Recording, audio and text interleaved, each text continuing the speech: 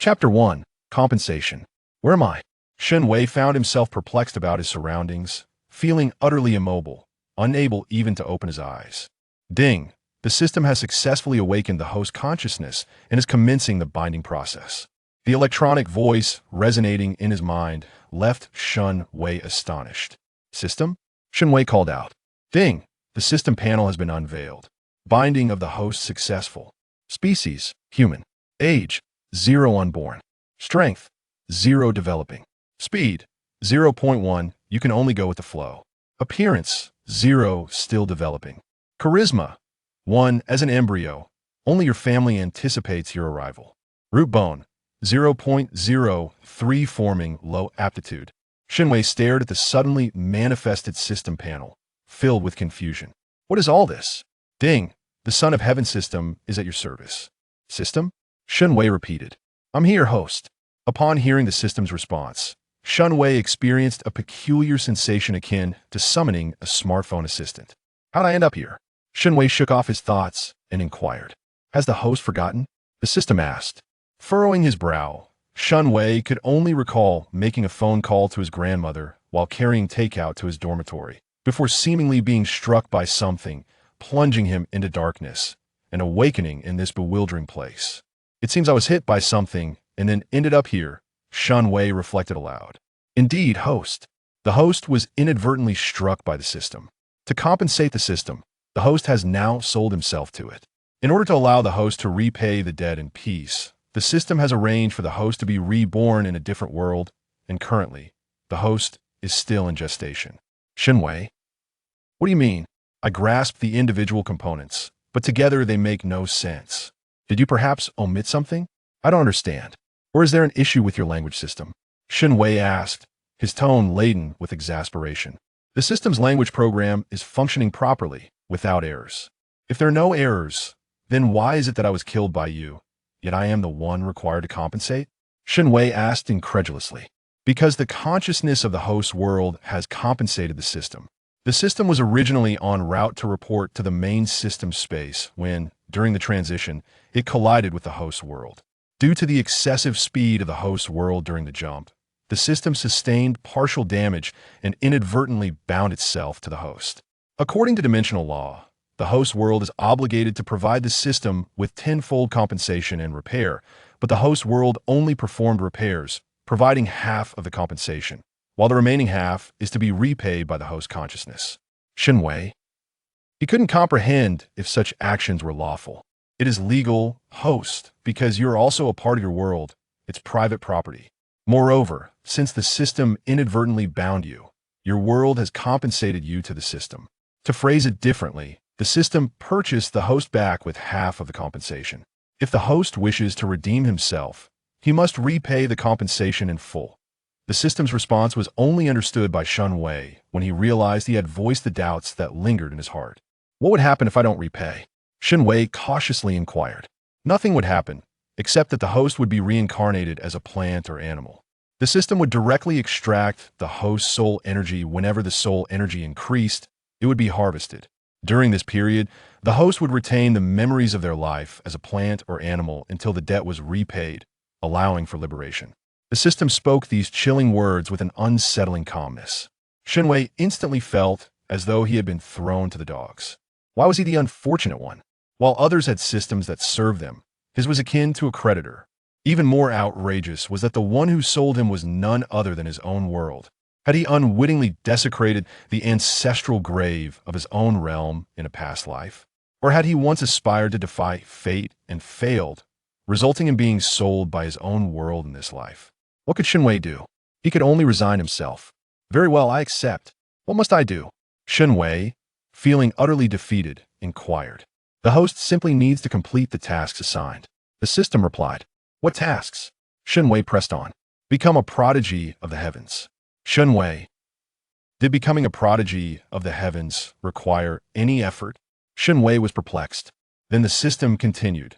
This is the prodigy system, and now that the host is bound to it, there is a responsibility to assist in its upgrades. Shen Wei did not refuse. Everyone has fantasized about possessing a system and reigning supreme, and now he had one.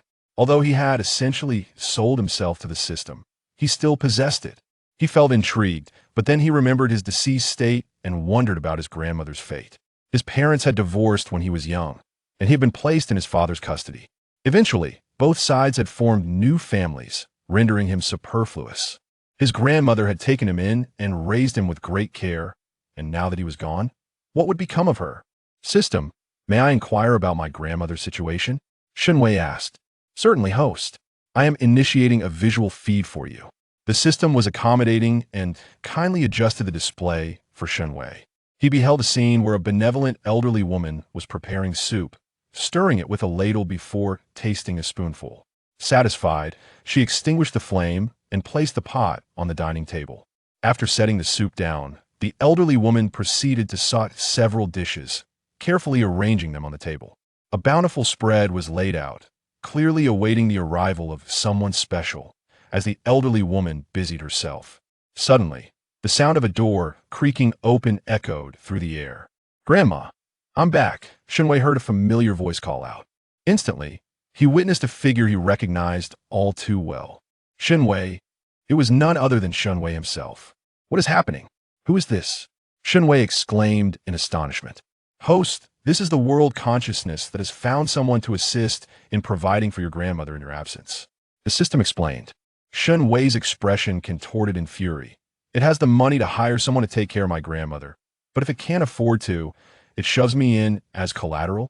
Huh, what a wretched world." The host, the points compensated to the system could suffice to employ several hundred taskers to support the host's grandmother in her old age. The system elucidated on behalf of the world's consciousness. Shen Wei grasped the implication. Essentially, the monetary compensation owed to the system amounted to 100, while the cost of hiring assistants was merely 1 or even just a few cents. With this perspective, he realized he held considerable value. Damn, what is there to feel proud about? He was the one in debt. He was the one bound to toil away to repay it. Chapter 2. Learning tasks. Seeing that his grandmother was being taken care of, Shen Wei felt a sense of relief. As for his parents, he had long since accepted their absence, having formed new families after their divorce. "Shut it down, and tell me how to upgrade you," Shen Wei said, observing the image of his grandmother being cared for. "The host only needs to be a child of destiny," the system replied, shutting off the visual. "Is it the kind of child that others envy?" Shen Wei inquired. "Yes and no," the system responded. "Please elaborate," Shen Wei urged. "A child of destiny possesses an illustrious lineage, exceptional looks, and remarkable talents. In essence, they are outstanding in every regard. They seem to be fed by the heavens. Forever standing above others, forever out of reach." The system defined this child of destiny for Shen Wei. Upon hearing this, Shen Wei fell silent for a moment. To become such a person, he truly lacked confidence. Could other people's children really achieve such greatness? Standing eternally above, forever unattainable? He had long outgrown any childish fantasies. He was a university student, a serious and mentally healthy individual. He then asked the system, "Are you going to help me become such a person?" "Incorrect. You must become this person yourself." The system merely provides assistance, it clarified. "So, you will grant me a cheat?" Shen Wei asked excitedly. "Indeed," the system confirmed. "All right, I'm in. When do we start?" With the system's reply, Shen Wei felt a surge of excitement. He reluctantly acknowledged that there was nothing wrong with a little childish ambition, and becoming a child of destiny, someone whom the heavens nurture, was certainly beyond his own capabilities. But with the system's help, why not strive to be a more exceptional person, to project the image of greatness? What a splendid opportunity. "You can begin at any time," the system stated. "Shall we start?" Shen Wei eagerly inquired. Beep. The system is activating the learning space. The space has been successfully opened, learning objectives are locked in, and the learning process has commenced. The system fulfilled Shen Wei's anticipation by initiating the learning environment. Shen Wei gazed at the vast, blank learning space, his mind brimming with questions. "What is this for?" "Host, it is time to begin your studies. You can acquire various attributes through learning. By completing your studies, you will earn attribute points and admiration value," the system explained. Wait. Didn't you say you would grant me a cheat to become a child of destiny?" Shen Wei questioned, bewildered. "Indeed, that is what I am doing. You can study diligently in this learning space. 1 day in the outside world equates to 5 years here, and it can last even longer, though it requires admiration value. As you currently possess none, you can only access the 5-year benefit for beginners. This is a convenience afforded to you before your birth. After you are born, you will need to spend admiration value to use the learning space, the system elaborated. Setting aside the question of what admiration value was, Shen Wei incredulously asked, "So your cheat is merely to have me learn on my own?" "Of course. The host must learn. Would you have the system do it for you?" The system responded, equally astonished. "No, I meant, wouldn't you have some form of enlightenment that instantly imparts knowledge?" Shen Wei countered. "No," the system replied succinctly. Upon hearing the system's response, Shen Wei spoke up. "I suddenly feel as though I am not cut out for learning." "Host, do not think like that. What you have learned is yours. How can you aspire to be the best without study? How can you make others look up to you? You are destined to be a man at the pinnacle. Can the knowledge provided by the system truly elevate you to that status? You must earn your place as the true elite through your own efforts. Strive to be a genuine paragon." The system encouraged passionately. The system's words ignited a fire within Shen Wei, and he exclaimed, "You are right. I will become the true elite through my own endeavors. Bring it on. It's just studying, after all. I managed to gain admission to Jing University during that dark period of the college entrance examination. I've never feared learning." "Exactly. That's the spirit. I am currently planning your study tasks, and the plan is almost complete," the system replied while organizing Shen Wei's learning agenda, which was soon projected before him.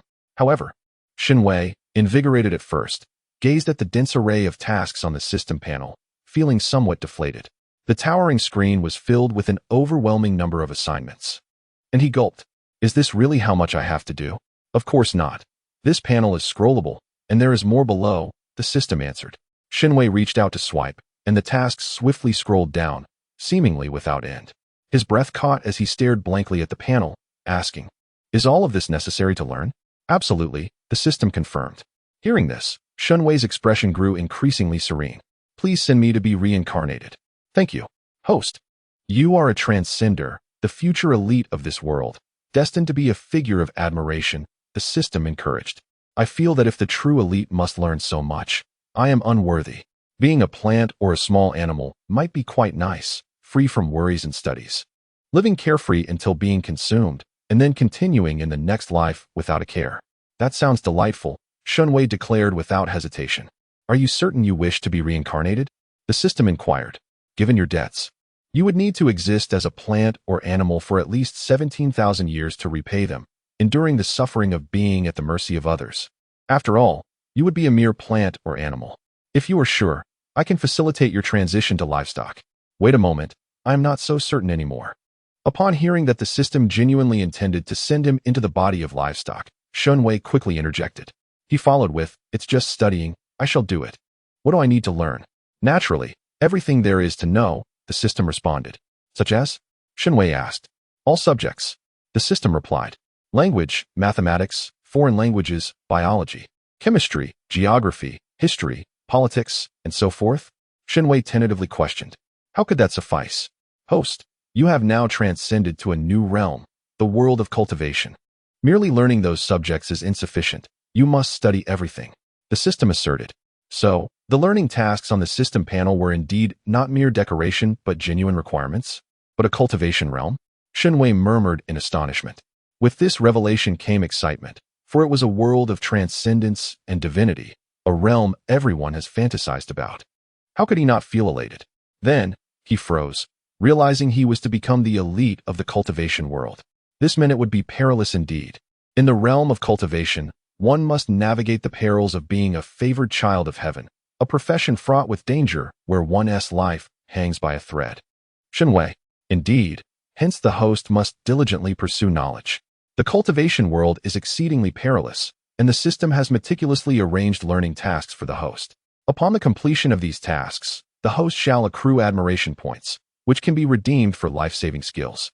Furthermore, should the host meet their demise this time, the system will facilitate a reincarnation, presuming the host opts for the method of soul harvesting to repay their debts. Therefore, the host must strive earnestly. As the system's voice faded, Shen Wei felt an immense weight upon his shoulders. He gazed resolutely at the panel of learning tasks before him. Is it merely about studying?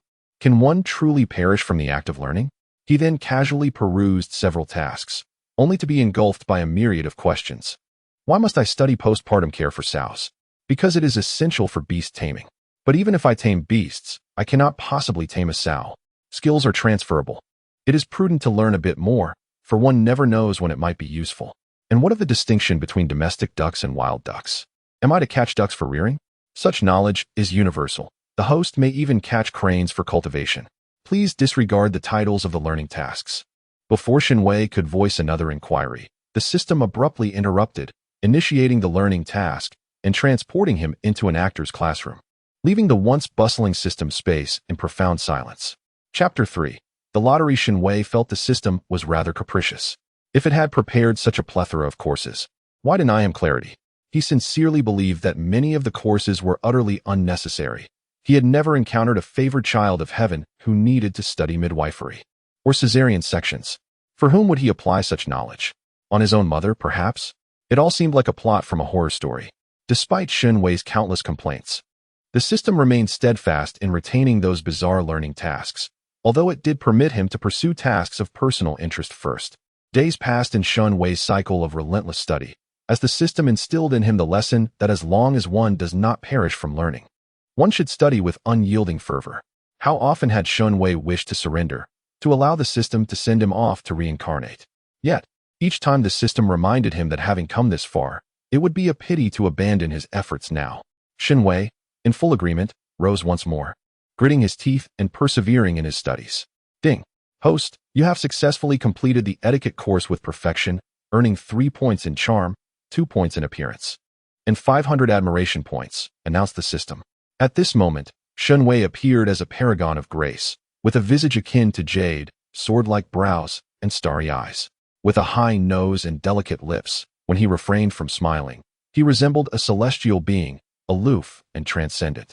Yet, when he smiled, he radiated warmth, as if a myriad of blossoms were blooming before him. Truly, he was a person of unparalleled beauty. However, this extraordinary individual, Shen Wei, now sought solace in tears. He had barely scratched the surface of his learning tasks, and it seemed an eternity would pass before he could complete them. Lottery! Lottery! Shen Wei exclaimed with excitement. He had finally amassed 10,000 admiration points, enabling him to conduct a tenfold draw. A single draw relied solely on miracles, but a tenfold draw guaranteed a minimum reward. This was the unwavering principle he believed in when it came to lotteries. The novice is an unchanging law in the realm of metaphysics. Hence, Shen Wei decided to consolidate all the admiration points he had garnered and engage in a series of 10 consecutive draws. Speaking of admiration points, they represent the emotional value of respect received as a favored child of destiny. With these points, one can unlock the system's marketplace, indulging in various purchases and even upgrading the system itself. However, the items in the marketplace are exorbitantly priced, with a minimum cost of 1,000. Upgrading the system is even more costly. Only upon reaching the 3rd level can one access the marketplace. The first level requires 1,000, the second necessitates 10,000, and the third demands 100,000, escalating accordingly. After accumulating knowledge for several hundred years, he had only just managed to unlock the system's marketplace. Once liberated, Shen Wei immediately spent 80,000 to acquire the skills of photographic memory and eidetic memory. The tasks were overwhelming, and his capacity for memory was utterly insufficient. With these 2 skills, learning other subjects became significantly easier. During his breaks, he would browse the system's marketplace, which offered a plethora of items, albeit at prohibitively high admiration point costs. He could only gaze longingly at what he could not afford. Then, he stumbled upon the lottery interface, seemingly designed specifically for someone as financially strapped as him. With a mindset of gambling for a transformation from a bicycle to a motorcycle, Shen Wei feverishly completed learning tasks, accumulating enough points for a draw.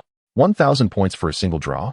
No, he desired the assurance of 10 consecutive draws. Today, he finally amassed 10,000 admiration points. He first took a dip in the swimming pool, cleansing himself of any ill fortune, and then opened the lottery page, setting it for a 10-draw sequence. Holding his breath, he clicked to draw. The lottery page erupted in a frenzy of flashing lights and shimmering colors. Ding! A melodious chime resonated. It was here. Shen Wei widened his eyes, clenched his fists, and felt a surge of excitement. Congratulations, host, you have obtained 200 admiration points. Congratulations, host. You have acquired the Eye of Truth. Congratulations, host, you have received Custom Effect 1. Congratulations, host, you have gained 600 admiration points. Congratulations, host. You have obtained Shen Wei sifted through his lottery results. One custom effect appeared to create a hyper-realistic visual effect. By inputting text, it would materialize, allowing for an immersive experience, albeit usable only once. Beyond that, it held little utility. Next, he noted the 2,100 admiration points, which meant he had squandered 4 draws. No. More accurately, 2.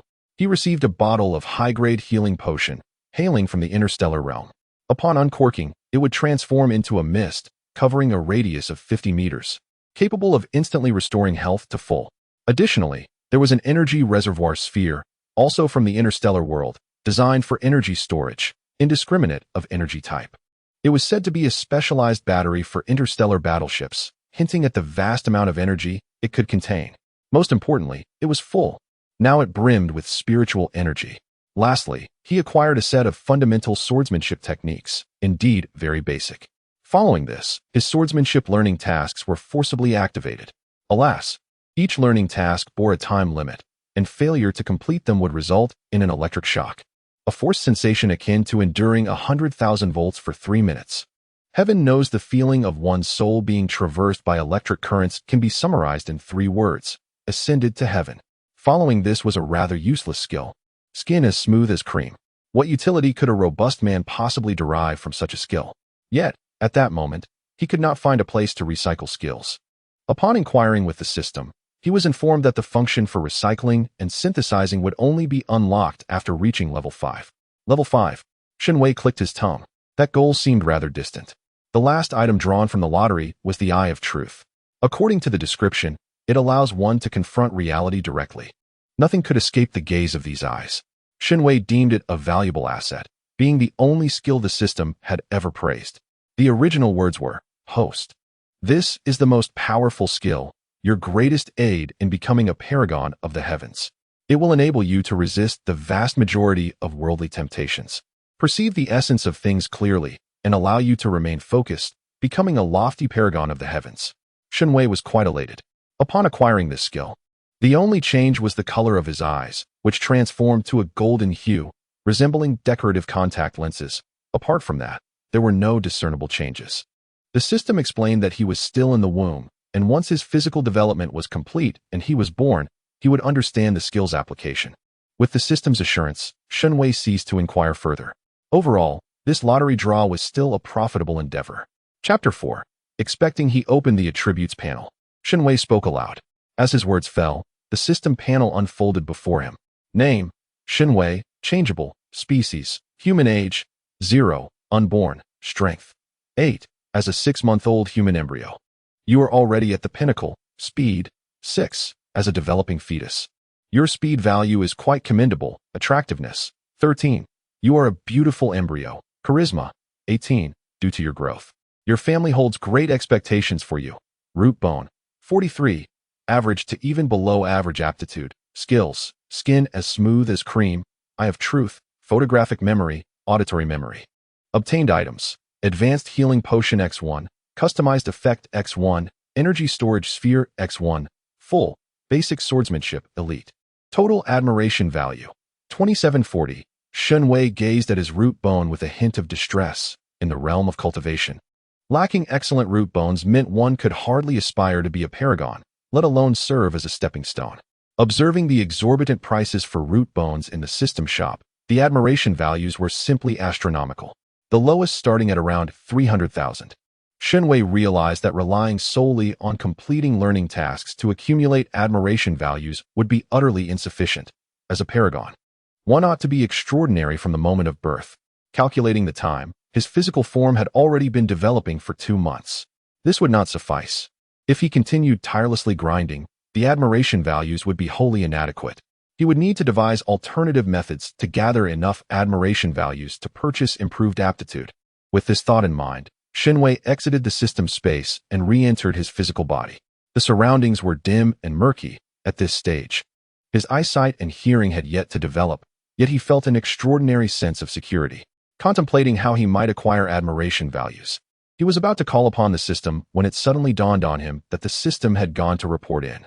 According to its words, it was originally supposed to report to the main system space, but due to unforeseen circumstances, it had yet to do so. Moreover, Since Shen Wei is still a developing fetus, the system deemed it unnecessary to intervene. Therefore, it established a small assistant and bid farewell to Shen Wei, proceeding to report back to the main system space. Shen Wei felt an urge to sigh, yet circumstances did not permit it. He reluctantly rummaged through his belongings and turned his gaze back to the items available in the system's marketplace. As the saying goes, a penny can thwart even the greatest of heroes. Shen Wei ultimately decided to close the system's marketplace and focus on his existing possessions and skills. He then turned his attention to the customized special effects and energy storage orbs, and a plan began to form in his mind. However, before proceeding, he needed to embark on a new learning task: photography and special effects production. Shen Wei was somewhat uncertain whether the system would assign him these two subjects. Yet it had already provided him with postnatal care for sows, so perhaps these subjects would be included as well? With this thought, Shen Wei returned to the system's learning space, opened the learning panel, and began his search. As anticipated, he was met with a series of learning tasks related to photography and special effects production. Shen Wei truly had to learn everything. He even discovered tasks concerning the creation of memory stones and special effects editing. Indeed, the system encompassed a myriad of subjects. He sighed, contemplating how, in a sense, the system was remarkably thorough in its preparations. Continuing his search for special effects production and photography, he clicked to learn. In the next moment, he found himself pulled into a classroom. Shen Wei had overestimated his capabilities. He initially thought he would master the special effects and photography courses within a few decades. Yet he ended up spending over a century. The production of special effects required skills in drawing, music, model making, and scene editing, among others. To acquire these skills, he had to undertake additional courses, resulting in an astonishingly long study period. Feeling exhausted from the intense learning, Shen Wei thought that after earning a substantial amount of admiration points, he deserved a well-deserved break.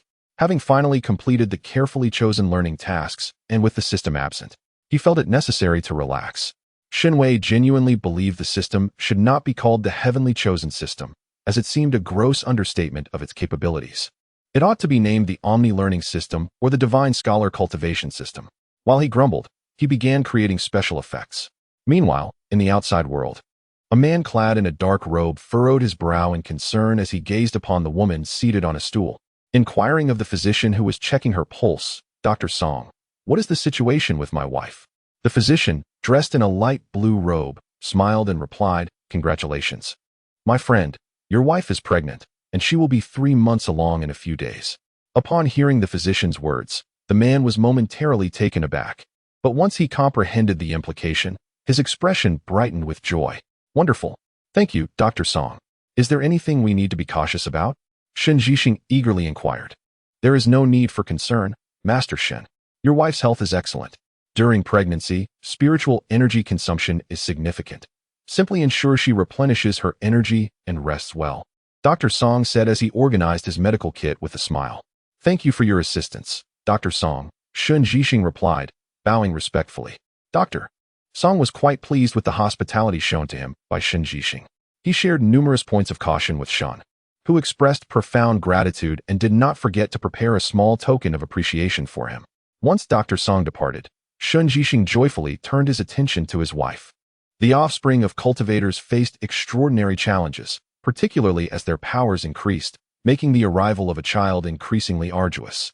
At present, Shen Yunhan, at the mid-stage of the Golden Core realm, was 217 years old, while his wife, slightly younger at 123, had a cultivation level somewhat inferior to his, currently at the late foundation establishment stage.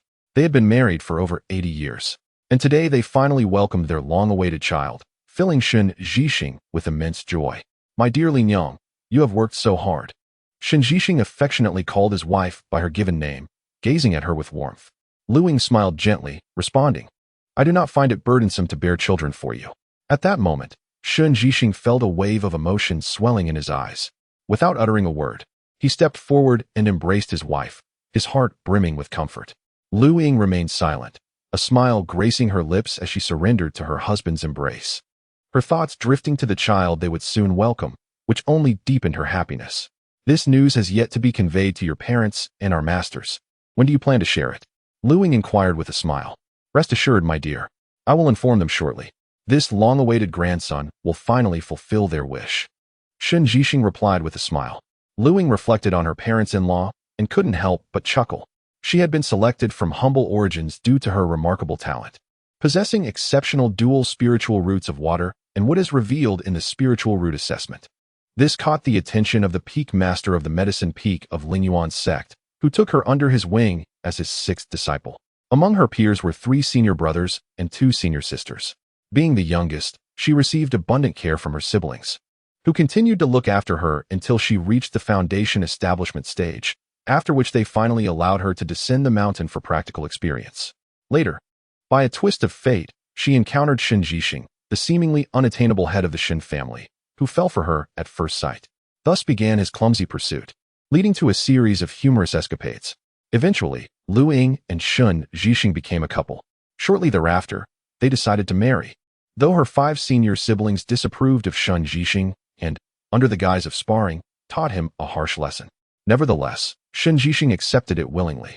Ultimately, they became husband and wife, sharing decades of companionship and deepening affection. Their only regret was the absence of a child, but they understood that this could not be rushed. They maintained a calm disposition, patiently waiting, knowing that heaven rewards the diligent. At last, their child had arrived. Chapter 5. The celestial fetus phenomenon. Having learned to the point of exhaustion, Shen Wei finally achieved the successful creation of the special effect, precisely at the 3-month mark. Glancing at his creation, Shen Wei expressed his satisfaction, noting that there was just 1 day left until he officially completed 3 months. Whether the realm of cultivation would witness any extraordinary phenomena during the gestation of an exceptional fetus was of little concern to him. What mattered was that he needed to earn respect, to become a paragon of excellence. Without the admiration of others, what was the point of it all? Having set the time for his project, Shen Wei returned to his study space. There remained a plethora of courses yet to be completed, each bound by a time constraint. Failure to finish them would result in a daunting consequence. Reluctantly, Shen Wei was compelled to exert himself in his studies. However, he had allocated a specific time for himself, serving as a reminder to deploy his special effects. As he neared mastery, with the progress bar for basic swordsmanship nearly full, his alarm chimed. Without hesitation, Shen Wei sheathed his sword and began to prepare his grand vision for the upcoming 3 months. First, he placed an energy storage orb. Just a modest 1% of energy would suffice. Next, he initiated the projection he had painstakingly edited and crafted. Though he hesitated to part with his advanced healing potions, his admiration points were insufficient to procure items from the system's marketplace.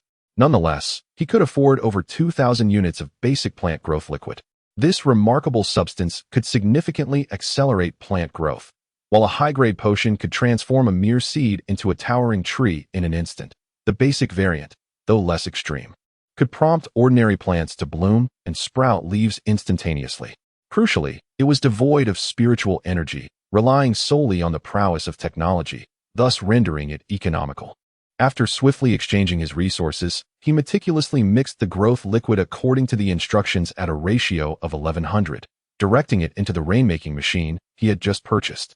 Fearing it would be insufficient, he acquired 20 additional units, generating rain clouds capable of enveloping the entire city. He also adjusted the hue of the rain clouds. The growth liquid, dark green in color, blended with water transformed into a vibrant emerald shade, which upon formation into rain clouds, appeared as a bluish-green.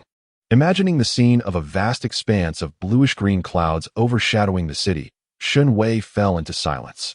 Surely, no one would take pleasure in a green sky. However, if the inhabitants of this world were unfamiliar with the color green, perhaps he could dismiss his concerns. Nevertheless, to err on the side of caution, he decided it wise to alter the color of the rain clouds. Having purchased an assortment of designs, Shen Wei watched in dismay as his admiration points plummeted from 4 digits to a mere single digit. His heart twisted in anguish. His once handsome visage contorted into a grimace. To gain, one must sacrifice, he murmured to himself, offering a bittersweet consolation. The success of this endeavor was paramount. Should it succeed, a substantial influx of admiration points would follow, rendering this expenditure a worthy investment. With this thought in mind, Shen Wei took a deep breath and commenced the deployment of his meticulously crafted 5 special effects, observing the external world through the system panel, gradually releasing his creations into the environment. Outside, the sky gradually lightened, the sun yet to rise. Suddenly, A vast surge of spiritual energy radiated outward from the center of the willow, awakening everyone in the city. What an intense concentration of spiritual energy! Was a treasure about to emerge? Such purity of energy, originating from the direction of the Shen residence. This energy surely heralded the arrival of an unparalleled treasure. The Shen household was equally taken aback, caught in a moment of astonishment. Shen Yixing stood by Lu Ying's side, his eyes wide with astonishment as he gazed at his wife's abdomen, from which emanated a vast and pure spiritual energy. Look, what is that in the sky? A phenomenon. Perhaps a treasure is about to emerge? Upon hearing this, Shen Yixing and Lu Ying could no longer remain seated and hastily stepped outside. The unusual occurrence was moving, seemingly drawing closer. Could it be that the treasure was approaching them? In the system space, Shen Wei observed the commotion through the system interface, feeling somewhat uneasy as he curled his fingers. Naturally, the projection had been centered around him, and as he was currently nestled within his mother's womb, the projection followed her wherever she went. As Shen Yixing and Lu Ying reached an open area, they looked up to behold a colorful cloud swirling above them. Shortly thereafter, a blue lotus bud appeared in the air. Suddenly, a beam of light shot directly from Lu Ying towards the lotus, creating the illusion that the stem of the lotus was connecting with the blue blossom. As this radiant connection formed, the blue lotus gradually began to bloom, emitting a golden beam of light that pierced through the colorful cloud. In an instant, the cloud released a rain that fell upon the earth, causing the surrounding flora to sprout and blossom, heralding the dawn. The sun gradually ascended from the horizon. The blue lotus in the sky exhaled a sphere of light, which swiftly flew into Lu Ying's abdomen under the watchful gaze of all present. Shen Yixing, taken aback by the sight, immediately stepped forward to shield his wife, unleashing the overwhelming aura characteristic of a golden core cultivator as a warning to those nearby. The onlookers, feeling the pressure of his warning, averted their eyes from Lu Ying. Yet all understood that the being within her was undoubtedly a prodigy, one still in gestation. Such extraordinary signs before birth foretold that this child would undoubtedly lead the Shen family down a path of greater glory. What others could surmise, Shen Yixing could certainly fathom. The child's remarkable display would inevitably attract external attention, marking them for an extraordinary life ahead. My husband, Lu Ying said, casting a worried glance at Shen Yixing. He grasped her hand tightly, reassuring her, "Fear not, my dear. No one dares to disturb us. The offerings and elders of the Shen family are not to be trifled with. Moreover, at the very heart of our ancestral land reside several venerable ancestors. Should anyone dare to lay hands on the Shen family, they shall find no return." With Shen Yixing's words, Lu Ying felt a great weight lift from her shoulders. In the system space, Shen Wei watched the rapidly increasing admiration points with great delight. Betting on 4 digits to gain 5 was indeed a lucrative venture. He had also heard his father's words, and thus, he wished for the admiration points to come even more fiercely. He reached out to purchase another special effect, a simplified version, along with a low-level healing potion, before swiftly entering the learning space to begin crafting the effects. In the outside world, a day equated to 5 years within, granting Shen Wei ample time. After several days of diligent work, he completed the simplified special effects and promptly made his way back to the system space to begin deploying them.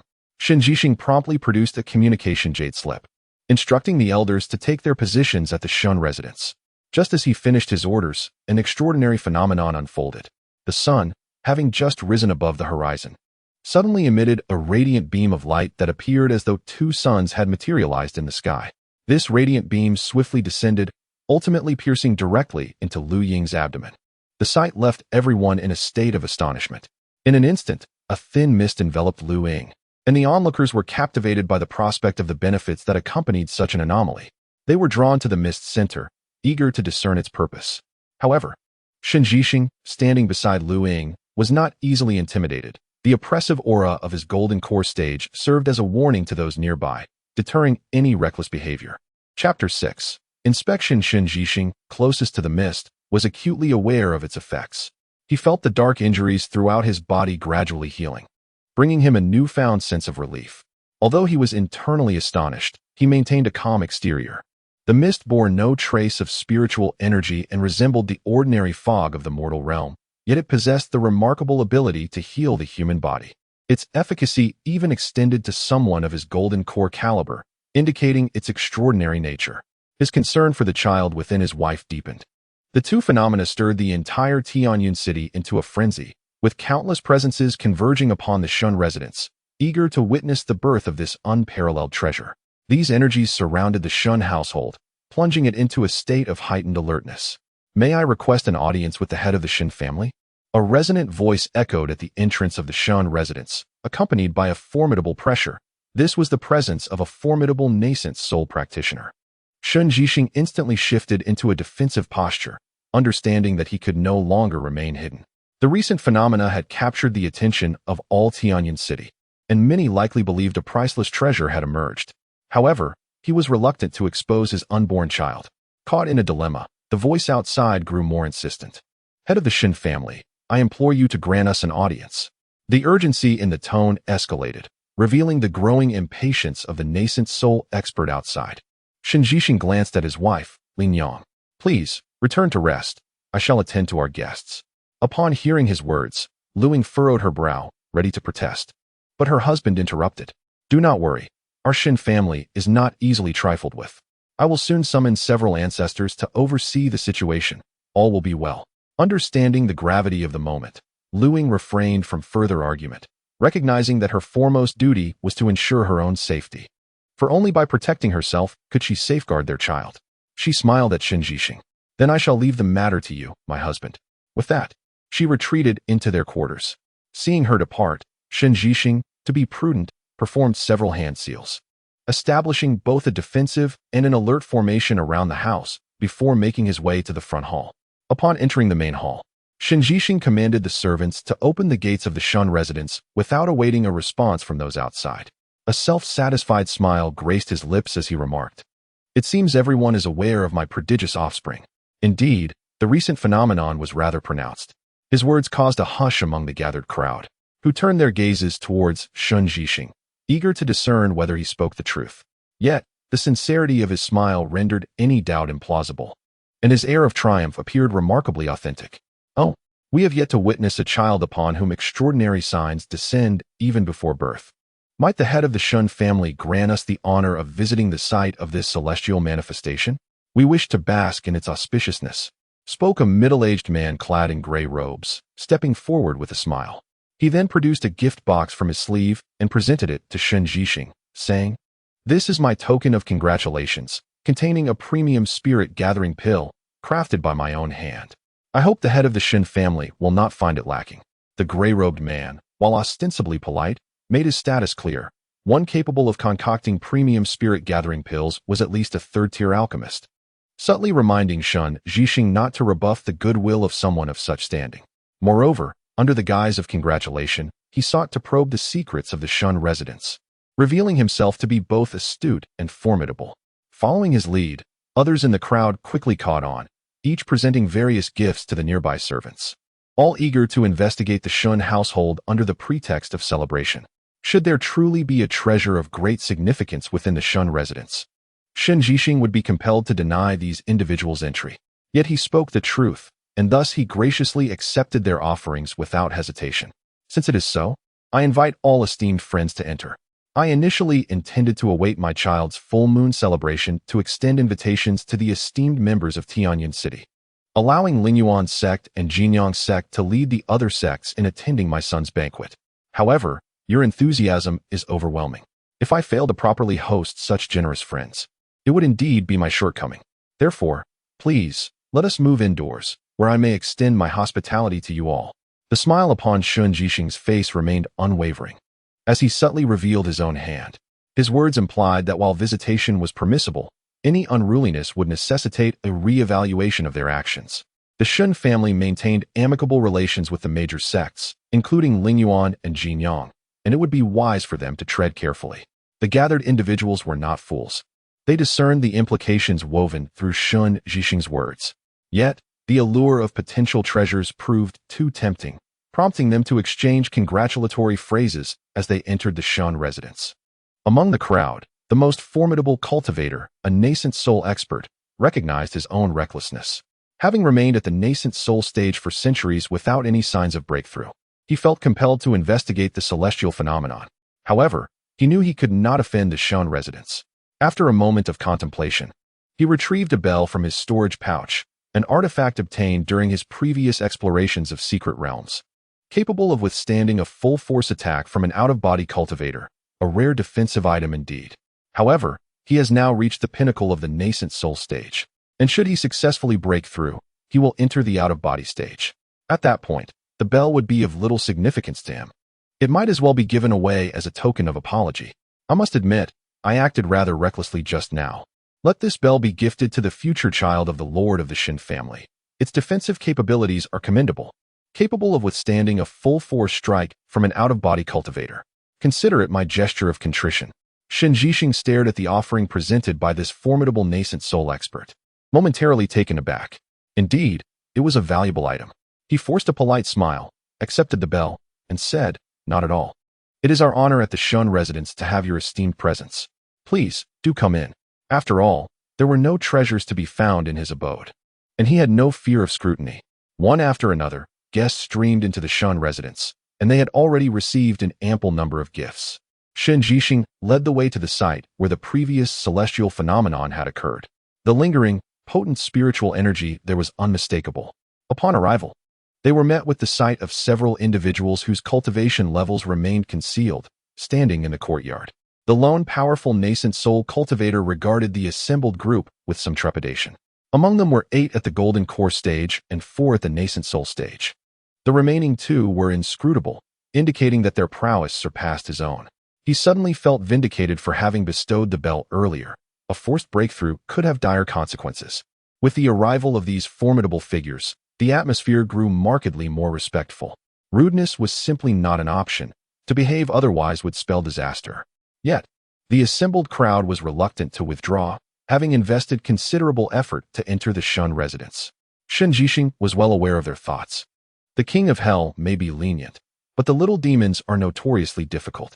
If he did not dissuade these individuals today, rumors would certainly spread that the Shen residence had acquired a shocking treasure, attracting all manner of monsters and potentially leading to catastrophic consequences for his family.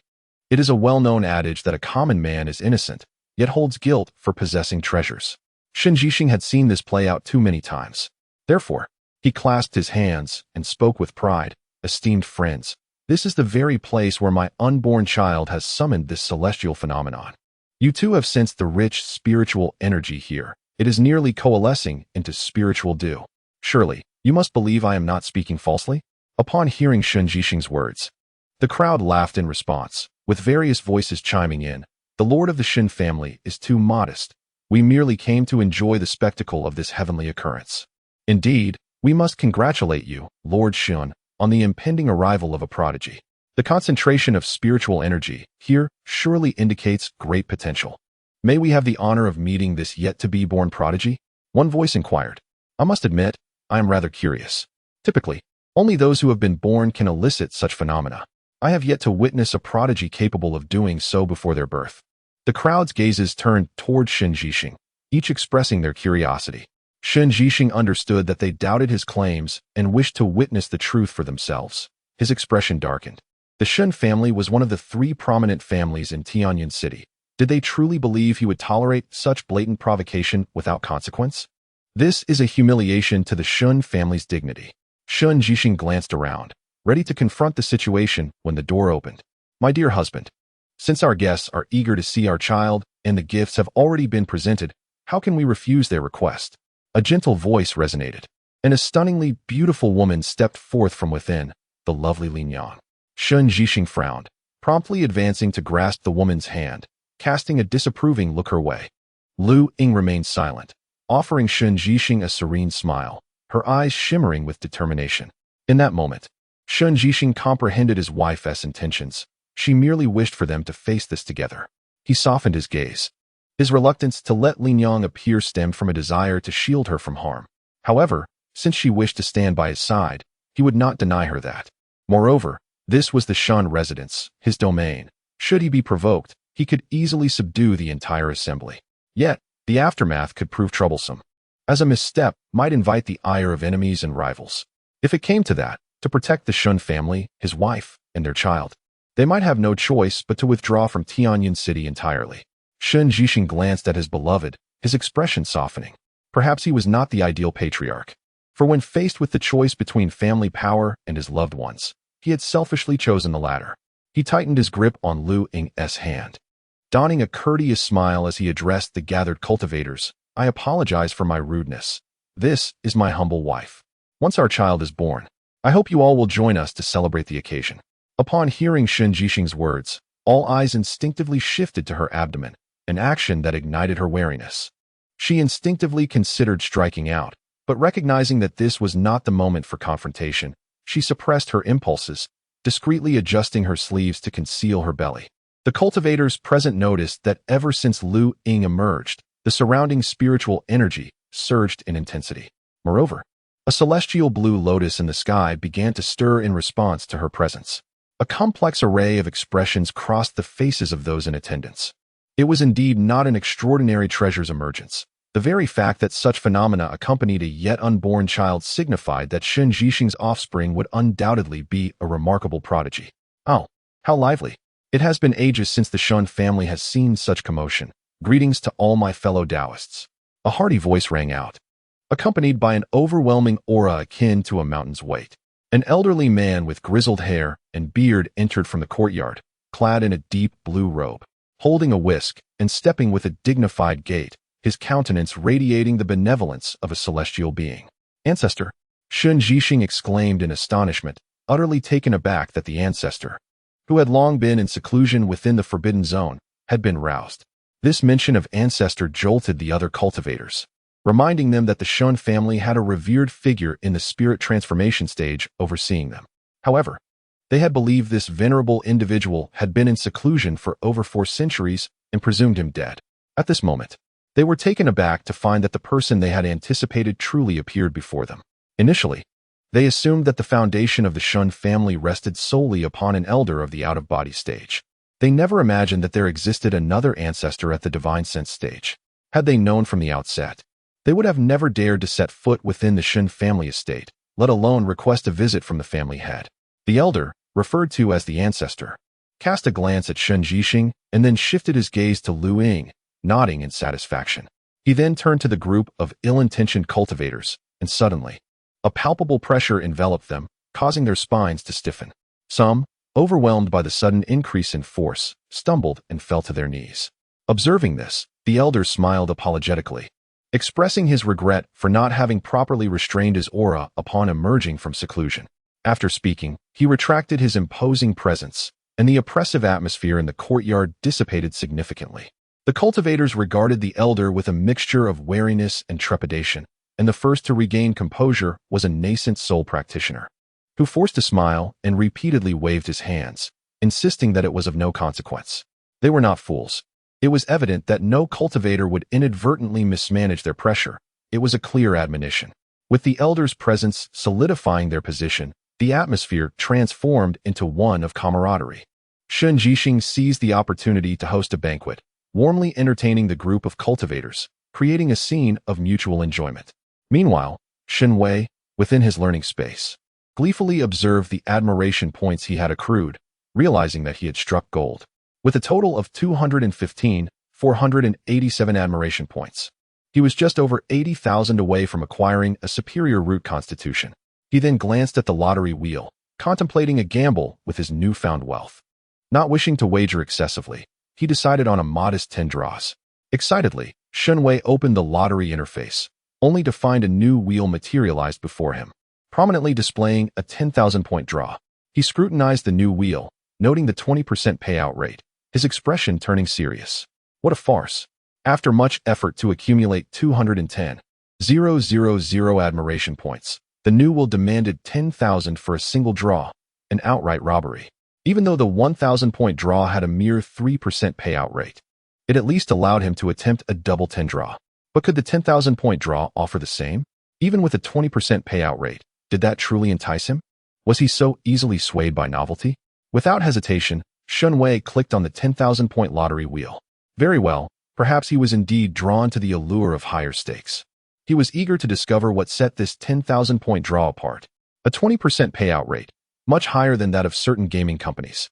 Though the 1,000-point option was cheaper, its payout rate was dismally low, often yielding bizarre items of little practical use. It was akin to that 5 projection device. While visually impressive, it offered no enhancement to his strength, merely a flashy gimmick. Ding! Congratulations, host, on obtaining the tier of the sea god. The system alert sounded, and in the next instant, a beam of azure light flashed, revealing a droplet-shaped sapphire hovering before Shen Wei. Chapter 8.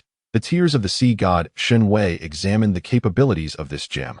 To put it simply, it was a remarkable artifact, capable of manipulating water without the need for spiritual energy.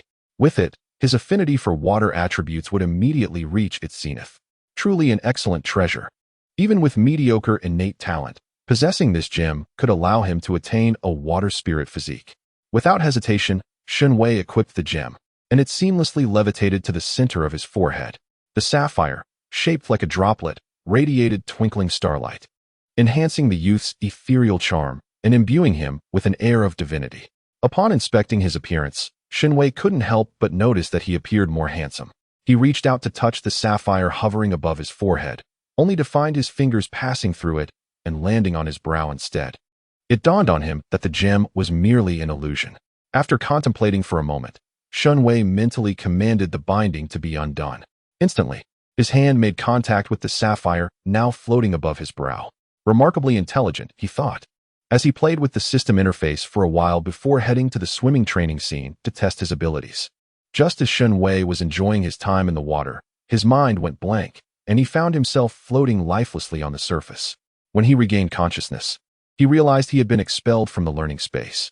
A throbbing headache enveloped him, and he understood that the so-called tears of the sea god, while requiring no spiritual energy, demanded mental acuity for control, what practitioners often referred to as divine consciousness. How frustrating! As he inhaled sharply to ease his headache, he lamented the unreliability of this artifact. Such a significant item should have been clearly explained from the beginning. Shen Wei quickly detached from his physical form and entered the meditation room to recuperate and replenish his mental energy before re-entering the system space. He glanced at his remaining admiration points, a surge of ambition rising within him, yet he managed to restrain himself. After all, he was left with only 11,000 admiration points, and it was prudent to reserve some for unforeseen circumstances. While pondering how to continue accumulating admiration points, the system space suddenly emitted a series of beeping sounds. Alarmed, Shen Wei's face paled. He had forgotten to complete today's learning tasks. The pace of the learning space was distinct. He had been lying in his physical body for an extended period, and undoubtedly, the task time in the learning space had elapsed. Failing to complete, it would subject him to a shocking punishment of 100,000 volts. In the next moment, electricity coursed through his body. After a convulsive spasm, he collapsed to the ground. He yearned to remain on the floor for a moment, but he was keenly aware of the urgency of time. Struggling, he crawled back into the learning space. Even if he had to lie down, it must be within the learning space. Curse it!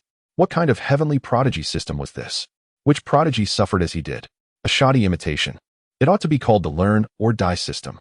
One day, he vowed, he would drown this system in the ocean of knowledge. Shen Wei routinely extends his greetings to the system in his mind. When he next appears in the system space, it has already been 120 years. Upon exiting the learning space, he promptly retreats to his meditation chamber. The passage of time in the system space is interspersed with that of the outside world. And within the meditation chamber of the learning space, the concept of time remains as one day, equating to 5 years. He is not foolish. Why rest for a day when he could rest for 5 years? Shen Wei, with a visage marked by the passage of time, reclines on the bed in the meditation chamber and opens his system panel. Name: Shen Wei, modifiable, species, human age, 0, unborn, strength, 17, as a developing fetus. Your strength is already exceptional, speed, 13, as a developing fetus. You have outperformed all other human fetuses at this stage. Appearance, 24. You are a well-developed and beautiful fetus. Charisma, 31. Your family and others are filled with anticipation and curiosity about you. Root bone, 8. Average aptitude. Currently developing. Skills, skin as smooth as jade, eye of truth, photographic memory, auditory memory. Equipment, tier of the sea god acquired items. Advanced healing potion, X1. Energy storage sphere, X1. Full, basic swordsmanship, master, total admiration value, 92621. Indeed, his His current admiration value stands at over 90,000, as he has discovered that points in root bone can be purchased. Yet, this purchase is not direct. It involves acquiring learning tasks that can refresh his root bone. Successfully completing a task allows him to increase his root bone points, while failure results in the loss of admiration value. Moreover, each task necessitates an expenditure of 50,000 admiration points. During this period, the celestial phenomena he created have led to a steady increase in his admiration value, enabling him to elevate his root bone to 8. However, Shen Wei is still inclined to curse the entire family of the system, wondering which deranged individual devised such a system. They could have simply seized his admiration points, but instead opted to inundate him with knowledge. Over the course of 120 years, he has become proficient in tasks such as alchemy and artifact forging, successfully elevating his basic swordsmanship to the master level, a true testament to the relentless grind. Shen Wei believes this approach is insufficient. Relying solely on learning to accumulate points is less effective than directly increasing his admiration value. He must cultivate an impressive persona as a prodigy upon his birth, or else completing this task will prove exceedingly difficult. Concerned, Shen Wei ponders ways to further enhance his admiration value. Suddenly, he senses an unfamiliar spiritual energy scanning him, and this sensation of being scrutinized startles him, leading him to suspect imminent danger. He has not forgotten that he resides in a perilous world of cultivation. The commotion he previously caused could easily attract unwanted attention. Without a moment's hesitation, he purchases a defensive energy shield and a mental cloaking device for protection. Subsequently, he returns to the system space to ascertain what is occurring outside. Through the system screen, Shen Wei observes several individuals surrounding his mother, engaged in animated conversation. Listening intently, he soon realizes that the probing sensation was not a harbinger of danger, but rather his mother's master visiting to check on her health and, by extension, to inquire about him. Sister One, what is the matter? Was there an issue with Lin Yang's health? Shen Yixing furrowed his brow as he observed the woman, known as Sister One, taking Lu Ying's pulse. An unsettling feeling gripped his heart, prompting him to step forward and inquire urgently. The woman addressed as Sister One looked at Shen Yixing's approach with a frown, her tone sharp as she replied, "Stay away from me. The junior sister is fine. My frown is due to being hindered while assessing the condition of my junior nephew." Turning her gaze towards the junior sister seated beside her, she smiled brightly and continued, "It appears my nephew possesses extraordinary talent. Junior sister, focus on nurturing your child. I shall inform master of the details.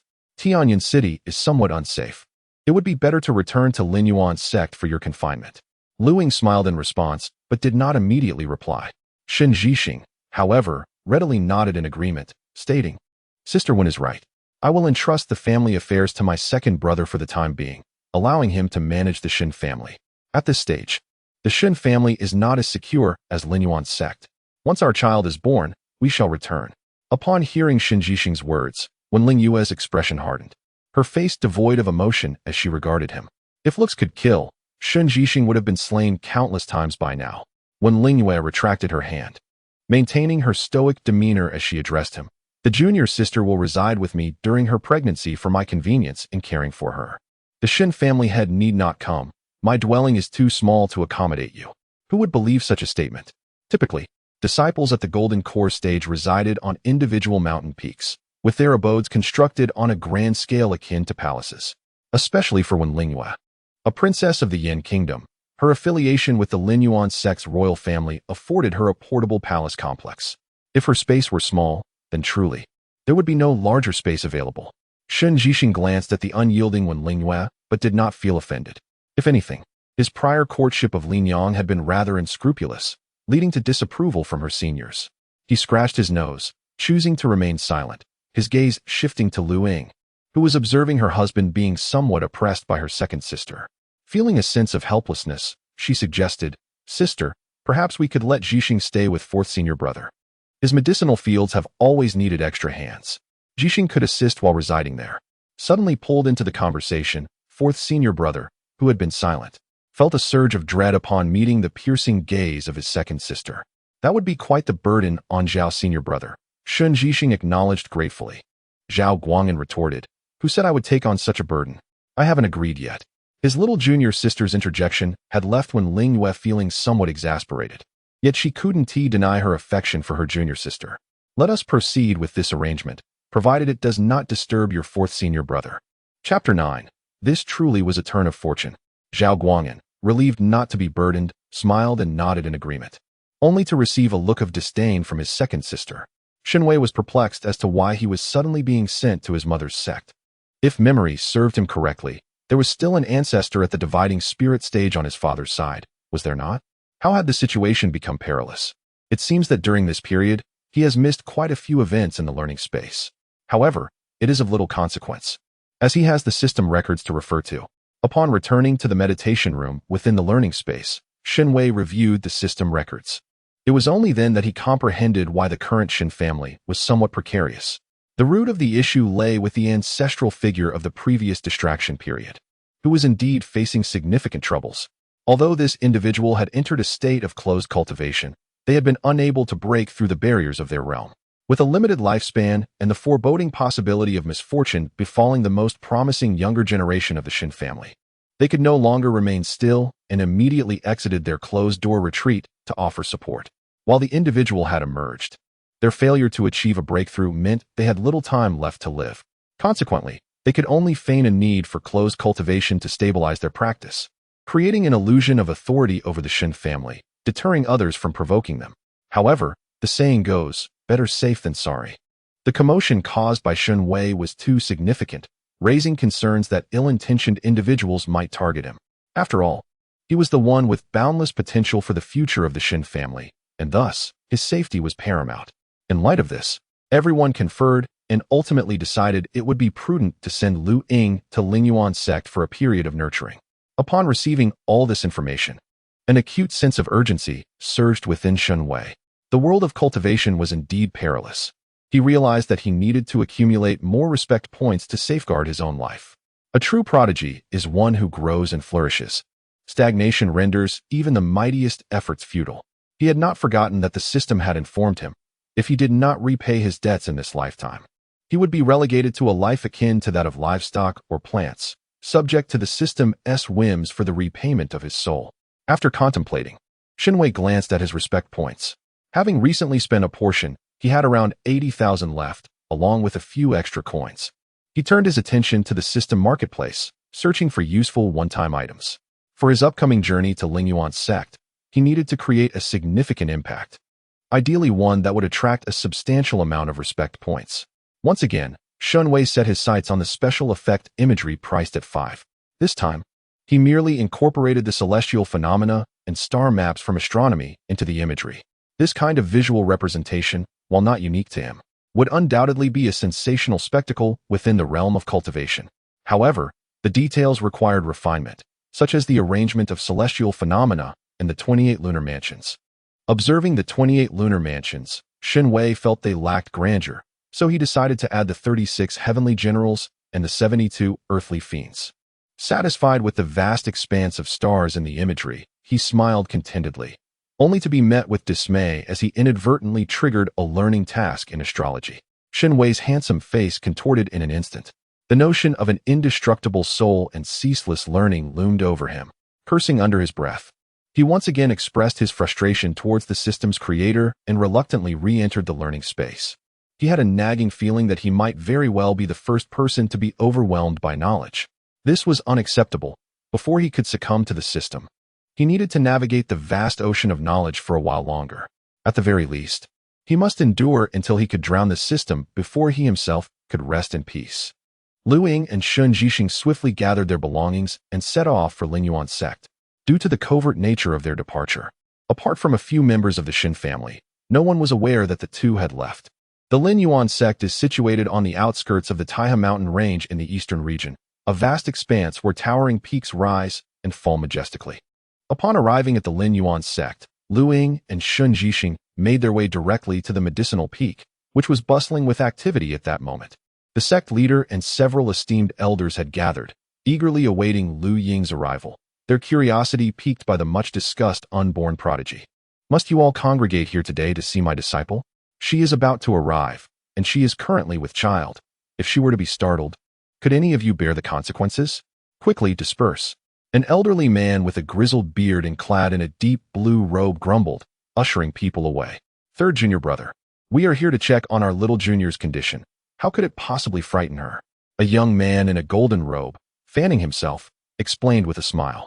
Do you think I require assistance from a mere practitioner to examine my disciple? Are you questioning my capabilities? The elder glared at the young man, dissatisfaction evident in his tone. Are you seriously suggesting that I cannot be concerned enough to come and take a look? The young man retorted, waving his fan. Casting a dismissive glance at the elder, he continued, could you not at least change your appearance? One might think you were just a lump of gold animated. Sitting nearby, a woman in blue attire sipped tea, her legs crossed, disdain evident in her expression as she looked at the young man in the golden robe.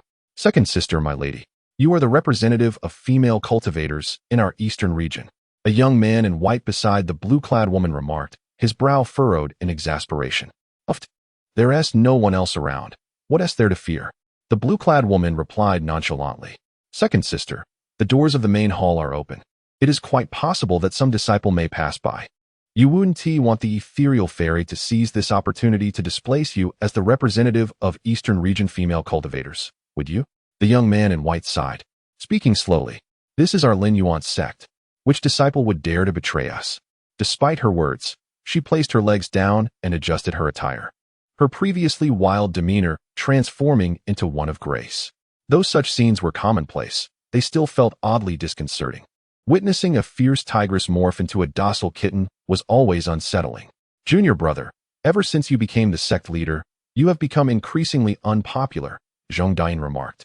Reverting to her elegant and dignified demeanor, her displeasure apparent.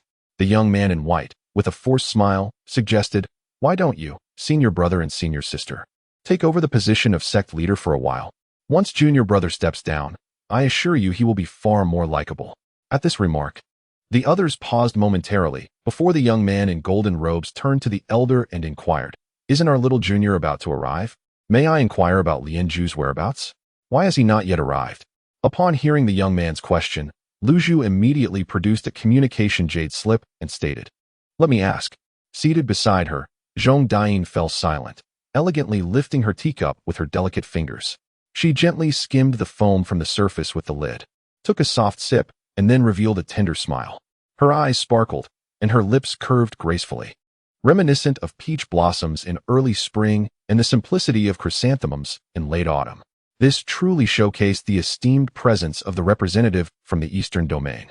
Only the sect leader, whose smile faded, let out a hum and averted his gaze. It was all a fade. He suspected that his master had bestowed upon him the position of sect leader solely because he could handle the mess left by his senior brothers and sisters without causing trouble for the Lin Yuan sect. He felt as though he had touched upon the truth. Chapter 10. Celestial Phenomena. As Lu Ying and Shun Zhixing arrived at Yaofeng, they were surprised to find the elders and the sect leader already present in the main hall. Wasn't this a rather grand assembly? The group in the hall received Lu Ying with tremendous enthusiasm. At this moment, Shen Wei was also observing the outside through the system panel, ready to unveil the celestial phenomena. After all, both his curiosity and the need to assess his mother's condition required exploration. Once he investigated, he could showcase his extraordinary nature. However, to Shen Wei's astonishment, this group behaved unexpectedly. They merely exchanged pleasantries with his mother, provided some defensive equipment and supplements, and then allowed her to rest.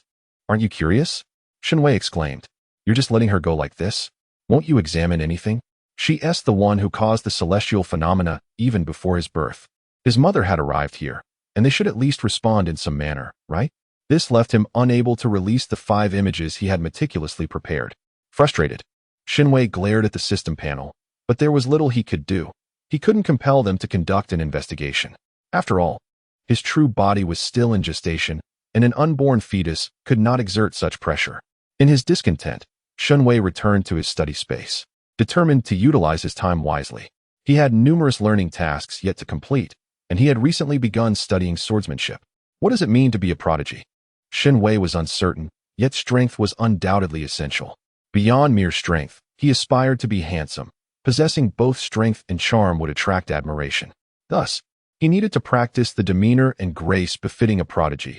Otherwise, he risked revealing weaknesses. As he counted the time, he realized he had already spent 4 months in this state. According to the system's assessment of his birth timeline, he had approximately 5 more months until his arrival.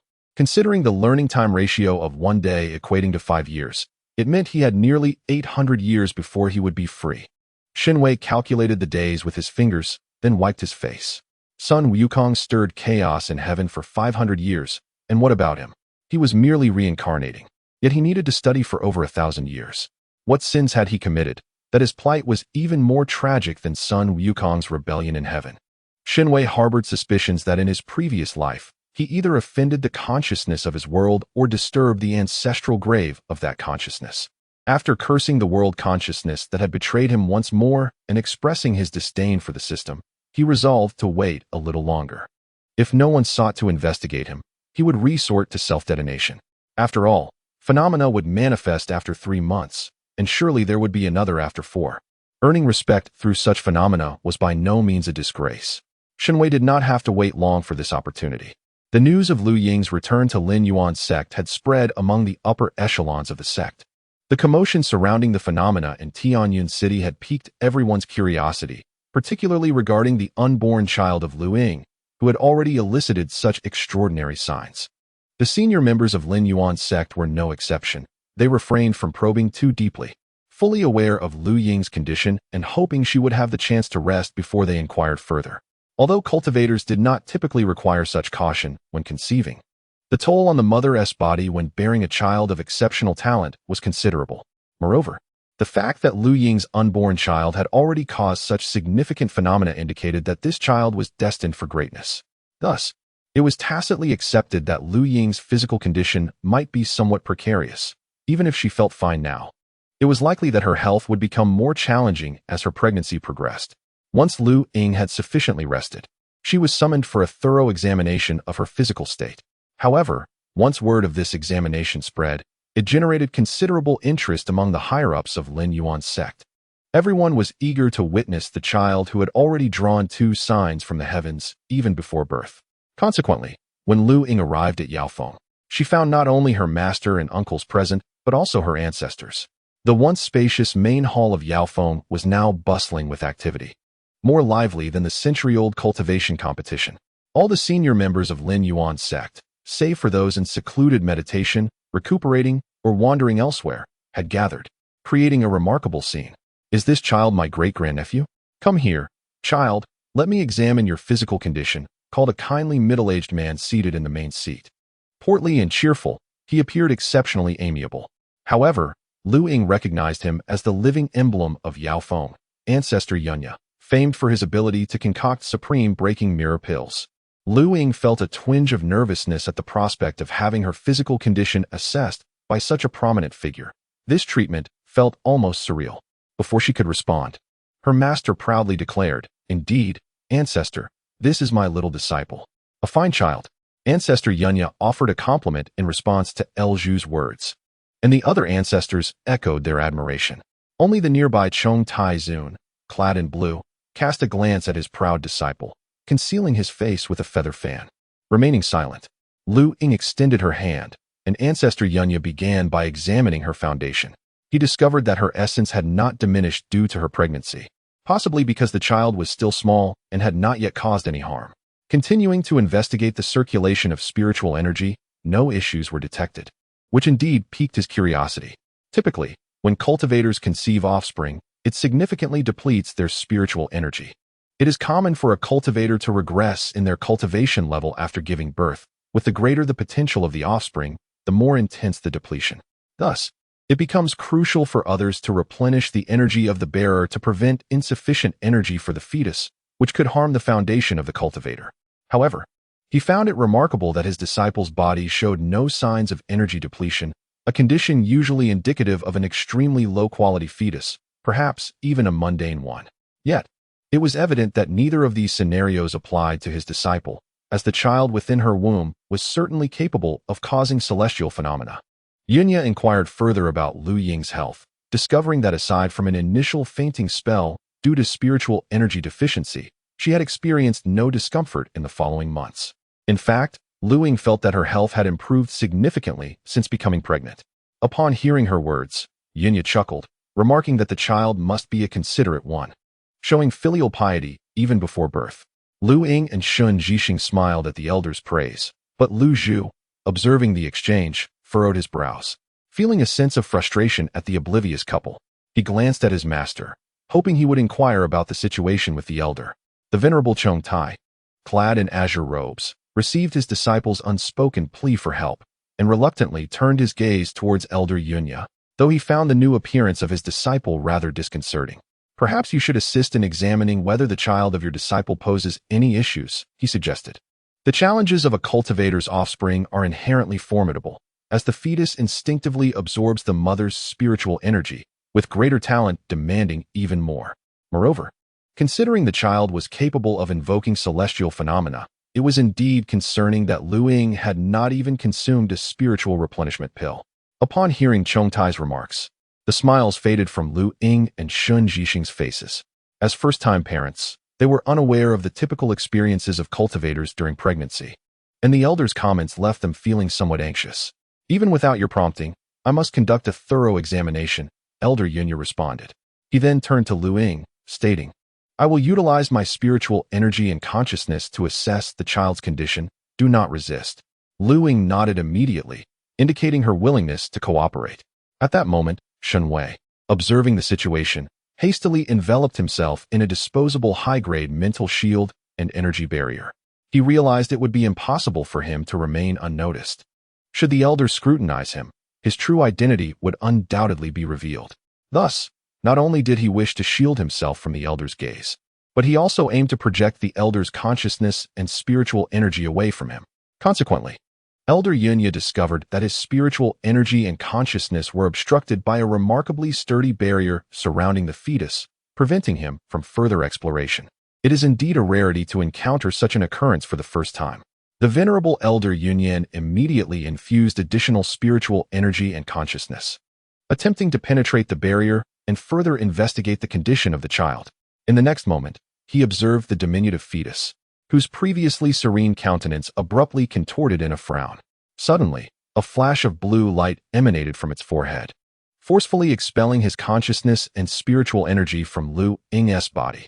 Just as he was taken aback by this phenomenon, the entire hall plunged into darkness centered around Lu Ying, causing the inhabitants of the main hall to assume an imminent attack on the Lingyuan sect, their expressions turning grave. In the following instant, they beheld enormous luminous stones levitating within the main hall. Each of these colossal spherical stones was so immense that it was difficult to discern their full appearance, yet the most conspicuous among them was an enormous fireball. Even before it drew near, its heat was palpable. Subsequently, these massive stones began to shrink, gradually transforming into radiant stars.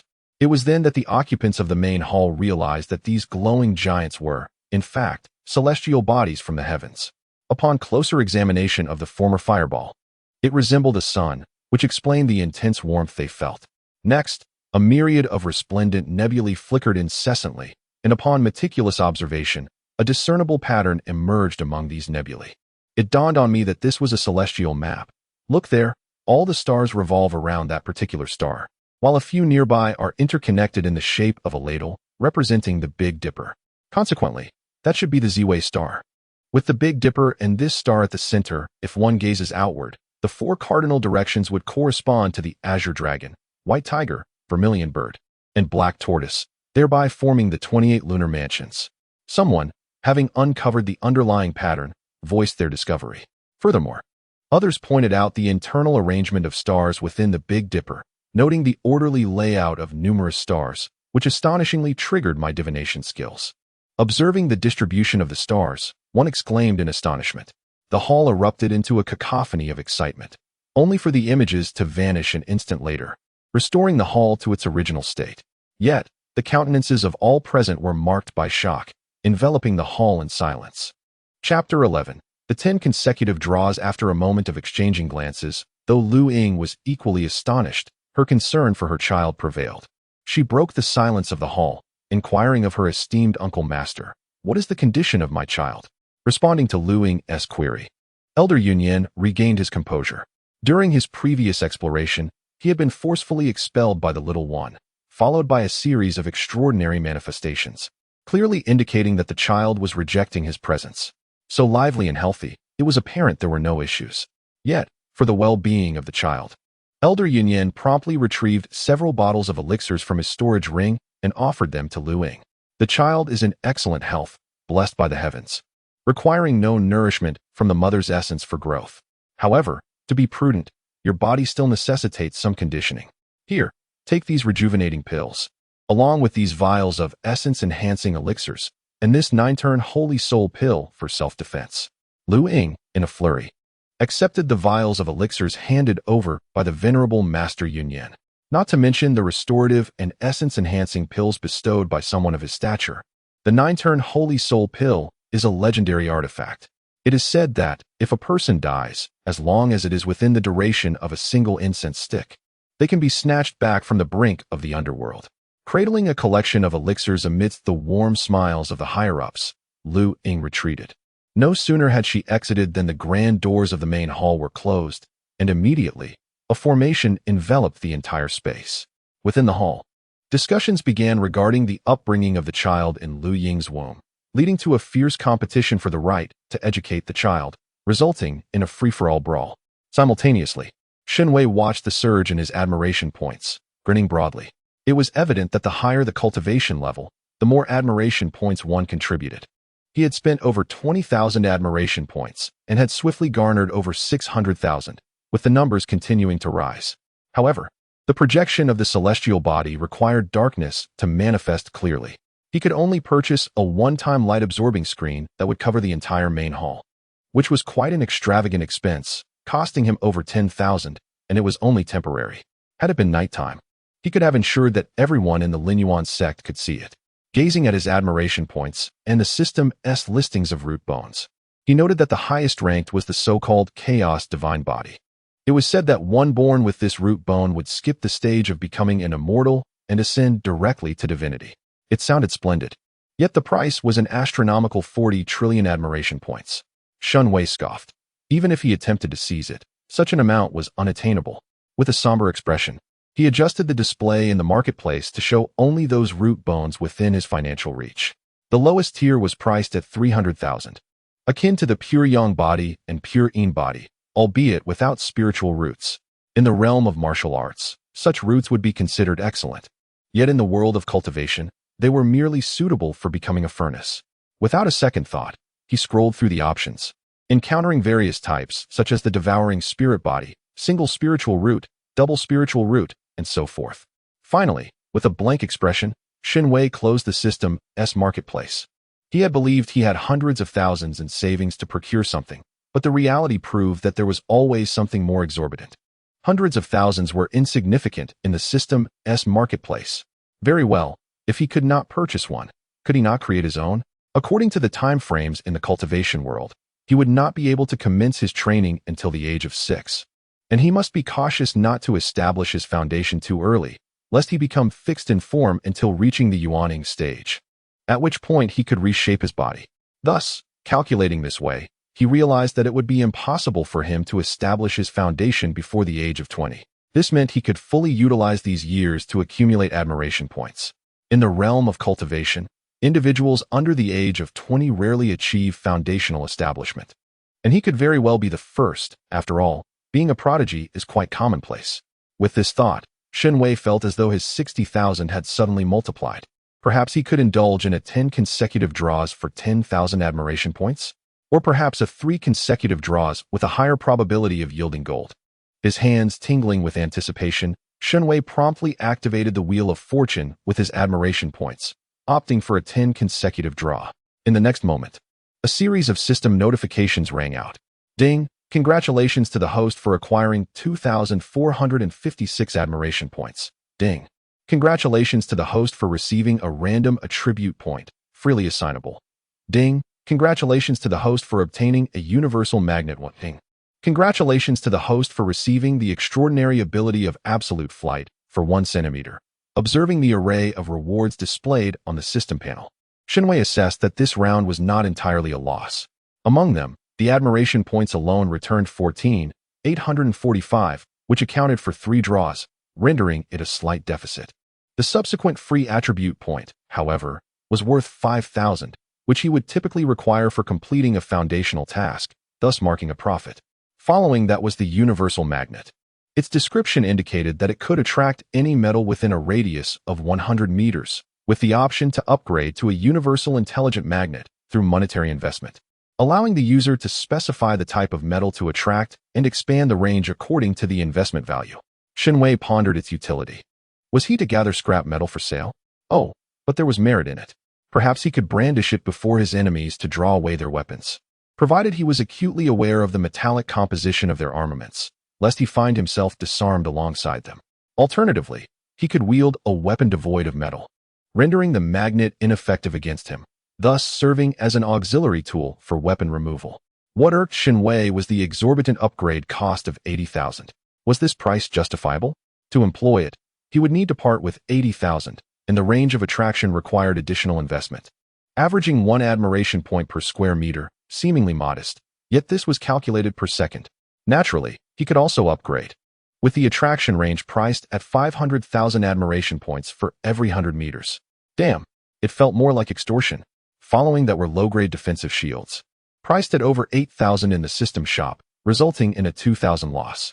An exquisite hair care set was acquired, promising lush and radiant locks, which Shen Wei promptly stowed in his system backpack.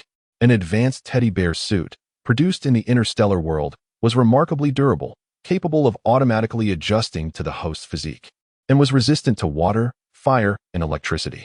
Shen Wei glanced at the bear's suit, then quickly tossed it into the system space backpack.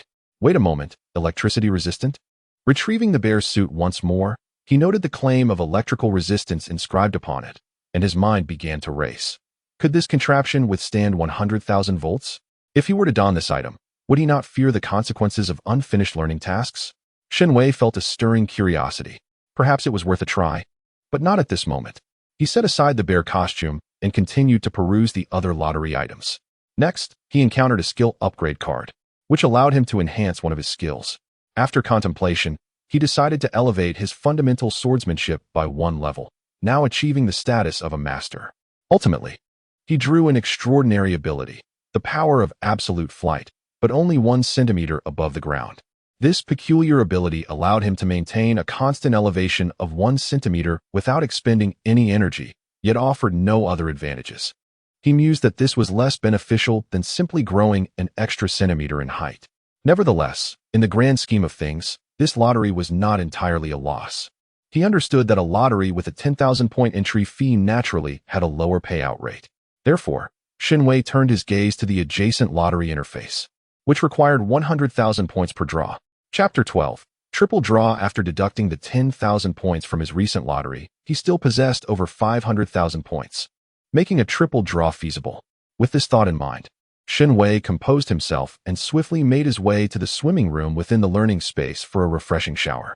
He then hurried to the sculpture classroom, where he positioned the statue of the god of wealth he had painstakingly carved.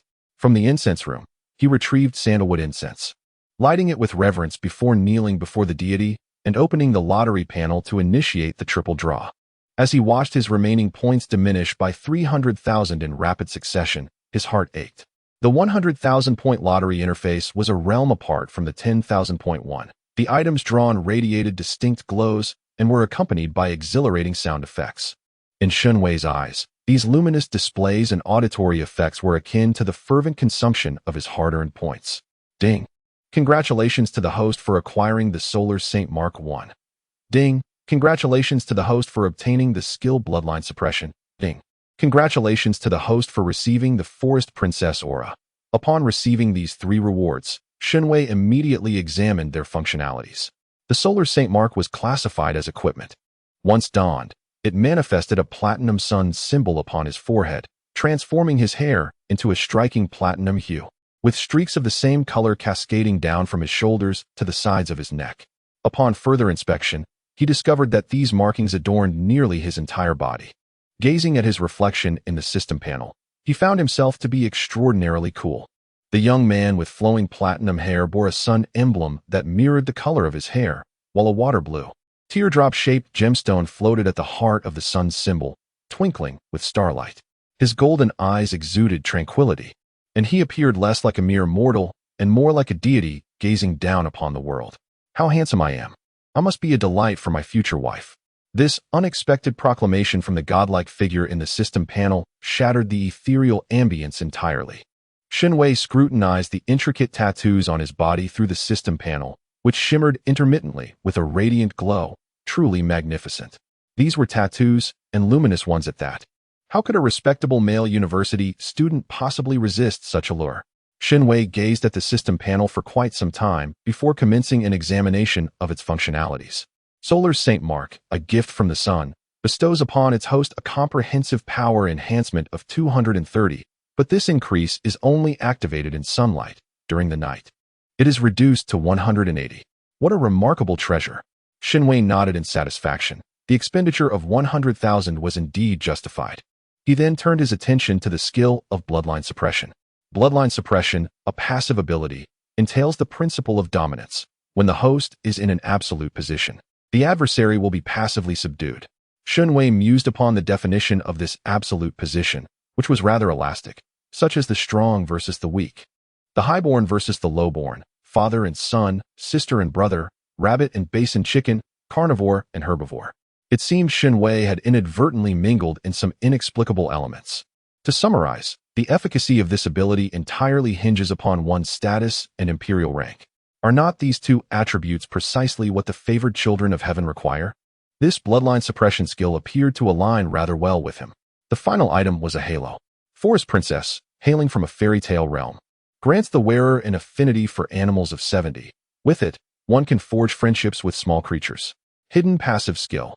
When you find yourself in dire straits or encounter hardships, a formidable man will resolve all your problems. This is a passive ability exclusive to princesses. Shen Wei disregarded the parentheses, indicating that by merely donning this item, he would comprehend the language of small animals, and they would be drawn to him with great affection. It remained uncertain whether this affinity applied to demon beasts and demon cultivators. Should it? He would undoubtedly excel as a beast tamer, the closest ally of demon cultivators. Shen Wei observed as he reopened his system panel. The preceding values remained unchanged, while the skills and equipment sections each saw an addition, with a new passive skill column and a halo skill column introduced. His foundational swordsmanship had ascended to mastery, and he had accumulated a few more miscellaneous items. Ultimately, only over 200,000 admiration points were left. Shen Wei contemplated manifesting an anomaly, yet refrained. An excess of anomalies would diminish their value, leading others to perceive them as commonplace. He yearned for a grand display upon his birth. Unable to conjure an anomaly, he resolved to continue his studies, intending to refresh his learning tasks and meticulously design the anomaly associated with his birth, certainly not as insipid as the current empty projection. Moreover, he could not perpetually obstruct others from prying. The advanced mental shield and energy barrier he had previously employed had nearly been breached by the opponent. He needed a method to unmistakably exhibit his extraordinary nature. Upon inspecting his admiration points, it was clear these items were immovable, so he had no choice but to select from what he already possessed. After an exhaustive contemplation, Shen Wei's gaze settled upon the fist-sized energy storage orb. This device is a battery specifically designed for interstellar battle carriers, encapsulating an immense amount of spiritual energy. When applied to an individual, it would undoubtedly allow others to perceive their extraordinary nature. However, the sole dilemma at present is that his physical form is still in its developmental stage. A 4-month-old fetus measures merely the size of a fist, while the energy reservoir is larger than his current physique. Nevertheless, this is not a cause for concern, as there exists the omnipotent system marketplace to address such issues. Subsequently, Shen Wei expended 8,000 admiration points to reduce the energy reservoir to the size of a quail egg, which he then nestled against his own body. It was not that he desired a further reduction. Rather, the shrinking spell procured from the system marketplace could only diminish the energy reservoir to this extent. Any smaller, and it would risk detonation. A more prudent approach would have been to acquire an illusory space in which to place the energy reservoir, allowing it to reside beside his body without occupying physical space, while still emanating its spiritual energy to the outside world. However, such a luxury demanded 80,000 admiration points, a staggering sum. How audacious to price it so exorbitantly. Thus, Shen Wei opted for the shrinking spell. Although it would occupy some space, the area required was minimal and, most importantly, it cost a mere 8,000. He was not foolish, given the choice. He naturally favored the lesser expenditure. After arranging his physical form, Shen Wei, for precautionary measures, gritted his teeth and donned a high-level protective shield along with an advanced mental blocker. Satisfied, he returned to the learning space to continue his studies, while also testing whether the bear suit he had drawn that day could withstand electricity. Should it prove capable of resisting the 100,000 volts of the learning space, that bear skin would become his destined attire. Unless he were to be born, he would never part with this bear skin, even in death. Chapter 13. The Birth Ultimately. Shen Wei stowed the bear suit into the system backpack. How to describe it? When he wore the suit into the forge's thunder pool, he would ordinarily be electrocuted without proper protection. Yet, clad in the bear suit, he had even taken a bath within the pool, aside from the outer fur becoming tousled. He felt no electric shock whatsoever. Shen Wei emerged from the thunder pool brimming with confidence, subsequently indulging himself in the film and game production studios for a while. However, he was soon jolted back to reality, having been electrocuted in the learning space, emerging from the game pod with a numb expression. Stuffing the bear suit into his system backpack and returning to the embrace of learning, continuing his arduous struggle in the vast ocean of knowledge. Following the extraordinary phenomena exhibited in the main hall, Lu Ying's treatment improved dramatically. The ancestors of the Lin Yuan sect showered her with extraordinary care. Elder Yun Ye visited daily to personally attend to her health, while Elder Kong Qing of Qiyang Peak inspected the formations in her courtyard. Other elders even filled the surroundings of her courtyard, necessitating her senior sister's relocation. Lu Ying gently caressed her now prominently rounded abdomen, smiling tenderly with affection. She was acutely aware of the reason behind the elders' kindness towards her. It was simply because they all wished to be the mentors of her future child. Lin Yong, upon entering the courtyard, immediately spotted Lu Ying seated beneath the floating wandflower tree. The woman, adorned in an apricot yellow gown, sat gracefully under the tree, her face illuminated by a gentle smile as she tenderly caressed her belly. When he called out to her, her charming laughter instantly filled his heart with warmth. Shun Jixing hurried towards her, glancing around before clearing his throat. He took Lu Ying's hand and led her inside, all the while saying, "Lin Yong, I have brought you a hairpin. Come and see if you like it." Lu Ying, slightly puzzled by the notion of examining a hairpin indoors rather than in the splendid sunlight outside, chose to remain silent upon seeing the sparkle in Shen Jixing's eyes. She obediently followed his lead. Upon entering the room, Shen Jixing gently assisted Lu Ying into a chair, then closed the door and placed a barrier upon it, ensuring he would sense anyone approaching. Lu Ying watched Shen Jixing's actions with confusion, only to be surprised when he revealed a food box in his hands. "Lin Yong, look what I have brought for you," he said, beaming as he set the box on a nearby table and produced a large string of candied hawthorn wrapped in oiled paper to offer her. "A few days ago, you mentioned wanting to try the candied hawthorn sold at the intersection of Wanbao Street. I couldn't find that particular vendor, but I bought a string from several nearby stalls. Let us see which one you find most delectable, and I shall return to that vendor next time." After speaking, Shen Jixing opened the food box. Despite its modest appearance, the interior space was surprisingly expansive. He began to extract plate after plate of delicacies, snacks, dishes, spiritual fruits, and pastries, a veritable feast. "Lin Yong, these are all the dishes you've been yearning for lately. I've brought them for you. Hurry and eat, lest the elders discover it. If you crave something else next time, I shall secretly procure it for you," he urged with a smile. Lu Ying gazed at the bountiful spread before her, holding the string of candied hawthorn, and her smile grew even softer as she observed Shen Jixing preparing the food for her. This assortment was merely due to the nourishing soups and medicinal meals the elders had sent her recently, inciting her desire for something different. However, she understood that, being pregnant and under the watchful eyes of the elders, she would never be able to indulge in outside food, fearing she might inadvertently expose herself. Yet, she had not anticipated that her husband would procure everything she had longed for. Amused by Shen Jixing's insistence that she eat quickly, Lu Ying couldn't help but smile. The old adage about pregnancy, making one foolish, rang true, yet she found it amusing that the foolishness had manifested in her husband. With his level of cultivation, how could he conceal from the elders what she consumed? It was merely that the elders had already inspected the food and deemed it safe, allowing her husband to bring it in. Nevertheless, since her husband remained oblivious to this, she chose to keep quiet about it. As Lu Ying held the wonton that Shen Jixing had handed her, she quietly contemplated. Suddenly, her hand paused as she scooped up the wonton, only to resume its course toward her lips without revealing any signs of distress. She merely felt a twinge of discomfort in her abdomen. Having once served as a physician during her travels and having assisted other women in childbirth, she possessed an understanding of her current predicament. It was simply the onset of labor. However, the pain had only just begun, and there was still ample time before the actual delivery. She could finish her meal before heading to the delivery room.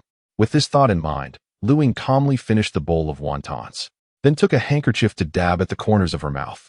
She turned to Shen Yunhan with a smile and said, "Husband, it seems I am about to give birth. Fear not, Lin Yang.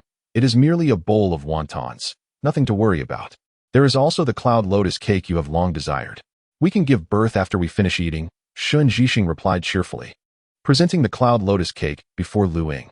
Suddenly, he seemed to realize the gravity of his words, and his smile faded, leaving him momentarily dazed as he gazed at Lu Ying. She maintained her gentle demeanor, smiling back at him. Observing Lu Ying's smile, Shen Yunhan forced a smile of his own. "Lin Yang, I believe I may have misheard. Did you just say you are about to give birth?"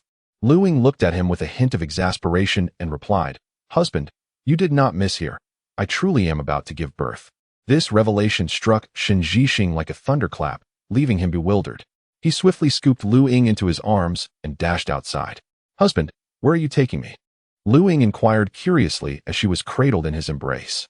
"Lin Yang, do not be afraid. I shall take you to find the physician," Shen Yunhan reassured her as he rushed out of the courtyard. "Husband, Master Yunya is next door," Lu Ying gently reminded him with a smile. "Oh, very well, Lin Yang. Do not fear. I shall take you to find Master Yunya at once." Upon hearing Lu Ying's words, Shen Yunhan promptly altered his course and sprinted toward the adjacent courtyard. Lu Ying, feeling increasingly helpless, urged, "Husband, calm down. There is a delivery room in my courtyard. Simply take me there. In the northwest corner of the yard, there is a bell tower. If you strike the bell, the elders will come at once." Upon hearing Lu Ying's suggestion, Shen Yunhan immediately turned around and carried her back.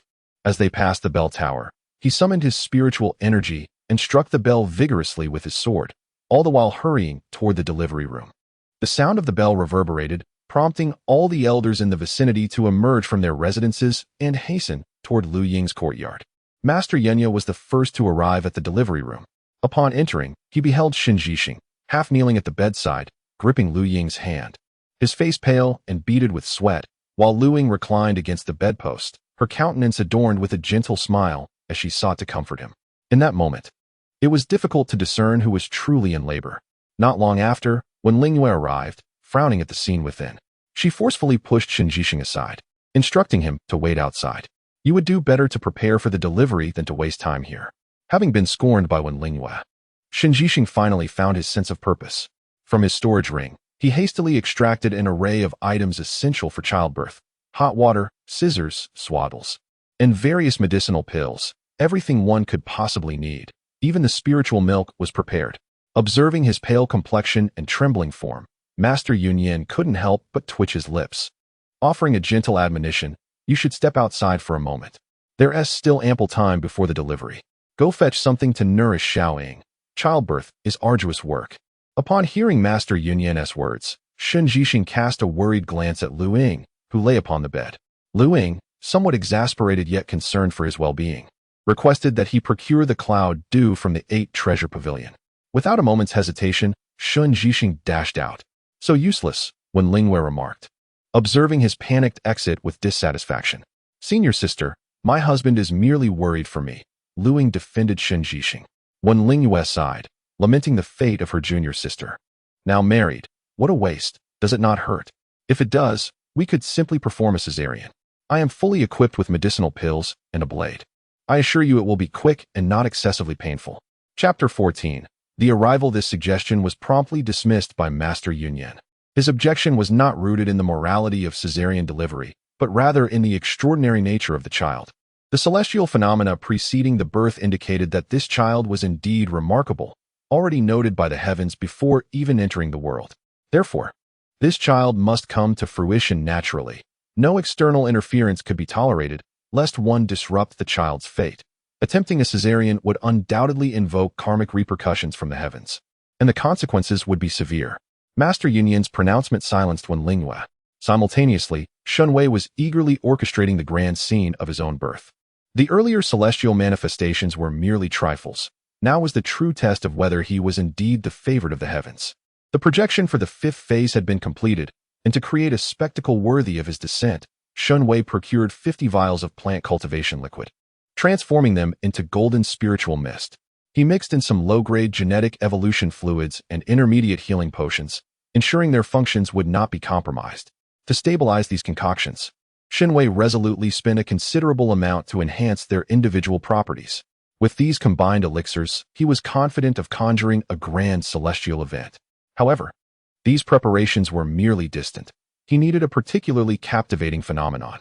Glancing at his points and inventory, he made a decisive choice, purchasing various spells such as levitation, cleansing, holy light, and healing, which cost him several thousand points. Subsequently, he invested another 50,000 points to upgrade his universal lodestone, having his remaining balance. One must spend to gain, Shen Wei murmured, attempting to soothe his bleeding heart. This is an investment. Once the crowd gathers, the returns will surely follow. After everything was meticulously arranged, Shen Wei finally exited the system space and returned to his corporeal form. He felt as though he were immersed in warm water, his body instinctively tilting downward. Soon, a sensation of compression began to push him further down, and Shen Wei understood that he was about to emerge. Instinctively, he curled himself up, clasping the energy storage orb to his chest, striving to minimize his silhouette to ease his mother's burden. He then commenced the manipulation of the system panel to project the necessary imagery. I can see the head, junior sister. Keep pushing, you're almost there. When Lingyue, drenched in sweat, sat at the foot of the bed, striving to comfort Lu Ying. Lu Ying's complexion was ashen, beads of perspiration dampening her hair, yet she remained silent, listening intently to Wen Lingyue's words. Stealing a glance at the flustered Wen Lingyue, Lu Ying managed a reassuring smile, softly murmuring, "Sister, don't be anxious. I am fine. I'm not nervous." Junior sister, refrain from speaking. It may exhaust your energy, Wen Lingyue retorted stubbornly. She then regulated her breathing, mentally reciting a calming incantation as her spiritual energy circulated, gradually soothing her racing heart. Shortly thereafter, she heard a cacophony of gasps from outside, as a dense aura of spiritual energy emanated from the bed. When Lingyue noticed her treasured sword, stored in her pouch, trembling as if eager to break free. She hastily channeled her spiritual energy to suppress the sword's fervor. "Look, it's coming out. The child is emerging," a nearby female physician exclaimed with astonishment. When Lingyue witnessed a radiant light drifting from beneath her junior sister's blanket, soaring directly through the delivery room's ceiling and into the open sky. "Child!" Lu Ying cried out in alarm upon seeing the luminous orb escape. "Junior sister, do not fret. I shall retrieve our little disciple at once," Wen Lingyue declared, rushing out the door without hesitation. Outside, onlookers were transfixed, gazing skyward.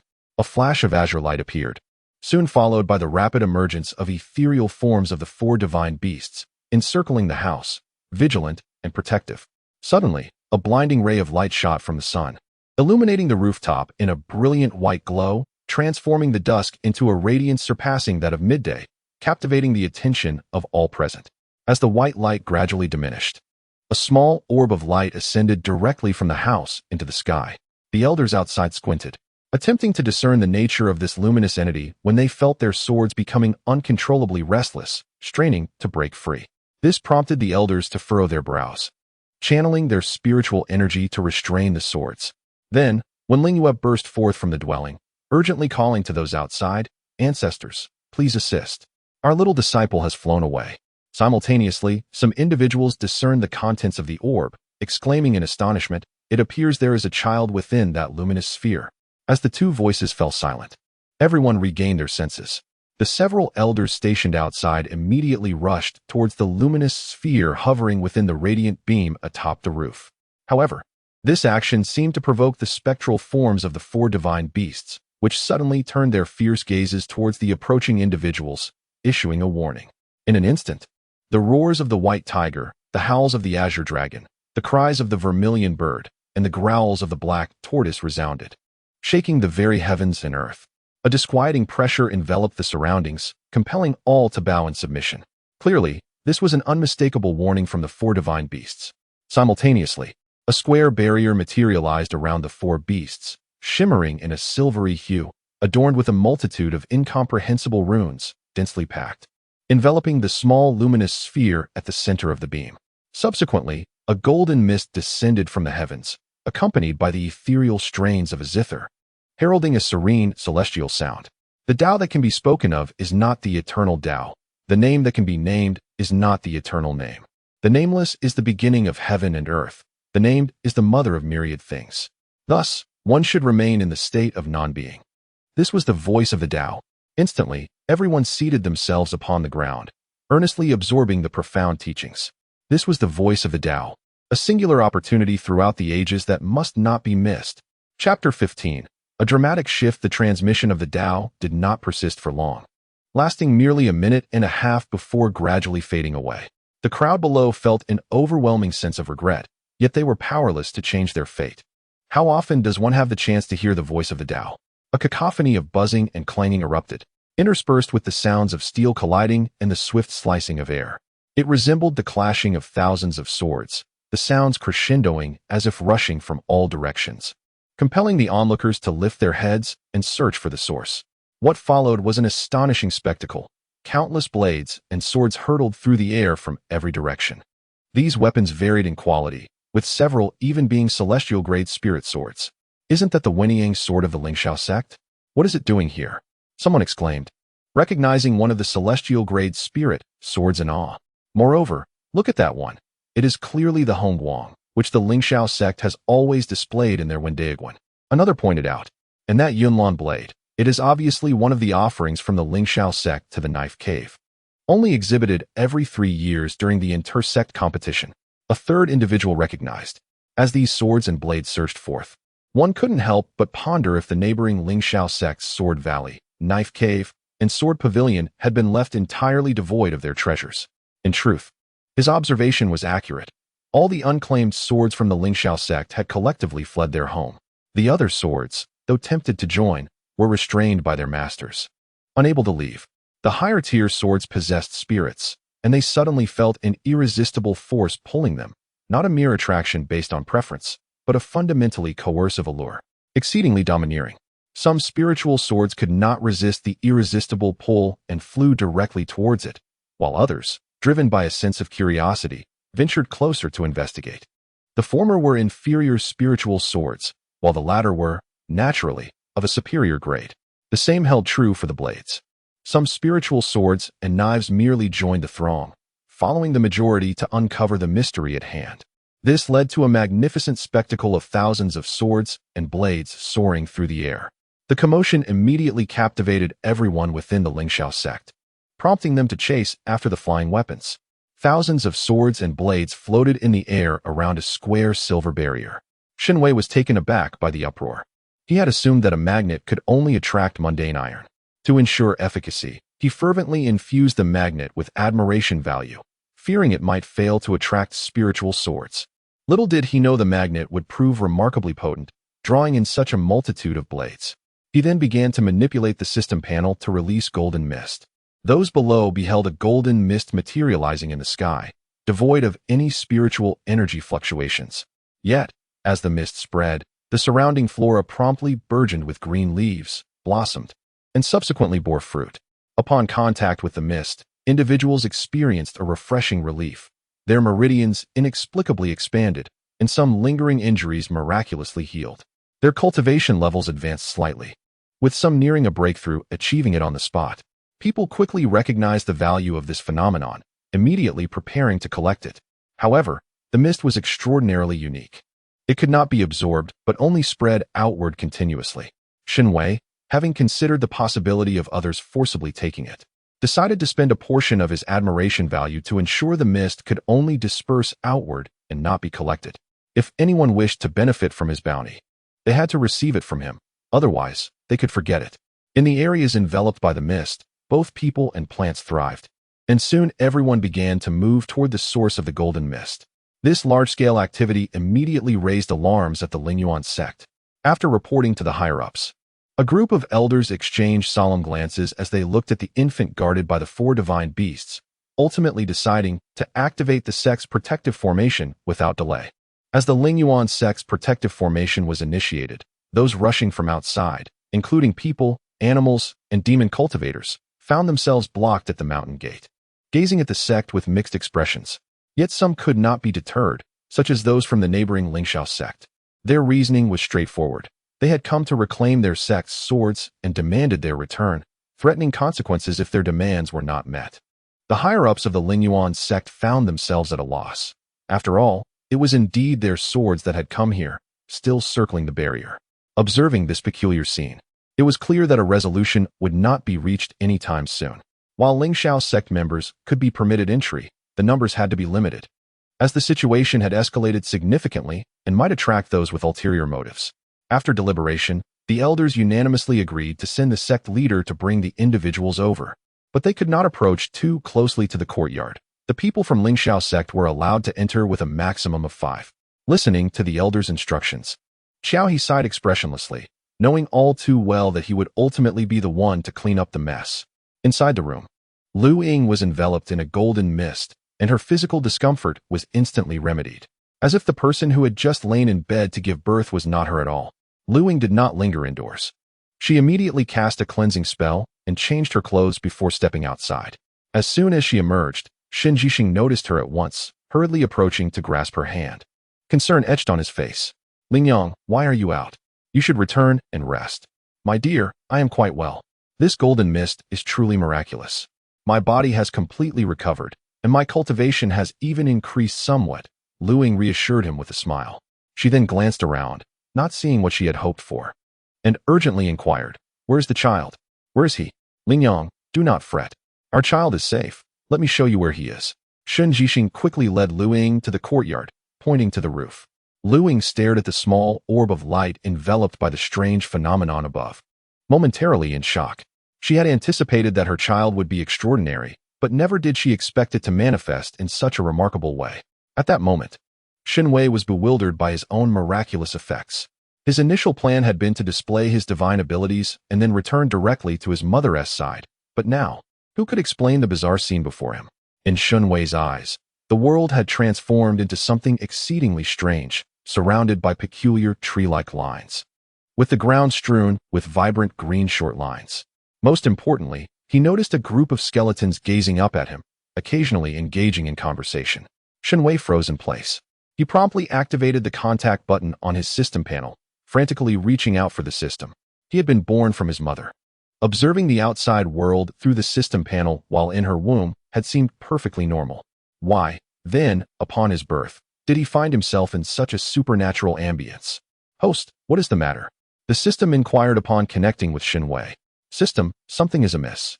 The ambience of this world is all wrong. Tell me, have you transported me to a supernatural version of the cultivation realm? Or am I currently situated in the ghost realm of the cultivation world? And my task is to become the ghost king, is that it?" Shen Wei exclaimed. The system responded, "Host, do not panic. I have indeed placed you in the genuine cultivation world. You are a pure human, and all you need to do is become a paragon of excellence. There is no need to become a ghost king. But this world feels strange. All I see are skeletons surrounding me, and there are so many bizarre lines around. How can you claim this is the authentic cultivation world?" Shen Wei felt that the system was deceiving him. Upon hearing Shen Wei's words, the system promptly activated the interface connected to him. It surveyed the surrounding environment and discovered that it did not possess the bizarre atmosphere Shen Wei had described, nor were there any skeletons or enigmatic lines encircling him. The sole distinction was that this host seemed to be causing a ruckus. Since the realm of cultivation was not at fault, the issue must lie with the host. Chapter 16. The function of the Eye of Truth. The system conducted a thorough scan of Shen Wei and ultimately identified the cause. "Host, might it be possible that the problem lies not with the world, but rather with you?" the system suggested delicately. Shen Wei, observing Shen Wei's bewildered expression, the system decided to be more direct. "Host, do you recall that you previously acquired a skill known as the Eye of Truth?" Upon hearing this, Shen Wei immediately recalled the system's earlier mention that this unique ability could unveil the essence of things, allowing him to remain undistracted and become a paragon of excellence. Shen Wei, not being foolish, quickly pieced together the current circumstances and understood the implications. To perceive the essence of things meant to see through flesh straight to the bones. Did it not? How overtly explicit. No wonder it was said to enable him to remain undistracted. Faced with a throng of skeletons, maintaining focus would be an insurmountable challenge. While it is true that the essence of beauty is decay, At least that phrase retains an element of allure, but for him, it had devolved into the stark reality that all things in the world are mere remnants of bones. Alas, could this skill be retracted? It severely disrupts my existence. Shen Wei inquired. Regrettably, host, that is not feasible at this moment. You must upgrade to level 5 before you can cancel this skill, the system replied. Upon hearing this, Shen Wei widened his eyes and asked, what am I to do? How can I coexist with a throng of skeletons? How am I to distinguish their differences? Not recognizing faces is called prosopagnosia, but I cannot even differentiate genders. How can I maintain my status as a paragon? Actually, the host can exert some control. Although the essence of the Eye of Truth is to perceive the core, you may choose to only see one layer, the system responded. Is it truly possible? Shen Wei immediately pressed for clarification on how to exert such control. Simply refuse to perceive the essence of things, the system answered. Shen Wei felt an urge to curse. Such ambiguous guidance was akin to a chef advising the proper amount of salt as to taste. It left him to decipher the nuances on his own. Nevertheless, Shen Wei attempted to comply. He genuinely wished to escape this surreal realm. While reality holds its merits, one must also navigate a fade of existence. Most importantly, if reality were to manifest in this manner, he would prefer to dwell in a fabricated world. After trying again, he opened his eyes to find his expression transformed into one of tranquility. He had partially succeeded in controlling the Eye of Truth, yet not entirely. Although he could no longer see the swarm of skeletons, he was now encircled by a multitude of flayed corpses. Shen Wei continued to exert control, striving to reject the sight of this scene, hoping to restore the skins of these cadaverous figures. Yet his endeavors remained futile. The system, feeling overwhelmed by an uncontrollable skill, lamented, no matter how much I try to ignore or refuse it, all I see now are human tissues, devoid of skin. With tears streaming down her face, Shen Wei sought guidance. Upon hearing her distress, the system consoled her, Dear host, this is not your fault. Rather, it is the limitation of the Eye of Truth, which is currently at its weakest. Shen Wei, incredulous, asked, Are you saying that this is all I can perceive? The system affirmed, Indeed, host. At this level, I still cannot recognize anyone. It's as if the skeletal teachers are more distinguishable than this. Shen Wei remarked with a hint of sarcasm. However, in this state, at least you can discern gender, the system attempted to soothe her. This reassurance, however, fell short. For Shen Wei decisively preferred the realm of skeletons over that of faceless figures. In a thoughtful gesture, the system provided her with a small plugin feature, marking the names and genders of the skeletons before her. For those unknown, it simply displayed a question mark, while recognized names were labeled accordingly. This facilitated Shen Wei's identification, and she finally realized which two skeletons were her parents. After resolving Shen Wei's identification dilemma, the system severed their connection, as it had unfinished business and could not linger. Shen Wei, indifferent to this separation, recognized that the system was her creditor, who would wish to be in the constant company of one's debtor. With the system absent, she felt a sense of freedom. Their interaction had lasted less than a minute, and now, with recognition achieved and all present accounted for, it was time to conclude. With this thought, she promptly retracted her protective barrier, which she had filled with pinion, and began to deactivate the projection function, subsequently dispelling the sacred light technique and turning off the magnetism. Finally, she utilized a levitation spell to gently descend from the sky. There was no need for concern about a lack of support. Given her current display, anyone present who wished to take her as a disciple would ensure her safety. Just as Shen Wei anticipated, the gathered elders observed the ethereal forms of the four divine beasts and the protective barrier gradually fading, along with the rays of sunlight that had illuminated them. The swords around them, save for those of superior quality, began to clatter to the ground. A small orb of light in midair transformed into a naked infant, slowly descending. Upon witnessing this spectacle, the elders recognized that the omen had concluded. As they watched the child descend, they all rushed toward its landing spot with a single thought, to catch the child, for this infant would undoubtedly become their future disciple. Such a uniquely born child was destined for a glorious future. However, before they could reach the infant, a figure moved faster than them. A young man clad in white robes with flowing black hair swiftly cradled the baby in his arms. Strikingly handsome, with sharp brows and piercing eyes, a prominent nose, and crimson lips, the young man exuded an aura of sword intent, appearing stern and unapproachable. Yet, it is precisely this seemingly aloof individual who now cradles a small infant, thereby softening the chill that envelopes him. This child is fated to be my disciple, the young man remarked, casting a glance at the extraordinary baby in his arms. who clutched a luminous orb and slept peacefully with closed eyes. He then raised his gaze toward the crowd before him and spoke with an air of nonchalance that belied an unmistakable authority. His tone felt more like an announcement than a request. Despite his audacity, none among those present dared to retaliate or refuse him, for this young man was arguably the most formidable fighter in the Eastern Domain. To put it differently, their collective strength could scarcely match his. Chapter 17. A Child Abduction. Do not judge a person by first impressions, and indeed, the author holds a great fondness for Yunhan. Yunhan, revered as the Wind Wave Sword Sovereign, is one of the esteemed figures of the neighboring Lingxiao sect, a consummate sword cultivator endowed with an innate sword physique and a rare spiritual root of exceptional quality. Such prodigious talent and foundation herald an extraordinary destiny. Indeed, he achieved foundational cultivation at the age of 43, ascended to the Golden Core stage at 91, reached the nascent soul stage at 168, entered the out-of-body stage at 306, transitioned to the spirit-severing stage at 583, and finally attained the combined body stage at 947. Now, at 1,164 years of age, it remains uncertain whether his current power still resides within the combined body stage. His series of breakthroughs has shattered the record for the youngest cultivator in the history of the cultivation realm, establishing a new benchmark. He is truly a paragon among paragons, having decisively overwhelmed an entire generation and dominated various competitions representing the Eastern Domain, outshining the talents of an entire era. However, his passion lies solely in the way of the sword. He participated in the grand competitions merely to seek challenges, finding no further interest in them, and subsequently returned to the Lingxiao sect to continue his cultivation. He even devised a celestial-grade sword technique, aptly named Wind Wave Sword Art. Indeed, to compare oneself to him is to invite despair.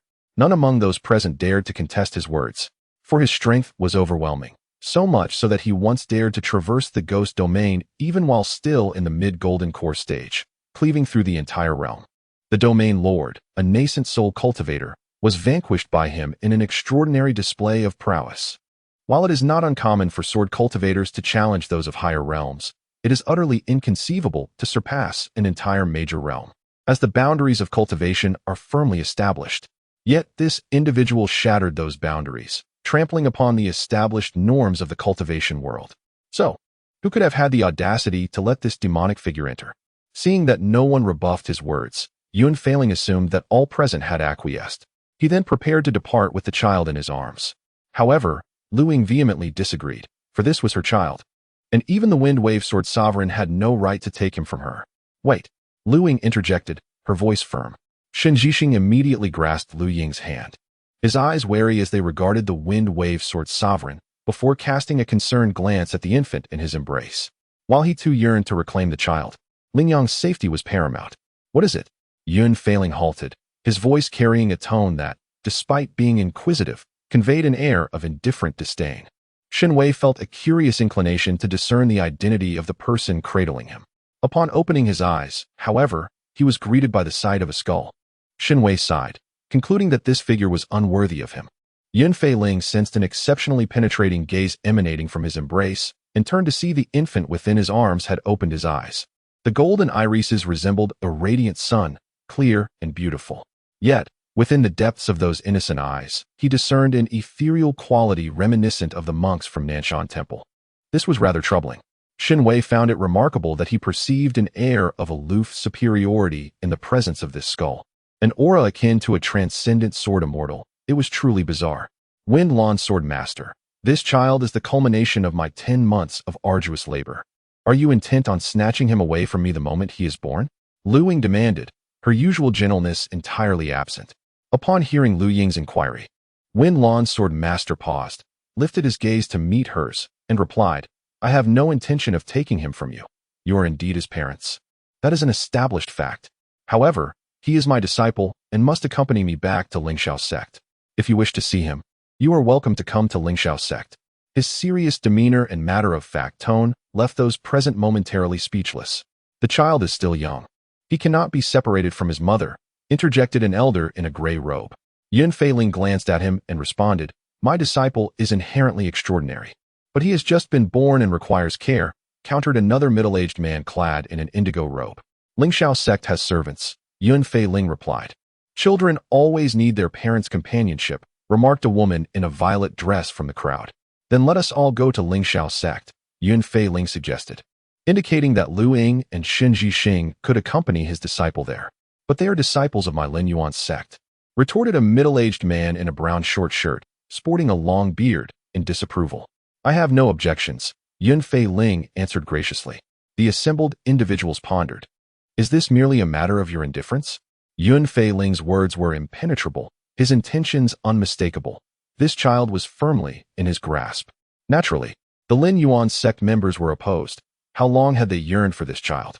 Since Lu Ying's arrival at Lin Yuan sect, they had vigilantly guarded her, fearing any misfortune might befall her. Now, after much anticipation, someone sought to intervene at the last moment. This was unacceptable.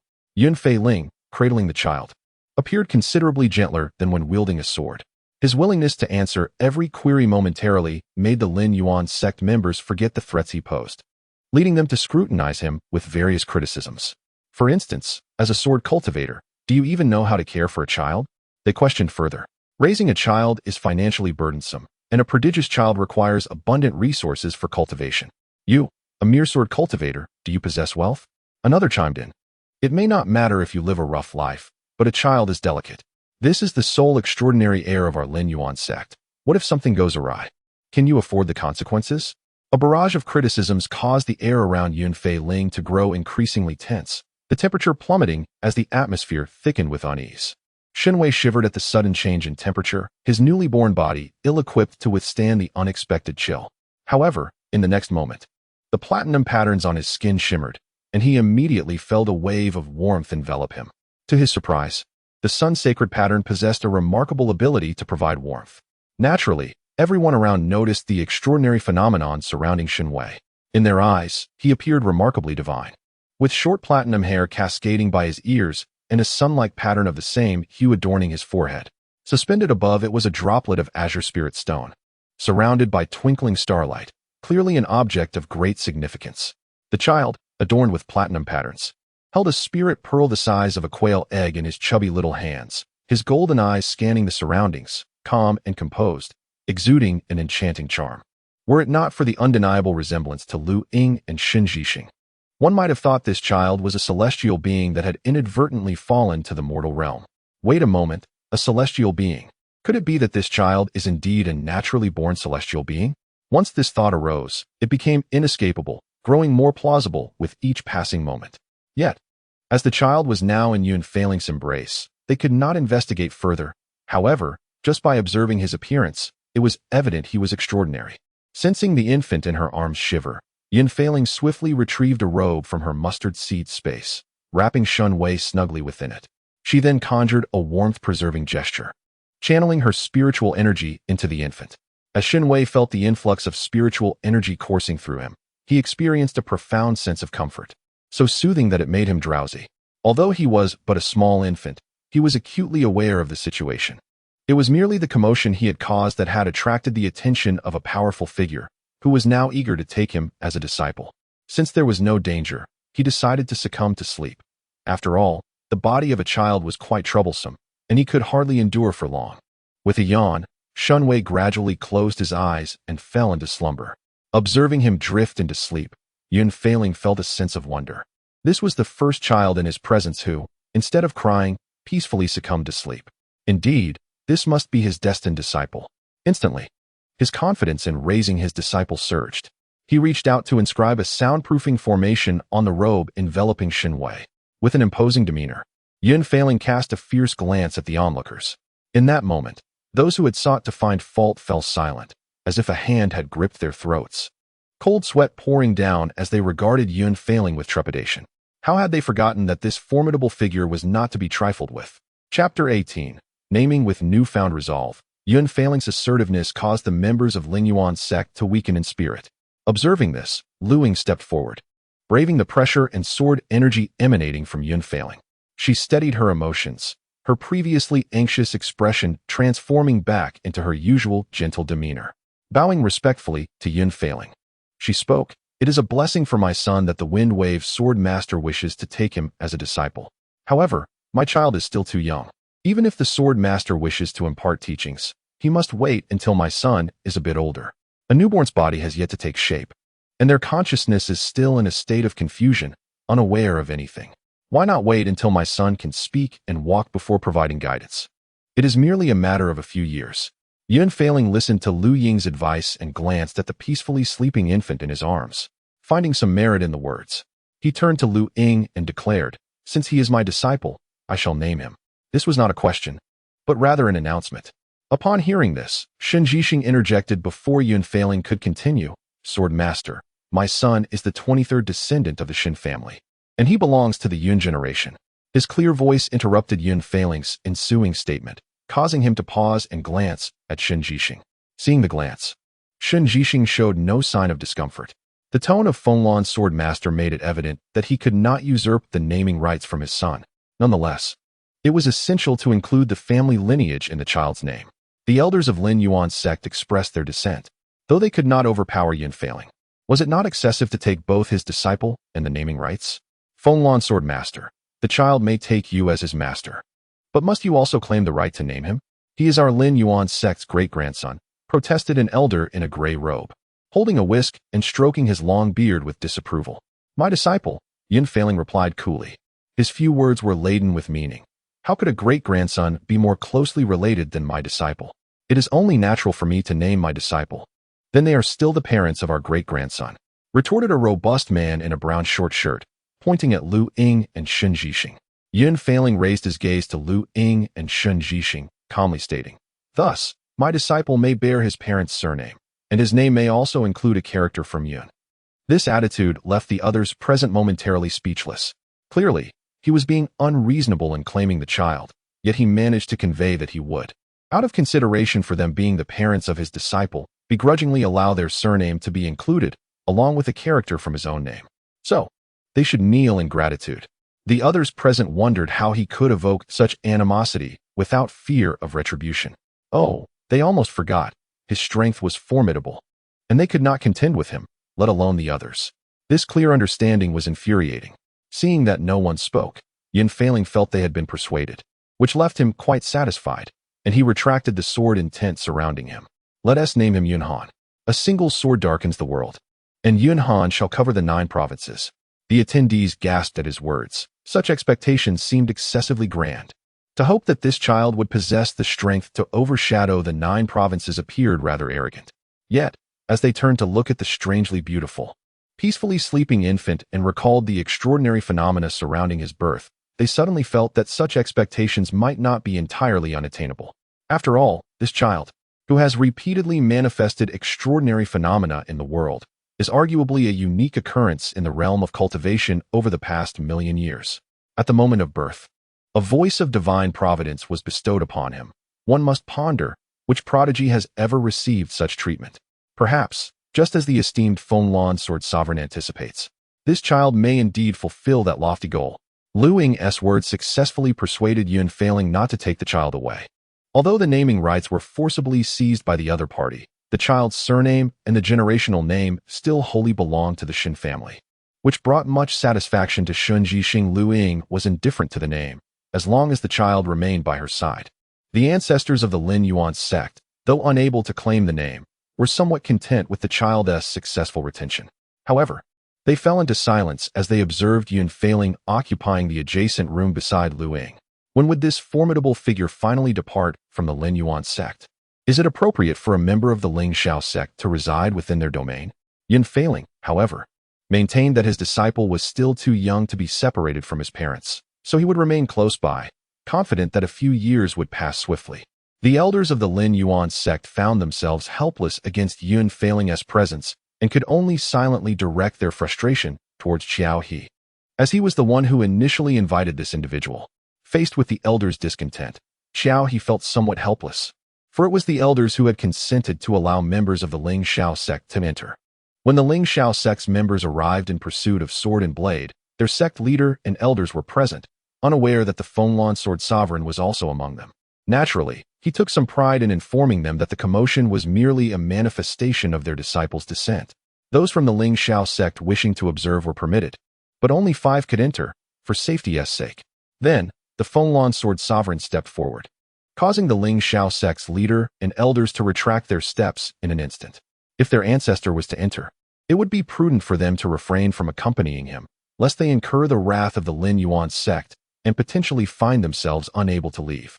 Thus, the 5 members from the Ling Shao sect, who could have entered, were declined by their sect leader and elders, who expressed their respect for the Lin Yuan sect's rules and chose not to intrude.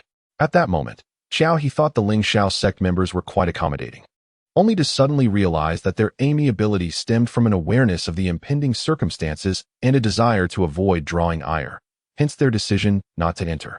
Thus, who in the realm of cultivation has spread the notion that those skilled in swordsmanship and blade techniques possess simpler hearts? Such claims are utterly unfounded. Although he is the sect leader, he is the youngest among the assembly of elders present, and when faced with their displeasure, he instinctively retreated behind his master. The pressure thus shifted onto the shoulders of the Zhongtai sovereign. What could the Zhongtai sovereign do? Ultimately, it was his own disciple, and he had to step forward to advocate for him. After all, if he were to resign, the burdens of leadership would likely fall back onto him, a prospect the Zhongtai sovereign found hard to bear.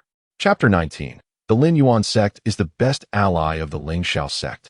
Ultimately, Yun Failing settled down in the Lin Yuan sect.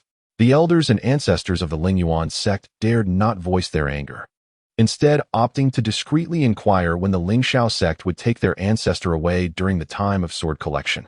Faced with Lin Yuan sect's inquiries, the representatives of Ling Shao sect feigned ignorance, asserting that they could not interfere with the sword sovereign's actions. They maintained a facade of respect, claiming to be devoted and honoring the sword sovereign's choices.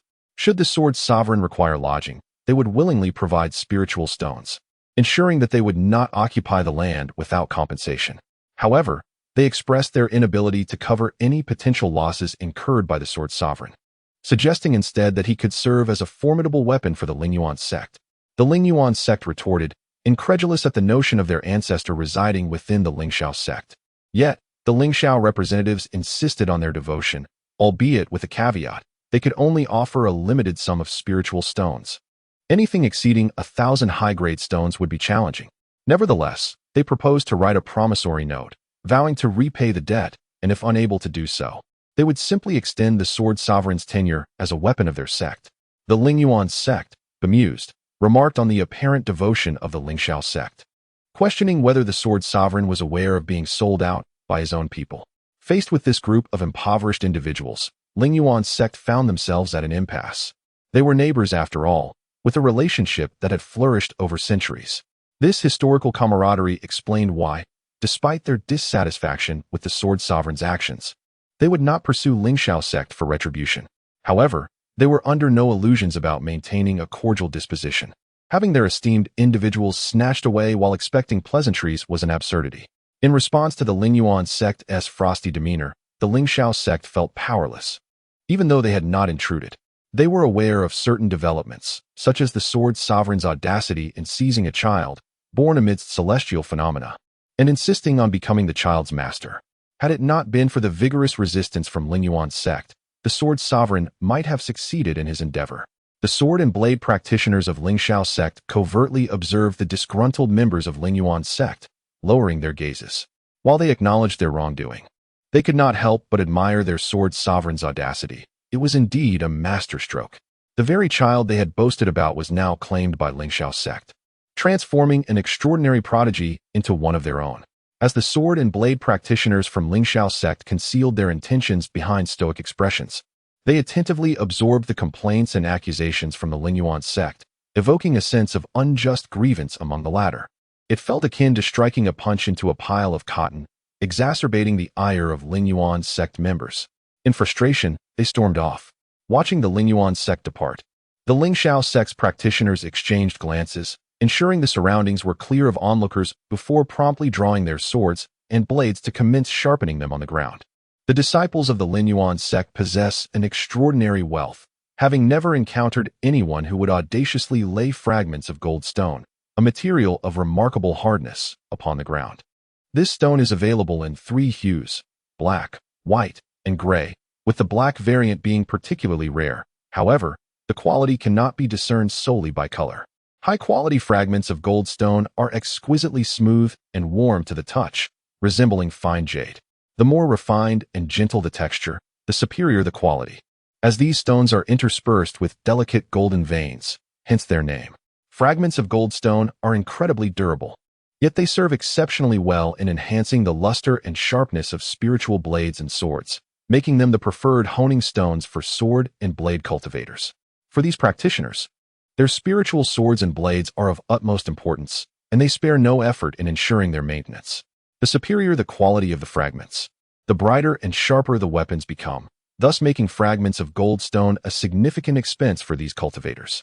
Additionally, they must frequently gather various materials to nourish their blades and swords, with limited means to earn a living beyond performing guard duties and vanquishing demons. Their lives remain perpetually constrained. Consequently, upon witnessing the Lin Yuan sect utilizing high-quality fragments of gold stone as flooring and even arranging patterns based on the stone's colors and golden veins, the disciples of the Lingxiao sect could hardly restrain their astonishment. How opulent! As they drew their swords to sharpen them on the abundant high-grade fragments scattered across the ground, they could not help but feel a pang of sorrow. This spectacle left passing disciples of the Lin Yuan sect bemused, perceiving the Lingxiao practitioners as foolish. How could they dare to hone their vital swords upon the ground? Were not swords and blades considered the lifeblood of sword and blade cultivators? What folly to place one's very essence upon the earth for such purposes! Did they not possess a single honing stone? One disciple, skilled in crafting artifacts, could no longer bear to watch. He observed in disbelief as a blade cultivator carelessly sharpened his earthly tier's spiritual blade on the ground, a gross waste. With indignation, he strode forward, tossing a dragon crystal stone onto the ground, exclaiming in fury, "Use this instead. This is an earthly tier spiritual blade. How dare you lay it upon the ground? You call yourself a blade cultivator, yet you treat your vital weapon with such disdain?" The black-clad blade cultivator, seated on the ground, stared blankly at the enraged Lin Yuan disciple, then glanced at the dragon crystal stone that had been cast aside. His pupils widened in astonishment. The dragon crystal stone, a gem capable of enhancing the quality of spiritual artifacts. He reached out to touch the orange-yellow stone, which sparkled under the sunlight, reflecting scales that shimmered like the hide of a golden dragon. He was astounded to find himself in possession of a dragon crystal stone. "Hey, are you listening to me?" the furious Lin Yuan disciple demanded, watching the crouched blade cultivator, who held the dragon crystal stone in stunned silence. Frustration surged within him once more.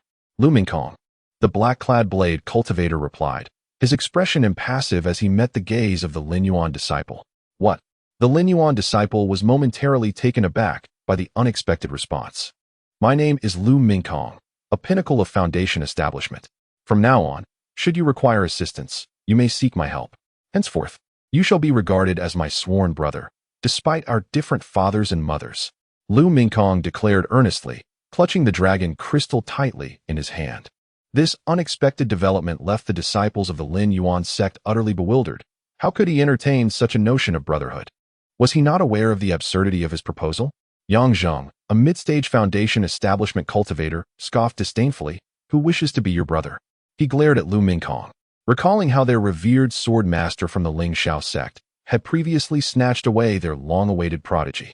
With such an audacious demeanor, he dared to propose brotherhood? It was utterly preposterous. Yet, to Yang Zheng's astonishment, Lu Mingkong boldly responded, "If you wish to be my partner, I fear that is impossible. I have an affinity for women, not men." Yang Zheng's face turned crimson with shock as he observed the curious gazes drawn to Lu Mingkong's unexpected declaration.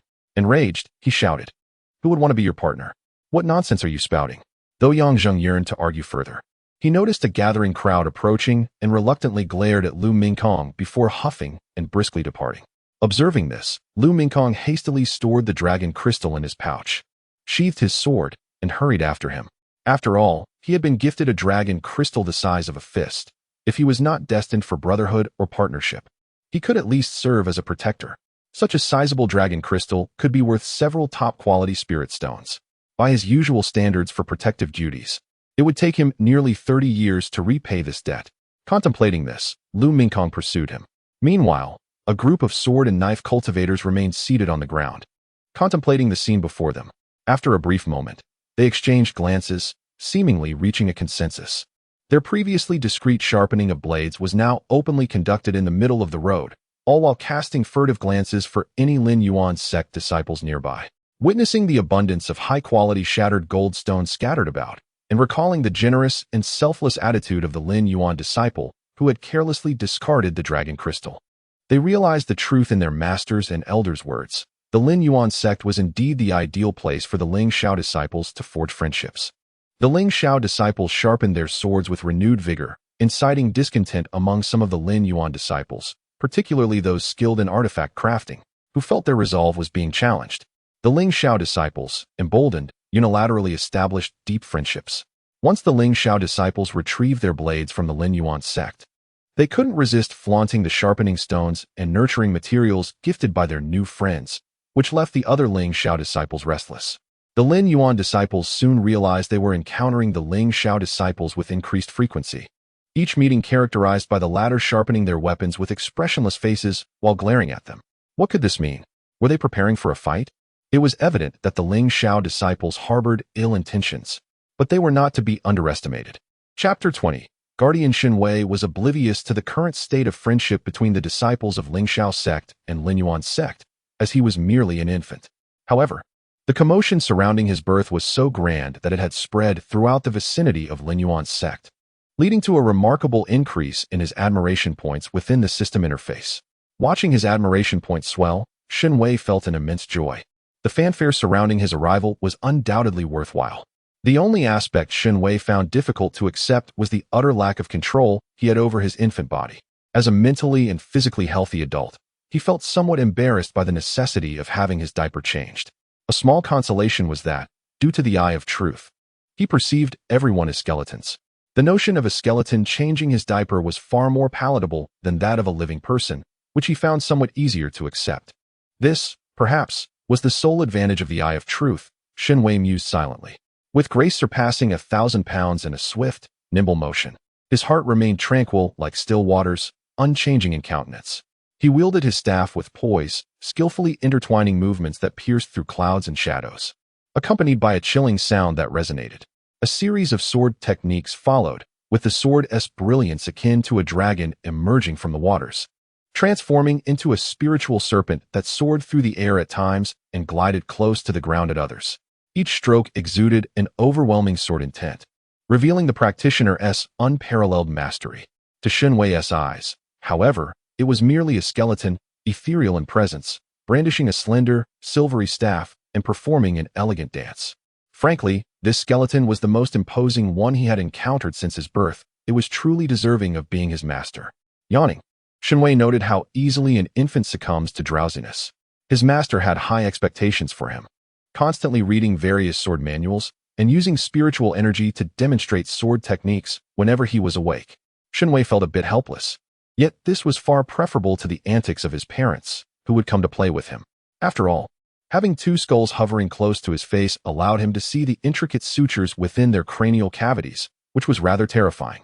Thus, Shen Wei declined their attempts to snuggle, permitting only playful interactions. He could comply with gentle kisses and nuzzles, but pleaded for them to spare him from counting the sutures of their skulls. He found more joy in watching his master perform the stick dance. No, the sword dance. Despite being unable to discern the sword's true form, he could tell from his master's grand display that the swordsmanship was surely extraordinary. Sighing, Shen Wei twirled the energy storage orb in his hand. This item had been universally acknowledged as his innate treasure, with everyone sensing the vast and ample spiritual energy contained within.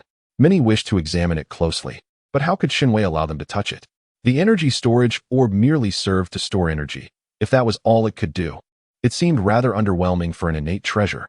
Having suddenly become wealthy due to his birth, Shen Wei promptly purchased a fist-sized illusory space for his energy storage orb.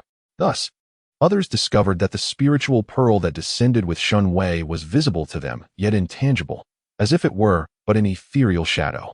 Were it not for the fact that they observed Shen Wei genuinely grasping the pearl, they might have doubted its very existence. Witnessing this scene, a mixture of regret and reassurance washed over the crowd. Their regret stemmed from their ignorance of the pearl's purpose, while their reassurance arose from the knowledge that it was bound to the child, Shen Yunhan, since its emergence. In that moment, Shen Wei's status was elevated even further in the eyes of all present. As Shen Wei observed the skeletal figure's movements and listened to the cold voice elucidating various sword techniques, he gradually closed his eyes and drifted into slumber. The young man practicing swordplay beside him seemed to sense something, and upon casting a glance, he halted his actions, his words abruptly ceasing. Yunhan gazed at the sleeping child, levitating in midair, cradled by his spiritual energy, and gracefully sheathed his sword before effortlessly gathering the child into his arms. The child had grown considerably since the first time he held him, with a round, cherubic face that appeared particularly endearing. Yunhan's gaze lingered upon the child's plump cheeks for several moments, his fingers twitching slightly, yet he refrained from pinching them. Through their days together, he had come to realize that his disciple was indeed unlike ordinary children. However, this was deemed quite normal, for in the realm of cultivation, children born with innate understanding were exceedingly common, each one an exceptional talent. Shen Wei, having exhibited signs of extraordinary phenomena even before his birth, and receiving celestial congratulations upon his arrival, would not be surprising if he too possessed such innate wisdom. Yet, Yunhan felt a pressing need to keep a watchful eye on his disciple, for the child's gaze bore an uncanny resemblance to that of the monks from Nanshan Temple. How could an ordinary child remain indifferent to the wonders of the world? His disciple, however, was remarkably different, his eyes clear and untroubled, as if he had seen through all the world's illusions, utterly unmoved by external stimuli. He exhibited a disinterest in human closeness and an affinity for observing the display of sword techniques. Perhaps the former was simply a quirk of his preference for solitude. Yet the latter pleased Yunhan greatly. A child capable of summoning a myriad of blades and swords from birth was undoubtedly a natural swordsman and warrior. To this day, several celestial tier spiritual swords and blades from Lingxiao sect had yet to return, eager to recognize him as their master.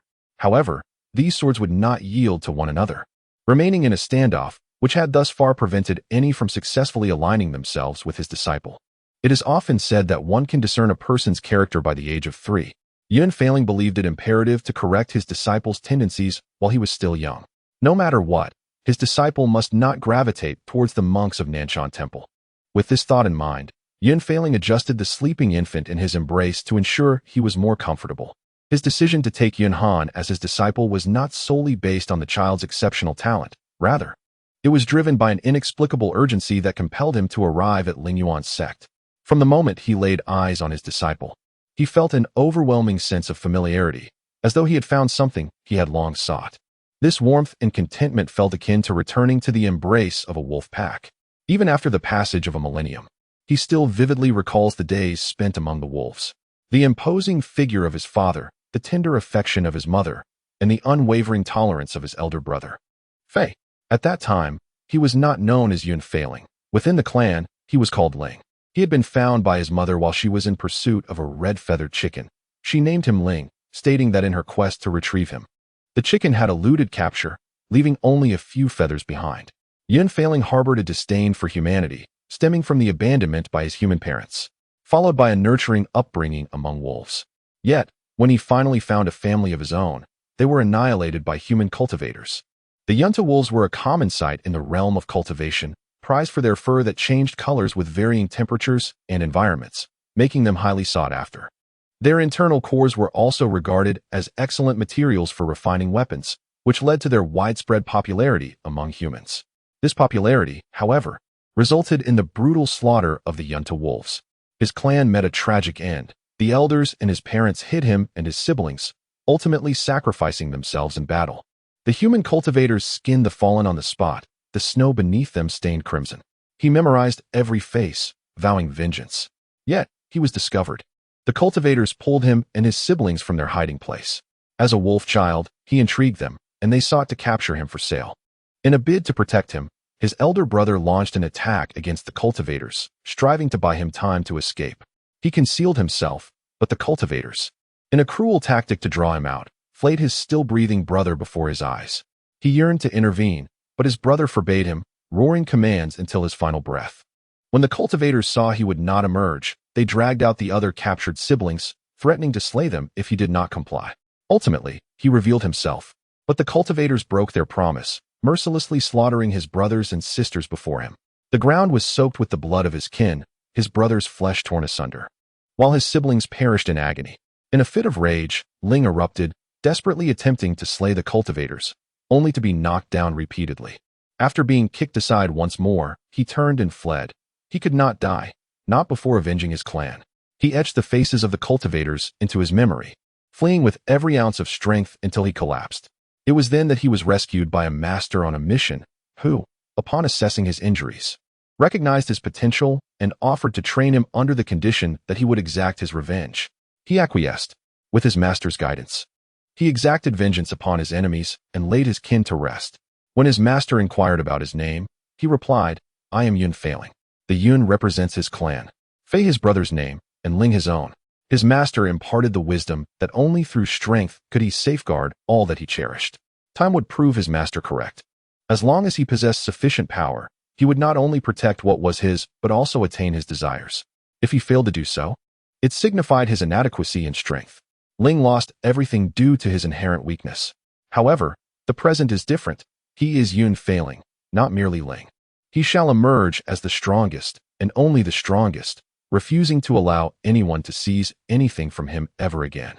Grasping the swaddled infant tighter, Yun Failing emanated an aura of formidable sword intent. Suddenly, a delicate sneeze broke the stillness, causing Yun Failing to freeze momentarily. He glanced down at the child in his arms, noting the furrowed brow that suggested discomfort in sleep. With a serious demeanor, he retrieved a large cloak from his storage bag to envelop the swaddling. Yet feeling it insufficient, he swiftly formed a warming gesture with his fingers, channeling spiritual energy to the child. He then gently patted the swaddled infant, softly rocking his arm. Only when the child's brow unfurled did Yun Failing exhale in relief and continue toward the residence of Lu Ying and Shen Jixing. Chapter 21. The Full Moon Banquet today. The Lin Yuan sect buzzed with excitement, as it marked the occasion of Shen Wei's full moon banquet. Additionally, Yun Failing had contemplated incorporating a formal apprenticeship ceremony into the day's festivities. However, he was met with staunch opposition from the members of the Lin Yuan sect. Their reasoning was straightforward. The child was too young to endure such rigors, and the preparations were too rushed. The necessary items for the ceremony could not be assembled in time, not to mention that one cannot conduct an apprenticeship ceremony within their sect. It would be far more appropriate to wait until the child is older to hold the ceremony. After all, one cannot expect an infant barely a month old to perform a kneeling salute. Their arguments were rational and compelling, and Yun Failing found merit in their reasoning, thereby relinquishing the idea of holding the apprenticeship ceremony during his disciples' full moon banquet. Meanwhile, Shen Wei found himself surrounded by a throng of skeletons, all offering him accolades. His mother was busy introducing him to the newly arrived skeletons. It was his full moon banquet, and nearly all members of the Shen family had gathered, with his parents proudly presenting him to their relatives, including his grandfather, grandmother, second uncle, and cousins. The crowd was substantial, yet to Shen Wei, they all appeared identical, merely a collection of skeletons with various body shapes, lacking any significant distinction. Fortunately, as an infant, he was not required to call out to anyone, and his naturally extraordinary aura spared him the need to smile broadly at the gathering of skeletons. Shen Wei wished to smile, but the situation rendered him unable, being surrounded by skeletons who could genuinely find joy in such a setting. The fact that he did not cry was a testament to his resilience. Curse this troublesome system. Who on earth created it? He had yet to don any equipment, yet it was impossible to remove. Once again, Shen Wei mentally berated the system and its creator. Subsequently, he exerted effort to offer his mother a toothless smile. Although she could not see his expression, the wide grin on his father's skeletal jaw indicated his good spirits, suggesting that his mother was also in high spirits. However, Shen Wei's toothless grin did not last long. As he struggled to control the drool escaping his mouth, he quickly closed it with a stoic expression. A smile may be given, but his dignity must remain intact. This was the prerogative of one born to greatness. The members of the Shen family, upon seeing Shen Wei, felt that a child of such stature ought to appear just so, with platinum short hair and golden, tranquil eyes. A radiant sun emblem of platinum graced his forehead, while a sky blue, droplet-shaped spiritual stone floated at its center. Despite his tender age, he exhibited an admirable composure among the throng. When Lu Ying and Shen Jixing held him while introducing him to others, he neither cried nor fussed, merely gazing quietly with his enchanting and adorable demeanor, evoking a tender response from those present. Shen Wei, expressionless, was passed around amidst an exuberant crowd of skeletons. Indeed, social interactions among relatives could be rather daunting, regardless of the world. Truly, he is the pride of the Shen family, exhibiting such poise at a young age. Lin Yong, you have worked hard. A middle-aged man clad in a black robe stroked his beard, casting a pleased glance at the child in Lu Ying's arms. Beside him, A stunning woman in an orange gown shot a disapproving glare at the man and remarked, "What good is mere verbal praise? It would be far better to offer something tangible." She then turned her gaze affectionately towards the child, smiling, "My little grandson is exceptional from the moment he was born. Lin Yang is indeed the greatest benefactor of our Shen family." With a flick of her wrist, she produced a phoenix-shaped bracelet made of gold and jade, which she promptly placed into Lu Ying's hands. "Everything within is a gift from your mother. You must have suffered considerable physical strain after giving birth to Shen Yunhan. The elixirs and spiritual herbs are all of great value. Consume them to restore your health." Lu Ying wished to express that her health was quite fine, but upon observing the surrounding crowd, she suppressed her words, knowing some things were best left unspoken. Gracefully accepting the bracelet from her mother-in-law, she expressed her gratitude with a smile. The middle-aged man, noticing this, immediately produced a storage bag and handed it to Lu Ying. "Your mother speaks wisely. You are indeed a benefactor of the Shen family. Mere words are insufficient. Here, daughter-in-law, take this storage bag and focus on recuperating." Lu Ying smiled once more, thanked him, and stored the bag within her jade pendant. Shen Chuanfeng then took a keen interest in his grandson and discreetly signaled to Shen Zhihang, urging him to step outside with him. Upon receiving the cue, Shen Zhihang quickly found an excuse to follow. Once in a quieter area, Shen Chuanfeng turned to Shen Zhihang and inquired, "When do you plan to bring my grandson home?" Shen Zhihang hesitated at this question, then sighed helplessly, "Father, it is not that I do not wish to bring Yunhan home, but given the current circumstances, it is unsafe for him to remain in the Shen family." Fearing he would not convince his father, he elaborated, "You are aware that even before Yunhan's birth, there was quite the commotion. Cultivators from Tianjin City congregated at the Shen residence, forcing our ancestor to emerge from seclusion to quell the disturbance. Now that Yunhan has been born, his extraordinary nature is evident. If he grows properly, he could undoubtedly elevate our family to greater heights. However, with the Shen family's current strength, we cannot ensure Yunhan's safety, as not everyone wishes to witness our family's ascent." Shen Zhihang stated with a serious demeanor.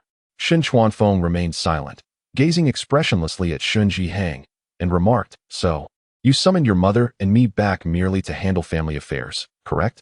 Shen Zhishing did not deny it, but merely smiled, saying, "Father, isn't there still my second brother? He has made considerable progress in recent years, and with him by your side, managing family affairs should be quite effortless." He then sighed and continued, "Moreover, I have no choice. Yunhan can only grow safely here. Fenglan's sword master is formidable, and with him present, Yunhan's safety can be assured, deterring those troublemakers." Upon hearing Shen Zhishing's words, Shen Chuanfeng found himself somewhat perplexed about his son's intentions. He immediately remarked, "When you sent Lin Yang to the Lin Yuan sect, you certainly did not intend to bring Yunhan back, did you? If that is the case, then why did you previously obstruct Fenglan's sword master from taking Yunhan away? If we are to compare, Lingxiao sect is undoubtedly much safer than Lin Yuan's sect." This was indeed the truth. After all, the majority of Lin Yuan's sect consisted of spell cultivators, whereas Lingxiao sect was entirely composed of sword and blade practitioners. The harmonious coexistence of the two sects was solely due to one being financially troubled and the other exceedingly affluent. Disciples of Lin Yuan's sect typically chose a secondary specialization after their primary focus, either alchemy or artifact forging, both lucrative professions. For any significant matters, one could simply hire a sword or blade practitioner from the neighboring sect. As long as the payment was generous enough, both the sect leader and elders could be persuaded. Although Lin Yuan's sect was wealthy, it had not escaped the covetous eyes of others, yet Lingxiao's sect was genuinely capable of combat and highly valued integrity. Not even double the remuneration could sway them. It was as if a major sect had become a specially appointed enforcer for Lin Yuan's sect, a situation that felt like a loss of dignity for the sect. The reality was not as it seemed. Lingxiao's sect was far from foolish. The long-term benefits of sustainable relationships outweighed short-term gains. Lin Yuan's sect was indeed wealthy, but the funds would eventually flow back to them. Most of Lingxiao's sect's missions involved undertaking tasks for Lin Yuan's sect, given that both alchemy and artifact forging required materials. Without Lin Yuan's sect, who would sustain the disciples of Lingxiao's sect? Any thoughts of attacking Lin Yuan's sect would be met with immediate disapproval from Lingxiao's sect. "I thought you would understand the heartfelt intentions of a parent," Shen Zhishing said with a smile. Observing the smile on his son's face, Shen Chuanfeng quickly realized the truth and scolded, "You little fox, you are becoming increasingly cunning. No wonder your grandfather held such high hopes for you in his lifetime. He was indeed not mistaken. Shen Yunhan smiled but remained silent. His initial intention was to head to Lin Yuan's sect. Otherwise, why would he not have taken Lin Yang to Jin Yang's sect? After all, that was his own sect, and in terms of strength, Jin Yang's sect was far superior to the spell-focused Lin Yuan's sect. Yet, when it came to safety, Lin Yuan's sect was indeed the safest choice. This was not without reason. Ling Xiao's sect was situated right next to Lin Yuan's sect, and everyone in the eastern region knew that the relationship between Ling Xiao and Lin Yuan's sects was exceptionally amicable, with several sword masters stationed there, making it unwise for anyone to provoke them. He had arranged for Lin Yang to stay here precisely to ensure that Lin Yuan's sect would protect his child. He just hadn't anticipated that the commotion surrounding his son's birth would directly summon the nearby Fenglan swordmaster. The sword sovereign of wind and waves wished to take his son away, and he silently acquiesced, believing that with the protection of a formidable figure, his son would surely thrive in safety. However, Lin Yang expressed her discontent. After initially opposing the idea, she reconsidered and ultimately agreed to the sword sovereign's intention to accept Yunhan as a disciple, but firmly forbade him from taking Yunhan away at that moment. Shen Yunhan understood her reasoning. Comparing the environments of Ling Xiao's sect and Lin Yuan's sect clarified the situation. His son was still young, and it would be better for him to endure hardships only after he had matured. Yet, it seemed Lin Yang had sensed his thoughts, as she had been neglecting him for some time, undoubtedly upset. Chapter 22. The gift. The celebration for Shen Wei's first month was splendidly arranged, with all expected guests in attendance, and even some unexpected ones.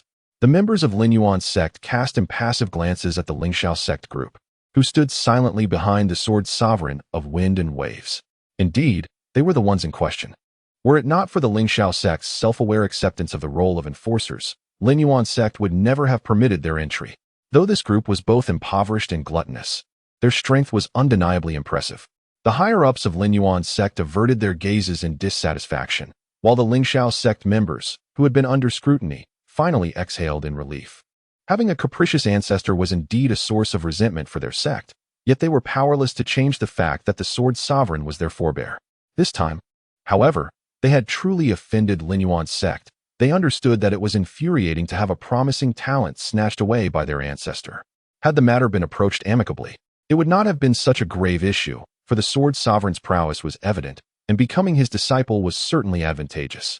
Nonetheless, those within the sect knew their ancestors' tendency to speak in a manner that could easily offend, and thus, they comprehended Lin Yuan's sect's cold treatment. Initially, the Ling Xiao sect members had presumed that given their ancestors' temperament, their role as enforcers might have prevented them from even entering Lin Yuan's sect. However, it was proven that Lin Yuan's sect was indeed magnanimous. After enduring the presence of their ancestor, they still arranged seating for them at the banquet, albeit at the edges. It was evident that the bond between Ling Xiao's sect and Lin Yuan's sect remained steadfast. Meanwhile, members of Lin Yuan's sect grumbled in discontent, wishing fervently to expel the Ling Xiao sect members, yet recognizing that today was significant. The relationship between the two sects appeared remarkably amicable to outsiders, and thus, few dared to disrupt their peace. For the sake of their sect's development and to showcase their own dignity, the enticing notion of expelling the Ling Xiao sect members had to be set aside for the time being. When Shen Wei was presented to the crowd, all eyes were upon him. Every attendee scrutinized his extraordinary appearance, instantly recognizing him as a child of great promise. However, the attention weighed heavily upon Shen Wei. To him, the gathering resembled a gathering of specters, a swarm of skeletal figures fixated on him. He remained silent, questioning whether his true destiny was to become a paragon of excellence or merely a harbinger of doom. Shen Wei's thoughts suddenly scattered, and as his focus wavered, the eye of truth flickered, transforming all present from a gathering of skeletons into instructors of the body. Shen Wei. Startled, Shen Wei felt an eruption of his powers. And cradling his child, Shen Yunhan suddenly found his hands thrust apart by an unforeseen force, causing his son to tumble from his embrace. Alarmed, he swiftly reached out, only to discover that he was unable to touch his child as swaddling. Shen Yunhan? The sudden instability in Shen Yunhan's hold startled everyone around him. A chill ran down his spine as he looked up to find his father, mother, and the likes of Lin Yang and Fenglan Jianzun all regarding him with stern expressions.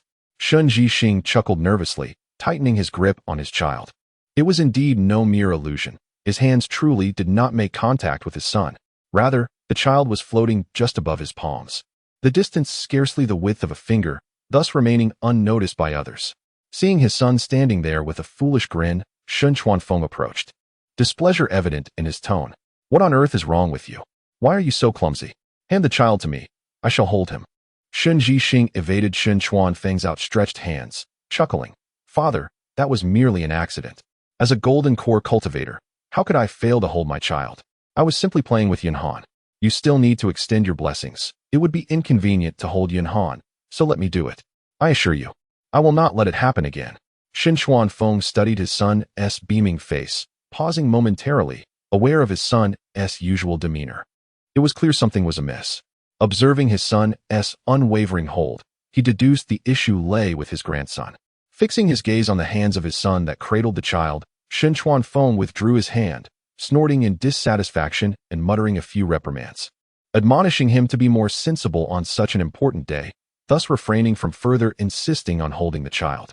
Shen Wei, too, realized his current predicament. As the master of his abilities, how could he be oblivious to the eruption of his powers? Yet, he had not anticipated that this seemingly trivial ability could not only allow him to float above the ground, but also above his father's hands. Reflecting on this, he wondered if it meant he could also float upon water. However, he soon dismissed the notion as insignificant.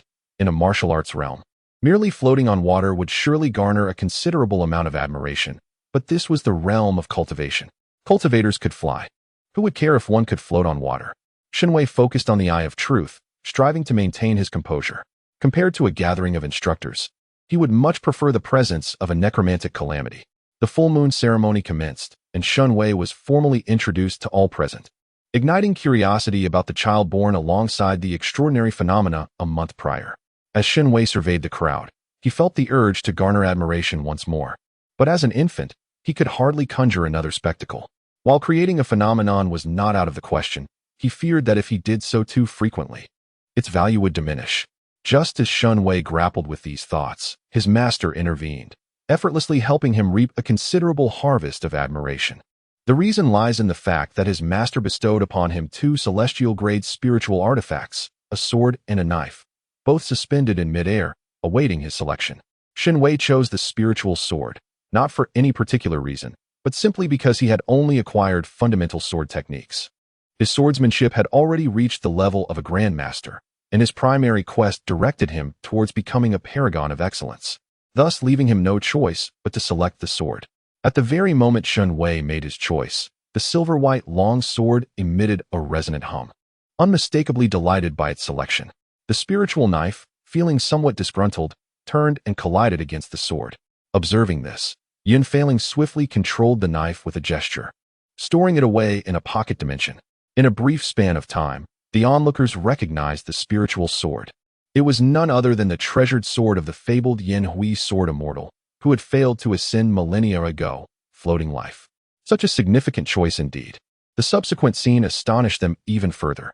After the child made his selection, floating life immediately soared up to acknowledge its master, the entire process taking less than 5 breaths. The swiftness of the event left all present in awe of the sword's eagerness. As they beheld the sword shrink to fit into the hands of the infant, there was an undeniable sense of irony. After all, it was a celestial-grade sword, once wielded by the ascendant Yin Hui sword immortal. Although the master did not succeed in his ascent, there was no need for such a display of worthlessness. Shen Wei felt a surge of joy as the sword's successful recognition of its master granted him a significant boost in admiration points, prompting him to beam a toothless smile at his ethereal, skeletal master. Yunfailing, noticing the child's exuberance, softened his demeanor and produced a sword talisman, fastening it around Shen Wei's neck. This talisman, a product of over 20 days of meticulous effort, was his first creation of such kind, which accounted for the extended duration of its crafting. It contained a powerful strike of his utmost effort, designed to automatically activate should Yunhan face any threat, ensuring the obliteration of any danger to him. Even if it failed, he could easily craft more for Yunhan to utilize. Shen Wei examined the sword talisman gifted by his master, initially perceiving no difference, prompting him to scan it with his system. Yunfailing's sword talisman, for use by Shen Yunhan only mid-stage fusion, ultimate strike capable of severing early-stage great ascendants. Activation method. Should disciple Shen Yunhan feel threatened, it will trigger passively. Shen Wei's hand, which had been toying with the talisman, came to an abrupt halt. An ultimate strike capable of severing early-stage Great Ascendants. Triggered by a sense of threat, had his master equipped him with a missile, a passive device with no password? What audacity! He promptly placed the talisman in its rightful position, reminding himself to maintain composure in the face of adversity. With gifts and blessings flowing from the gathered crowd, Shen Wei's full moon banquet concluded splendidly. In the days that followed, he gradually acclimated to the daily interactions amidst the skeletons, even developing an interest in discerning the differences among them. For individuals of higher cultivation, their bones become increasingly pristine and delicate, with the unique characteristics of their spiritual roots casting a faint luminescence upon the outer layers of their bones. For instance, his master's bones radiate a snowy white hue, adorned with a subtle blue glow. His mother's are a blend of emerald green and cerulean, while his father's exhibit a fusion of earthy yellow and crimson, among other variations. Since his birth, Shen Wei has come to realize that his current existence is exceedingly splendid. The academic realm has automatically sealed itself due to his birth. An entry now requires the expenditure of admiration points. Shen Wei scoffs at the notion of entering. After all, he has spent over a millennium within its confines, tirelessly studying day and night. Who could possibly fathom such torment? Ultimately, one's greatest aspiration is to become a languid existence. The ease of a life where attire is provided at a whim and meals are served effortlessly is the life he ought to embrace. The aspirations of a prodigy can be postponed until he matures further. He is still quite young and in no rush. Moreover, Shen Wei gazes with satisfaction at the steadily rising admiration points displayed on his system panel. Name: Shen Wei.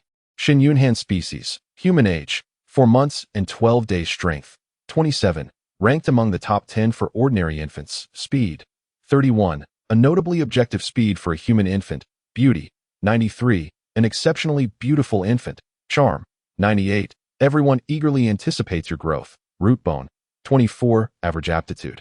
Currently developing skills: skin as smooth as cream, eye of truth, photographic memory, perfect recall, absolute flight, 1 centimeter, bloodline suppression equipment, tears of the sea god, sun's sacred mark weapon, floating life, spiritual sword, aura, forest princess, active, acquired items, advanced healing potion X1, energy storage sphere X1, full, basic swordsmanship, master, universal magnet X1, premium hair care set X1, advanced teddy bear set X1, sword talisman X1. Total admiration points: 3, 542. 765. The sight of over 3 million admiration points brings a smile to Shen Wei's eyes. Though his root bone is somewhat lacking, he possesses a substantial reserve of admiration points. With continued effort, reaching 10 million is within reach. At that point, he can enhance his root bone, for he is still young and the evaluation of his root bone will not occur until he is 5 years old. 5 years is a considerable span. Ample time to redeem a superior root bone.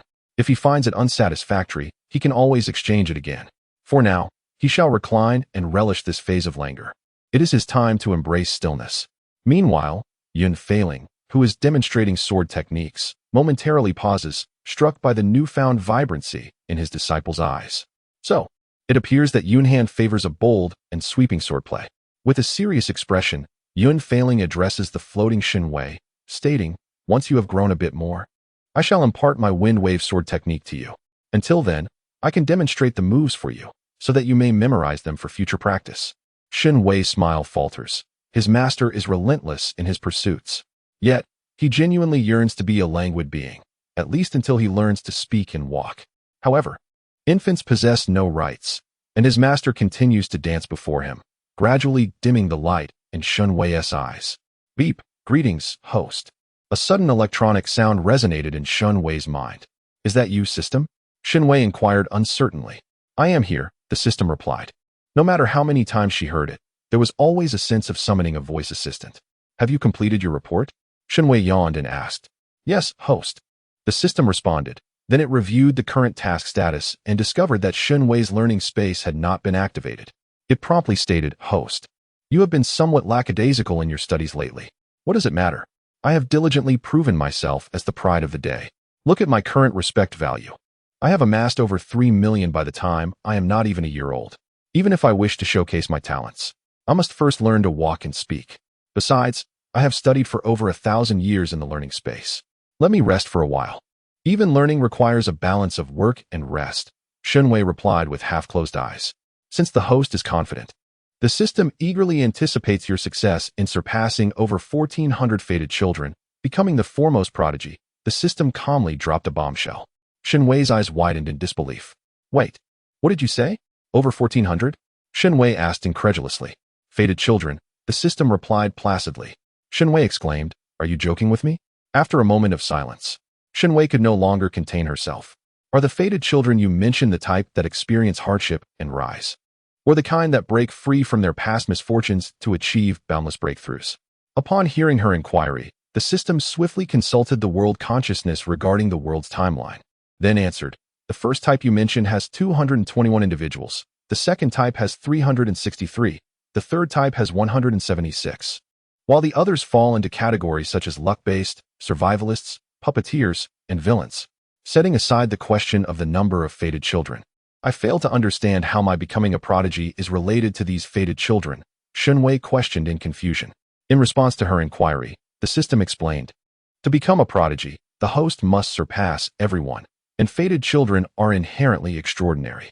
To rise above, they must eliminate all obstacles. Calculations indicate that the probability of their actions aligning with the hosts is 73%. What about the remaining 27%? Shen Wei inquired, puzzled. That pertains to the probability of a life-and-death struggle with the host, the system replied. Shen Wei was astounded. Isn't that essentially 100%? I still don't understand. Over 1,400 fated children. Is this world truly fine? I've read novels that state a world can only have one fated child. And you just mentioned there are various types of fated children. This is a cultivation world. Isn't there a risk of destruction? Shen Wei lamented. The system did not respond, as it was precisely the fear of destruction that led the world consciousness to issue a task for its assistance. The child of destiny is not merely a child of the world. Its current task is to assist the world consciousness in successfully nurturing a child of the world. Should this endeavor prove unsuccessful, the task-bearer may descend into the fray themselves. As long as they can subdue this group of children of destiny, the world consciousness will be able to extract a portion of their fortune and bestow it upon the host.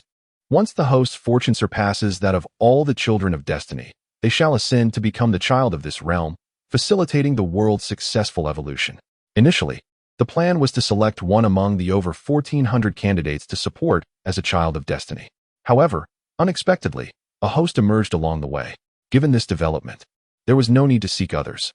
After all, the world consciousness had already elevated the host to the status of a child of the world through the merits, fortunes, and blessings granted as compensation, though they may only be a child of the world within a minor universe, not quite reaching the caliber of a child of the world in a major universe.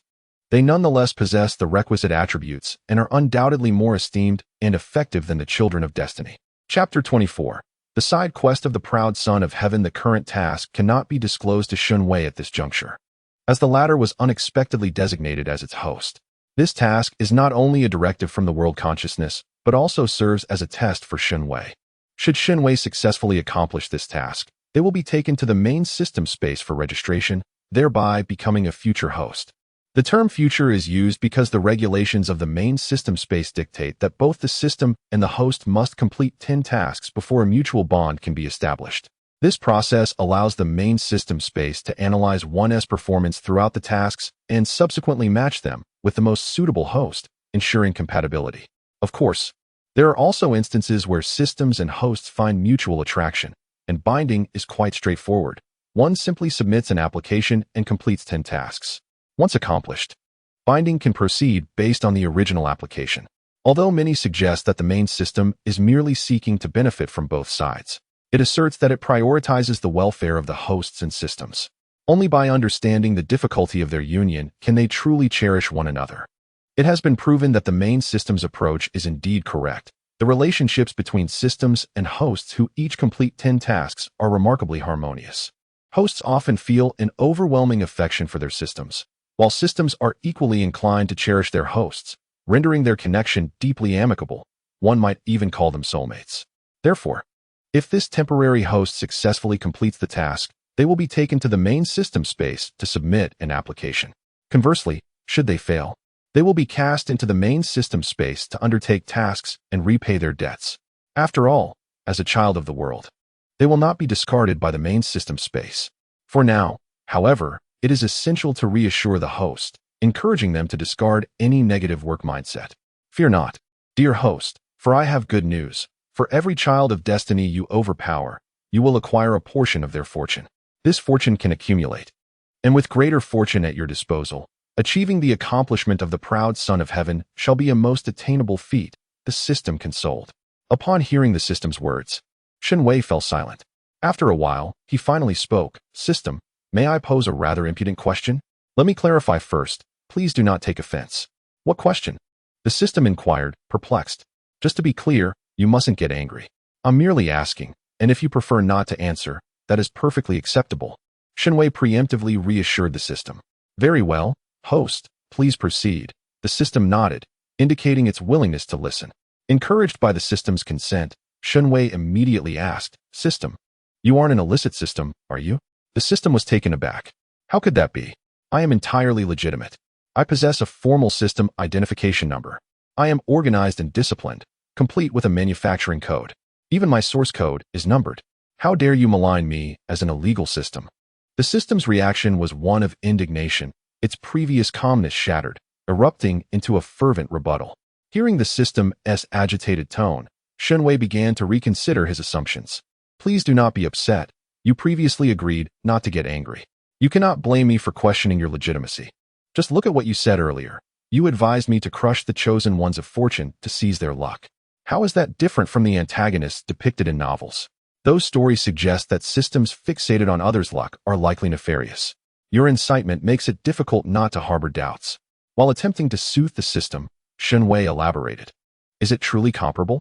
My collection of luck is sanctioned by the consciousness of this world, and I will return it afterward.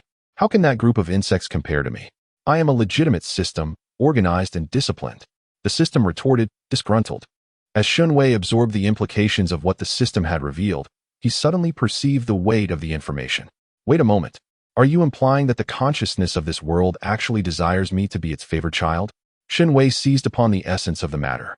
After a brief pause, the system contemplated the notion that the chosen of the world were indeed akin to the consciousness's progeny.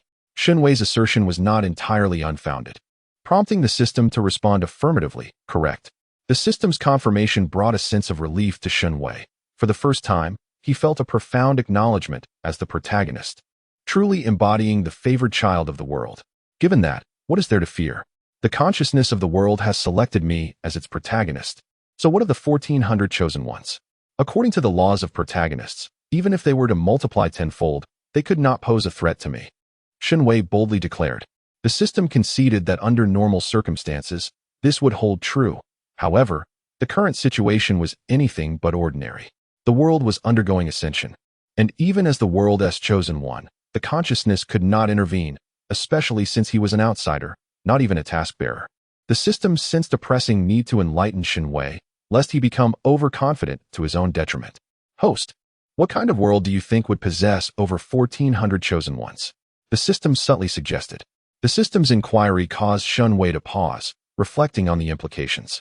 The system, noticing his silence, continued to inquire, what kind of world would compel outsiders to come and assume the role of protagonist, while simultaneously seeking to suppress their own destined child?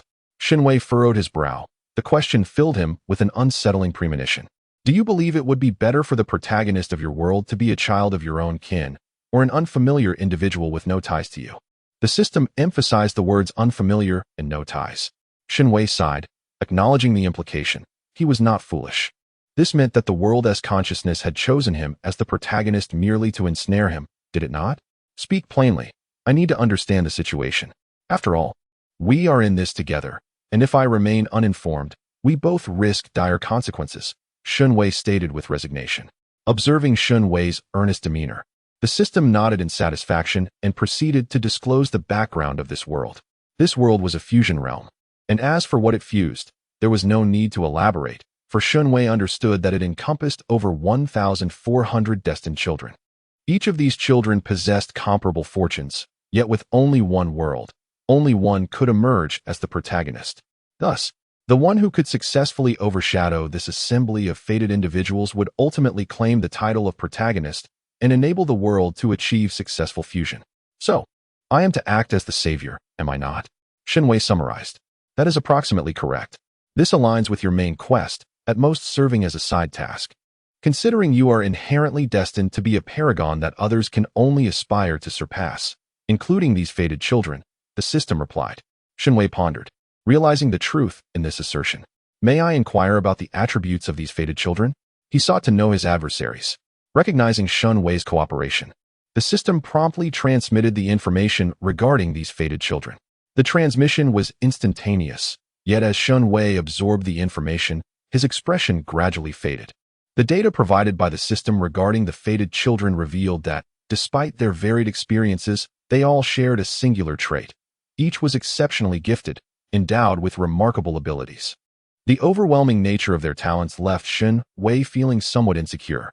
The abilities described, such as the innate Dao body, divine bones, Dao bones, and Fate Si, were so impressive that even the accompanying elders could be deemed tenfold in their capabilities.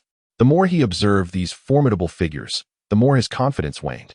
What has the world consciousness prepared for me? Shen Wei inquired hopefully. As the anointed protagonist, it seemed only fair that he be granted some means to contend with these fated children. Otherwise, how could he hope to overshadow them? The system found itself stumped by this question. If it were to declare that the world consciousness could not intervene, leaving him with no advantages, would Shen Wei be disheartened? Host, I alone am your greatest asset, the system responded evasively. Upon hearing this, Shen Wei wiped his face, realizing that there was little left to uncover. Thus, the world consciousness has not bestowed upon me any advantages. I am merely a titular protagonist, am I not? Shen Wei inquired with a blank expression. Host, our mission is to become the chosen one. Being the protagonist is merely a secondary task. Besides, do I not possess greater advantages than those favored by destiny? The system advised. Indeed, the system was quite formidable, a point Shen Wei could not contest. However, the crux of the matter lay in the fact that the system required him to diligently earn admiration points. Without them, he would amount to nothing. Conversely, those favored by destiny did not need to toil for such recognition, as they came equipped with inherent advantages. The thought of having to strive for admiration while they enjoyed such privileges left Shen Wei feeling distinctly unbalanced. Looking at it positively, those favored by destiny must endure various trials, whereas you, dear host, do not have to. You were born into privilege, with family lineage, support, and strength already at your disposal. From the moment of your birth, you are already a step above them. The system continued to console him. This perspective did indeed provide some comfort to Shen Wei, improving his mood ever so slightly. Observing Shen Wei's softened expression, the system elaborated. The host need not feel overwhelmed. Our task is to embody the chosen one. Although world consciousness intends for us to excel, the primary objective is merely to convince everyone that you surpass those favored by destiny. This assertion momentarily stunned Shen Wei. If that were the case, the task seemed far simpler. All he needed was for others to perceive him as superior to those favored by destiny, correct? He found this notion quite feasible. Indeed, it would be ideal for those favored by destiny to believe the same. If they are convinced of your superiority, you may even acquire a portion of their fortune. The system responded. Yet, did this not imply he would have to compete against those favored by destiny? Shen Wei's burgeoning confidence plummeted once again. Do not underestimate yourself, host. The system believes this is not a formidable challenge for you, as you are already undertaking similar efforts and excelling at them. The system remarked, convinced of Shen Wei's humility. Just look at the reputation he had cultivated for himself. Who would still consider him an ordinary person? Who would dare to doubt his exceptional talents? Such notions were mere whispers. In response to the system's praise, Shen Wei humbly smiled. Rest assured, I shall assist you. The system declared, swiftly opening the system panel and meticulously outlining a curriculum. Then it added, I have discerned the path you wish to pursue. I will restructure your studies to ensure that you can thoroughly outclass those favored by destiny. As the system spoke, it rapidly selected courses and subsequently presented the meticulously arranged curriculum to Shen Wei, stating, for now, these are the subjects. They encompass what you should learn before the age of 6. Afterward, I will adjust the curriculum based on the nearby favored ones. For now, please proceed with the payment. Shen Wei could no longer muster a smile. He had just escaped the hell of relentless study, only to be thrust back into its depths so soon. This time, the learning process differed vastly. It required personal investment. How could he possibly feel jovial under such circumstances? Was it truly necessary? Shen Wei attempted to resist. Host, you are indeed a university student. The system discerned Shen Wei's struggle. What of being a university student? University students also dread assignments. Moreover, he had already traversed realms. He had been reborn, and the identity of a university student belonged to a past life. Since it was a matter of a previous existence, what relevance did it hold in this lifetime? Observing Shen Wei's continued reluctance to cooperate, the system resorted to its trump card. Host, you are the savior of this world, the protagonist appointed by the world's consciousness. Are you truly willing to forsake the salvation of the world? A direct hit. No university student could resist the title of savior, nor could a primary school student. I understand now, system. I shall embrace my responsibilities, Shen Wei declared with newfound seriousness. The system nodded and presented the payment interface before Shen Wei once more. Host, please proceed with the payment. Shen Wei gazed at the staggering figures of admiration points, nearly faltering. Why is it so exorbitant? Shen Wei inquired, eyes wide. Host, the world awaits your rescue. These are merely admiration points. You have amassed 350,000 admiration points before even reaching 1 year of age.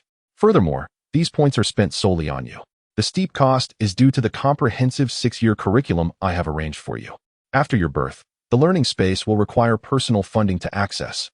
Previously, we could not afford 5 years of study in a single day, but we can manage 2 years or 1 year per day. I have also adjusted your learning schedule. Before the age of 2, you may come daily to learn, and after 2, you can study with your master during the day and reinforce your learning in the evenings. Ensuring your study time is both reasonable and ample. The system elucidated its arrangements to Shen Wei. Listening to the system's plans, Shen Wei felt a wave of despair wash over him, his future appearing bleak. Shen Wei stammered, wishing to retract his statement. Yet he was promptly interrupted by the system's cheerful voice. With these arrangements, you will undoubtedly become a competent savior. Just as he had declared his intent to become a savior, Shen Wei thought, in due time, you will undoubtedly become an unmatched prodigy. Once you achieve this status, you will have repaid half of our debt. The system continued, reminded of how his world consciousness had surrendered him to the system as a means of repaying debt. Shen Wei paused at this revelation. The system, recalling something, queried, by the way, what were you about to say? Shen Wei wiped his face and, with a calm demeanor, replied, it is nothing. I merely wish to affirm that you are correct. I shall make the payment. Shen Wei promptly fulfilled the payment. Watching his admiration points plummet from 7 digits to 5, feeling a pang of anguish in his heart. Upon witnessing the completion of the payment, the system reassured him, rest assured, I am well versed in the path you are to tread. Thus I have specifically arranged courses such as cultivation of the film Emperor and behavioral elegance, ensuring that upon completion, you will embody the grandeur befitting a prodigy. Very well. Thank you for your efforts, Shen Wei replied with a stiff smile. It is no trouble, it is my duty. Now, you may proceed to your lessons. I will monitor the external circumstances for you, and should anything arise, I shall inform you. The system responded. Shen Wei gazed at the meticulously arranged system, feeling overwhelmed and resigned to entering the learning space. The system, observing the desolate expanse of the learning environment, sifted through Shen Wei's study courses and contemplated enhancing his education with advanced strategies of manipulation and imperial tactics, for his understanding was rather superficial. Merely a facade of competence. Just moments ago, he had fallen prey to such simplistic rhetoric, prompting the system to consider adding more courses of this nature to sharpen Shen Wei's discernment. It even contemplated incorporating the novice and employee training modules from the main system. However, considering Shen Wei's disposition, the system feared that once he mastered these skills, he would become impervious to its influence. After some deliberation, it resolved to postpone these lessons until Shen Wei turned 6. Simultaneously, it intended to invest time in the novice tasks and courses from the main system, for it was not a qualified instructor in those realms and dreaded misleading the young minds. Chapter 26. Perception. Shen Wei found himself once again immersed in the arduous world of study. The system had arranged a rigorous schedule for him. Aside from meals and moments spent with his parents and observing his master wielding a sword, he labored tirelessly within the learning space. There were times when he felt so exhausted that he contemplated allowing the world to crumble around him. Yet, the system proved to be astute, projecting various passionate anime protagonists into the learning space to accompany him, transforming his solitary studies into a lively affair. This ensemble of animated heroes, each fervently proclaiming motivational phrases, spurred him on. Who could resist such encouragement? Certainly not he. The system, embodying over 20 anime characters, breathed a sigh of relief as it witnessed Shen Wei rekindle his spirit and dedication to his studies. Such a multifaceted role was cumbersome. Perhaps it would be prudent to seek useful tools from the seniors, the system used. After several days of this intense study regimen, Yunhan noticed something amiss. Observing the slumbering Shen Wei with a furrowed brow, she extended her hand to channel her spiritual energy and examine his condition, finding nothing out of the ordinary.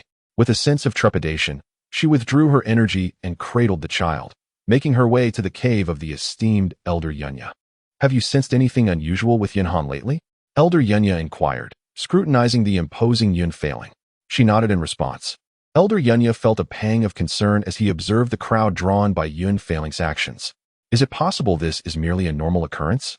Infants require ample sleep for their growth. I have examined Yunhan, and his health appears sound, with no issues detected. Upon hearing Elder Yunyan's reassurances, Lu Ying and Shun Zhixing exhaled in relief.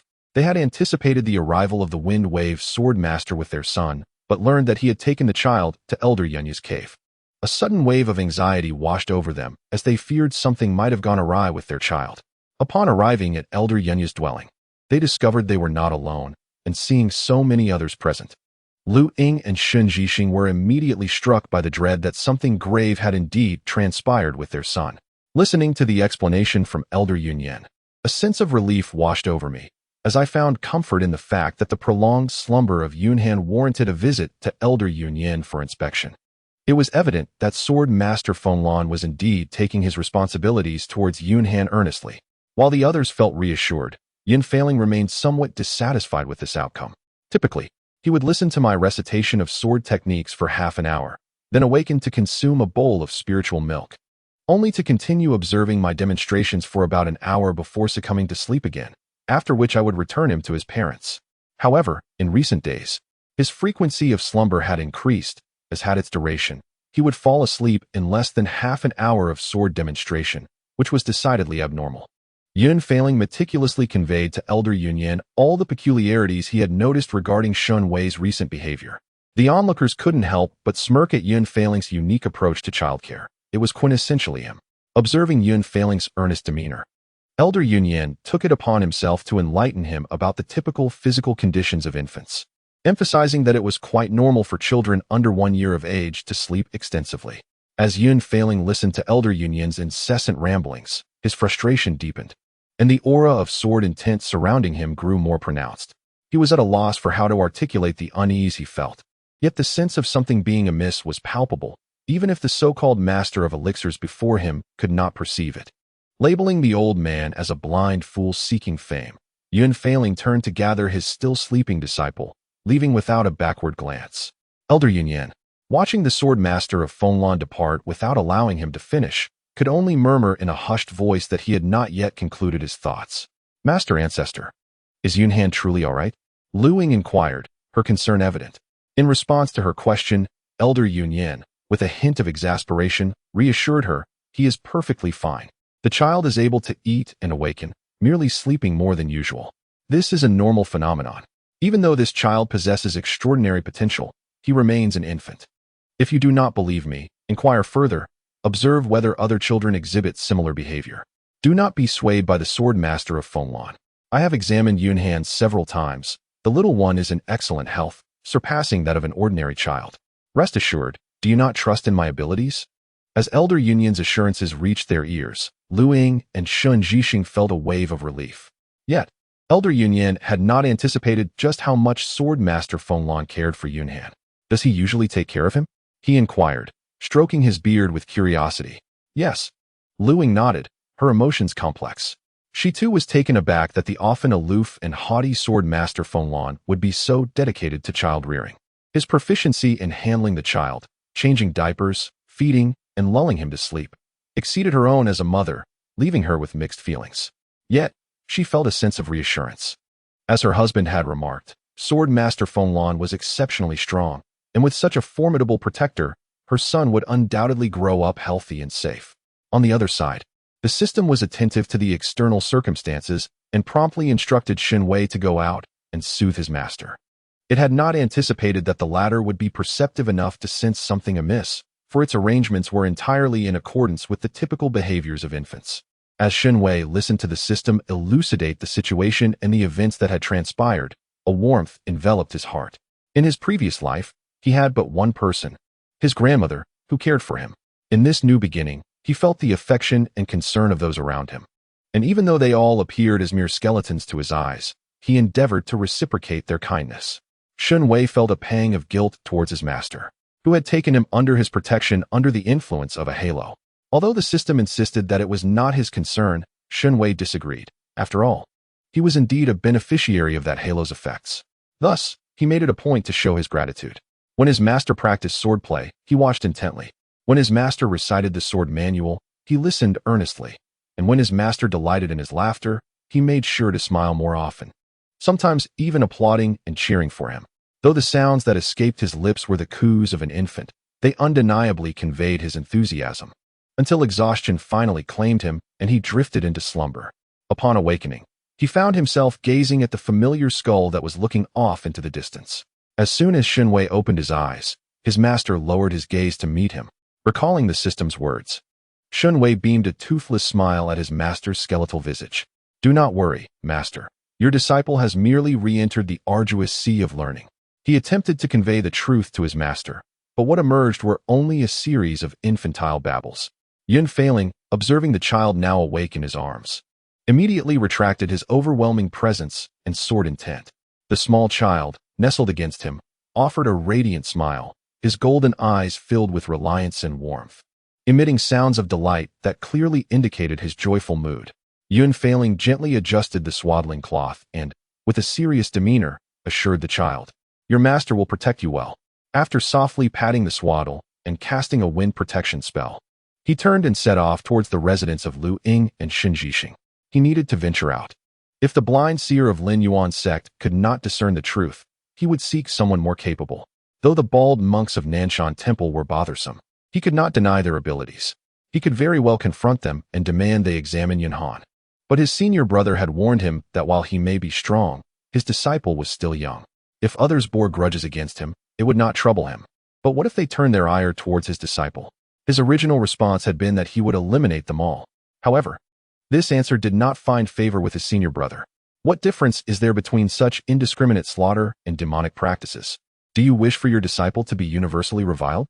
He is still so young, with a noble lineage and innate talent, predestined to stand at the pinnacle. Can you bear to have him sullied because of your actions? His senior brother's words echoed in his ears, and after a moment of silence, Yun Failing found himself questioning what course of action his brother would recommend. What followed was his brother's lengthy discourse. Though Yun Failing felt impatience, he listened intently nonetheless. It is akin to the necessity of presenting a gift when seeking the assistance of the monk from Nanshan Temple to inquire about his disciple. For such actions are deemed as favors and thus require a display of courtesy. His senior brother articulated that one ought to bring a gift when soliciting help, preferably something that the recipient cannot refuse. Therefore, he must venture out to procure an appropriate offering before he can accompany Yunhan to pay a visit. Chapter 27. Tears of longing. With Yun Failing preoccupied with matters outside, Shen Wei was sent to the embrace of his parents. Without Yun Failing's vigilant presence, Shen Wei finally sensed the warmth of the Lin Yuan sect.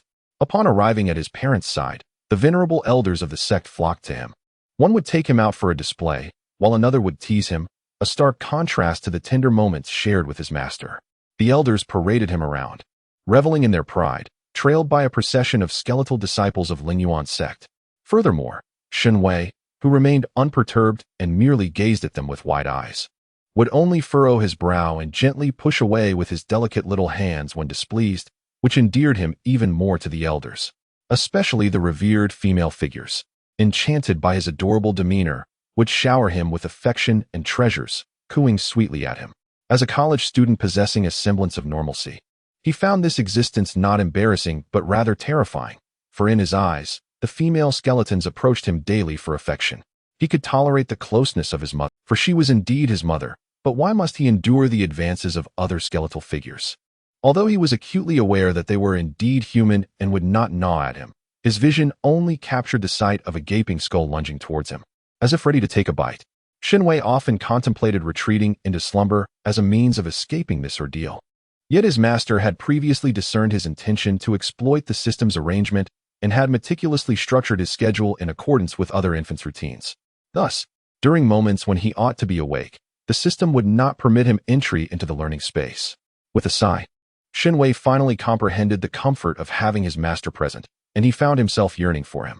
In a bid to extricate himself from this harrowing existence, Shen Wei learned the art of weeping. Indeed, his lessons in the learning space were not in vain. The act of crying was a simple endeavor. As for pride, he was merely an infant. What pride could an infant possess? What harm was there in shedding a few tears? As long as it meant liberation from this cruel and relentless routine, crying was a trivial matter. However, the moment he began to weep, pandemonium ensued among those around him. The 6-month-old child, soft and delicate, sat to the side, his finely shaped brows knitted, lips pressed tightly together, golden eyes brimming with tears that cascaded down silently, punctuated by the occasional shudder. Merely observing him was enough to tug at one's heartstrings. Witnessing Shen Wei's tears, the female practitioners recoiled, hastily concocting excuses to vacate the scene. Others could flee, but Su Linglong, now elevated to the role of an aunt, could not escape. For it was she who had brought the child for the amusement of the other female practitioners that day. Please, please, do not cry, my dear ancestor. Little ancestor, do not weep, Su Linglong implored, hastily placing all the toys at Shen Wei's side, beseeching him to cease his tears. What was amiss? A voice emerged from outside the room, heralding the arrival of Wen Linglue. Upon seeing her, Su Linglong felt as though she had found a savior. However, Wen Linglue did not express any compassion towards her. Instead, upon noticing Shen Wei, who was seated on the bed weeping, her expression darkened as she turned to Su Linglong, the 5th junior sister, and asked, "Have you bullied Yunhan?" Su Linglong immediately protested her innocence, exclaiming, "I haven't, senior sister." Yet, Wen Linglue remained unconvinced. "If you haven't, then why is Yunhan crying?" She retorted. Her little nephew was remarkably well-behaved, having never shed a tear since birth. Yet, in the care of her 5th junior sister, he was now in tears. Was that not indicative of having been wronged? Wen Linglue swiftly picked up Shen Wei, attempting to soothe him, but to no avail. Panic set in, and she hurriedly took him to see the revered Master Uni. However, even Master Uni could not discern the cause of the distress. As a result, concern enveloped everyone present. Shen Wei, sensing that he had sufficiently alarmed the gathering, promptly fell into a slumber, immersing himself in the study of the space scroll of life and death. This left the others perplexed, scratching their heads, unable to comprehend the reason for his tears. In their confusion, they could only surmise that the child was simply yearning for someone. The Peak Master Qi Zhua, clad in a flowing gown of deep purple, calmly articulated, "It is merely a child's longing." Before anyone could inquire further, Lu Ying and Shun Zhixing entered from outside. "Greetings to all esteemed masters, honored father, and respected uncles and aunts," Lu Ying announced as she entered, immediately bowing to the elders present, with Shun Zhixing following suit. After the formalities, Lu Ying took the sleeping Shen Wei from Wen Linghue's arms. Shun Zhixing turned to the venerable Master Uni, expressing his concern, "Revered master, is there something wrong with my son?" "I have examined him. Yunhan's physical condition is sound," Master Uni replied. "However, I have heard that the child has been weeping incessantly." Lu Ying gently patted the swaddled infant and remarked, "That is likely a sign of the child yearning for someone." Master Uni concurred with Peak Master Qi Zhua, ruling out physical ailments, concluding that the cause must stem from emotional factors. Recalling that both Lu Ying and her husband had previously mentioned that aside from themselves, the child had primarily been cared for by the Wind and Wave Sword Master, it indeed seemed plausible that the child was missing someone. Master Uni shared this conjecture with the couple, and after expressing their gratitude to everyone present, Lu Ying and Shun Zhixing left with mixed emotions. The couple gazed at the peacefully sleeping Shen Wei, and after a brief discussion, Shun Zhixing proceeded to the neighboring Lingxiao sect. Far away in the secret realm, wielding his sword, he cleaved through a demonic beast at the peak of the integration stage, causing the other beasts to flee in terror. Before Yun Failing could give chase, he sensed a disturbance in the communication jade slip from his senior brother. Yun Failing halted, retrieving the jade slip from his storage space. After reading the transmitted message, he stowed the slip away and abandoned the pursuit of the fleeing beasts, redirecting his steps toward his intended destination. His senior brother had conveyed that his disciple missed him so much that he was on the verge of tears, urging him to return swiftly. Upon reading this message, warmth flooded Yunfanling's heart, as if his entire being were immersed in soothing waters. At the same time, he felt that his disciple was somewhat spoiled, yet he understood, for Yunhan was still but a young child, unable to bear separation. He reassured himself that he would simply need to educate him properly in the future. Yunfanling's movements became increasingly rapid. His senior brother had advised him that children should not cry excessively, as it could harm their health. He needed to hasten his search for the items and return promptly. Otherwise, his disciple would end up crying and injuring himself. Shen Wei, however, noticed that since his outburst of tears, the warmth of those around him had significantly diminished. The previously abundant affection, with kisses and hugs, had become considerably more restrained. Of course, some would still reach out, hoping to elicit a joyful response, but the moment he pouted, their hands would retract instantly. The tactics of a child proved effective. Shen Wei inwardly rejoiced. As for dignity, bah, what dignity does an infant require? That is a concern for adults. If necessary, he could simply reclaim his dignity once he grew older. Chapter 28. The master returns. This state of affairs persisted for several days, after which Lu Ying and Shen Yunhan ceased to pass him off to others and instead chose to stay by his side, entertaining him with various toys. While this would typically bring joy to an ordinary child, to Shen Wei, it appeared as though two skeletons were brandishing an array of colorful yarns before him. How could he possibly find humor in such a grim spectacle? Nevertheless, they were his parents, and he felt compelled to humor them with an occasional smile. If he truly wished to escape the charade, he would surrender to slumber, retreating into the sanctuary of his learning space. However, this behavior only served to heighten Lu Ying and Shen Yunhan's concern. Has Qi Xiao Daozun mentioned when Fenglan Jianzun will return? Lu Ying inquired with worry, glancing at the slumbering Shen Wei. He has. It is said he will be back in a couple of days, Shen Yunhan replied, gathering the toys scattered on the bed. He then added with a smile, do not fret, my dear. It is perfectly normal for children to cry. Just look at any child. Who among them does not shed tears? We, too, cried often in our youth. What you say is not applicable, my husband. Can honor be compared to an ordinary child? Lu Ying expressed her disagreement. She then gazed at the peacefully sleeping Shen Wei and continued, while crying is normal for a child, honor is different. He possesses innate wisdom, his intellect surpassing that of ordinary children. I fear that his extraordinary insight may lead to harm. Although he has only cried once, his recent listlessness weighs heavily on my heart. Observing his wife's anxiety, Shen Yunhan approached her, enveloping her in his embrace. He feigned a sense of grievance, saying, Lu Ying, you are truly Honor's devoted mother. Does this mean you have forgotten your husband? In your heart, I must surely be akin to a withered flower from days gone by. Hearing Shen Yunhan's teasing, Lu Ying shot him a reproachful glance. Husband, do not jest. Honor is still here. Please do not lead him astray. At this, Shen Yunhan genuinely felt wronged. Ever since Lu Ying had given birth to Yunhan, her attentiveness towards him had waned. With their son still asleep, how could he possibly be to blame? Lu Ying, have you turned your affections elsewhere? Is honor now your sole priority? He pressed insistently. Lu Ying, recognizing the earnestness in her husband's expression, realized he was truly seeking attention. Considering their son was still slumbering, she knew that if her husband continued to provoke, he would surely disturb the child's rest. Immediately, Lu Ying bestowed a gentle smile upon Shen Yunhan, cradling his face in her hands as she softly murmured, how could you think that, my dear husband? Honor is our son, yet in the end, it is only the two of us who will share the same grave. How could you compare yourself to Honor? Upon hearing Lu Ying's words, Shen Yunhan felt a wave of satisfaction wash over him, and he joyfully grasped his wife's hand, nuzzling his cheek against it. Lu Ying maintained her tender smile, affectionately ruffling his hair. In the days that followed, Shen Wei experienced an immense sense of comfort. Ever since he had opened a new chapter in his life, shedding the burdens of adulthood, everything had fallen into place. Shen Wei, with a pout that suggested he was on the verge of tears, gazed at the skeleton that reached out, seemingly yearning to embrace him. Before the skeleton could withdraw its hand in understanding, he heard his father, while holding him and offering comfort, point in a certain direction, saying, Honor, do not cry. Look, who is that? What a clumsy diversion, Shen Wei thought dismissively, yet he complied and turned to look. After all, no matter the circumstances, he was still his father, and cooperation was essential. As he turned, Shen Wei was suddenly met with a familiar skeleton, exuding an ethereal aura.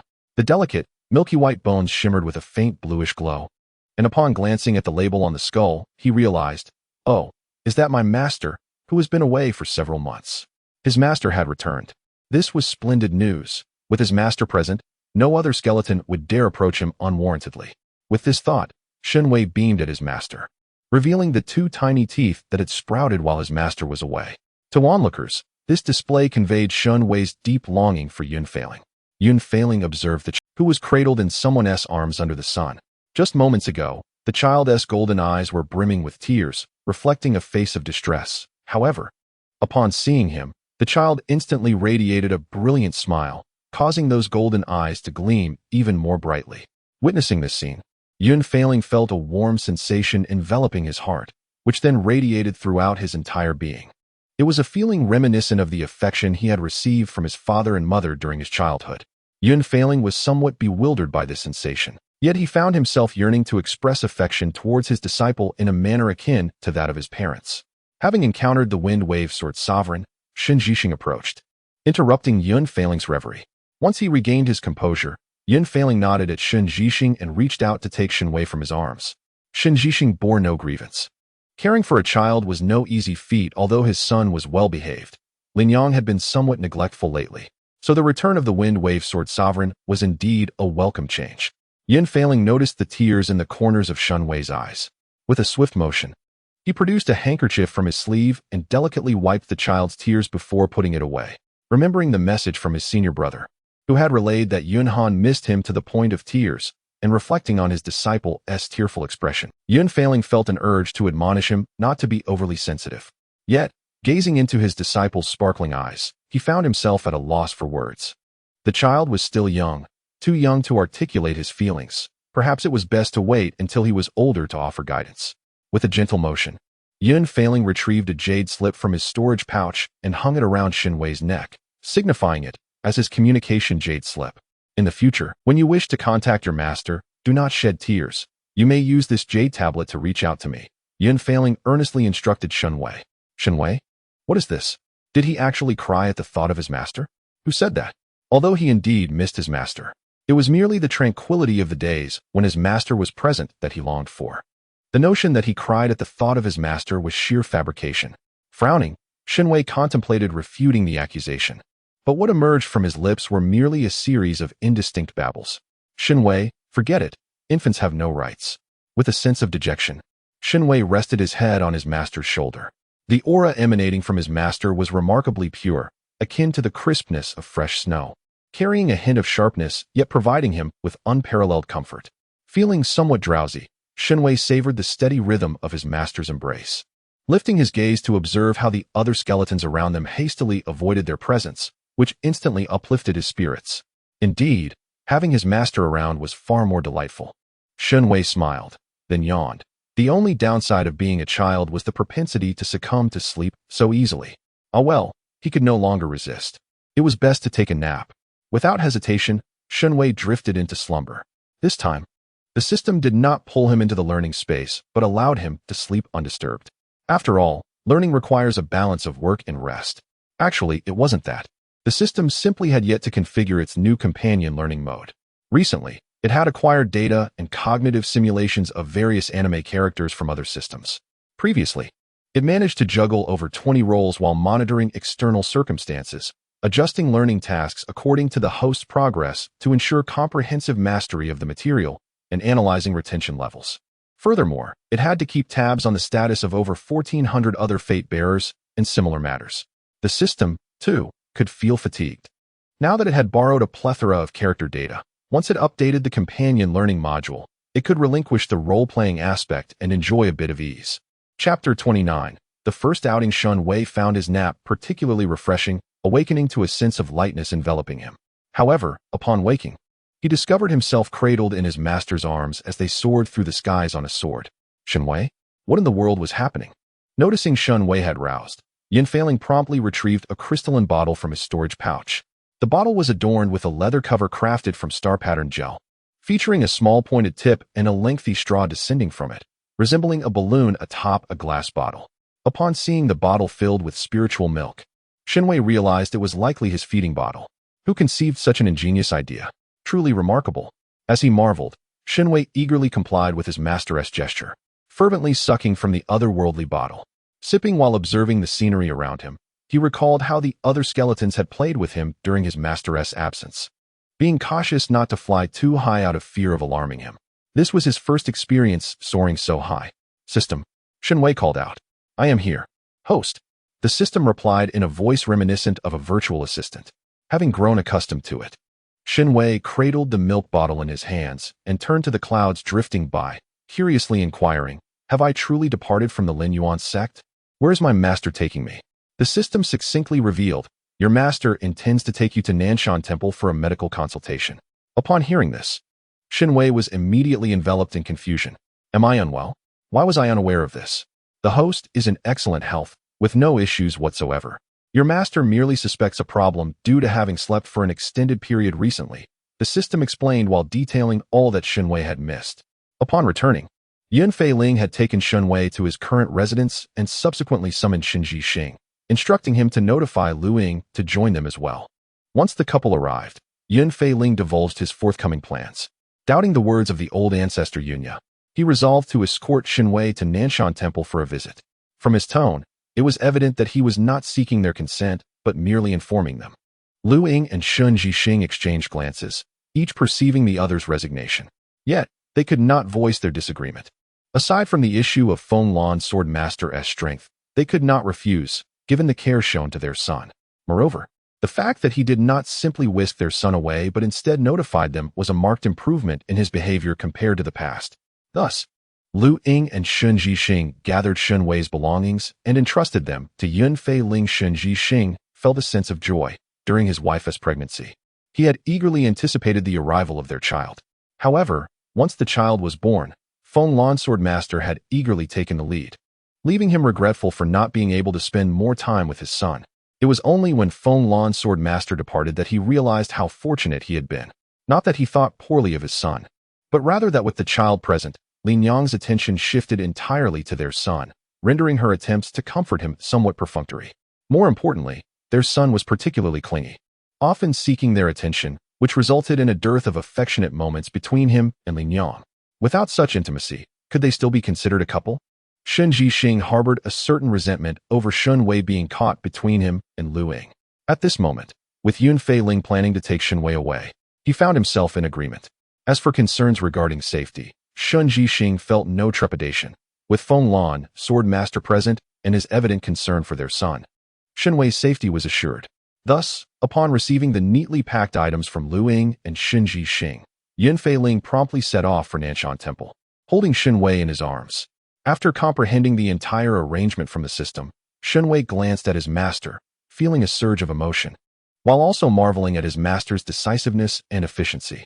Host, this time it was my oversight that allowed your master to detect my plans. I shall exercise greater caution in the future to ensure that no one else discovers anything. The system assured him. Oh, then do your best. Shen Wei, in a perfunctory manner, offered encouragement before turning his attention to the surrounding scenery. The Nanshan Temple was quite distant from the Lin Yuan sect. Initially, Shen Wei was captivated by the prospect of flying with a sword, but after a day of being carried aloft by Yun Fei Ling, his interest waned. He began to wonder when they would arrive, marveling at his master's formidable abilities, despite flying for such an extended period without a moment's respite. The sword cultivator's physique remained robust. He resolved to diligently practice his swordsmanship in the future.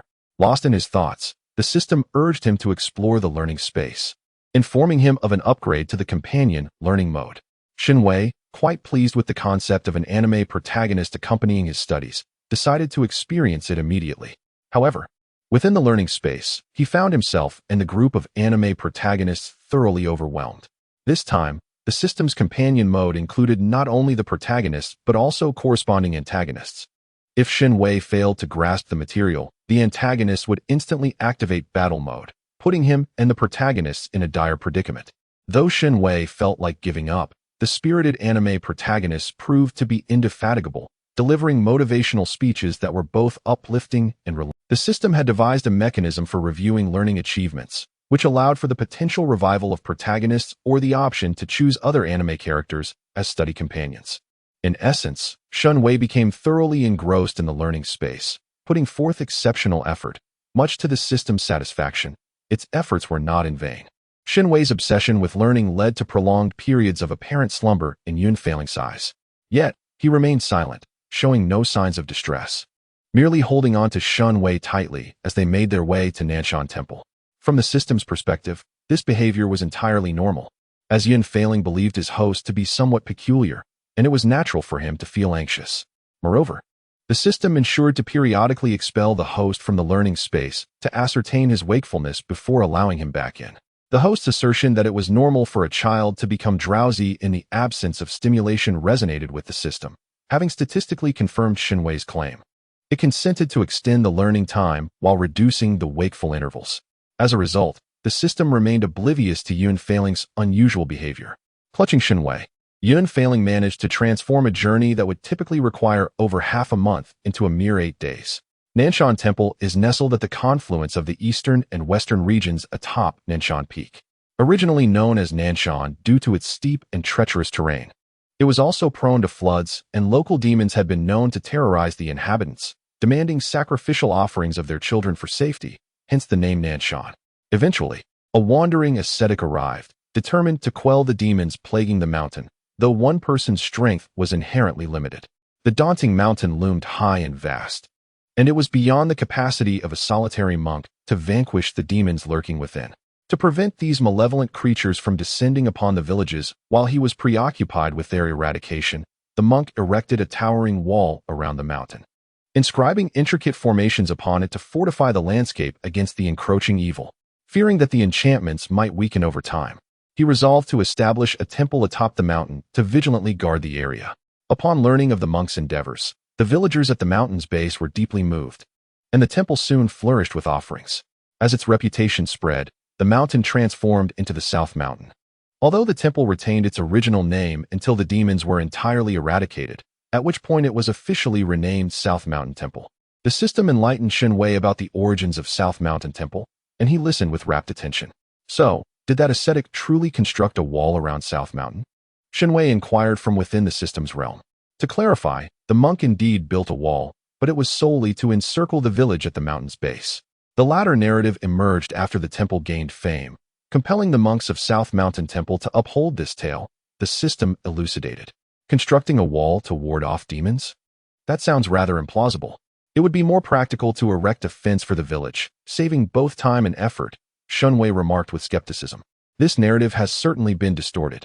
The ascetic's intention in building the wall was to stabilize the mountain and prevent landslides, but as the story circulated, it morphed into a legend of protection against demons. The system clarified. I see. It's akin to being away for an extended period, only to return to rumors of one's demise, Shen Wei acknowledged with understanding. Although the system grasped Shen Wei's intent, it noted that his literary skills required enhancement. Silently, it decided to impart a lesson in literature to him. After a while, the system remarked, "Host, today's study session has concluded. It is time to exit." Without awaiting a response, it promptly ejected Shen Wei from the learning space. Upon his return, Shen Wei felt a lingering curiosity and glanced up at the familiar skeletal figure. Noticing Shen Wei had regained consciousness, Yunfanling adjusted his embrace, shifting from horizontal to vertical, and gently patted his back as they soared toward their destination. They had now reached the eastern domain's border, where the treacherous and rugged mountains came into view from above. Yunfanling maneuvered his sword downward, and as they approached, a majestic and ancient temple emerged before them. The temple was perched on a mountainside, and as Shen Wei looked further down, he was astonished to see it resting upon the hand of a colossal Buddha. The side of the towering peak was intricately carved with a grand statue of the Buddha, whose compassionate gaze surveyed the valley below. The right hand performed a single-handed gesture while the left cradled the temple, creating a truly spectacular scene. Such a scene was beyond the reach of Shen Wei, who could only perceive a mass of intertwined threads in a myriad of colors. Yet even the mere shape formed by these threads piqued his curiosity, while Shen Wei was engaged in a mental dispute with the system, demanding to witness the true form of the scene. Yunfanling had arrived at the foot of the mountain. He initially intended to carry his disciple directly into the temple, but recalled the advice of his senior brother.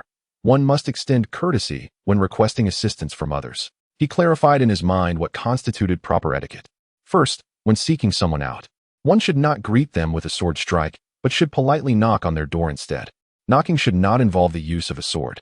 If one preferred not to knock, a call from outside would suffice. Second, When soliciting help, it was imperative to say please. For only through sufficient politeness would one receive aid.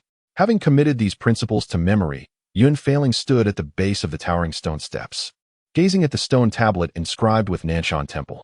As there was no door at the foot of the mountain, he had to shout.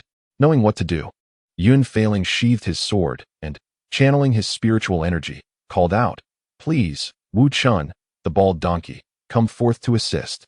In his embrace, Shen Wei looked bewilderedly at his master. The system had informed him that his master was seeking help for a medical issue. Observing his master's current actions, was he truly here to ask for assistance rather than provoke? Yunfailing's loud voice echoed through the valley, reaching the ears of the townsfolk below. Not to mention the monks residing in the Nanshan Temple. Master Wu Chun, after all, was the ancestral master of their temple, and Yunfailing's boisterous summons was naturally perceived as an affront. Instantly, a group of martial monks contemplated descending to investigate the source of such rudeness. But their movements were halted by Master Wu Chun. "There is no need to make a scene. It is an old acquaintance come to visit, likely seeking my assistance. Please, escort him to me," the elder monk, clad in a gray-blue robe, said with a smile. The monks beside Wu Chun expressed their dissatisfaction, having never witnessed such arrogance in a plea for help. Sensing their discontent, Wu Chun maintained his gentle demeanor, adding with a hint of warmth, "The visitor is none other than the esteemed Wind Wave Sword Sovereign. I never anticipated that after all these years he would learn to say please and even remember to knock at the mountain's foot. His progress is commendable." This statement rendered the surrounding monks momentarily silent. They were well aware of the Wind Wave Sword Sovereign, widely acknowledged as the mightiest in the Eastern Domain. Tales spoke of his exceptional swordsmanship, formidable strength, and a personality that exuded an air of supremacy. Those who had encountered him often marveled that he had yet to succumb to darkness, given that his temperament seemed more malevolent than that of dark practitioners. Some had even speculated on when he would inevitably fall into depravity. Yet, this wager had persisted for 5 or 6 centuries without a single report of the Wind Wave Sword Sovereign's descent into darkness. Instead, his cultivation had only continued to ascend. Thus, the way he treated Master Wu Chun hardly seemed extraordinary. Master Wu Chun instructed the monks to guide the visitor to his meditation hall before proceeding ahead to brew tea. After Master Wu Chun's tea was ready, he observed that the person accompanying the monk resembled his memory perfectly. The only discernible change was the gentleness that now enveloped him. No longer akin to a razor-sharp sword that demanded avoidance, but rather a concealed blade, sheathed and thus more relatable. This transformation was undoubtedly influenced by the extraordinary child cradled in his arms. Master Wu Chun confirmed this, then graciously pushed one of the 2 cups of tea before him towards the opposite side, speaking amiably. "It has been over a century since we last met. How do you fare, Wind Wave Sword Sovereign?" Yunfailing nodded in response to his words. This reaction momentarily startled Master Wu Chun, who then smiled broadly. Noting that the Wind Wave Sword Sovereign had changed considerably, Yunfailing furrowed his brow, eager for the bald monk across from him to examine his disciple. Yet his elder brother's voice echoed in his mind.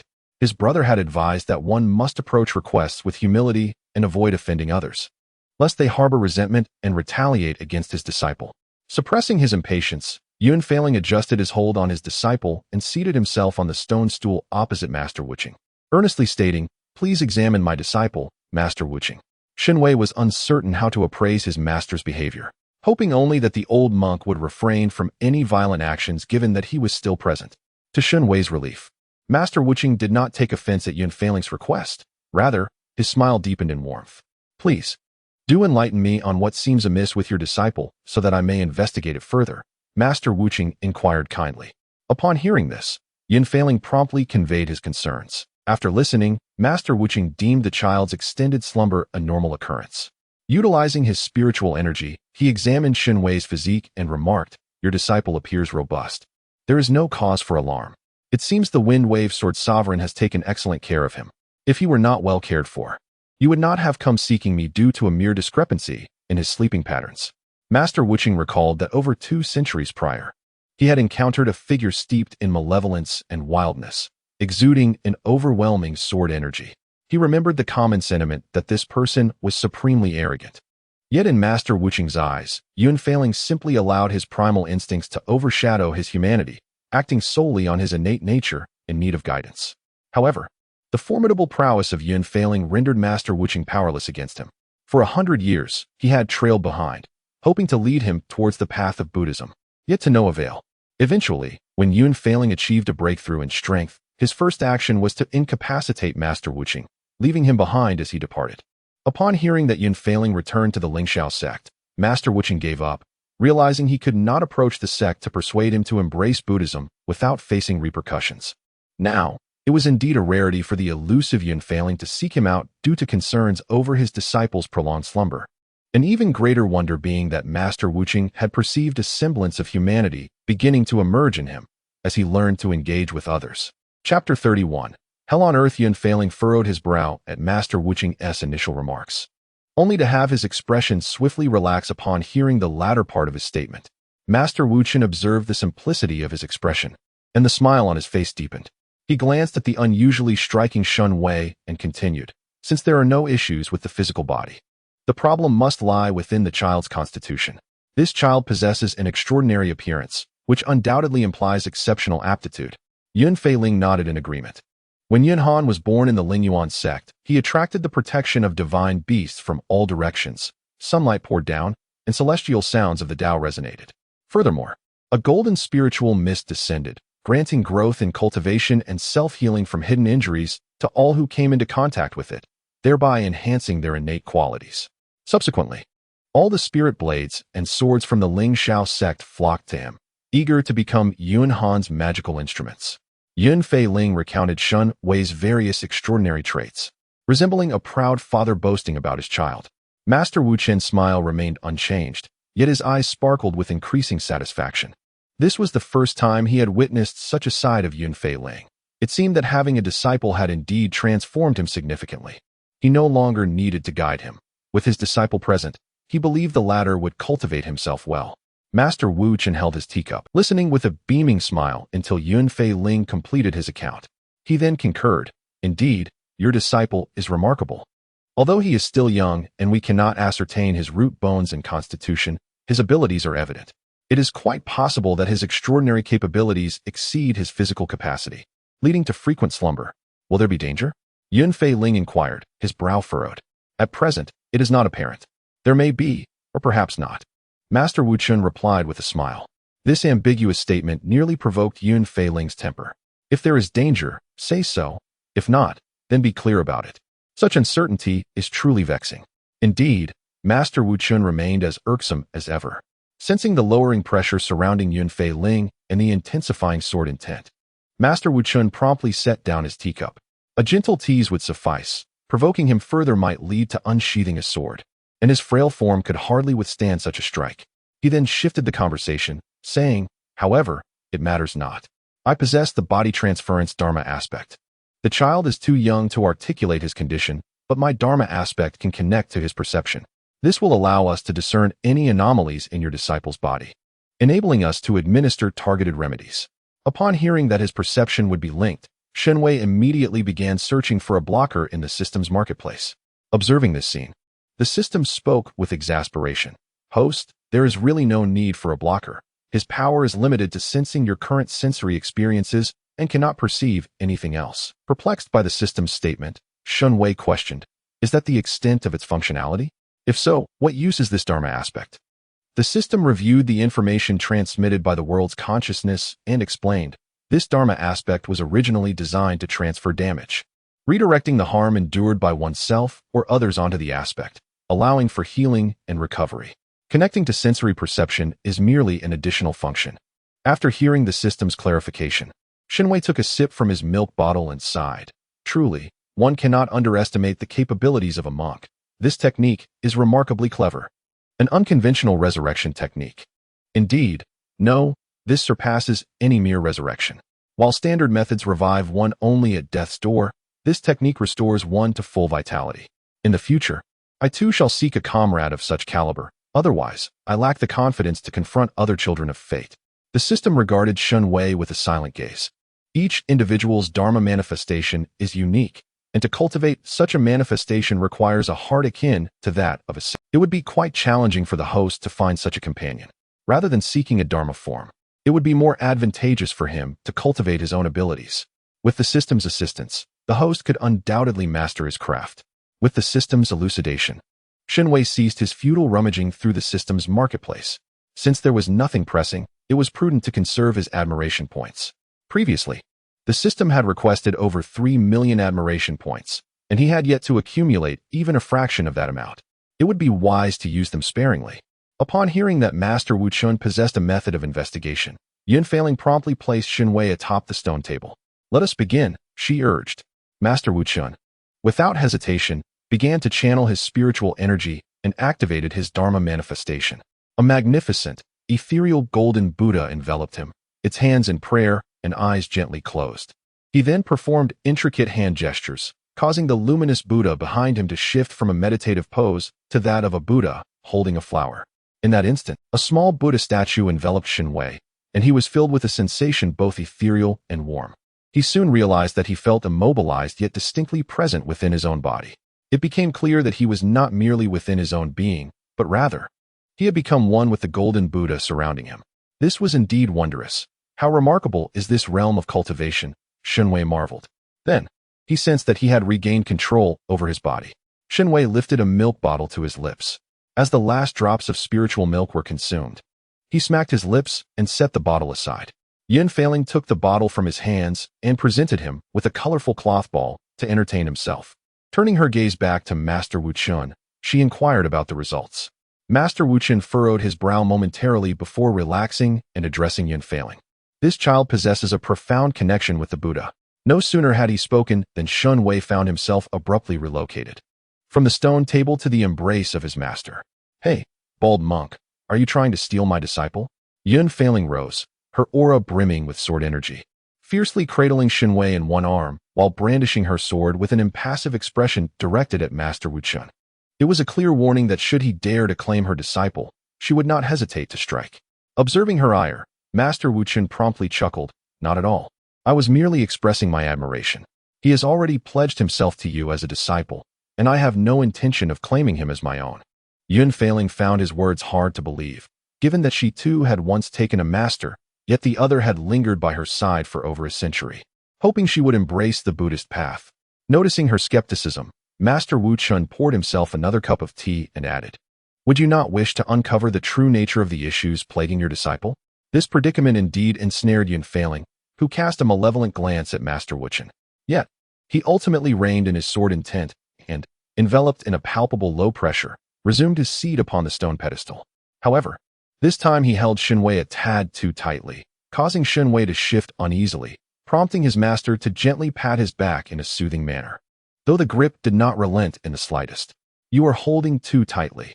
The child is rather uncomfortable," Master Wuchun remarked, observing Shen Wei's ongoing struggle. Yunfeiling glanced down at Shen Wei, noting the furrowed brow, and loosened his hold slightly.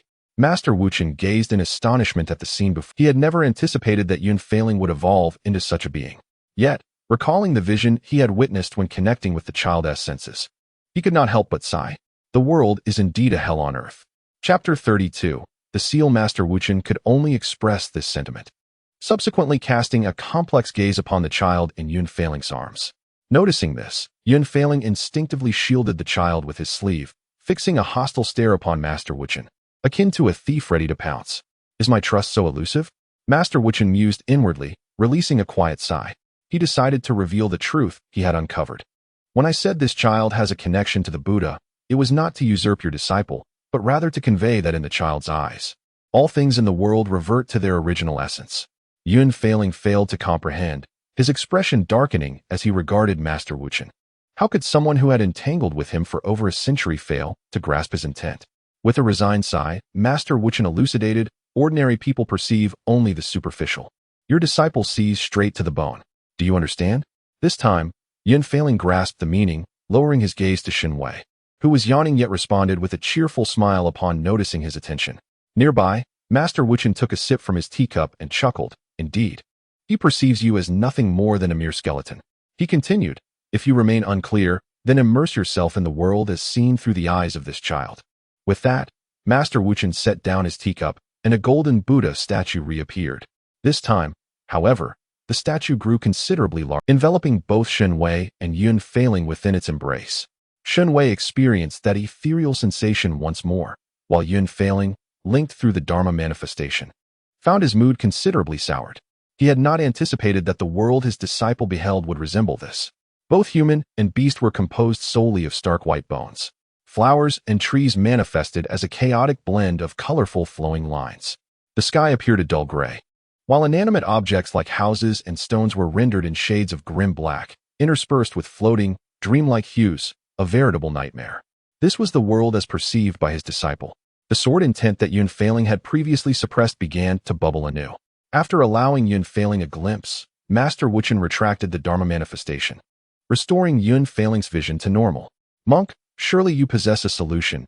Yunfailing directed his gaze towards Master Wuchen, speaking earnestly. Subsequently, it dawned upon Yunfailing that his behavior aligned with what his senior brother had advised. When one seeks a favor, one must be courteous and present a gift. With a swift motion of his hand, a colossal black stone coffin materialized on the adjacent ground. This coffin measured approximately 4 meters in length, with a width and height of about 2 meters. Its sides were intricately adorned with carvings of ferocious beasts, Xiongqi and Taodai, while the lid boasted an engraving of a spiraling black dragon, its countenance menacing and its eyes inlaid with dark red bloodstone, which seemed to resonate with the echoes of its roar at first glance. "What is this?" Master Wuchen inquired, observing the ominous aura surrounding the black stone coffin, a foreboding suspicion creeping into his mind. "A gift," Yunfailing replied. Sensing the possibility of misunderstanding, he elaborated, "Do you not enjoy the art of transformation? This is for you, in exchange for resolving the issues plaguing my disciple." "You have excavated the grave of the former demon sovereign?" Master Wuchen asked, his voice trembling at the revelation. Yunfailing nodded, perceiving no fault in his actions. His senior brother had once remarked that the most effective gifts are those that cannot be declined. Within this black stone coffin lay not only the remains of the former demon sovereign, but also the relics of the first abbot of Nanshan Temple. Given Master Wu Chen's penchant for transformation, this offering was perfectly suited to him. Once he had dispelled the demonic energy, he would obtain the relics of the first abbot, a gift he could not possibly refuse. Indeed, Master Wu Chen found himself unable to decline. During the last cataclysmic clash between humanity and the demon race, humanity suffered grievously, ultimately leading to the demise of the demon sovereign by a group of self-sacrificing warriors. However, the demon sovereign's essence remained tethered to the sacred demon pool, ensuring his survival as long as that remained. The first abbot, Master Sandu, had ventured alone into the demon realm, confronting the sovereign's essence within the sacred demon pool. He sacrificed himself, converting all his cultivation into a relic to suppress the sovereign's essence, rendering it but a corpse. Consequently, the people of Nanshan Temple were unable to retrieve their abbot, as the demon realm was perilous to navigate, especially the grave of the demon sovereign. "How did you come by it?" Master Wuchen inquired with genuine curiosity. Yunfailing, currently at the harmonization stage, found the demon realm teeming with beings of greater strength, those at the tribulation and great ascension stages.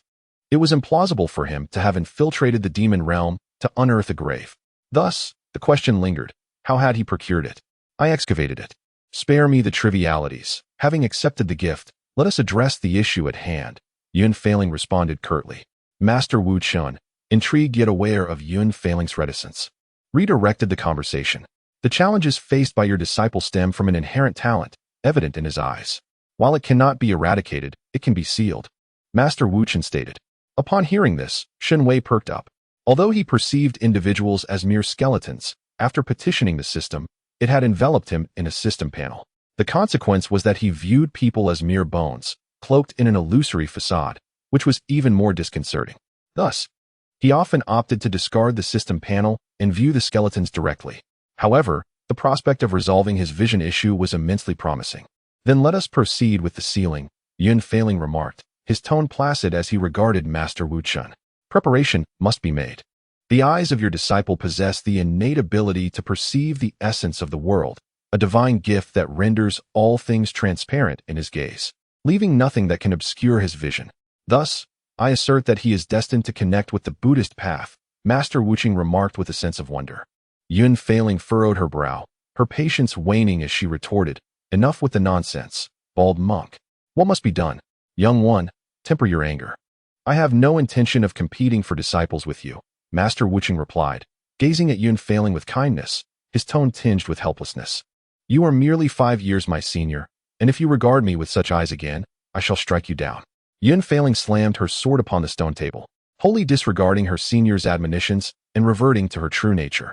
Realizing he may have overstepped, Master Wuqing quickly tempered his expression and continued to strip away his abilities. One must be prepared to relinquish sight. Therefore, I propose crafting a wearable seal for your disciple, allowing him to retain his celestial gift while still perceiving the world. Then let us proceed. Speak of your needs, Yunhan urged.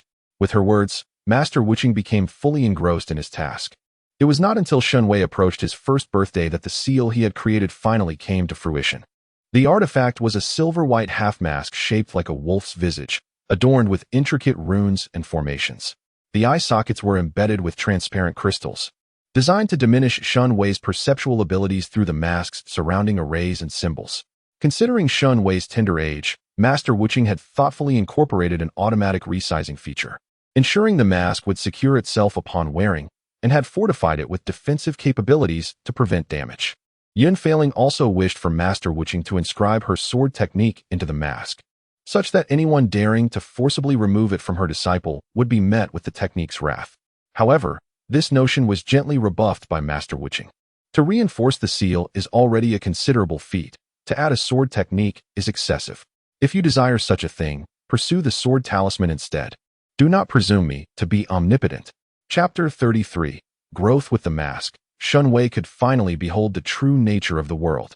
Although he had to divert his attention to temper the power of the Eye of Truth, otherwise he would be confronted with an unadorned, grotesque visage. In his current state, Shen Wei felt immense satisfaction. At last, he could perceive people. The celestial realm of cultivation was a brilliant blue, the clouds a pure white, and the trees and flowers manifested in vibrant colors, with birds soaring freely rather than mere skeletal forms. And there was his master, the handsome, graceful, and powerful figure who was no longer just an ethereal skeleton. Donning the mask, Shen Wei was filled with curiosity about his surroundings. During these days, as adjustments were constantly required for the mask, Shen Wei, still an infant and unable to speak, needed Master Wuqing to activate the Dharma form to gradually calibrate his senses. This process took 6 months, and soon, Shen Wei would celebrate his first birthday. Yunhan, having resolved Shen Wei's predicament, promptly escorted him away from Nanshan Temple. He could hardly tolerate the fact that his disciple had recently mastered the recitation of Amitabha. Were it not for the pressing need to adjust the seal crafted by Wu Cheng, he would have departed with his apprentice long ago. Now that the seal was complete, Yunhan had no desire to linger. Upon returning to Linyuan's sect, Shen Wei was warmly welcomed by its members. Yunhan had informed Lu Ying and Xin Jixing about Shen Wei's circumstances, thus the sect was aware of the extraordinary trials faced by their prodigy. Initially, the tale spoke of crafting a seal to restrict the vision associated with his eye technique, enabling him to perceive the world more clearly. However, as the story circulated, it morphed into a rumor that his eye technique could unleash thunder and lightning. Upon hearing this absurdity, Shen Wei couldn't help but feel incredulous. The rumors were utterly outrageous. Yet, many believed them, given Shen Wei's innate excellence. After all, a prodigy was bound to possess extraordinary traits, even if it merely involved eyes that could emit lightning. Consequently, Shen Wei's reputation surged, much to his bemusement. Fine, he conceded, I'll accept the rise in admiration. Time sped by, and Shen Wei transformed from an infant cradled in arms to a sprightly 5-year-old, already entering the Qi introduction stage. Within a short span, his cultivation soared to the 3rd level of Qi refinement, leaving others astonished and delighted. While high talent is indeed a blessing, his rapid advancement caused some concern among the adults. Yunhan was still quite young, and they had initially assumed that he would require several decades before establishing a foundation. Yet, witnessing Yunhan's swift progress since successfully introducing Qi into his body, akin to drinking water, they grew increasingly anxious. After some deliberation, the adults unanimously decided to halt Shen Wei's cultivation, opting to wait until his physique stabilized before allowing him to practice. Until then, not only would they prevent him from cultivating, but they would also impose restrictions on him. When Shen Wei turned 5, he was sent for a bone root assessment, during which an extraordinary phenomenon occurred. He was revealed to possess the rare all-attribute spiritual root, all of which were top-tier spiritual roots, along with a sword bone and an innate celestial body, although the exact number of celestial bones remained undetected. This was not due to a lack of capability in the assessment, but rather because it was obscured from view. Furthermore, he was identified as a congenital celestial spirit body. embodying the essence of spiritual resonance. As for the true state of affairs, only Shen Wei himself was privy to that knowledge. Name: Shen Wei, Shen Yunhan, species, human age, 5 years, 3 months, 17 days strength, 84. Do you know of the largest cauldron in the cultivation realm? You could lift one of its legs. Speed: 73. Your speed surpasses that of your peers. Appearance: 95. Congratulations. Even beings of other species can appreciate your cuteness. Charm: 121. Under certain conditions, you can enchant others. Yes, don't doubt it. It's all due to your adorable face. Root quality: 80. Superior root quality. Perhaps you should ponder why I'm not rated even higher. Skills: as smooth as fine jade, the eye of true insight, an indelible memory, and an unparalleled flight of 1 centimeter. Bloodline suppression: untainted by the mundane world, culinary mastery, a true man in 3 minutes. Equipped with the tear of the sea god, the sun's sacred mark, the wings of the flying bird, and the ever-changing form, animal version. Physique of sword bone, the pseudo-immortal spirit body, and 2 pieces of immortal bone. Weapons: floating life, spirit sword, and soul-binding chains. Auras: forest princess, activated, and messenger of the wind, activated. Items obtained: advanced healing potion, 2. Holy light of angels, 1. Horn of the demon king, 1. Energy storage sphere, 1. Full spirit spring space, 1. Basic sword technique, master. Devil's contract, 1. Universal magnet, 1. Premium hair care set, 1. Advanced teddy bear set, 1. Wigs, 4. Fishing gear, 6. Cursed doll, 1. Healing talismans, 3. Advanced baby formula, 8. Toothbrushes, 16. Frog transformation talisman. Total admiration value: 2. 642, 765. Opening the system panel, Shen Wei routinely checked his admiration value, pleased to find it had increased once more. Over the years, he had participated in several lotteries.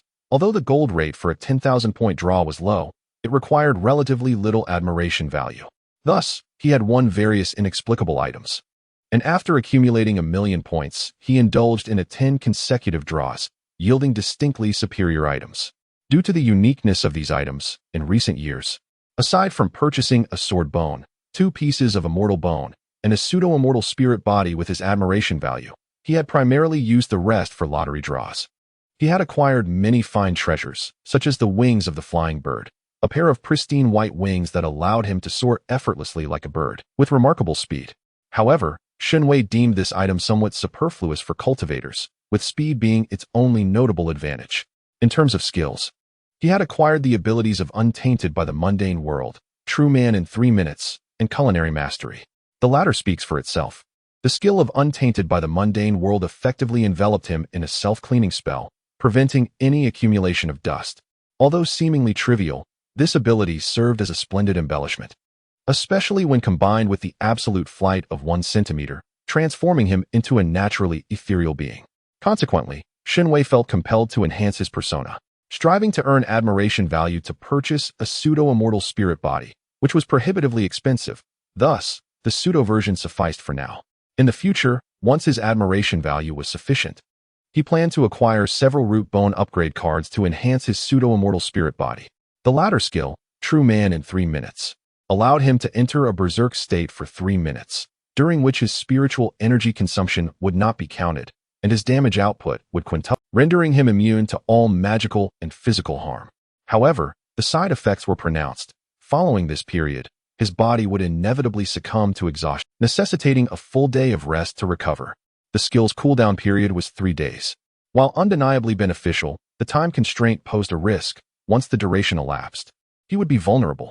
Nevertheless, Shen Wei remained undaunted, for with sufficient admiration value, he could mitigate the aftermath, rendering the side effect negligible in his eyes. In the realm of weaponry, I have acquired the soul-binding chain. True to its name, once it recognizes its master, it not only safeguards the master's soul, but also has the capability to detain other spirits. Its damage strikes directly at the essence of the soul, making it the most valuable asset in Shen Wei's eyes. In terms of auras, I have gained the Wind Envoy, whose affinity for the wind is profound. He possesses the remarkable ability to interpret the information conveyed by the wind's currents. However, the sheer volume of information can be overwhelming. To illustrate, it is akin to being bombarded by an incessant barrage of messages on a screen, rendering it challenging to discern the desired information. Thus, Shen Wei perceives this information-gathering ability as more of a hindrance than a help, though the affinity and speed enhancements are certainly beneficial. As for items, there is an abundance. The Angel's Holy Light is a one-time use resurrection item that revives allies within a designated area. The Demon King's Horn is another one-time use item that summons the Demon King to assist in battle. Shen Wei has yet to test its potency, but he believes that in times of peril, calling upon it could serve to delay enemies, allowing for his escape. Additionally, there is the Spirit Spring Space, reminiscent of those commonly found in farming novels, which also exists within the realm of cultivation, a rather unremarkable item, to be honest. The Devil's Contract is a one-time use item that states one merely needs to inscribe the terms on the contract. The negotiation is the Devil's prerogative. One could even write a condition demanding the other party to sell their soul. However, the more unreasonable the terms inscribed, the greater the loss of respect for the devil, which must be sufficient to fulfill the contract. There are also mischievous trinkets such as the Cursed Doll, Frog Transformation Talisman, and Feline and Canine Transformation Talismans, one-time use items that transform a person into an animal of equivalent size for 24 hours, while retaining their inherent abilities. Following this are various other items, some useful and some entirely superfluous, with the system's recycling function yet to be activated. I can only hold on to them and hope they might prove useful in the future. As Shen Wei gazed upon the accomplishments displayed on his system panel, a sense of satisfaction washed over him, only to be interrupted by a notification from his master regarding a lesson on character. Shen Wei? His master intends to impart lessons on character? Is he serious? Given his master's propensity for attracting animosity, it is quite astonishing that he would take on such a task. Shen Wei looked at his master's handsome, yet earnest visage. It appears he is indeed serious. Very well, he shall learn, though the practical application would ultimately be his own responsibility. When the time for instruction arrived, Shen Wei discovered that it was his Shibua, the revered Qishao Daozuan, who would be teaching him, which brought him immense relief. If it were not his master, then perhaps this lesson in character could indeed be beneficial. Chapter 34. The Instruction of Yun Failing. What is it like to have an exceptionally gifted disciple? Yun Failing can tell you, it is both gratifying and vexing. The joy stems from the fact that the disciple learns rapidly. On the first day of instruction, he grasps the techniques with remarkable semblance, and within 3 to 4 days, he comprehends the sword intent within the techniques and can execute them flawlessly. This pace leaves even Yun Failing somewhat astonished. Consequently, he feels compelled to exert even greater effort in teaching. However, his senior brother recently advised him that nurturing a disciple should not solely focus on strength. Character also requires cultivation. His disciple is destined to become the head of the Shen family, a person born to shine at the pinnacle of society and thus requires the acknowledgement of others, becoming a figure worthy of admiration. This aspect, however, truly touches upon Yun Failing's blind spot. While he could instruct his disciple on how to gain the recognition of a wolf pack, attaining the approval of humanity presents a more formidable challenge, as Yun Failing typically refrains from engaging with others. When he does, it is often through the blade of his sword. Whether he slays or spares, he remains isolated. Consequently, Yun Failing finds himself at a loss regarding how to impart such teachings.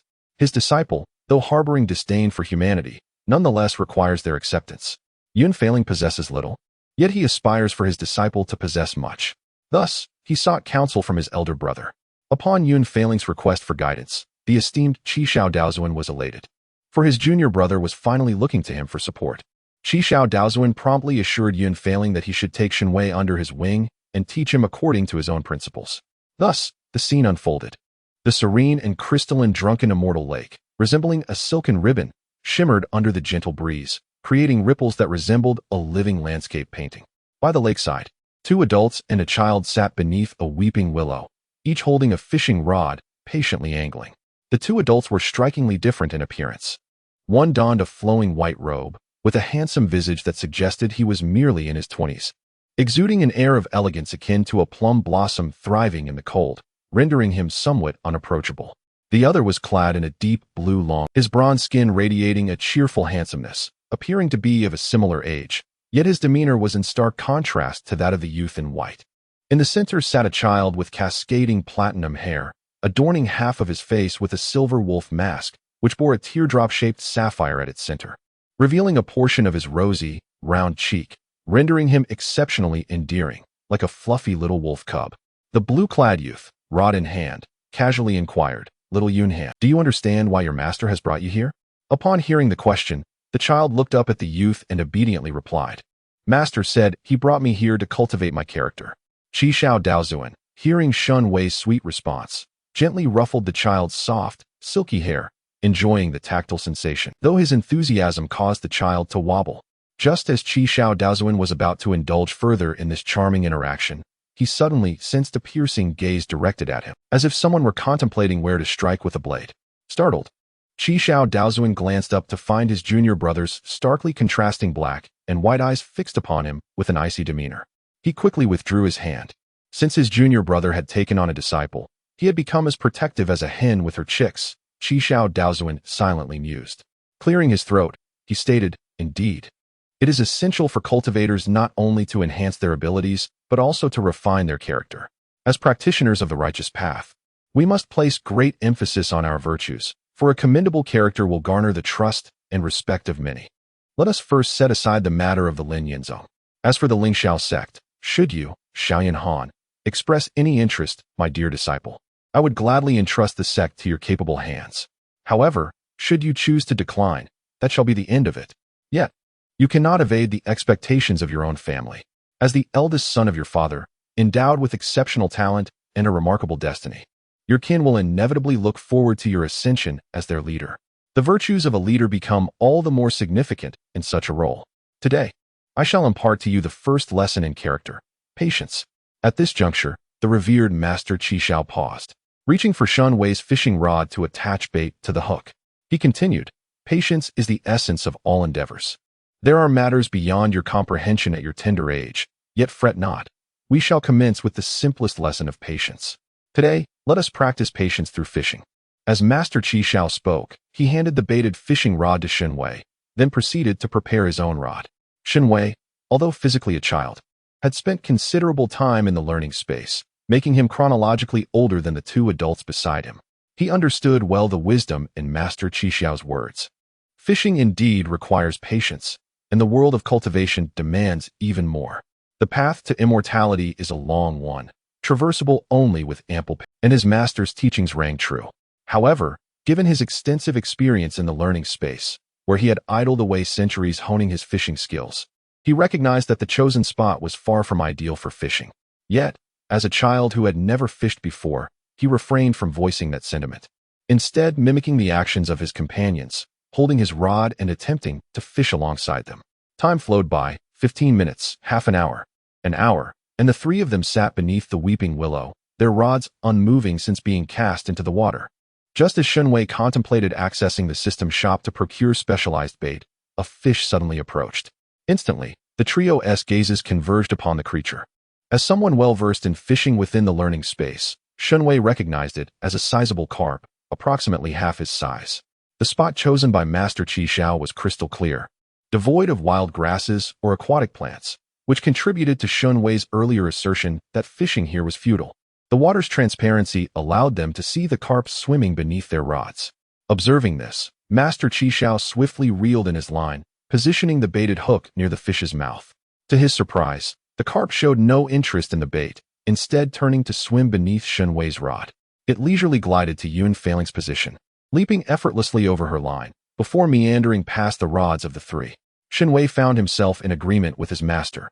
Fishing indeed cultivates patience, refining not only one's endurance, but also one's state of mind. In this moment, he felt a strong urge to thrust the rod and dispatch the fish. Thunder rumbled in the distance. A resounding crash echoed as Shen Wei witnessed the lake before him being cleaved in twain, the splashing water forming two towering walls that were exceptionally magnificent. "Calm down, junior brother. Remain composed," Xiao Yunhan urged, still present, his voice laced with urgency. The revered Qi Shao Daozuan was the first to react, anxiously pulling at Yun Failing, persistently advising him to maintain his tranquility. "Oh, it appears that his master has unleashed his power. Such a spectacle is hardly surprising," Shen Wei mused silently, observing his master and the elder who sought to restrain him. Provoked by the fish, Yun Failing, after parting the lake with a single strike, finally recalled that his senior brother intended to exemplify the virtue of patience for Yunhan. Yet, gazing at the lake now closed, a throng of belly-up fish floated motionless upon the surface. Yun Failing decisively turned to Shen, pointing at the fish and declaring that with sufficient strength, patience was unnecessary. Shen Wei regarded the lifeless fish drifting on the lake, acknowledging the wisdom of his master. The combination of his words and the scene was undeniably persuasive. Chapter 35, Under Yun Failing's guidance after a failed attempt to instill patience. Qishao Daozuan sought out Yun Failing for a thorough discussion, emphasizing the importance of not misleading Shen Wei. He intended to teach Shen Wei the value of kindness and the joy derived from helping others, aiming to instill in him a sense of fulfillment from receiving gratitude. This lesson was not without ulterior motives. Qishao Daozuan harbored a desire for his junior brother to learn the art of social interaction. With the guise of mentoring his young disciple, he could discreetly guide his junior brother as well. Thus, Qishao Daozuan instructed Yun Failing and Shen Wei to venture into the nearby town to engage in benevolent deeds. They distributed steamed buns to the starving beggars and assisted elderly individuals with firewood and water. With Yun Failing wielding his trusty sword and Shen Wei brandishing his floating life sword, the duo executed their tasks with remarkable synergy, a testament to their master-apprentice bond. In response to the gratitude expressed by those they aided, Shen Wei found joy, while Qishao Daozuan focused on Yun Failing. Observing his junior brother's demeanor soften in the presence of gratitude, Qishao Daozuan beamed with pride. Surely, if their master were to witness such a transformation in he would feel greatly reassured. However, this pleasant mood was short-lived, as trouble soon arose. Following Qishao Daozuan's guidance, Yun Failing and Shen Wei diligently performed good deeds, only to encounter a group of unruly young men riding horses recklessly through the streets, nearly colliding with Shen Wei. Although he was small in stature, Shen Wei possessed the cultivation of the third layer of qi refinement and, endowed with remarkable strength, seized the horse's leg and swung it around, sending it crashing to the ground. The rider was likewise thrown off. Despite possessing some cultivation himself, the assailant was caught off guard by Shen Wei's sudden action, resulting in him being merely knocked to the ground without sustaining significant injury. However, anger welled within him, and he unsheathed his knife, intent on retaliating against Shen Wei. Naturally, Shen Wei could not remain passive. He swiftly evaded and retaliated with a kick. In an instant, the man was sent flying. At that moment, the guards following him arrived as well. The man, filled with indignation, commanded his guards to kill Shen Wei. With so many people intending to attack Shen Wei, Yun Failing, standing nearby, could not possibly agree. She drew her sword, ready to slay them all with a single stroke. However, the esteemed Qishao sword master stepped forward to intervene, not to prevent Yun Failing from killing, but because her sword technique was too expansive. A single swing would obliterate the entire street. Their Lingxiao sect was not like the Lin Yuan sect. The compensation for such destruction would be a staggering sum. Junior brother, calm down. If you wish to kill them, just stab them with your sword. A single swing like that, and your elder brother cannot afford the consequences. Qishao sword master exclaimed, blocking Yun Failing and lamenting their financial woes. Fearing that his plea might not suffice, he quickly altered his approach, saying, "We are still teaching Shen Yunhan the importance of camaraderie. We must lead by example." Upon hearing this mention of her disciple, Yun Failing immediately retracted her murderous intent, and the sword strike she had prepared dissipated in an instant. The explosive energy of a core formation cultivator naturally attracted the attention of the city guards, with the city lord rushing over at the first opportunity. Upon arrival, he witnessed his inept son directing the guards to capture 2 adults and a child. When the city lord recognized the 2 adults, his body stiffened. While he did not know the child, he certainly recognized the 2 adults, Qishao sword master and Fenglan sword master. One the leader of Lingxiao sect, and the other notoriously difficult to provoke. Realizing his son had offended these formidable figures, his anger surged, and he contemplated punishing his son severely. The young man, emboldened by the presence of his father behind the guards, shouted defiantly, "My father is here. If you don't kneel and apologize, I will make my wayward son kneel before me." The furious city lord abruptly interrupted, then struck the young man's shoulder with great force, the overwhelming pressure driving him to his knees.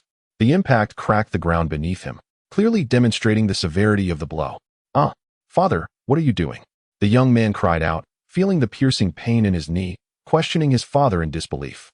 "Silence," the city lord retorted. He then respectfully addressed Yun Failing and Ji Nanqi, bowing as he said, "I greet the esteemed Fenglan sword master and Qishao sword master. The arrival of such revered figures in Luochuan city and the subsequent offense caused by my son is a failure on my part. I humbly ask how the esteemed ones wish to proceed regarding my son. I will cooperate fully. Hearing his father's words of righteous indignation, the young man was taken aback, realizing he had indeed kicked a formidable board, a board his father had unhesitatingly thrust him against. His heart sank into despair. Observing this, Yunhan sheathed her sword and turned to Shen Wei, saying, "As long as you are strong enough, others will naturally treat you with kindness." Others? Ji Nanqi echoed. Shen Wei gazed at the unfolding scene, pondering the undeniable truth in his master's words. Ji Nanqi twitched the corner of his mouth before swiftly changing the subject, turning to the lord of Luochuan City with a sarcastic remark. I wondered who could be so audacious as to gallop through the streets, injuring others. After being stopped by my little junior disciple, the audacity to seek bloodshed. How surprising it is that this brazen individual is none other than the son of the city lord. Upon hearing Ji Nanqi's mockery, the lord of Luochuan City appeared contrite and said, "It is indeed my fault, Yin. This ungrateful wretch is my youngest son. While I have been preoccupied with city affairs and instructing my eldest, I regret that I have neglected his upbringing, allowing him to develop such a reckless disposition. Today, I am grateful to the revered ones for bringing this to light. Otherwise, he would have wreaked havoc upon the populace." His expression turned solemn as he pointed at the youth, declaring, "This miscreant has been so unrestrained solely due to his reliance on his lineage.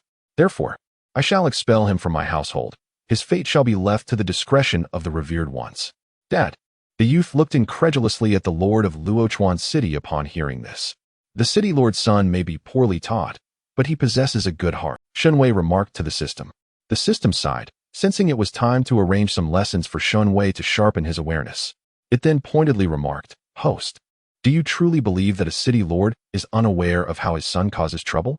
In other words, does a father not know what kind of person his son is? To gallop through the streets and, when stopped, boldly threaten to kill someone. Could he exhibit such behavior without anyone's indulgence? He may appear stern and impartial now, but he openly declares the identity of the offender as his youngest son, suggesting that you leave his fate to your master. Before him, would your master and teacher truly execute his son? Galloping through the streets is not a capital offense. The claim of leaving it to your discretion is merely a fade to protect his son." Upon hearing the system's explanation, Shen Wei realized. So this is the nature of corrupt adults? Their hearts are truly tainted. The system felt inexplicably as though it had been scolded. Chapter 36. The first child of destiny. As the system had analyzed, Ji Nanqi would not address the city lord's son in front of him. After exchanging a few polite words, he let the matter rest. Subsequently, they received an invitation from the city lord, who wished for them to be guests at his residence. Qi Shao Daozuan had no objections, but he needed to consult with his junior disciple and nephew. Yunhan was not fond of mingling with others, let alone attending a banquet. Just as he was about to decline, he felt a gentle tug on his sleeve.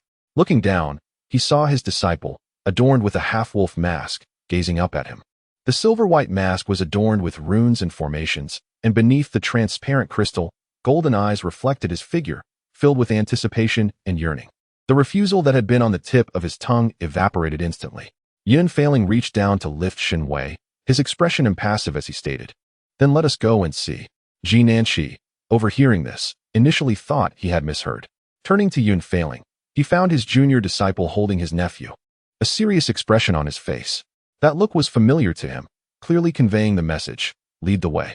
Ji Nanqi, having taken on a disciple, indeed exuded a different aura. "I hope I am not intruding," he said with a smile to the lord of Luochuan City. "Not at all, esteemed one. It is our honor to host such distinguished guests," the lord of Luochuan City replied with a grin. Turning his gaze toward Shen Wei, who was cradled in Yunfan's arms, he continued, "This must be the prodigy accepted by the sword master of Windwave, correct? At such a tender age, possessing the cultivation of the third layer of qi refinement, truly worthy of being the disciple of a sword master. This is a modest gift from Yin, and I hope the young master does not find it lacking." The lord of Luochuan City presented a jade box, crafted from spiritual jade, roughly the size of an adult's palm. Although the contents remained a mystery, the exquisite box hinted at its extraordinary nature. Shen Wei did not reach for it, but instead turned to Yunhan. "Take it. Though it may not serve you much purpose, it is quite flavorful." Yunhan replied nonchalantly, having scanned it with his divine sense, identifying it as a Xian Guang Liuli fruit. Such spiritual fruit was indeed rare. Known for its ability to cleanse tendons and marrow, enhancing one's aptitude, However, for his disciple, who possessed a naturally celestial physique, it was of little use beyond its pleasant taste, as the celestial body was inherently pure and untainted by the mortal realm. Even the finest Xian Guang Liuli fruit, being a worldly treasure, held no efficacy for his disciple. With her master's words in mind, Shen Wei accepted the gift, expressing his gratitude. The lord of Luochuan City was momentarily taken aback by Yunfanling's remarks. Though his face betrayed no emotion, his gaze turned appraisingly towards Shen Wei. Given the proximity of Luochuan City to Lingxiao sect, he had heard of the extraordinary occurrences surrounding Shen Wei's birth and Yunfanling's arrival to take on a disciple. Whispers spoke of the sword master of Wind Wave's exceptional disciple, and while the lord had been inclined to believe such tales, the absence of any disciple recruitment ceremonies over the years had led him to regard the rumors with skepticism. Yet, witnessing the steadfast demeanor of the sword master and observing Shen Wei's remarkable cultivation at such a young age, he could not dismiss the truth in the tales. Especially upon hearing the sword master's indifferent assertion that the gift was merely a snack, he realized the earlier rumors held a kernel of truth. A whirlwind of emotions surged within him as he scrutinized Shen Wei, his eyes glinting with intrigue. Suddenly, he felt a menacing aura locking onto him, causing his body to tense. He warily directed his attention to the source of this ominous presence, finding himself ensnared by a pair of cold, piercing black and white eyes, as if a razor-sharp blade of ice had impaled him, rendering him immobile. "Disciple, what troubles you?" Ji Nanchu inquired, astonished by the sudden surge of sword intent emanating from Yunfanling. Ignoring Ji Nanchu's question, Yunfanling coldly addressed the lord of Luochuan City, "Dare to harm my disciple, and I shall end your life." The audacity of this man to harbor ill will towards his disciple was palpable, even if it were but a fleeting moment. Yunfanling had keenly sensed it. Did he believe his sword lacked sharpness? How dare he contemplate any harm against his disciple? Were it not for the necessity of visiting the city lord's estate, he would have already taken decisive action. Upon hearing Yunfanling's remarks, Ji Nanchu's gaze towards the lord of Luochuan City transformed into one of acute sharpness. Although his junior disciple was not known for his reasonableness, his perceptive abilities were unparalleled. Especially in recent years when others had attempted to target his disciple, he could sense their intentions with remarkable accuracy. The lord of Luochuan City, taken aback by Yunfanling's keen insight, immediately offered an apology, expressing regret for any unintended offense. He explained that upon witnessing the exceptional talent of the disciple, he could not help but think of his own disappointing sons, wishing he could chastise them for their inadequacies.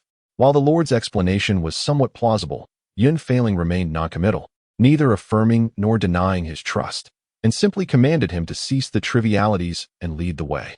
This demeanor left the lord feeling a pang of humiliation, yet he had no choice but to endure it.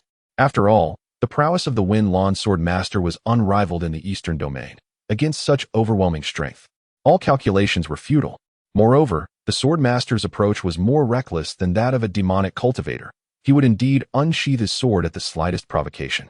The mere thought of the sword master's notorious brutality quelled the indignation that had arisen within the lord due to the humiliation. He resigned himself to the situation. After all, one could not provoke such a formidable being. With a forced smile, he turned to lead Yunfanling and Ji Nanchu, not forgetting to have his inept younger son removed from their presence. Meanwhile, Shen Wei leaned against his master's shoulder, lost in thought as he observed the bustling streets of the city. Initially, he had little desire to attend the banquet at the lord's estate, but upon being informed by the system that there was a child of destiny present, his curiosity piqued, prompting him to go. This was his first encounter with such a figure since arriving in this world, and he was naturally eager to witness it. "System, what type of child of destiny is this?" Shen Wei inquired with intrigue. The system conducted a brief investigation and responded, "This one seems to belong to the category of a behind-the-scenes antagonist. I will share the relevant world line with you, and you will understand." With that, it transmitted the world line that had previously been shared with it to Shen Wei.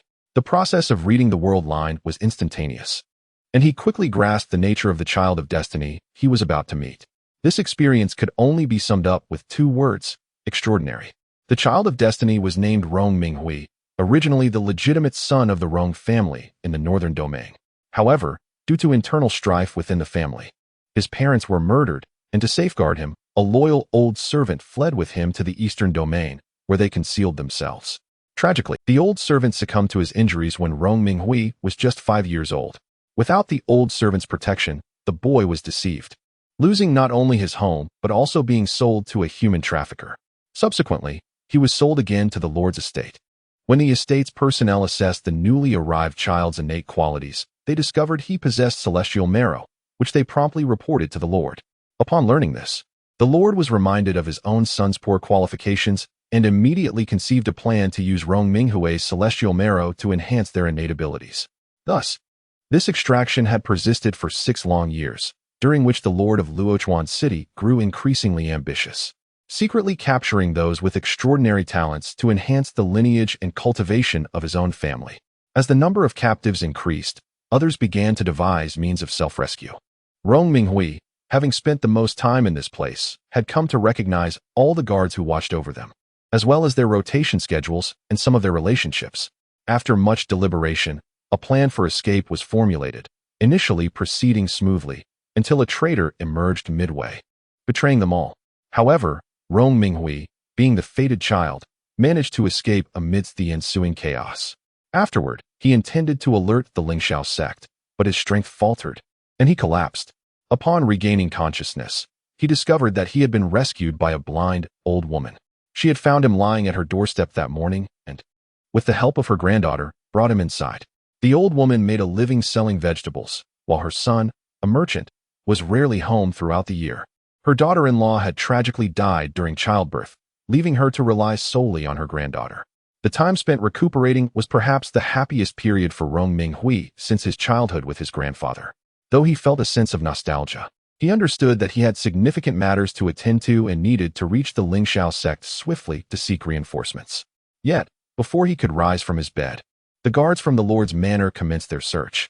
To avoid burdening the elderly woman and her granddaughter, he informed them that the guards were looking for him and urged them not to disclose his whereabouts. After bidding farewell, he attempted to flee. However, he had scarcely moved far when he heard the commotion of the guards pursuing him. Rong Minghui had no choice but to seek refuge in the mountains, ultimately falling into a hidden realm during his escape. Within this secret domain, he nearly became the victim of the realm's master, but at the last moment, the halo of the fated child activated, not only preventing the possession but also consuming the assailant's soul. After devouring the soul, he acquired the knowledge and fragments of memory from the realm's master, successfully claiming dominion over the hidden territory. However, upon emerging from the realm, he was met with the grim reality that the village that had sheltered him had been destroyed, and the old woman had met a tragic fate, with her granddaughter, Xiao Yu, missing. After burying the old woman, Rong Minghui vowed to find Xiao Yu, bowed in respect, and departed, continuing his journey toward the Lingxiao sect. Subsequently, in a bid to evade further searches, Rong Minghui embarked on a series of escapes until he finally reached the Lingxiao sect.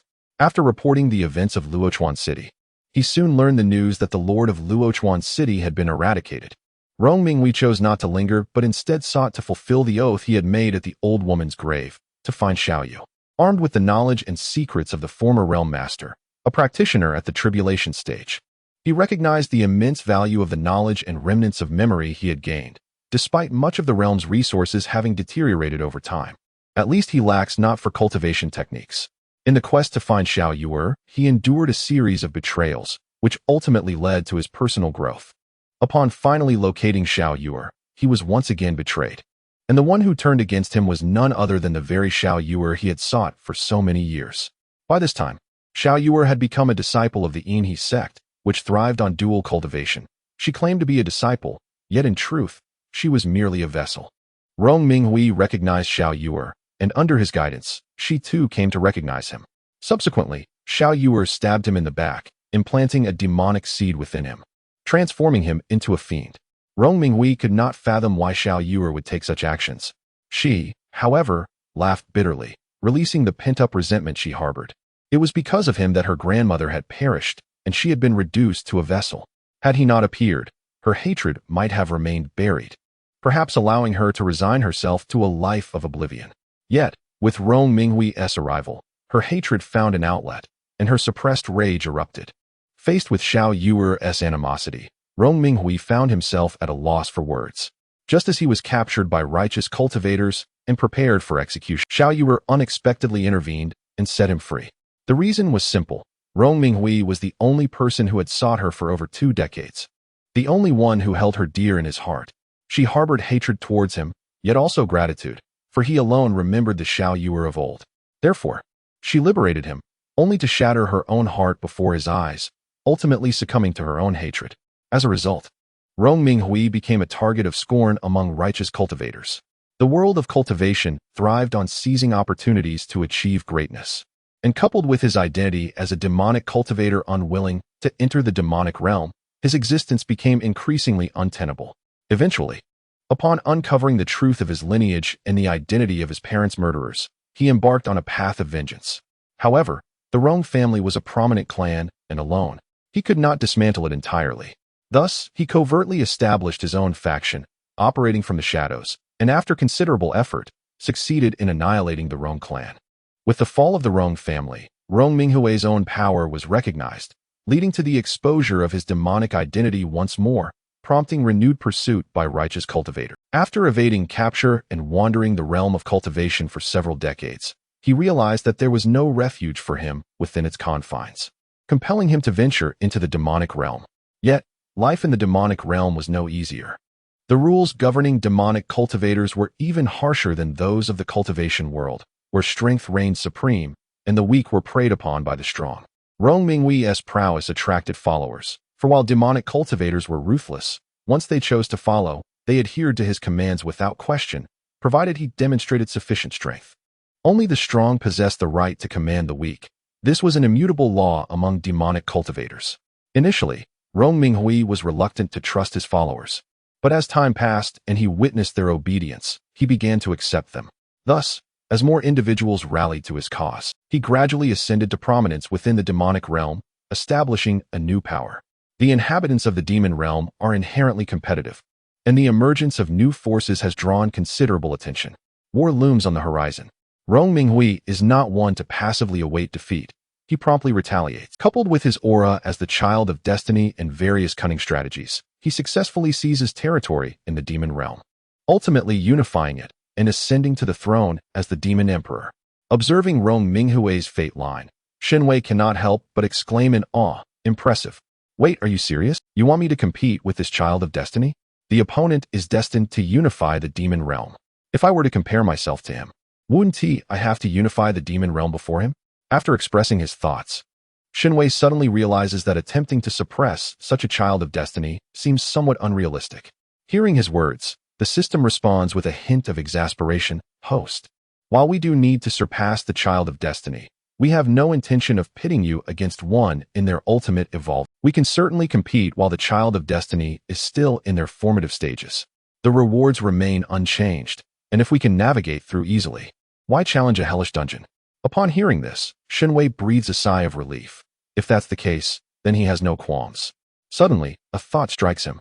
"System, you mentioned that as long as others perceive me as superior to the children of destiny, I will successfully siphon some of their fortune to myself. If the children of destiny also believe I surpass them and cannot compete with me, I will be able to suppress them and become the true protagonist, correct?" "Indeed. Host," the system affirms. With the system's confirmation, Shen Wei breaks into a smile. "I see. Now I know what to do." The system, uncertain about what Shen Wei has deduced, inquires further, but Shen Wei remains silent. The system sighs and, glancing at its own resources, decides to quietly purchase some equipment for Shen Wei.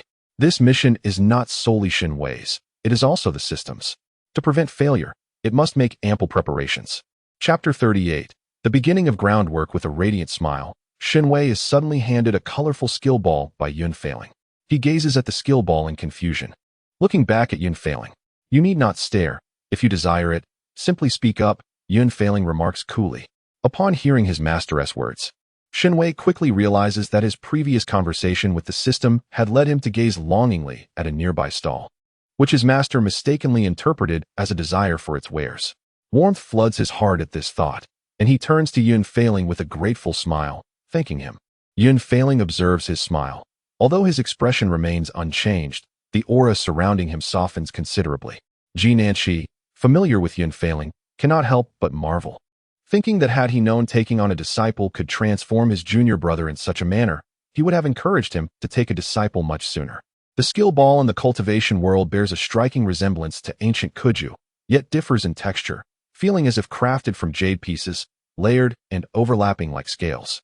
The creator has adorned the surface with various patterns using special pigments, and with a firm press, the ingenious sphere rebounds, causing the designs to transform in mesmerizing ways. Shen Wei possesses several such spheres, gifted by his parents and fellow disciples of the Lin Yuan sect. However, he finds them quite fascinating, as each sphere is crafted by a different artisan, resulting in unique patterns reflective of their individual artistry. After playing for a while, Shen Wei suddenly recalled something and inquired, "I almost forgot. What is Rong Minghui's current situation?" "He is already 7 years old," the system replied. 7 years. Shen Wei remembered the information relayed through the system, indicating that the individual had been confined for 2 years for bone marrow extraction. With this thought, he directed his gaze towards the Lord of Luochuan City, who was leading the way. "So, my master's earlier sensing was indeed accurate. This fellow has been harboring intentions against me, hasn't he?" "Yes, however, after being threatened by your master, his body language and micro-expressions suggest that he has abandoned this notion," the system analyzed while scanning the Lord of Luochuan City. Shen Wei fiddled with the ingenious sphere, his expression impassive as he addressed the Lord ahead. "It matters not that he has retracted his intentions. Scum belongs in the trash." In that moment, Shen Wei's demeanor mirrored that of Yunhan, prompting the system to instantly label his aura as qualified, indicating that he had surpassed the learning threshold. The next moment, he cheerfully asked, "How was that? Was I not quite impressive? Did I not exude a certain elegance?" The system, still holding the qualified label, remarked that further refinement was necessary. "Host, I have prepared a map of the Lord's residence along with the details of personnel and defenses. You may study it yourself," the system declared, opting for silence as it handed him the map, allowing him to devise his own plans. Given that the host had expressed a desire to create trouble for the Lord of Luochuan City, and with the Son of Destiny imprisoned within the Lord's residence, Shen Wei's next course of action was all too evident. As for the system, it needed to consult with other senior systems to seek out useful and cost-effective tools to equip Shen Wei for his tasks. The map provided by the system effectively silenced Shen Wei. Observing the heavily fortified layout, he realized that infiltrating would be quite challenging. He glanced at his admiration value and skill items, then turned to look at his master, who was cradling him, and his uncle, who walked beside them. With such an entourage, stealth was unnecessary. A direct assault was warranted. Moreover, even if he were captured, he possessed over a dozen sword talismans crafted by his master, capable of dismantling the entire Lord's residence if need be. The Lord of Luochuan City escorted them into the residence and promptly arranged accommodations. Prior to their arrival, Yin Lang had already instructed the servants to prepare a welcoming banquet, and the servants were diligent in their duties. After indulging in a sumptuous feast, Yunhan intended to depart immediately.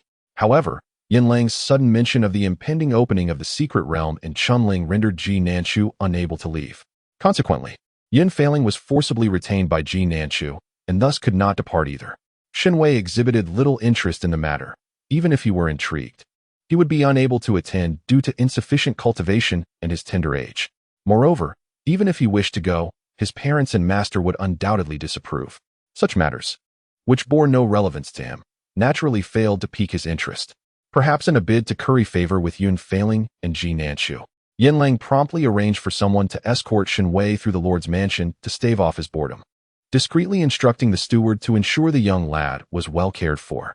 Upon hearing the term care, the steward instantly understood his duties. Yet, Yunhan was reluctant to let Shen Wei wander alone, considering the unfamiliarity of the surroundings and recalling the previous malice shown by the Lord of Luochuan towards Yunhan. Nevertheless, upon witnessing his disciple's eager expression, Yunhan found it difficult to refuse and acquiesce to the outing. However, once Shen Wei departed, an aura of pressure and intent emanated from Yunhan, enveloping Yin Lang as he coldly warned him to behave, lest he face dire consequences.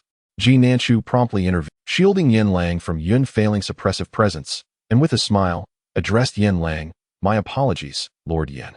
My junior brother is new to the responsibilities of mentorship. Since the day Yunhan was born, he has been under his care as if he were his own flesh and blood. Thus, he tends to be quite protective of the child. I hope you can understand." "Not at all," Yin Lang replied, forcing a smile, the cold sweat on his back soaking through.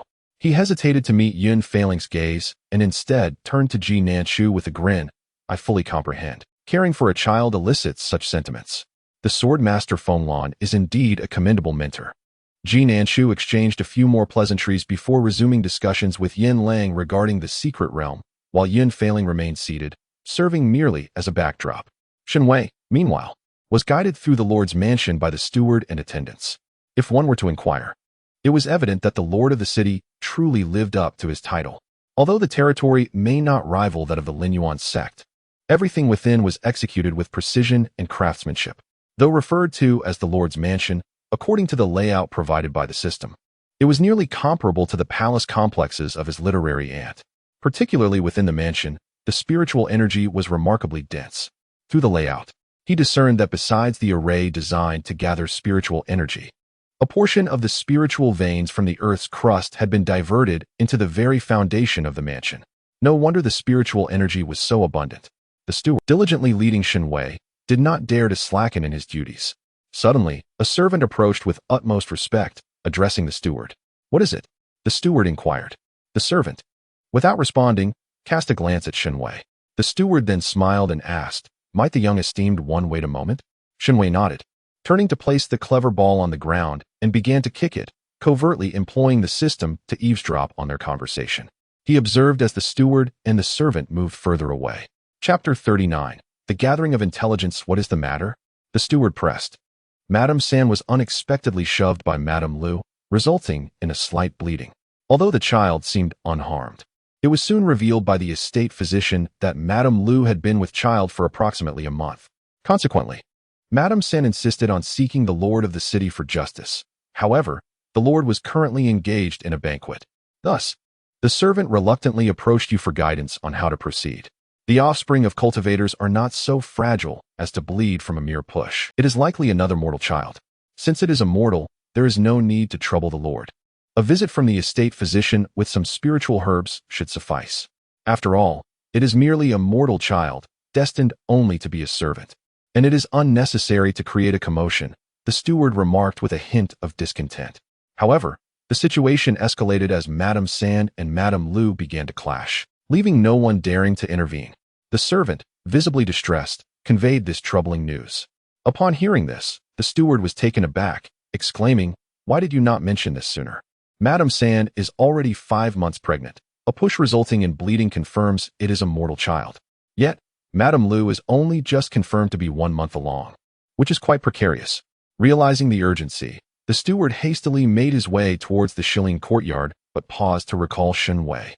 He turned back, approaching Shen Wei with an apologetic demeanor. "Young master, there is a pressing matter on my end.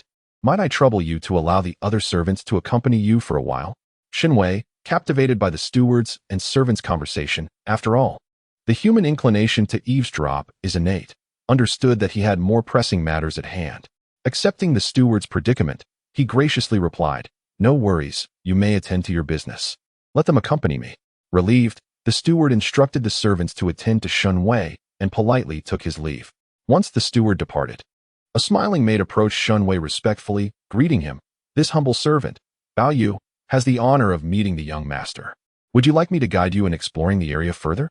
Shen Wei looked up at her, feigning a sense of whimsy. "No, I wish to explore on my own." With that, he kicked the cleverly crafted ball forcefully, sending it soaring into a nearby flower bed, and dashed after it. His behavior stemmed from having observed the system's label assigned to the maid. Maid Bao Yu, 16th daughter of Yin Lang. Reflecting on the earlier conversation he had eavesdropped on, it became apparent that this maid was likely a servant due to a lack of cultivation talent. Is it not said that the offspring of cultivators are difficult to conceive? Why would this lord allow his child to become a servant? Shen Wei inquired, perplexed. The system responded, "Host. It is indeed more challenging for powerful cultivators to bear children with cultivation talent, especially when both parents are strong cultivators. However, if a cultivator were to have a child with a mortal, it becomes significantly easier, linked to immune system dynamics. If you are interested in this topic, I could provide you with a biology lesson on the cultivation realm for a more detailed explanation." "Not at all. I am not interested," Shen Wei promptly interjected, cutting off the system's elaboration. Subsequently, he remarked, "I believe I comprehend your intended meaning. In essence, only those with the innate talent for cultivation are regarded as children by cultivators, while ordinary individuals are entirely disregarded, correct?" "Indeed, host," the system responded, pleased with Shen Wei's sudden clarity. Shen Wei sighed. having initially thought that the city lord was cleverly securing his child's future while pampering him into such a state, embodying the image of a loving father. The truth, however, was brutally harsh. It seemed that in any realm, not all parents deserved the title. Shen Wei's mood soured. Reminiscent of his past life where he was subjected to alternating neglect from his parents, ultimately rescued by his grandmother. System, how is my grandmother faring? Shen Wei inquired. Your grandmother is doing quite well. Here are the task records of the previous host for your perusal, the system swiftly relayed. Acquiring the tasker's records from Shen Wei's world consciousness and promptly transmitting them. Shen Wei observed the tasker, who bore his essence. Flourishing in life, establishing a company that ranked among the nation's top enterprises, ensuring his grandmother enjoyed a carefree and joyous later life. Even his parents were repaid. Though repaid might not be the most accurate term, as they had provided nothing beyond the legally mandated support. Much like how Shen Wei's own parents had offered only the minimum required. His half-siblings had gained not an ounce of advantage. Watching the tasker take time to travel with his wife, child, and grandmother, with a radiant smile gracing his grandmother's face, Shen Wei felt a pang in his heart. The world consciousness has also conveyed that once your grandmother passes, it will arrange a prosperous and blissful future for her in her next life, ensuring her happy. The system reassured him. Well, please extend my gratitude, Shen Wei replied, then turned and gritted his teeth, exclaiming, "Huh? Do you think I would express such sentiments? While that scoundrel's chosen tasker has indeed cared for my grandmother exceptionally well, and possesses considerable capability, let it not be forgotten that it was that scoundrel who sent me here to settle debts. One day, mark my words, I shall bring that scoundrel to his knees. Then host, strive diligently. As long as you grow stronger, I shall provide you with the world's coordinates," the system encouraged. It had faith in Shen Wei's potential. Considering that confronting the world consciousness was merely a trifling matter, Shen Wei's determination surged anew, and he resumed executing his plans. The clever ball soared as he kicked it about, resembling a frenzied dog, leading his entourage in a wild chase. Observing Shen Wei's capricious behavior, the out-of-breath servants following him dared not intervene, for both the city lord and steward had instructed them to treat this esteemed young master with utmost care. As long as the young master did not venture into forbidden areas, they would not impede him. Shen Wei continued to play the part of a mischievous child, while simultaneously utilizing the system's layout to locate the imprisoned child of destiny. He kicked the clever ball toward that direction, and just as he neared the vicinity of the child's confinement, he was intercepted. The young master.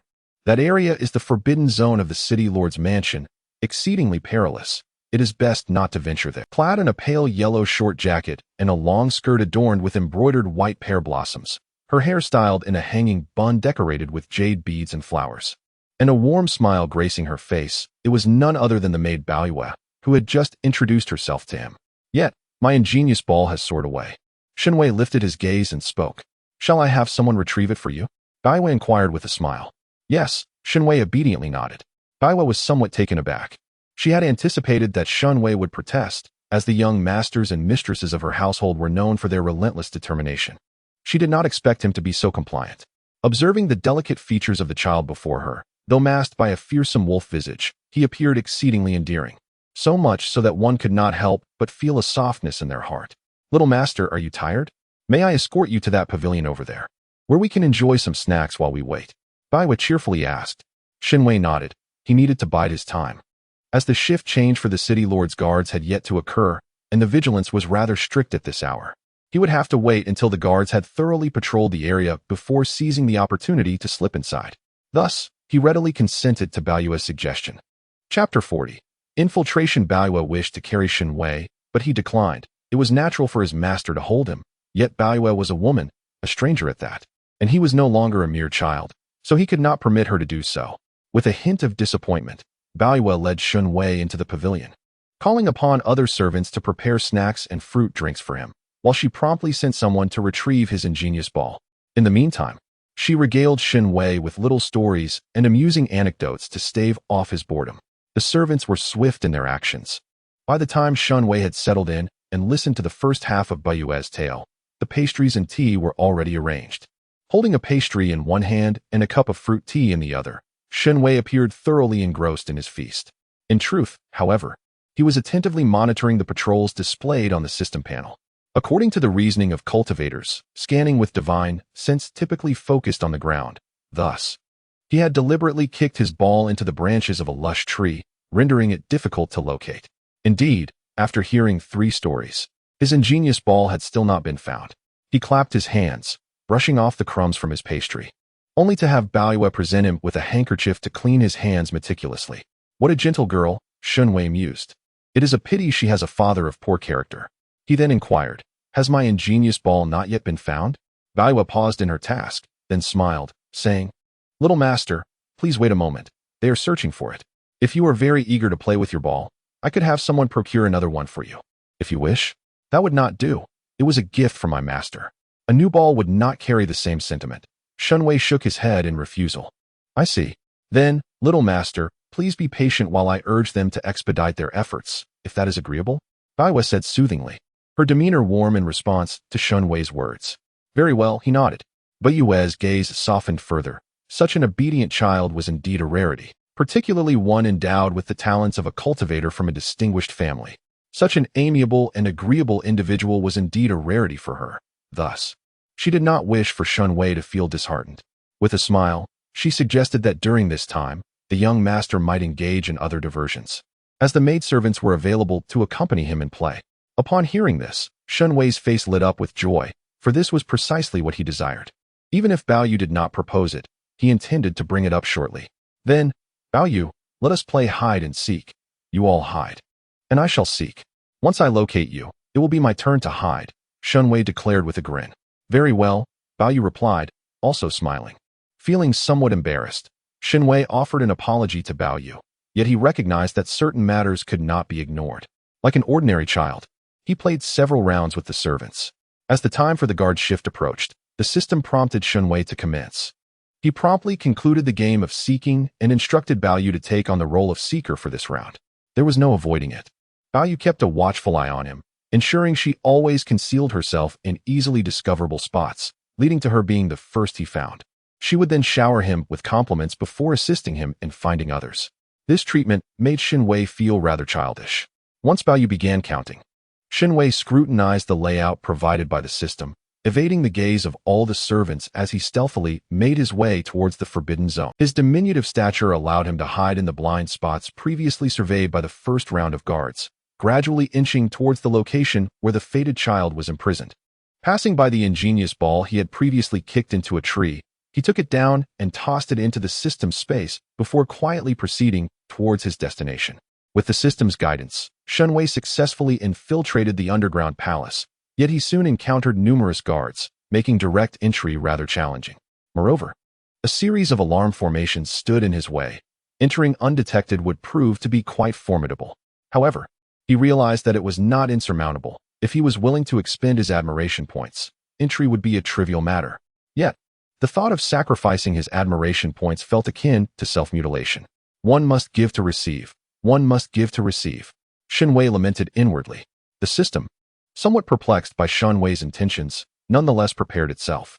It had armed itself with high-powered weaponry, ready to assist its host should the need arise, and with a single blast, it could surely eliminate any threats. Should one blast prove insufficient, then 2 would suffice. The system retrieved its annihilation cannon, attentively examining the control panel while polishing it. Deep in thought, Shen Wei procured a disposable array shield, an invisibility cloak, and a mid-level aura concealer, along with a high-level mental energy shield, opting for a long-lasting version. Anticipating its future utility, these items swiftly depleted 60,000 of his admiration points, causing Shen Wei further heartache. Armed with these devices, he boldly ventured inside. The ability to fly just a centimeter above the ground proved remarkably useful. His feet did not touch the ground, thus leaving no sound or footprints. Thanks to the system's route planning, Shen Wei navigated through effortlessly. Only when he was formally confined in the dungeon did Shen Wei fall silent. The dungeon was not occupied solely by Rong Minghui. Others were imprisoned here as well: children, adolescents, youths, and middle-aged individuals, among others. To prevent this motley group from escaping, they were shackled with iron chains piercing through their bones, a sight that was painfully unsettling. It was time to accrue some admiration points, Shen Wei mused, rubbing his fists together as he surveyed the inhabitants of the dungeon. As for the possibility of being discovered, he possessed a dozen talismans gifted by his master, sufficient to cleave through the entire palace, and besides, His master and senior uncle were still at the city lord's residence. What harm could befall him if he were found out? Fear was unwarranted. Ah, yes, his image needed a revamp. He required a striking entrance that would leave a lasting impression. It was time to deliver a shock to the favored child of destiny. Rong Minghui lay half-conscious on the ground, eyes closed in repose. Just 5 days prior, he had undergone the excruciating extraction of his celestial marrow, spending the last 5 days in a state of near death, sustained only by the relentless administration of spirit medicine by his captors, which had pulled him back from the brink. He could not fathom why he still clung to life. The agony of marrow extraction made him wish for death with every fiber of his being. Yet he was invariably rescued each time. He had promised his grandfather he would live well, but the struggle for survival was unbearable. He longed to depart this world alongside his grandfather. Yet, his grandfather had insisted that should he die, he would cease to exist for him. He must live until old age claimed him. Thus, each day, Rong Minghui found himself hoping to age swiftly, though it seemed futile. A series of sounds echoed, reminiscent of something rolling towards him. Soon, Rong Minghui noticed an object had come to rest beside him, nudging against him. He opened his eyes to discover a colorful, intricately crafted ball. He had once possessed one, made by his grandfather, though it lacked the finesse of this one. In his heart, he believed his grandfather's creation was far more beautiful. However, after his grandfather's passing, that cherished ball had been seized by Dabao from Aunt Lu's household. He had attempted to reclaim it, but was thwarted by Aunt Lu, leading to his confinement in a dark room before being brought here. As he gazed at the ball beside him, he picked it up and held it close. Feeling the sting of tears, he missed his grandfather dearly. "That was my ball. Could you please return it to me?" Chapter 41. The Rescue. A tender voice suddenly pierced the air, startling Rong Minghui. Tears welled in his eyes as he lifted his gaze toward the source of the voice. Catching sight of a white figure standing outside the cell, gazing intently at him, the tears blurred his vision, rendering the figure indistinct, prompting him to quickly wipe his eyes dry. However, this movement aggravated the wound in his shoulder, causing a sharp twinge of pain. Yet it was bearable, nothing compared to the torment of marrow extraction. Once his tears were cleared, Rong Minghui finally discerned the white figure before him. There stood a child of similar age, clad in a flowing white robe, his hair a striking white tinged with hints of gold. His face was adorned with a fierce silver dog mask, which revealed a tender and round visage beneath. Merely standing there, he radiated an aura of light. Rong Minghui perceived him as the mischievous spirit his grandfather spoke of. He intended to refer to him as a little celestial being. Yet a true celestial would not don such a fearsome mask, leading him to conclude that this child was indeed a sprite. Before Rong Minghui could utter a word, the others in the dungeon gasped at the sight of Shen Wei. "A child? How did you enter? Where did this child suddenly come from? Is he the son of that scoundrel Yinlang? May that rogue suffer." Cries of pain and longing echoed. "Oh, it hurts so much. I miss my parents. I want to go home. Young master, please come here and help me out. I will repay you well." The cacophony of voices created a disordered clamor. "Silence! You're deafening." A thunderous voice erupted, accompanied by an oppressive aura that silenced the crowd instantly. Shen Wei turned to see the source of the voice, a young man imprisoned in another cell. He appeared to be over 2 meters tall, looking to be in his mid-20s, with sharply defined features. His deep-set, dark eyes, high-bridged nose, and tousled dark red hair cascaded wildly behind him, exuding an air of untamed ferocity. The young man bore no clothing on his upper body, revealing robust pectoral and abdominal muscles, resembling a lion ensnared. Yet upon closer inspection, Shen Wei was taken aback. Was that truly a serious display of musculature? Such a large chest on a man seemed rather excessive. Unlike the others, who were shackled by chains piercing their scapulae, he was not only pierced through the shoulder but also had his limbs skewered, suspended in midair, hidden in shadows, a detail easily overlooked. Shen Wei could clearly see a gaping wound in the man's muscular chest, blood flowing profusely, revealing the rhythmic beating of his heart. He inhaled sharply, the sight alone causing him discomfort. Despite such grievous injuries, the man's voice boomed with vitality, a testament to the resilience of cultivators, truly akin to a cockroach. "Hey, child, tell me, are you the son of Yinlang?" The young man, despite being suspended and bloodied, emanated an aura akin to a resting tiger. Shen Wei shook his head in denial. "Humph, liar. If you were not Yinlang's son, how could you have entered the dungeon without alerting the guards?" The young man scoffed, and with that, his oppressive presence bore down upon Shen Wei. Unfazed, Shen Wei felt nothing from this pressure. Even a pseudo-immortal physique proved remarkably effective against the forces below the tribulation stage. The man, noticing Shen Wei's apparent indifference to his intimidation, expressed surprise. I actually believe you are not Yan Lang's son. That spineless wretch could never sire such a peculiar child. He then inquired, how did you come in? I walked in, Shen Wei replied simply. Shen Wei responded with remarkable simplicity, his gaze fixed on the youth, seemingly questioning the rationale behind such an obvious inquiry.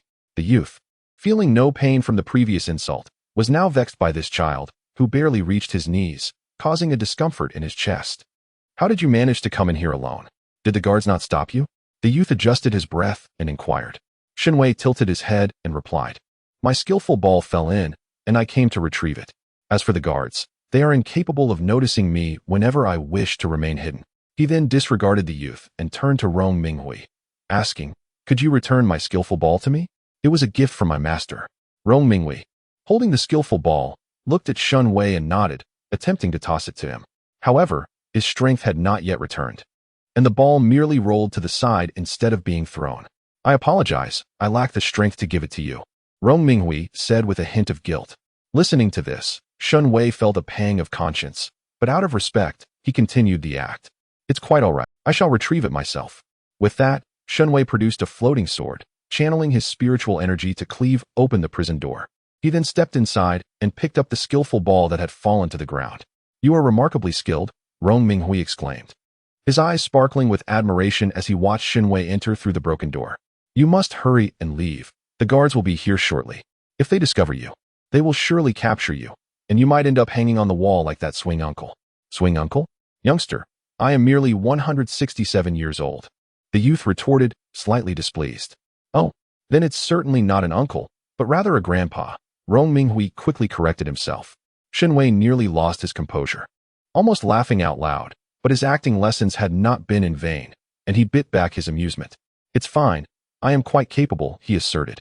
No sooner had Shen Wei spoken than a group of guards rushed in, their eyes landing on the distinctly out-of-place Shen Wei.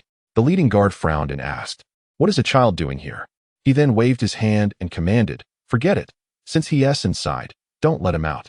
Capture him. Oh, so they really aren't on the same side, the suspended youth remarked with a TSK of annoyance. As the guards approached to seize him, Shen Wei tossed the skillful ball into Rong Minghui's arms. Then, in a flash, he darted toward the guards. His speed was astonishing, far surpassing the guards, who were merely at the qi refining stage, the strongest among them barely reaching the 5th level. Although Shen Wei himself was at the 3rd level of qi refining, his skills enhanced his speed and strength, creating a white blur as he dashed through the crowd. In the blink of an eye, a cold gleam flashed between sword strikes. His power was immense. Even the guard at the 5th level staggered back a few steps upon receiving his blow. Form a line, the lead guard commanded without hesitation. Observing the guards hastily forming ranks, Shen Wei cursed inwardly, thinking, how cowardly.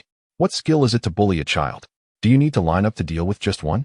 As he noticed his own movements becoming sluggish, the very air around him felt heavy, prompting him to grit his teeth. This predicament was thrust upon him by others. He merely wished to quietly garner some respect points. Was it truly necessary to coerce him in such a manner?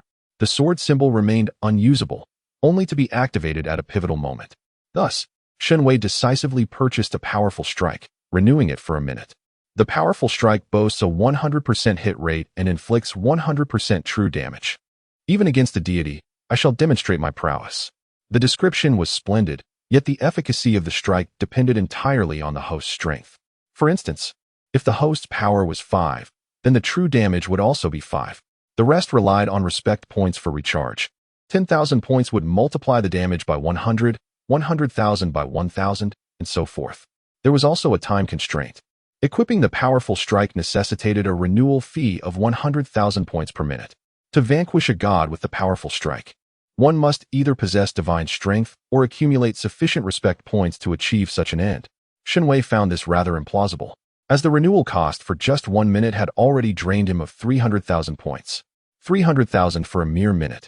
Although the item was costly, its effectiveness was unparalleled. With a single slash, it instantly obliterated the array and all those within its vicinity. Before Shen Wei could fully comprehend that he had just taken a life, a mosaic suddenly materialized before him. Shen Wei? Ding, a friendly reminder. There are inappropriate images present. To protect the well-being of minors, the green protection system has been activated. What are you doing, system? Shen Wei inquired, somewhat exasperated. Host, this is beyond my control. The minor protection program has been triggered. Since you are currently in a reincarnation, the program will be calculated based on your reincarnated age. Hence the activation of this protective measure. The system clarified. Then why wasn't there any censoring for the earlier skeletons? Shen Wei questioned, puzzled. Host, that was a skill effect. Under normal circumstances, they are merely humans, and thus there are no inappropriate scenes to trigger the system as protocols. The system elaborated. Chapter 42. Siege Shen Wei. Then why wasn't the young man, who had a hole in his chest, censored? Shen Wei directed his gaze towards the hanging youth. Host, there is a distinction between artistic scenes and bloody scenes. The system spoke cryptically. Shen Wei? Is it a matter of species? Why couldn't he comprehend? Unable to fathom the explanation, Shen Wei chose to bypass the topic. Gazing at the blurred mosaic before him, he was at a loss as to which direction to take. He immediately protested. This is exceedingly inconvenient. It's all a blur.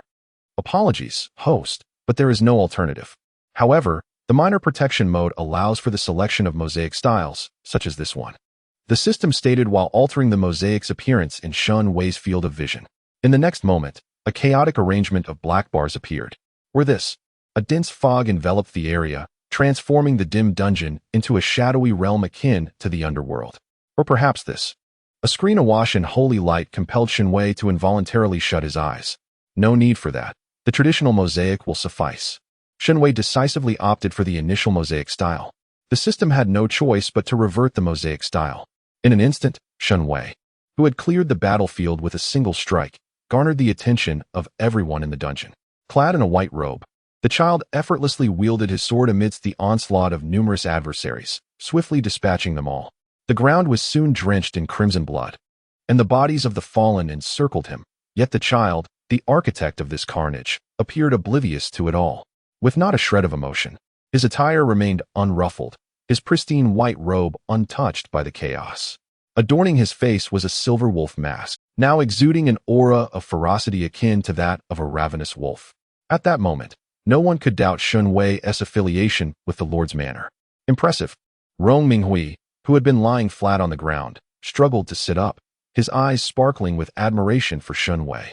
Shen Wei wished to emulate his master's nonchalant demeanor, casting a disdainful glance at everyone. But the system's notification interrupted his intent. Ding! The host gains 10 fortune points. Did he just give that freely? Is Rong Minghui truly so generous? Shen Wei found it hard to believe. The child of fortune regards the host as formidable and sincerely admires him, thus receiving a modicum of his fortune. The system elucidated the origin of the fortune to Shen Wei. It continued, it is much simpler for the host to compare with an immature child of fortune, especially since Rong Minghui is one of the most innocent characters among them in his early stage. Shen Wei found this statement agreeable. Witnessing the frequent betrayals he had endured made it evident that Rong Minghui was indeed Navi. However, Shen Wei understood the circumstances. Having been protected by servants until the age of 5, he had then been confined and subjected to bone marrow extraction until he managed to escape at 11. By that measure, 11-year-old Rong Minghui possessed the mental capacity of a mere 5-year-old, rendering him utterly unaware. The transformation from a Navi child to a future ruler of the demon realm illustrated the trials he had faced. Thank you. Shen Wei expressed his gratitude in response to Rong Minghui's praise. Meanwhile, the young man suspended nearby interjected, Hey, kid, quite impressive. Would you do me a favor? Help me sever the chains binding me.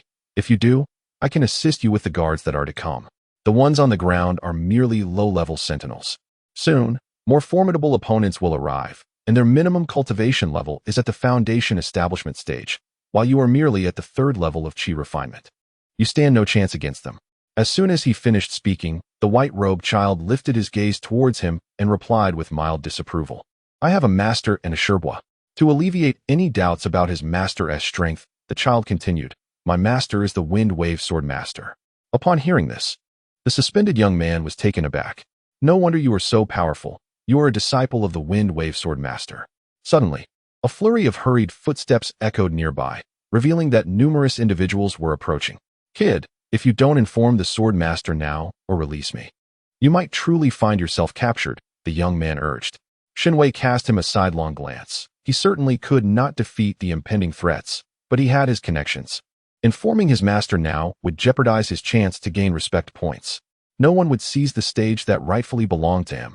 The youth gazed at the child in white robes wielding a short sword, and through the wolf mask, he discerned a pair of golden, crystalline eyes, pure and radiant. The child then spoke, "But you are gravely injured." Upon hearing this, the youth's heart softened. What a well-behaved child. Such obedience. It was no wonder that the esteemed Wind Wave Sword Master had taken him as a disciple. Just as he was about to reassure the child that it was of no consequence, he heard the child continue, "You would only hold me back." The words caught in his throat, transforming the burgeoning softness into a surge of anger, intensifying the pain within his chest. How infuriating. It was evident why the Wind Wave Sword Master had chosen him as a pupil. Wasn't this the disciple of the Wind Wave Sword Master? What was he doing here? The guards who had descended recognized Shen Wei. What kind of servants were they, that so many could not keep watch over a single child? A middle-aged man in deep brown attire exclaimed angrily, "What now, Lord Zhang?" The attendant behind him respectfully inquired, "What can be done? He has already arrived here. So he must be captured." The man, referred to as Lord Zhang, glared at Shen Wei with an unfriendly demeanor. Upon hearing his words, the guards behind him hesitated. "But both the Sword Master and the Blade Master are at the Lord Mayor's residence." "Then say this. The young master was abducted by villains. The barrier of the underground palace has been breached, and both the communication jade slips and teleportation talismans are ineffective. Even if he possesses protective artifacts, he cannot withstand our numbers," the middle-aged man stated coldly, fixing his gaze on Shen Wei. He then turned to his subordinates, instructing, "Inform the Sword Master that a thief infiltrated the Lord Mayor's residence with the intent to assassinate him. However, he was discovered en route and, upon passing by the Wanhua Garden, saw the young master playing and mistook him for the Lord Mayor's son. Consequently, he captured him and threatened the young master to secure his release. Fearing for the young master's safety, we had no choice but to let the criminal go while sending someone to notify the Sword Master. However, the rogue has since vanished and was last seen heading westward. Do you understand?" "Yes," the subordinate replied affirmatively. "Since you comprehend, go apprehend him. I have heard that the disciple of the Wind Wave Sword Master is extraordinary, blessed by the heavens from birth. Such a person must possess remarkable talent. In time, the young master will undoubtedly reach even greater heights." The middle-aged man gazed at Shen Wei with malicious intent. Chapter 43. Protecting the young one. Quite ugly, yet your aspirations are rather lofty. The youth, suspended in midair, scoffed upon hearing their plans. He then turned to Shen Wei and asked, "Child, you heard that. Do you truly not want my assistance? After all, I am a nascent golden core gun cultivator. Although I am injured and without my weapon, I could still manage against this group of Foundation establishment practitioners." "Thank you, but I can manage," Shen Wei politely declined. He activated the True Man's 3 minutes and maximized the Wind Envoy's aura, then unleashed a powerful slash, cleaving the ceiling asunder and allowing a flood of sunlight to pour through the breach. The sunlight cascaded onto Shen Wei, enveloping him as if he were adorned in a golden cloak. The enhancement of the Sun Saint's pattern surged, elevating him further still. In a state of fervent anticipation, Shen Wei lifted his gaze towards the approaching guards, his eyes sparkling with excitement. "System, remember to remind me of the time," he declared before charging towards the guards opposing him. The system glanced at the side, where the annihilation cannon lay, then back at Shen Wei, who seemed to be reveling in freedom as if he had broken free from a leash. With a sigh, it resumed its task of polishing the handkerchief. The young man suspended in midair observed a child with merely the cultivation of the 3rd level of Qi refinement, brandishing a sword as he charged into a throng of guards. His lips twitched in disbelief. These guards were not the same as the previous ones. Among them were 3 at the Foundation establishment stage, one of whom had reached the pinnacle of that realm. Truly, the audacity of youth knows no bounds. Despite the vast disparity in cultivation levels, the child dared to engage. Was this truly the way the Sword Master of Wind and Waves instructed his disciples? The young man believed it was only a matter of time before the child was captured. However, to his astonishment, the diminutive figure, not even reaching his knee, wielded a short sword and countered the guards with surprising skill. The power behind his strikes was comparable to that of a Foundation establishment practitioner. Yet, the youth discerned that while the sword techniques were effective, the child's internal spiritual energy was on the verge of depletion. At most, he could unleash 3 strikes before certain defeat. The guards engaged with Shen Wei soon realized this as well and sought to exhaust him. "Shen Wei, acutely aware of his waning spiritual energy, remained undeterred. Could they truly hope to outlast him?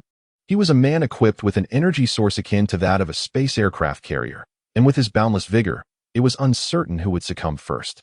Nevertheless, some display of his capabilities was essential. Shen Wei executed a flourish with his sword, bringing his left hand's index and middle fingers together. To the astonishment of those present, a celestial blue spiritual orb, the size of an egg, floated forth from the guard's midst, ascending above the child's head. The rich spiritual energy began to pour into the child instantaneously. In less than a second, they witnessed the white-robed boy's previously expended spiritual energy replenished in an instant. The direct infusion of energy proved far swifter than the boy's natural recovery. The transformation left the onlookers momentarily stunned. What a precious treasure! This must be the legendary spiritual artifact that the young sage possesses from birth, mused a middle-aged man clad in deep brown, his gaze glinting with avarice as he beheld the energy reservoir. Shen Wei remained silent, as the system alerted him that time was running short, and he could not afford to linger. Consequently, he renewed his powerful strike for an additional 3 seconds, activating all energy reserves to extract spiritual energy from the orb with fervor, then unleashed a mighty slash. Sensing that the force of this strike might still be insufficient to achieve his desired impact, he purchased a disposable disruptor. The moment his sword met the barrier, the disruptor would activate, ensuring a scene of profound astonishment. Indeed, the reality unfolded as anticipated. Several Foundation establishment practitioners found themselves utterly incapable of withstanding the strike.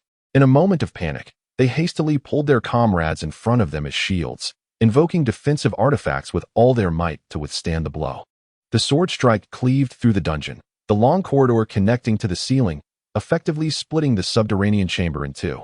The outer barrier of the dungeon vanished the instant the strike made contact. With a thunderous force, the unstoppable momentum of the sword cleaved the ground asunder, producing a resonant sound that reverberated through the air, causing the earth to tremble. The scene before Shen Wei was obscured, shrouded in a pixelated haze, rendering the situation of the guards indistinct. However, the system observed with clarity. The dismembered bodies littered the ground, their identities indistinguishable. Upon scanning, it confirmed the life signs of the guards had ceased. It then conveyed, all dealt with. Only after the system's announcement did Shen Wei come to the grim realization that he had taken lives, many lives. Before he could fully process the horror of his actions, he felt an abrupt withdrawal of strength, leaving him unsteady on his feet. Damn, the side effects have kicked in. I cannot afford to collapse after cultivating such an impressive demeanor. Shen Wei struggled to support himself with his dagger, biting his lip, striving to maintain his composure. Sensing the fleeting moment of fear within Shen Wei, the system contemplated offering comfort and arranging psychological support, but it soon deemed such intervention unnecessary. Shen Wei was capable of managing his own emotional turmoil. The commotion he had caused naturally attracted the attention of all present. Yun, who had been seated in the hall as an unassuming backdrop, vanished from his chair the instant he sensed the disturbance. Shen Wei, bracing himself, observed the guards converging around him while noting the rapid increase in his admiration points, which brought him satisfaction. Excellent. His investment had paid off. Once word of this incident spread, a lucrative profit awaited him. Ding! The host gains 10 fortune points. Ding! The host gains 15 fortune points. The dual notifications from the system heightened Shen Wei's excitement. Indeed, Rong Minghui was truly the first child of fortune he encountered, justifying the effort he expended to come and rescue him. Such generosity was remarkable. After this realization, fatigue washed over him. He felt so drained that he could barely sense his body, his arms too heavy to lift, and his eyelids drooping. Yet, he could not afford to succumb, for he was encircled by guards. He could only gaze expressionlessly at his admiration points, unable to even raise his hand.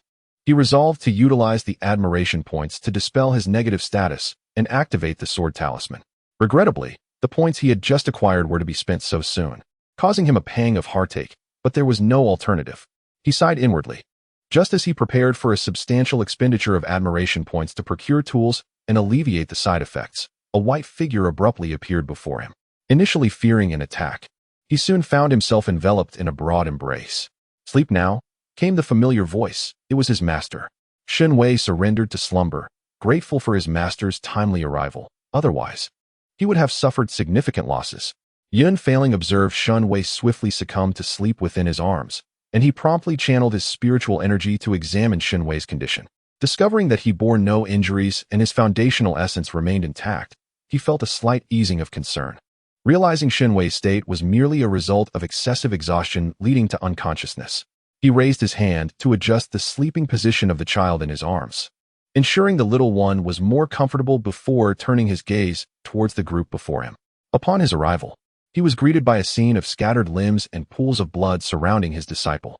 A group of armed assailants was gradually closing in on his apprentice, igniting a fierce fury within him.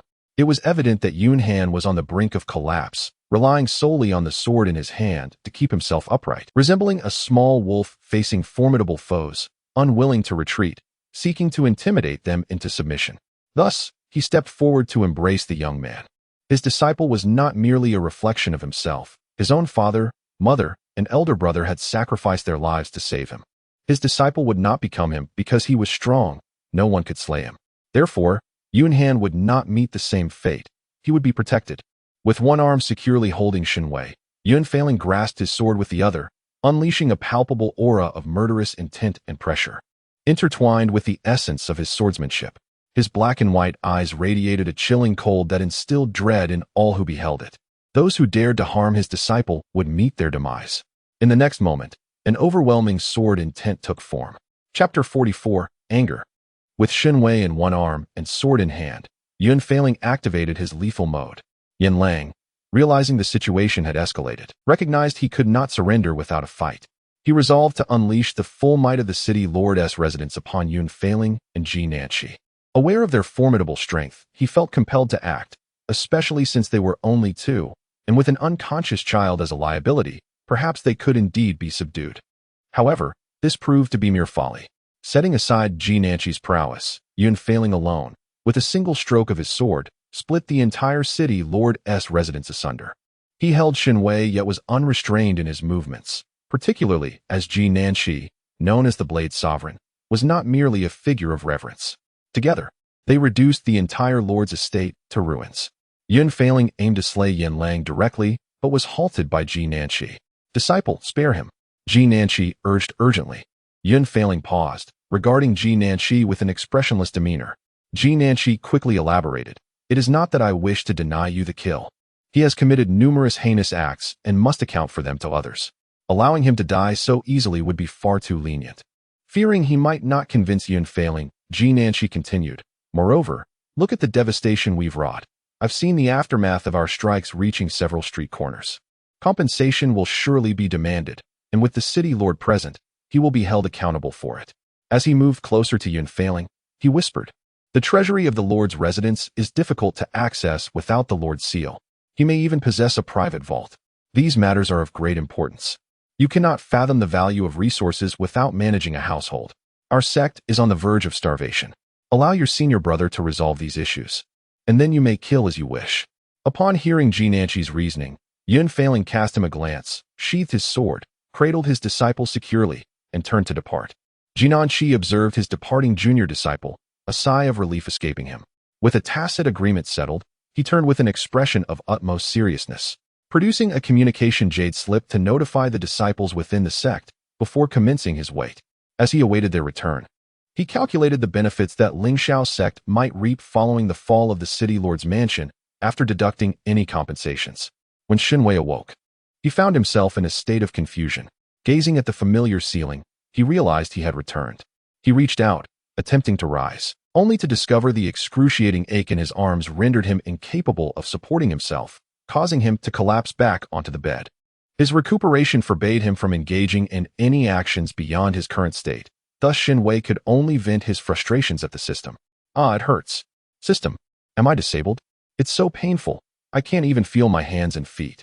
The system wished to cover its non-existent ears, but, regrettably, had none. Instead, it deactivated its auditory perception program, relying solely on visual cues to interpret Shen Wei's distress. System, speak to me. Am I truly impaired? Shen Wei lamented.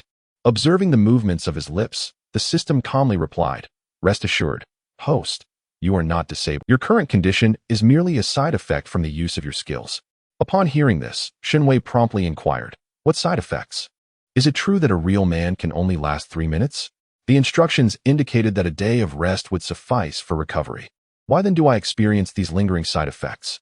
The system, noting his cessation of wailing, reactivated its auditory perception program to elucidate. Indeed, you have awakened after a day of slumber, which aligns with the stipulated recovery time. However, your sudden surge of power has strained your muscles, resulting in the widespread soreness you are experiencing. Fearing Shen Wei might escalate his protests, the system suggested, of course, the host could acquire a low-grade restorative potion to eliminate your discomfort entirely. Upon hearing this, Shen Wei grew wary. Not a chance. I've worked hard to increase my admiration points. Don't even think about tricking me into spending them. The system resigned to its folly of overcommunication. Just then, the door creaked open, and Shen Wei turned to see his master standing at the foot of his bed, gazing down at him with an air of authority.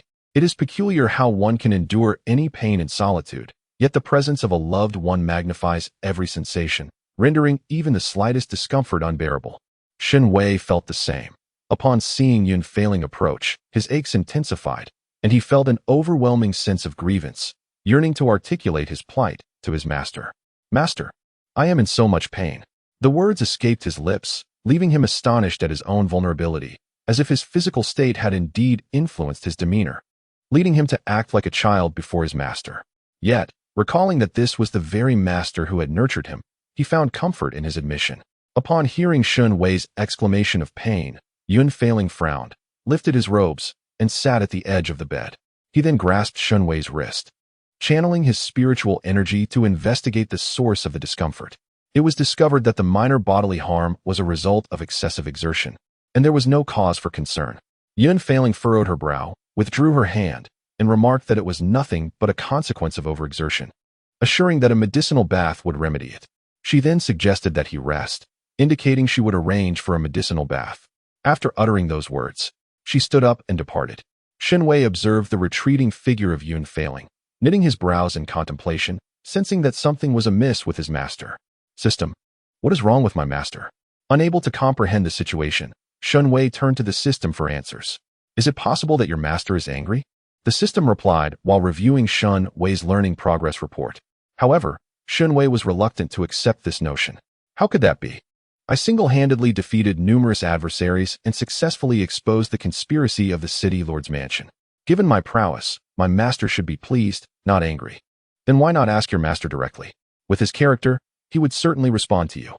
The system continued, adjusting Shen Wei's study plan and subsequently adding courses on the art of manipulation and the emperor's mindset. It felt something was still lacking, so it incorporated the art of language, a course it had acquired from novice taskers. The system had observed Shen Wei's prior performances, given Yun Failing's somewhat inept communication skills. Shen Wei had inadvertently adopted some of those traits, making this course essential for his improvement. Unaware of the system's alterations to his curriculum, Shen Wei lay in bed, contemplating the system's insights, which seemed quite reasonable. Thus, when Yun Failing prepared the medicinal bath and cradled him towards the tub, Shen Wei boldly inquired, "Master, are you angry?" This question caused Yun Failing to pause momentarily, turning to him with a serious expression. "Indeed, I am angry." Shen Wei was taken aback. The system had indeed been accurate. However, he was perplexed and genuinely sought to understand why. Yun Failing carefully placed him in the tub, tossing in a flame stone, causing the medicinal water's temperature to gradually rise. Once it reached a point that felt slightly hot to Shen Wei, it stabilized at that temperature. Yet, he remained unaware of the reason for Yun Failing's anger and continued to press for an explanation. "Why, master? Why not utilize the sword talisman you provided?" Instead of answering Shen Wei's inquiry, Yun Failing retorted, "Isn't it because I wish to earn respect? Would using the sword talisman allow for such rapid accumulation of admiration?" However, he could not articulate this truth, so he replied, "Because I believe I can defeat them. Using your sword talisman against them would be an overestimation of my abilities." What about facing several opponents in the Foundation Establishment stage? After exhausting your full effort as a Qi Refining Stage 3 cultivator, you would be left vulnerable to their onslaught. Had it not been for my timely arrival, you would have perished. Yun Failing's gaze turned icy as she scrutinized Shen Wei, her aura increasingly oppressive, indicating her growing displeasure. Shen Wei gazed upon the current demeanor of Yun Failing and suddenly realized the source of his master's anger. It stemmed from concern for his well-being. Although he possessed a hidden card ensuring his safety, his master remained oblivious to it. Family inevitably succumbs to worry for one another. An answer unexpectedly blossomed in Shen Wei's mind as he lifted his gaze to meet the formidable aura emanating from Yunhan, and clarity washed over him regarding where he had erred. Overcome with emotion, he felt a pang in his nose and warmth in his eyes. Bowing his head like a child who had committed a transgression, awkwardly apologizing, "I'm sorry, master. I have caused you worry." "You have done nothing wrong," Yunhan replied. "But I must ask, do you think me insufficiently strong, hence your reluctance to inform me?" In response to Shen Wei's apology, Yunhan posed a sudden inquiry. Indeed, Yunhan was angry, yet he directed his ire inward, feeling dismayed that his disciple, in such perilous circumstances, chose not to notify him, believing him inadequate. If only he were stronger, then Yunhan would depend on him instead of seeking to resolve matters independently. Shen Wei quickly countered, "How could that be? I refrained from notifying you because I believed I could handle it. My confidence stems entirely from your presence." This response momentarily stunned Yunhan. As he gazed into the golden eyes behind the wolf mask, reflecting his own image, feeling a warmth akin to sunlight radiating within his chest. He reached out to stroke his disciple's head, the soft hair reminiscent of a wolf cub's fur, an undeniably pleasant sensation. Lowering his gaze to Shen Wei, he earnestly proclaimed, "I am strong and shall grow even stronger. Until you have fully matured, stand firmly behind me. I shall confront the dangers and difficulties on your behalf." Shen Wei felt an urge to weep, blinking away tears, then complained, "Master, if you speak like this, I shall become spoiled and lack ambition." Yunhan immediately dismissed his words, insisting, "Not at all. You are strong and will only grow stronger. Once you mature further, I shall teach you the art of hunting, enabling you to become even more formidable." Yunhan genuinely believed this. His disciple, at such a tender age, had slain over 20 cultivators, including 3 at the foundation establishment stage, far surpassing his own capabilities. Thus, he did not perceive Shen Wei as lacking in potential as the latter suggested. As Shen Wei listened to his master's somewhat inappropriate choice of words, he felt a chuckle rising within him, yet he understood the underlying meaning. His master would impart all his skills, nurturing him into strength. For now, he merely needed to follow in his master's footsteps and grow in peace. Chapter 45. Gratitude. The heartfelt exchange between Shen Wei and Yunhan restored their relationship to its original state, perhaps even enhancing it, as the system perceived Shen Wei as akin to a 5-year-old child in his master's presence. After half a month of closeness with Yunhan, his uncle unexpectedly arrived, accompanied by a familiar face. "Benefactor, have your injuries healed?" Shen Wei inquired. "I intended to visit you immediately after my departure, but master informed me that you required rest due to your injuries, which is why I have come to see you now." A child of similar stature to Shen Wei suddenly approached, his bright eyes gazing at Shen Wei with concern as he inquired. Initially, Shen Wei was somewhat bewildered and did not recognize him, but upon noticing the child's sparkling eyes, he realized it was Rong Minghui. It was not his fault. During their time in the dungeon, Rong had appeared disheveled and ragged, his face so dirty that it was impossible to discern his features. The child before him now looked somewhat frail, though his complexion remained pale.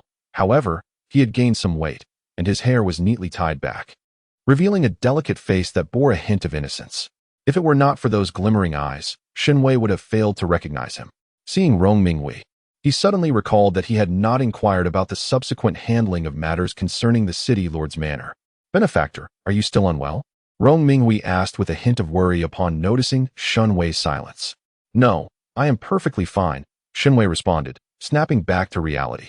He had not suffered any affliction. The after-effects of using his skills had been alleviated that very day with a medicinal bath prepared by his master, leaving him in good health. So, where had this rumor of his severe injuries originated? "Ah, right, Xiao Yunhan, you should be acquainted with each other. Let me reintroduce you. This is my disciple, who will henceforth be your senior brother," Ji Nanshi interjected, offering the introduction. It was he who had misled Rong Minghui into believing that Shen Wei was gravely injured. When he had rescued him, Rong had insisted on following his junior brother, claiming he needed to deliver the ingenious ball to Yunhan, stating Ji Nanshi was unfit to take it over. Later, upon discovering that this child possessed celestial marrow and had been imprisoned in the city lord's manor, where his marrow was extracted for 2 years, Ji Nanshi learned that he was an orphan, without parents or relatives. Investigations revealed that after his grandfather's passing, he had been sold by neighbors, leading to a life of marrow extraction. Ji Nanshi, recognizing the child's talent, decided to take Rong Minghui as his disciple, envisioning great potential for him. Although Rong Minghui had suffered significant damage to his bone structure due to the extraction, his essence remained intact. With careful nurturing and the aid of spiritual elixirs, he could potentially recover. However, the boy was quite earnest and insisted on personally delivering the ingenious ball to Yunhan, disregarding his own injuries. To ensure Rong could focus on his recovery, Ji Nanxi had to fabricate a story that Yunhan was severely injured and needed rest, promising to take Rong to see him once he healed. This calmed Rong Minghui, who began asking daily about Yunhan's condition. Benefactor, will you be my junior brother from now on? Is a junior brother a younger brother? Hearing Ji Nanxi's words, before Shen Wei could respond, Rong Minghui's face lit up with joy as he inquired eagerly. Yes, he is your younger brother, Ji Nanxi replied with a smile. Rong Minghui beamed, exclaiming, I have a brother now. He then turned to Shen Wei, radiating happiness as he stated, although I am not as formidable as you, I possess celestial marrow. If my marrow is extracted, it could enhance your abilities. He recalled how often those individuals had come to extract his marrow and how they had spoken of a certain young master who had successfully optimized his talents with the aid of Rong's marrow. Little brother, I can give you my marrow, and you will become even stronger. As soon as his words fell, the atmosphere was enveloped in silence. Rong Minghui remained oblivious to this stillness, continuing to smile joyfully as he chattered away to Shen Wei. However, brother, you still have to wait a while. Each marrow extraction requires a 3-month interval. They say this prevents any fundamental damage to the essence. It has only been 21 days since the last extraction, so there are still over 2 months to go. After 2 months, you will be able to extract my marrow. The voice that interrupted was Ji Nanxi, who, despite his usually cheerful demeanor, now bore a particularly fearsome expression. Master, what is the matter? Rong Minghui turned to Ji Nanxi, feeling a sudden sense of trepidation. Ji Nanxi seemed to realize he had frightened him and took a deep breath, forcing a smile that resembled his usual one. Master merely wishes to convey that you cannot give your essence to others. Seeing Ji Nanxi return to his familiar self, Rong Minghui felt reassured. Yet he found himself disagreeing with Ji Nanxi's assertion. But brother is not just anyone. I won't give it to anyone else, only to him. That is still unacceptable. Ji Nanxi countered. Rong Minghui was perplexed. Why not? Those people before, they were all executed, Ji Nanxi interrupted, stepping closer and ruffling his hair. He spoke earnestly. It is wrong to harm others to elevate oneself, and thus, you must not act in such a manner, nor allow others to treat you that way. Rong Minghui, still confused, replied, but I want to repay my brother. Grandfather said that being grateful and repaying kindness is what makes a good child. The only thing I have to offer is my essence. No, you cannot. A cold voice suddenly interjected. Rong Minghui turned to see the imposing figure seated nearby. He recognized him as the one who had once held his brother and ruthlessly eliminated everyone else. Fear washed over him, and he instinctively hid behind Ji Nanxi. Yun Failing regarded him with indifference, ignoring his fear, and continued, Yunhan possesses exceptional talent and does not require your essence to enhance his abilities. Even if you were to provide him with your essence, it would only serve to make him uncomfortable. You are of no use to him. Listening to his master's words, Shen Wei felt a mix of emotions. While his master praised him, the harshness of his words could easily bring someone to tears. Surprisingly, Rong Minghui was not brought to tears. On the contrary, his eyes sparkled as he gazed at Shen Wei, exclaiming, Really? No wonder he is my brother. He is truly remarkable. Ding! The host has gained 10 fortune points. The system's notification chimed once more. Is it really this easy? Shen Wei mused. If all children of fortune were like this, he thought the side quests might not be so daunting after all. Meanwhile, upon hearing Rong Minghui's praise, Yun Failing nodded, acknowledging, Yunhan is indeed strong, and he will become even stronger. Encouraged by this, Rong Minghui's gaze sharpened with determination. I understand now. I will become stronger and will protect my brother. Yunhan will surpass you by a considerable margin. You cannot protect him. That responsibility falls to me. For I am stronger, Yun Failing stated flatly, dismissing Rong Minghui's claim. Shen Wei felt that his master possessed an unparalleled ability to critique others without reservation. However, Rong Minghui remained unfazed by the criticism. He nodded earnestly, stating, I understand. I will strive to grow stronger and not hinder my younger brother. Yun Failing, in agreement with this sentiment, also nodded and, in a rare display of encouragement, said, Then do your best. Following that conversation, Rong Minghui began visiting Shen Wei more frequently. He finally remembered that he needed to return the exquisite skill ball to Shen Wei. Shen Wei accepted it back, as it was a gift from his master, and he could never part with it. Instead, he gifted Rong Minghui other toys. He held a fondness for Rong Minghui, recognizing him as the only one generous enough to share the fortune of luck. Shen Wei also learned from the system about the subsequent handling of matters concerning the city lord's mansion. The crimes of the city lord of Luochuan were publicly disclosed, leading to the execution of the entire family, with all involved facing the same fate. The Yin family line was utterly annihilated, a development that brought great satisfaction to the populace. What of Bao Yu? Shen Wei recalled Bao Yu, who had become a servant due to her lack of cultivation talent at birth. She has been detained, although she is Yin Lang's daughter. Being merely an ordinary mortal and a servant of the city lord's mansion, she was not executed alongside Yin Lang. Instead, she has been sentenced to 3 months of confinement. The system informed him. Shen Wei considered this a relatively satisfactory conclusion. He then resumed his studies, buoyed by 2 pieces of good news. Firstly, his reputation soared following the recent battle, defeating dozens of opponents at a similar level, including 3 Foundation establishment cultivators, was indeed astonishing. Many praised him as a worthy successor to the renowned Fenglan sword master, leading to a significant surge in Shen Wei's admiration points, which skyrocketed past 6 million, an exhilarating triumph for a gambler like him.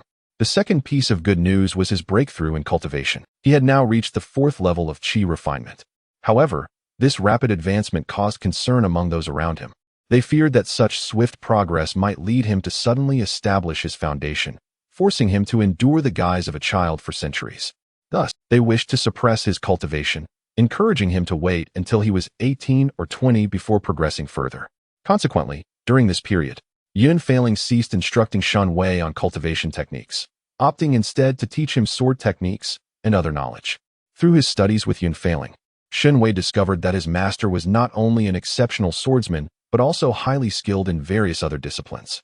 This included music, chess, calligraphy, painting, alchemy, artifact forging, and even sewing and embroidery. As Shen Wei listened to his master explain the embroidery of runes on magical garments, detailing how different materials and stitching techniques could enhance their properties, he felt a sense of bewilderment. "Master, how do you know all of this?" Shen Wei could not contain his curiosity and asked. To his surprise, his master responded, "These are skills that every disciple of Lingxiao sect must learn. All disciples of Lingxiao sect are proficient in them." Upon hearing this response, Shen Wei was filled with confusion, unable to comprehend why the disciples of Lingxiao sect needed to master such a skill. In the next moment, his master provided the answer. Disciples of Lingxiao sect typically wield swords as their weapon of choice, which leads to considerable wear and tear on their garments. A set of ritual robes can be quite expensive. However, if one were to purchase fabric and craft them oneself, it would be significantly more economical, Yun Failing explained earnestly. Shen Wei understood. It was a matter of financial constraint, a necessity to create one's own attire. This prompted a question. Did his master craft his own garments as well? The image of his master, expressionless, seated with needle and thread, quietly sewing clothes and embroidering runes, suddenly sent a shiver down Shen Wei's spine. He quickly dismissed the thought. Even if it were true, he was unwilling to accept it. As Shen Wei was engaged in learning various skills from his master, the items sent by his father arrived. Shen Wei was somewhat surprised that his mother did not accompany them this time. Since his father departed from Lin Yuan's sect at the age of 3, being the head of the Shen family, his mother had initially intended to stay until he turned 6. However, this plan was thwarted when his father came to deliver gifts and, in the process, coaxed his mother away. Shen Wei believed that his father's visit was merely a pretext, with the real intention being to take his mother back. For years, Shen Wei had been under Yun Failing's care, and both his parents had been quite at ease with this arrangement. Nevertheless, as their own flesh and blood, his mother would always accompany the deliveries, staying a few days before his father returned to escort her away, often stopping by to see him as well. This time, however, his mother did not come along, causing Shen Wei to suspect that something might have transpired within the Shen family. Without hesitation, he took out a communication jade slip to contact his mother. The slip connected swiftly, and before Shen Wei could inquire, he heard his father's voice on the other end. "I knew you would be the first to reach out to your mother, Honor." Shen Wei chose to ignore his father's comment, and, without expressing curiosity about how his mother's jade slip came to be in his father's possession, asked flatly, "Where is my mother?" Upon hearing Shen Wei's inquiry, Shen Yunhan did not respond directly, but instead cheerfully posed a question. Would you prefer a good piece of news or bad news, Honor? Faced with his father's sudden levity, Shen Wei sighed and replied, Father, did you know? My cultivation has improved again. The ancestors of Lin Yuan sect and Lingxiao sect have advised me to temporarily cease my training, as the secret realm of Chunling is about to open, and my master wishes to lead the expedition. Do you understand? Shen Yunhan was left bewildered by this disjointed statement and asked in confusion, Understand what? Is it possible that Master Fenglan intends to take you into the secret realm? Shen Wei, noticing his father's failure to deduce the meaning, grinned and said, There's a good piece of news and an even better piece of news. Which would you like to hear first? Realizing the situation, Shen Yunhan chuckled, recognizing that his son was merely retaliating with his own brand of humor. He then playfully asked, Well then, let us hear the good news first. The good news is that my master will be unable to attend to me during this period, so I may be sent back home. Shen Wei replied obediently. Shen Yunhan's upturned lips immediately flattened as he continued to inquire about the better news. The better news was that his master would likely find it troublesome and refuse to lead the team, subsequently returning home with him. After all, he had not been back since the age of 3. Surely his grandparents and mother must miss him dearly, Shen Wei said with a smile. However, this left Shen Yunhan utterly unable to smile. It was evidently bad news combined with worse news. With his son returning, there would be no place for him in the household. He recalled the joyous occasion when his son had last returned at the age of 3, a time of family celebration where he was treated like royalty, receiving preferential treatment that even he, as the clan leader, could not rival. He could endure all of that, for after all, he was his son. The only thing he could not tolerate was that Lin Yang had pushed him out of their bedroom to make room for their son, forcing him to sleep outside for a full 19 days. For 19 days, he had not been able to approach Lin Yang, as their son had remained nestled in her embrace. Shen Yunhan gazed at Shen Wei, who was being held tightly by Lu Ying, gritting his teeth as he thought, at 3 years old, clinging to his mother like this? A child of noble birth should carry himself with the grace befitting his lineage. Thus, on the evening of the 14th day, he contacted the esteemed Qishao Daozuan, requesting him to convey his son's longing for his master to Fenglan Jinzuan. By the 19th day, Fenglan Jinzuan appeared at the Shen residence, and after a heartfelt farewell from the family, he took Shen Wei away. A universal celebration ensued. Now, with his son on the verge of returning, Shen Yunhan felt that the current circumstances were somewhat precarious, and he promptly stated, The bad news is that your mother cannot visit you during this time. The good news is that you are going to be a big brother. Upon hearing this, Shen Wei paused, realizing that his mother was pregnant. It was said that for cultivators, bearing offspring was fraught with difficulty, yet his father was succeeding. Before he could privately marvel at this, his father continued, Your mother is only 2 months along, and the time for sects to recruit disciples is approaching. Our clan will be quite busy. If you return now, she may not be able to attend to you. It would be best to wait until your mother's pregnancy stabilizes before coming back, to avoid her being distracted by your needs. Understanding his father's rationale, Shen Wei recognized that in his father's heart, his mother was paramount, while he himself was merely an adopted child. His father's arrangements were entirely to be expected. He then asked his father to pass the jade slip to his mother, and after chatting with her for a while longer, he finally severed the communication. Chapter 47, The Second Child of Fortune. Severing the jade slip, Shen Wei stretched languidly, easing his body. In truth, he had deceived his father. His master had not allowed him to return.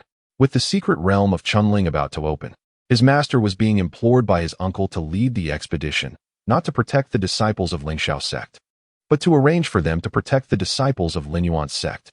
Thus, his master wished to take him along to broaden his horizons. The phrase broaden horizons had been suggested by his uncle, with the intent of persuading his master to agree to lead the team. Shen Wei indeed comprehended his master's intentions, for the Lingxiao sect was undeniably impoverished. According to revelations from the uncles and ancestors of the Lin Yuan sect, they had allocated a considerable sum of spirit stones to the Lingxiao sect to ensure the safety of the Lin Yuan disciples. The specific amount disclosed by the uncles was 50,000 superior-grade spirit stones. Shen Wei did not remain silent out of indifference. Rather, the sheer volume of 50,000 superior-grade spirit stones was indeed substantial, yet it scarcely constituted a significant sum for the ancestors of the Lin Yuan sect. For instance, a single bottle of spirit-nourishing pill, concocted by the esteemed Elder Yunya, fetched a price of 100 superior-grade spirit stones, while the legendary 9-star St. Yuan pill, exclusively crafted by Elder Yunya, was auctioned for a staggering 500,000 superior-grade spirit stones. He possessed all such elixirs. To illustrate further, in recent years, the allowances bestowed upon him by the uncles and ancestors of the Lin Yuan sect had accumulated to 40,000 premium-grade spirit stones, with the conversion rate in the realm of cultivation being that one premium-grade spirit stone equates to 100,000 superior-grade spirit stones. A comparative analysis reveals the stark contrast between wealth and poverty. Shen Wei found it somewhat disheartening that his master's worth was merely an adjunct to the sum of 50,000 superior-grade spirit stones. Conversely, Jin and Qi perceived this amount as quite substantial, particularly given that the Lin Yuan sect was a significant patron. The spirit stones were sufficient to secure a monthly personal service from all the elders of the Lingxiao sect. With such resources, the Lingxiao sect could also procure a star jade mine to provide their disciples with sharpening stones. If the disciples were compensated, it was only fitting that a commanding presence be appointed. Given that the available elders had been engaged by other sects, it was imperative for the esteemed Lin Yuan sect to secure a more formidable figure. Thus, Jin and Qi set his sights on Yun Fei Ling. Initially, Yun Fei Ling was reluctant to participate, but her senior brother's reasoning prevailed. With Yunhan currently unable to continue his cultivation, it would be prudent to expose him to the world beyond, thereby refining his mindset. The secret realm of Chunling presented an excellent opportunity. Although it was not appropriate for a child to venture into perilous domains, it would facilitate encounters with other cultivators and provide insights into various sects, thus preparing Yunhan for future endeavors. Moreover, it would allow Yunhan to witness the authentic essence of the cultivation realm, ensuring he would not be at a disadvantage in the future. Given her cautious disposition regarding matters concerning disciples, Yun Fei Ling ultimately acquiesced to her brother's request. Upon relaying this news to Shen Wei, he was naturally elated. Being still young, his opportunities for outings were limited, and the prospect of exploring the secret realm filled him with joy. "Host, there is something I must convey to you," the system interjected unexpectedly. "What is it?" Shen Wei inquired, as he corrected Rong Minghui's sword technique. His master and uncle were occupied with discussions, thus he was engaged in practice with Rong Minghui, who was demonstrating his recently acquired sword techniques. After observing once, Shen Wei couldn't help but step in to provide corrections, as his master had also instructed him on the techniques of his uncle, not for any other reason but to impart knowledge on how to counter the sword techniques of blade practitioners. In order to better demonstrate to Shen Wei and to facilitate his understanding, his master as senior became a teaching assistant for his master. As Shen Wei reminisced about that scene, he couldn't help but lick his back molars. His master truly deserved the title of the most formidable weapon in the eastern region, a moniker revealed to him by his senior after a defeat, which Shen Wei found quite fitting. "You are about to acquire a fateful younger brother," the system announced. "A younger brother of fate? Isn't that splendid? Isn't my side quest to have them as brothers?" Shen Wei corrected Rong Minghui, speaking nonchalantly. Upon hearing Shen Wei's response, the system regarded him with newfound respect, sensing his confidence and a hint of the demeanor of a true tasker. "The host has already exhibited the true demeanor of a prodigious individual. Your younger brother will tread the path of advancement through confrontation. Due to the overwhelming number of fateful children, some destinies overlap, resulting in certain fateful children being classified as antagonists of others. Your brother embodies a blend of the advancement through confrontation and several antagonist archetypes, which will endow him with significant talent. However, fear not. I firmly believe you will undoubtedly suppress him," the system remarked, brimming with confidence. For no other reason than the formidable power it wielded, it was determined to impose control. It doubted that a single strike would fail to eliminate a child of fate. If one shot did not suffice, it would simply unleash more. However, the system's words momentarily left Shen Wei bewildered. "What did you say? I am to have a younger brother of fate? Furthermore, a younger brother who merges the traits of advancement through confrontation with multiple antagonists?" Shen Wei inquired incredulously. Before the system could respond, Shen Wei suddenly furrowed his brow. Wait a moment, where did this younger brother come from? Suddenly enlightened, he recalled that his father had mentioned just days prior that his mother was pregnant. A jolt of realization struck him, and he sought confirmation from the system. "You can't possibly be implying that my mother is currently bearing that child of fate, can you?" "Host, I thought I had made that quite clear," the system replied, belatedly realizing it may have revealed too much too soon. It skillfully disengaged its auditory perception. Upon hearing the system's response, Shen Wei took a deep breath. Junior brother, what is wrong? Have I done something incorrectly? Rong Minghui, observing Shen Wei's sudden stillness, inquired. Shen Wei collected himself and turned to Rong Minghui, saying, No, senior brother, you are performing splendidly. Please continue your practice. I am feeling a bit parched and shall fetch a cup of tea over there. With that, Shen Wei concocted an excuse and made his way to the stone table beneath the tree. On the surface, he appeared utterly composed and elegantly poised. However, internally he was in turmoil. What on earth? What is the system doing? What do you mean I am to have a younger brother of fate? And a younger brother who is a hybrid of fateful child and antagonist? Is the task not burdensome enough? Shen Wei exclaimed loudly. The system calmly interpreted Shen Wei's lip movements, having anticipated this scenario when the world consciousness had informed it of the arrangements. It began to explain slowly, Host, do not be agitated. This is the arrangement of the world consciousness, and it is beyond our control. Due to the overwhelming presence of the children of destiny, certain familial backgrounds could not be accommodated. In this world, there exist only a limited number of suitable family lineages. After assigning the children from other realms, the options dwindled further. It then became apparent that your family background was also quite fitting, hence this arrangement was made. Upon hearing the system's explanation, Shen Wei, with a displeased expression, retorted, No wonder my mother became pregnant. I thought I was an anomaly. It turns out that the child she is carrying is her destined offspring, and I was just an interloper. He then added, Could you perhaps have a word with the world consciousness? Request a change in personnel. Having a child of destiny alongside a villain seems exceedingly troublesome, especially since it follows the trope of upgrading through humiliation, which will inevitably implicate my father and mother. As long as the world consciousness is amenable to a swap, I shall hasten my efforts to seize the fortunes of those children of destiny to subdue them. His master and ancestors had suppressed his cultivation, fearing he would establish a foundation prematurely, thus solidifying his physique, which could only be reshaped upon reaching the nascent soul stage. It appears, however, that such restraints can no longer be maintained. Provided the world consciousness consents, he would amass strength through admiration point, enabling him to confront those children of destiny and usurp their fortunes. He was adamant about not wanting a child of destiny as a younger brother. What exactly is a child of destiny? They are solitary beings, often regarded as offerings to the heavens, the earth, and their kin. It is said that 9 out of 10 are orphans, though one might have the potential to rejuvenate a family line. The addition of a villainous narrative leaves little hope for survival. He feared it would lead to an extreme form of desolation. After all, he had finally established a harmonious home, surrounded by loved ones, and he would not allow his family to be burdened or become victims of those children of destiny. Chapter 48. All fear arises from insufficient power. Witnessing Shen Wei's aversion, the system surmised that he likely felt a lack of security and reflected, Host, your refusal stems from the fear of implicating your family and friends. This is an aspect I can assist you with. How so? Are you planning to cast me into some spatial realm, forcing me to cultivate for thousands or even tens of thousands of years, only to emerge and crush those children of destiny? Shen Wei inquired, his face etched with suspicion. His wariness was justified, for this resembled the sort of tactics the system would employ, reminiscent of when he was initially thrust into the learning space. The proposal raised his defenses. To some extent, Shen Wei understood the system quite well. In truth, the system indeed entertained such an idea, but seeing Shen Wei's startled demeanor, it abandoned that notion. As your master stated, as long as the host is sufficiently powerful, all will be well. Do I really need you to tell me that?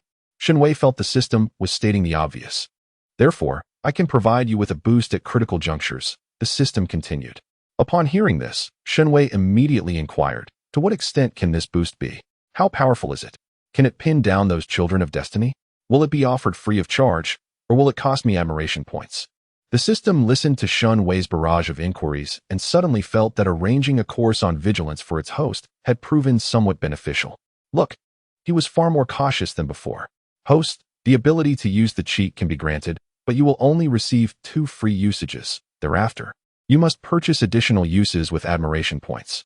Please trust me, this cheat is undoubtedly worth far more than its cost, the system stated. Projecting the functions of the annihilation cannon before Shen Wei. Looking at the system panel, Shen Wei fell silent. He had anticipated that the system would provide him with merely an auxiliary training tool or perhaps a golden finger of sorts. But he never expected to be given such a formidable cheat. 2 uses refer to firing 2 shots, correct? He asked, his tone somewhat dazed as he examined the information on the panel.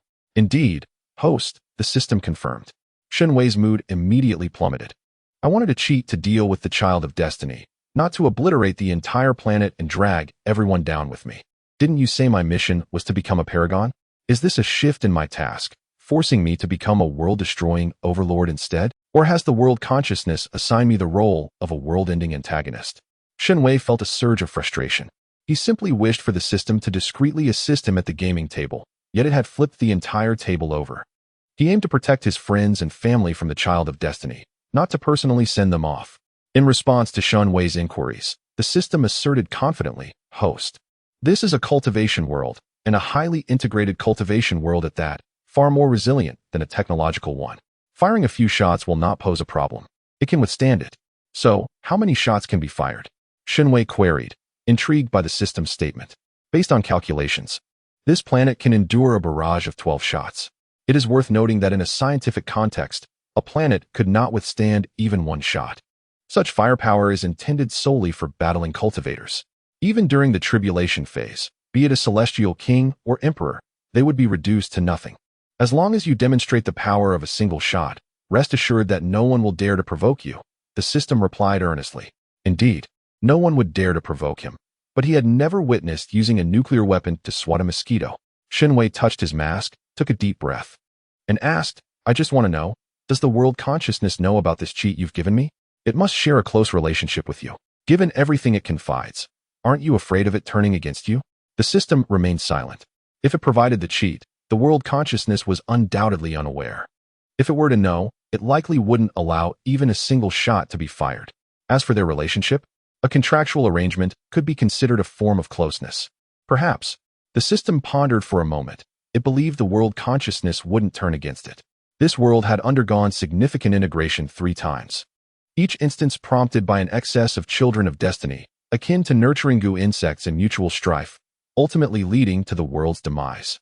Therefore, the world consciousness had resolved to relinquish this realm. The system managed to seize this task just before the other party withdrew. And with a desperate hope akin to treating a dead horse as a live one, it was permitted to proceed. If success is achieved, that would indeed be splendid. However, if failure ensues, the only recourse for the world's consciousness would be to relinquish its hold on the world. After all, in a realm where promotion is consistently thwarted and destruction looms at every turn, retaining it would be a grievous loss, rendering it far more prudent to sell it off. At the very least, one could apply to become a challenger of the world, and once accomplished, sell it thereafter. It stands to reason that such a maneuver would yield 2 transactions, which wouldn't be deemed a loss. Upon hearing the system's silence, Shen Wei immediately understood the gravity of the situation. The system was indeed clandestinely granting him advantages, even concealing this from the benevolent world consciousness. Although he felt he ought to be touched by this revelation, he found himself utterly unmoved. The current world could withstand only 12 assaults, and he alone could unleash 2 attacks, meaning he had the potential to obliterate 1/6 of the world without incurring any cost. The system was exceedingly benevolent to him. He dared not act rashly. The system did not respond to his inquiries, but instead posed a question. Does the host feel a greater sense of security now? Indeed. Upon realizing the system's support, he felt a newfound security, so much so that he had to restrain himself from impulsively launching attacks that could lead to the world's annihilation. Contemplating this, he suddenly perceived that having a troublesome, overzealous child of fortune as a brother was not such a dire predicament after all. He promptly asserted, I believe one should not act too hastily. The situation has not escalated to that point. It is merely a child of fortune becoming my brother. There is no necessity to resort to aggression. Noticing Shen Wei's emotions had stabilized, the system nodded in satisfaction. All fear stemmed from a lack of firepower, and the host served as a prime illustration of this. The system then proceeded to address the matter at hand.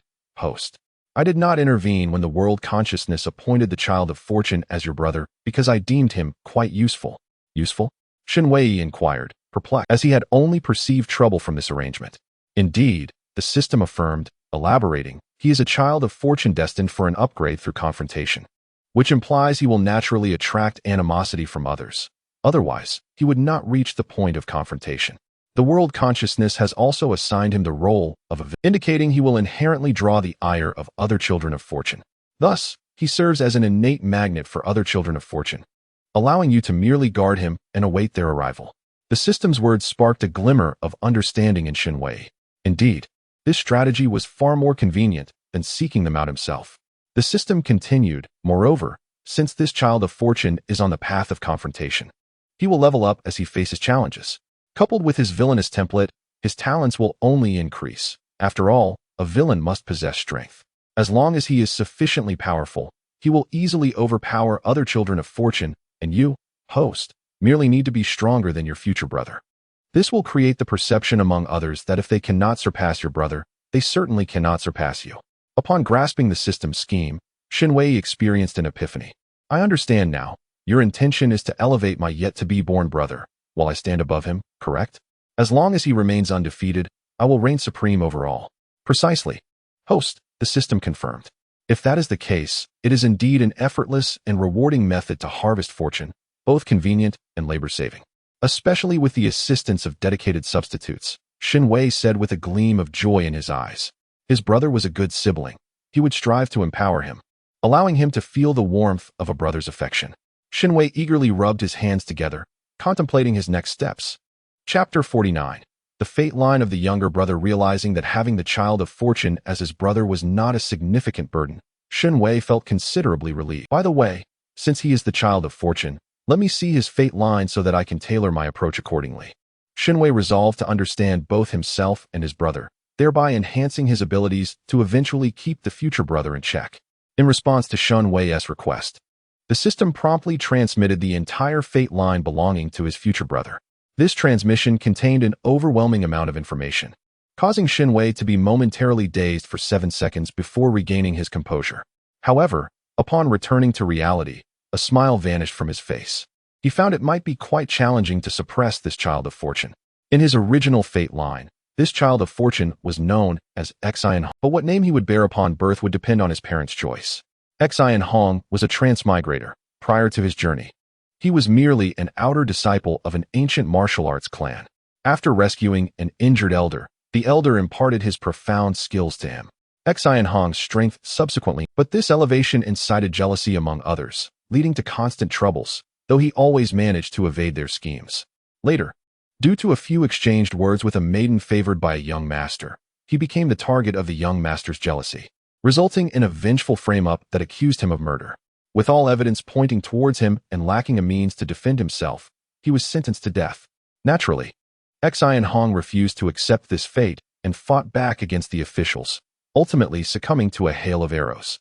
When he awakened once more, he found himself reborn in the realm of cultivation. However, upon undergoing the aptitude assessment, he discovered that his potential was exceedingly poor. Feeling despondent about his prospects in cultivation, he resorted to practicing the nameless techniques passed down from the elder of his previous life. Although his aptitude for cultivation was lacking, he exhibited exceptional talent in martial arts. Day by day, Xian Hong diligently honed his skills until, at the age of 23, he reached the pinnacle of the 9th level of his martial arts practice. Upon breaking through to the 10th level, he suddenly experienced a profound transformation. His internal energy converted into spiritual energy, resulting in a substantial increase in power. After being rejected in marriage, Xian Hong resolutely fought back, revealing his strength in the process. Although he successfully defeated the man brought by his former fiancée, the adversary's family was a considerable force, and his own clan was insufficient to contend with them. To prevent implicating his family, Xian Hong orchestrated a dramatic betrayal, leading his family to expel him, thus embarking on a solitary journey. During his travels, as he pursued the path of immortality through martial prowess, he learned to conceal his spiritual energy by suppressing it, allowing it to manifest as internal force, thus appearing as an ordinary martial artist. In consequence, he often found himself looked down upon by others. However, he adeptly turned the tables, utilizing various confrontational tactics to elevate his cultivation and gain widespread renown, ultimately achieving ascension. This narrative outlines the fortuitous path of his future younger brother, resembling a tale of sheer triumph. Yet, the subsequent focus shifts to the destinies of 8 antagonists, cunning and ruthless, destined to be the arch-enemies of the other fortunate sons. With a sigh, Shen Wei pondered and inquired, "System, are traversers no longer valued in this era?" He too is a traverser. Upon hearing Shen Wei's words, the system promptly responded, "Host, there are no true traversers. The memories of the fortunate son were fabricated by the world's consciousness, merely implanting a fragment of memory to create the illusion of reincarnation. You are the sole, genuine traverser in this realm. Very well, I shall accept this notion, but doesn't he possess an abundance of advantages? Beyond being a fortunate son, he is entangled with the destinies of 8 antagonists. With such an accumulation of talents, I believe it would be more prudent to simply designate him as the world's chosen one, Shen Wei remarked with an expressionless demeanor. The amalgamation of 8 antagonistic destinies with his own fortunate lineage raised concerns of a tangled fate, spiraling into chaos. Host, fret not. Your destiny serves merely as a reference. The convergence of so many destinies will inherently divert him from his original path, the system reassured. Are you implying that he cannot utilize the advantages from multiple destinies? Shen Wei inquired. Certainly not, the system countered. Then what is the point of discussing it? Shen Wei silently scoffed. He then listened as the system elaborated. His current destiny is convoluted. While his skills have been granted, for the sake of balance, certain elements will be excluded, thereby augmenting other aspects. For instance, Shen Wei urged the system for clarification. For instance, 3 of the 8 antagonists possess powerful sect affiliations, while 2 among the remaining 4 come from illustrious lineages. The last few derive their strength from exceptionally capable family members. In essence, they are supported by formidable foundations, granting them the audacity to challenge other fortunate sons. Consequently, these strong affiliations will enhance his identity and background, signifying that he can not only bolster his family, but also yours, the system elucidated. Upon hearing this, Shen Wei chuckled.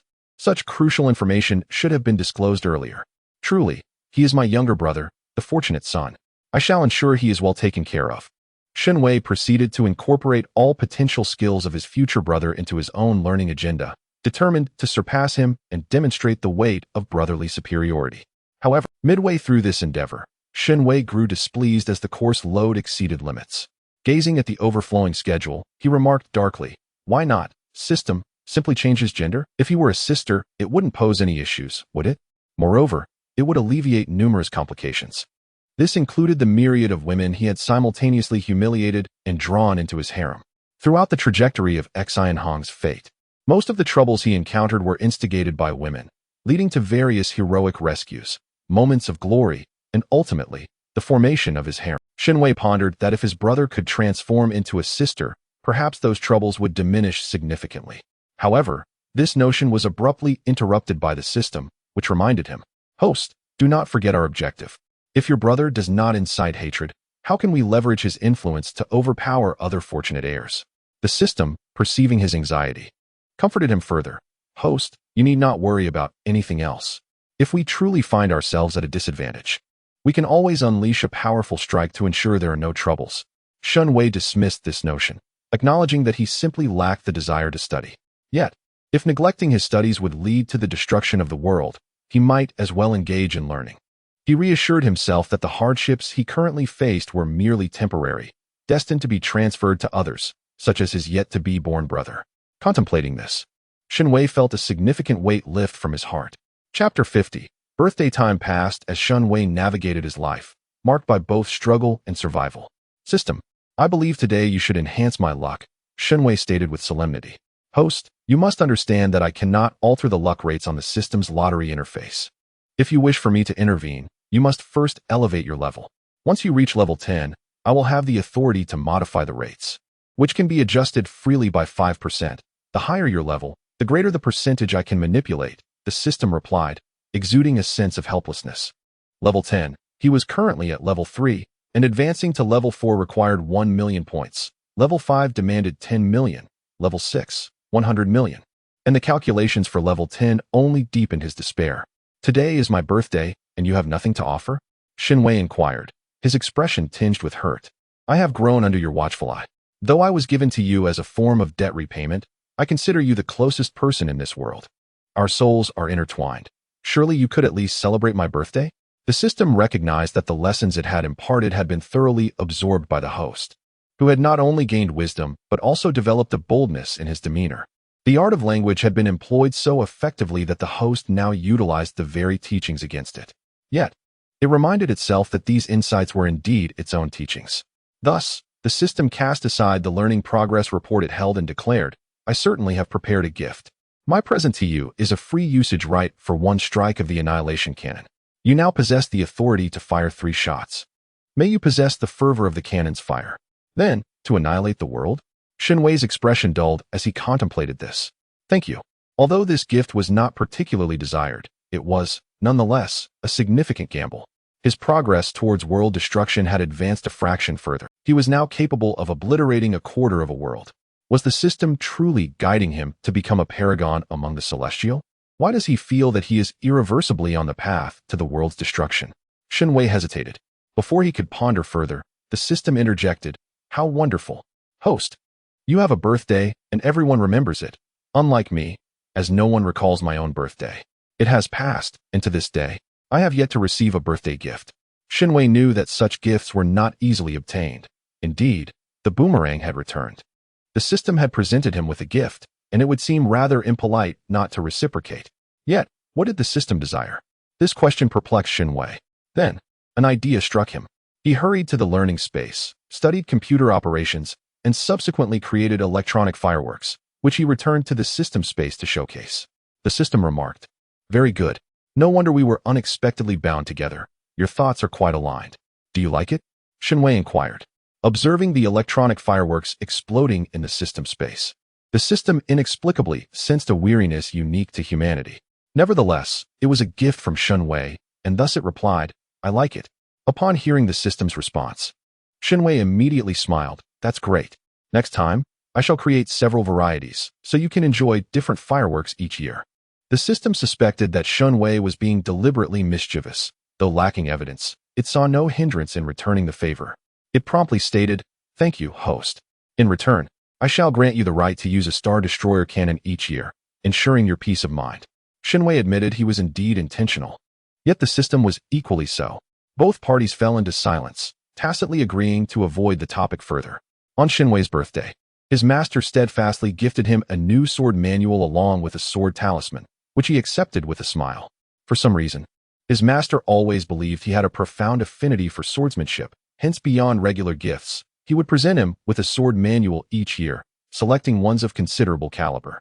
His uncle gifted him a small wooden horse that could fly with the input of spiritual energy, albeit not very high, merely a couple of meters off the ground. Shen Wei pondered the wooden horse, reflecting that it was akin to a toy car in the realm of cultivation. Rong Minghui presented him with a jade pendant he had worn around his neck, purportedly a protective talisman bestowed by his grandfather to ensure safety. Lacking other gift, he could only offer him this token of peace. To be honest, it is difficult not to feel soft-hearted towards such a fortuitous child, and Shen Wei was no exception. Especially after he understood the true nature of the fate that originally belonged to Rong Minghui. He immediately scolded everyone who had betrayed and wronged Rong Minghui in the original world line. Such a pure flower had been so ruthlessly tarnished into a heartless demon emperor. One could only imagine the extent of suffering endured. However, he did not accept the jade pendant known as the Peaceful Blessing, for it was essentially proof of Rong Minghui's status as a direct descendant of the Rong family, a key to unlock the family treasury. As an outsider, it was best not to accept it. Moreover, he was not lacking in funds. Among the gifts presented by the ancestral masters and uncles of the Lin Yuan sect, the total of luminous spirit stones amounted to 1,000 exquisite spirit stones, indicating that he was indeed not in want of financial resources. Shen Wei declined the offerings of Rong Minghui, asserting that these were heirlooms bestowed by his grandfather and should be cherished. Rong Minghui was deeply moved and immediately expressed that should Shen Wei desire any of his celestial marrow in the future, he would willingly extract it on the spot. Shen Wei felt it imperative that Master Qi Xiao should educate Rong Minghui on the impropriety of such actions. He genuinely feared that Rong Minghui might, in the future, be tempted to bestow his celestial marrow upon anyone he found remotely appealing. Thus, Shen Wei conveyed that, having promised to provide him with celestial marrow, it was essential that Rong Minghui would only extract it himself. Until Shen Wei had drawn his celestial marrow, Rong Minghui was not permitted to offer his to anyone else. Rong Minghui joyfully acquiesced. Seeing his agreement, Shen Wei nodded in satisfaction. The extraction of celestial marrow was not feasible, with a prior commitment in place. He believed that Rong Minghui would prioritize his promises to him over others. As long as Shen Wei refrained from extraction, Rong Minghui would not breach his promise, thus serving as a peculiar form of protection. Shen Wei's birthday was celebrated with much gaiety, or rather, Every year his birthday was quite festive. He cherished such an atmosphere, and while nestled in his mother's embrace, he gently caressed her belly, hoping for a future brother who would be well-behaved. Should he cause considerable trouble for his friends and family, he would not hesitate to acquiesce to the system's suggestion and give him a swift rebuke. As night fell into stillness, Shen Wei lay in bed, marking the commencement of the annual lottery. Transitioning into the system space, he took a bath, then solemnly paid homage to the statue of the god of wealth he had crafted for himself, demonstrating his sincerity by reciting the scripture of the god of wealth 9 times. Open the gates of heaven, open the gates of earth. On the 81st road, the god of wealth arrives. Bestow blessings, bestow riches. May fortunes flow abundantly into my abode. After this fervent supplication, he clasped his hands in reverence and bowed.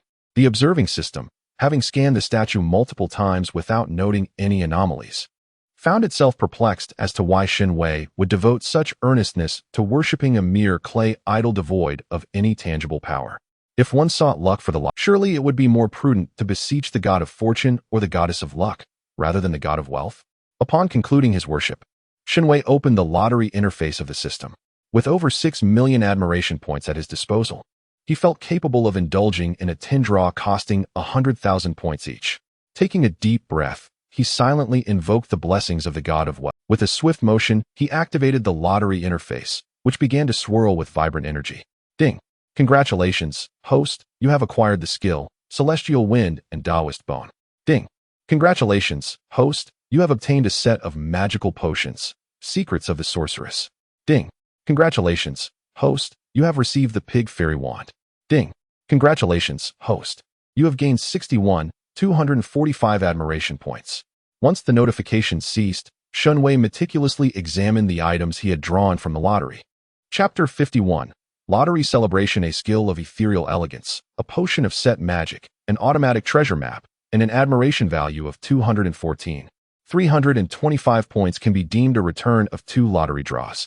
Among the prizes were a one-time skill of absolute defense, a dragon pearl, a delectable lollipop, a superior green dinosaur set, and a pig fairy wand. Upon further inspection of the item's functionalities, one could say it was a loss, yet not entirely unprofitable. The skill of ethereal elegance bestows upon its user an air of celestial grace, enveloping their actions in a filter of otherworldly charm while automatically dispelling any foul energies. In essence, from this day forth, he could thrive on the winds of the northwest without the need for sustenance. Shen Wei felt that his demeanor had taken a significant leap forward. As for the potion of the witch's secret, Shen Wei found himself perplexed regarding its purpose. It consisted of 4 vials, each of a distinct hue: green, red, blue, and purple, from left to right. The description indicated that in times of difficulty or trouble, one should open a vial and consume its contents, with the effects remaining a mystery until experienced. This seemed to suggest an element of chance. The automatic treasure map promised the joy of treasure hunting alongside friends, allowing the input of commands to design and construct treasure buildings. Shen Wei contemplated and realized it resembled a sandbox game where one could create structures simply by entering commands. It appeared rather intriguing and could provide a delightful pastime in the future. Next was the one-time skill of absolute defense. True to its name, it offered invulnerability upon activation. It exempted the user from all forms of damage, be it physical, spiritual, magical, or psychological. This was indeed invaluable. It implied that donning this skill would enable him to withstand even the mightiest of assaults, as if he could unleash a star-destroying cannon upon the world without consequence. Yet, he chided himself, such acts were unbecoming of a chosen one. He begrudgingly attributed this line of thought to the system's influence. Examining the dragon pearl, Shen Wei recognized it as a fine alchemical material, enhancing one's affinity for water and thereby facilitating its control. However, he found himself lacking a need for it, as the tears of the sea god had already maximized his water affinity. Thus, the dragon pearl felt rather superfluous. Perhaps he could request master when to fashion it into a headpiece, as adorning himself with a dragon pearl would undoubtedly leave spectators in awe, adding further grace to his presence. The delectable lollipop required no explanation regarding its purpose. It was simply divine. Once tasted, nothing else could satisfy his palate. Shen Wei had once indulged in it to the extent of spending millions of admiration points solely on sweets. Ultimately, the system intervened, enrolling him in a cooking course dedicated to crafting delectable lollipops. After 3 evenings of rigorous training, he found himself utterly disenchanted with all confections. Anyone who had consumed sweets for 9 years and continued to create them for the same duration would inevitably lose interest. The system was relentless. In an effort to wean him off his addiction to delectable lollipops, it mandated that he must produce them before he could conclude the course. Consequently, he had developed a profound aversion to desserts altogether. Casting the delectable lollipop into the system's backpack, he turned to gaze at the extraordinary green dinosaur set. He had amassed numerous sets over time, yet none of them were of the extraordinary grade. Upon reviewing the description, he realized it was indeed a remarkable item. Its defensive capabilities were astoundingly high, surpassing even the attack value of the sword talisman bestowed by his master. In essence, donning this armor would render him impervious to any blows from his master wielding the sword. However, its drawbacks were conspicuous. The defense required charging, and spiritual energy could not replenish it. Instead, it necessitated the purchase of magical power using admiration points. The Pig Fairy Wand, as described, was an intriguing toy that allowed the user to transform everything in their vicinity into the form of a small pig, reverting back to normal after 24 hours. Was this not akin to the frog transformation talisman? The distinction lay in the fact that this wand was reusable rather than a one-time item. Overall, it was not an unfavorable trade. At the very least, some items proved to be of utility. With all items organized, he finally surrendered his body to the embrace of slumber, his consciousness deftly transitioning into the learning space. He had a powerful brother in super form awaiting his conquest, and he could not afford to slacken his studies. He alone bore the responsibility. Time slipped away as Shen Wei immersed himself in his relentless pursuit of knowledge, eliciting concern from both the Ling Xiao sect and the Lin Yuan sect regarding his almost obsessive dedication to learning. They subtly cautioned Yunfei Ling against pushing Shen Wei too hard. Even with exceptional talent, such an approach to learning was unsustainable, particularly for a child just past 6 years of age. However, their indirect suggestions did not reach Yunfei Ling, who mistakenly believed that this assembly praised his disciple's intelligence and diligence, marveling at how much he had learned at such a tender age and his modest accomplishments. Yunfei Ling was quite pleased, expressing his delight, affirming that indeed, his disciple was extraordinarily gifted. The members of the Ling Xiao sect and the Lin Yuan sect had forgotten that the individual before them was oblivious to their veiled insinuations, and none dared to speak plainly. Ji Nanshi, however, did voice his thoughts, albeit in defense of Yunfei Ling. He clarified that his junior disciple had not assigned so much coursework to Yunhan. Rather, it was Yunhan who had imposed these burdens upon himself, with his junior disciple merely indulging him. Unfortunately, his assertion fell on deaf ears. This matter prompted Ji Nanshi to suggest that his junior disciple accompany his nephew to finalize the arrangements for the Chunling expedition. Initially, the Ling Xiao sect was supportive, especially with the esteemed Feng Lan sword master overseeing the proceedings, ensuring safety. Conversely, the overly indulgent Lin Yuan sect objected, fearing that the Chunling secret realm would be overcrowded. And with Yunhan's youth, what if an unfortunate incident were to occur? Could this group of paupers afford the consequences? Thus, they staunchly opposed Yunhan's participation in the Chunling expedition. Yet, should Yunhan refrain from attending, his junior disciple would certainly not go either. After much effort in persuading his junior disciple to take the lead, Ji Nanshi was now compelled to convince the Lin Yuan sect members. However, his efforts bore little fruit. The current fervor with which Shen Wei was engrossed in his studies raised concerns among the Lin Yuan sect that he might be overwhelmed, prompting them to suggest he take a break and enjoy some leisure, thereby acquiescing to Ji Nanshi's proposal. Ji Nanshi was merely tasked with ensuring the protection of Yunhan at all costs, to which he readily agreed. He found the members of the Lin Yuan sect excessively cautious. In his view, those with exceptional talent should embrace rigorous training to genuinely evolve into formidable warriors, rather than being coddled like delicate flowers. He then recalled the recent diligence exhibited by Shen Wei and deemed it necessary to indulge him a little. Simply observing the volume of his studies was enough to make Ji Nanshi's scalp tingle. On the other hand, his disciple indeed possessed the potential to become a powerful figure. Chapter 52. Departure. Early in the morning, Shen Wei was roused from slumber by his master, who then allowed the servants to assist him with dressing and grooming in a somewhat dazed state. Once he had finished, his master casually produced a gourd-shaped spiritual flask and handed it to him. Without a moment's hesitation, Shen Wei accepted it, uncorked the gourd, and began to drink. Half a month prior, his master had noticed that Shen Wei's height seemed stagnant and suspected it was due to insufficient nutrition. Since then, he had been bringing him a flask filled with the essence of various spiritual beasts, As for the effects, Shen Wei drained the gourd in one breath and promptly returned it to his master, immediately inquiring of the system, "What is my height today?" "The current height is 96.32 centimeters, the system replied. "Are you certain?" "I've only grown 0.01 centimeters in half a month?" Shen Wei asked incredulously. "Indeed, host," the system confirmed. "Is something wrong with my body?" Shen Wei questioned, perplexed. Upon reviewing Shen Wei's health report, the system found his physique to be remarkably healthy, with no discernible issues. "The host's body exhibits no abnormalities," the system responded. "Then why am I growing so slowly? At 6 years old, I haven't even surpassed 1 meter. Is this normal?" Shen Wei challenged. It was indeed rather abnormal, prompting the system to suspect that a skill Shen Wei possessed might be causing side effects. "Please hold on, host.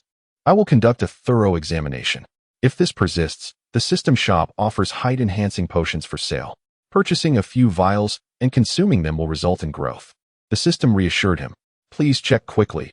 I don't believe a diminutive figure under 1 meter can successfully suppress other children of destiny," Shen Wei stated with a stoic expression. The system noted that some course arrangements were indeed quite useful, particularly now, as the host was harsh on himself. The system continued to investigate the issue while Shen Wei was escorted by his master onto the flying cloud ship. As Shen Wei gazed at the magnificent vessel, gracefully floating in the sky, a look of excitement illuminated his face. In his past life, he had traversed by ship, but this was his first encounter with an airborne vessel, as well as his inaugural journey aboard one. This particular ship was provided by the Lin Yuan sect, as the disciples of Ling Shao sect were tasked with safeguarding those of Lin Yuan sect during their expedition. Shen Wei was somewhat perplexed. If they were to enter a secret realm and the disciples of Ling Shao were to continually protect those of Lin Yuan, how would the opportunities encountered be apportioned? Curiously, he turned to Yun Failing for clarification.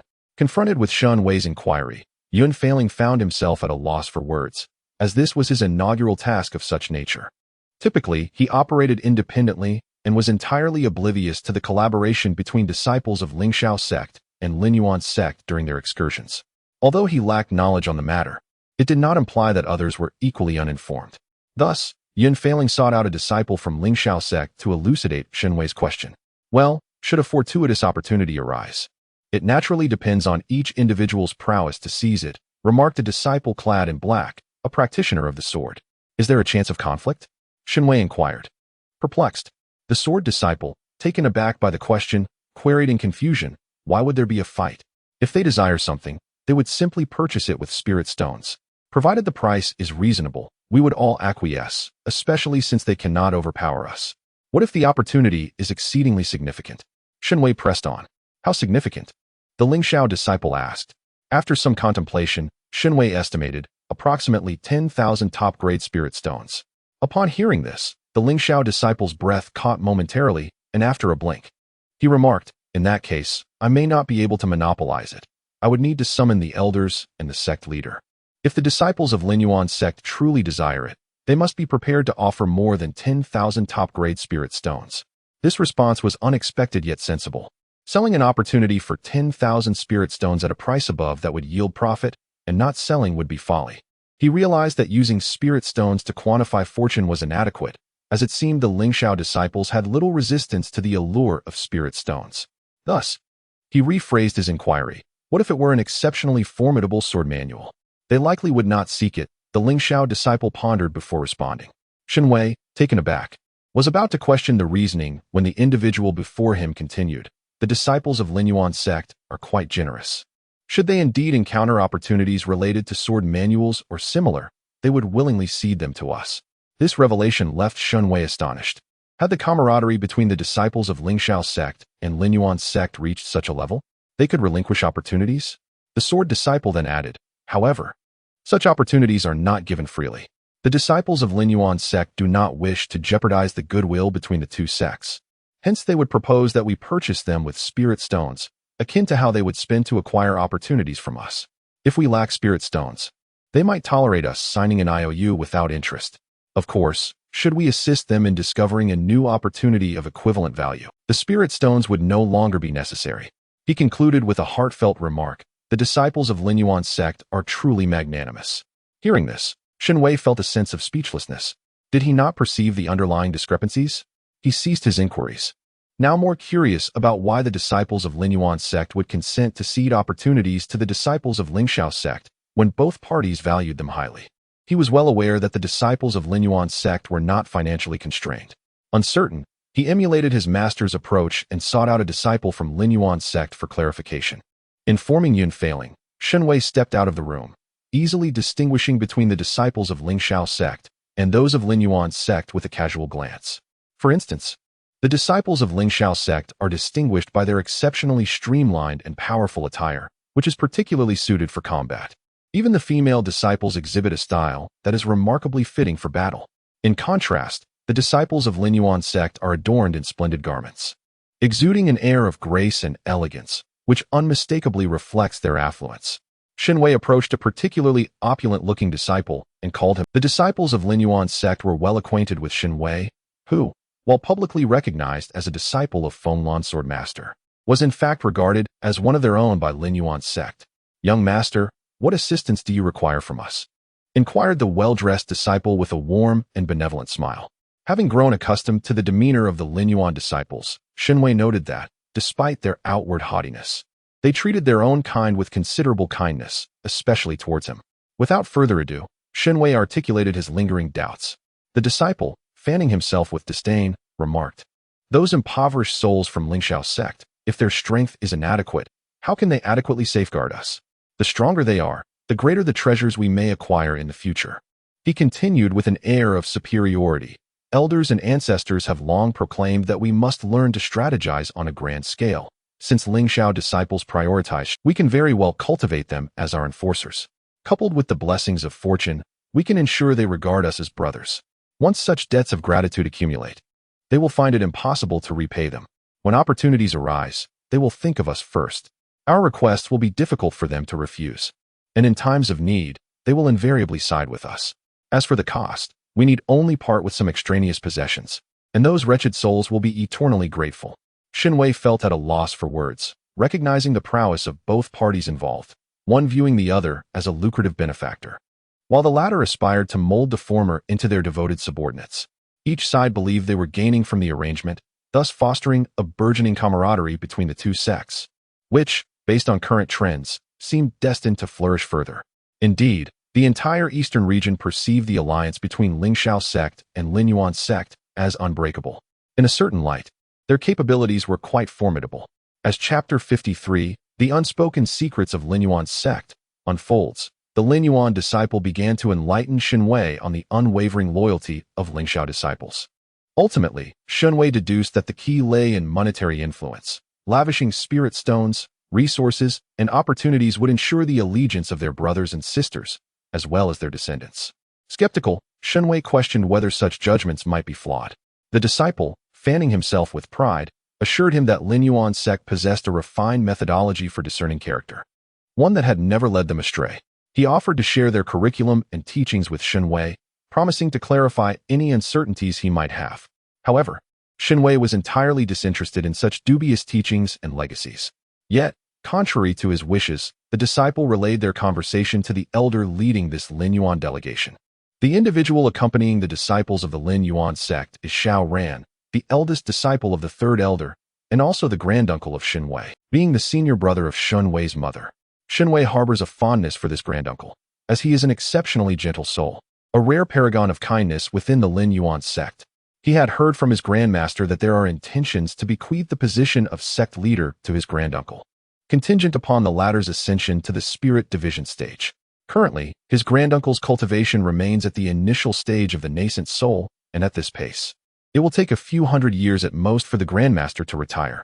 Upon learning of Shen Wei's interest through the remarks of the disciples, Xiao Ran promptly summoned him, eager to impart knowledge, as there remains a considerable journey to the He-Chun Ridge secret realm. It is prudent to educate his nephew, Yunhan, in some useful skills, especially since Yunhan is presently at the Ling Xiao sect, making it essential to learn some methods of taming. However, this instruction must not be overtly stated. Instead, it is to be framed as teaching Shen Wei some esoteric techniques of the Lin Yuan sect. Yun Fei Ling holds no objections to the education of others, provided it does not harm his disciple. As for any detriment to others, that is of no concern. He is aware that Xiao Ran of the Lin Yuan sect is quite renowned in the art of crafting, a field in which he himself is not proficient. Therefore, it is advantageous for Yunhan to learn from him, and thus he consents. As Shen Wei listens to his granduncle mention imparting the Lin Yuan sect's secret techniques, his curiosity is piqued. However, upon hearing the methods of selecting and taming disciples from the Ling Shao sect, he finds himself utterly bewildered. The so-called secret techniques of the Lin Yuan sect are indeed far removed from what he had envisioned. Particularly striking is his granduncle's cheerful assertion that taming people is not dissimilar to taming beasts. Shen Wei, perplexed, inquires of Xiao Ran whether such teachings would not invite criticism as heretical, leading them down a path of darkness. How could Yunhan think this? Xiao Ran responds with a warm smile. Have our disciples ever imposed on others? We have always compensated with ample spirit stones. The choice has always rested with them. Our disciples of the Lin Yuan sect have never coerced anyone. He then cites a quintessential example, pointing to the harmonious relationship with the Ling Shao sect, asserting, have you ever seen them unwilling to engage with us? Our connection with the Ling Shao sect is well acknowledged in the Eastern domain. Shen Wei muses, so? The reputation of the Lin Yuan sect's disciples as gullible fools is merely a fade?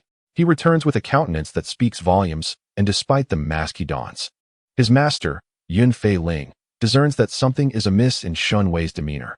Assuming that the challenging nature of the crafting knowledge imparted by Xiao Ran has disheartened his disciple, Yun Fei Ling gently pats Shen Wei's head, offering reassurance that it is perfectly acceptable not to master everything. Upon hearing this, Shen Wei gazes at his master, his expression inscrutable. His master remains blissfully unaware that this is not merely a matter of capability, but rather a reflection of his unique perspective, as he is indeed a rarity, one who is untouched by the conventional teachings of the Lin Yuan sect. Do you not see? The Lin Yuan sect has nearly eradicated the Ling Shao sect, from the venerable ancestors down to the novice disciples, with only his master having narrowly escaped this calamity. Reflecting on the taming techniques and the series of honeyed words imparted by his esteemed uncle, it is said that these very tactics were once employed against his master. Alas, his master, ever the maverick, pursued what he desired solely through his own strength, accepting only what others dared to offer, yet never reciprocating a fraction in return.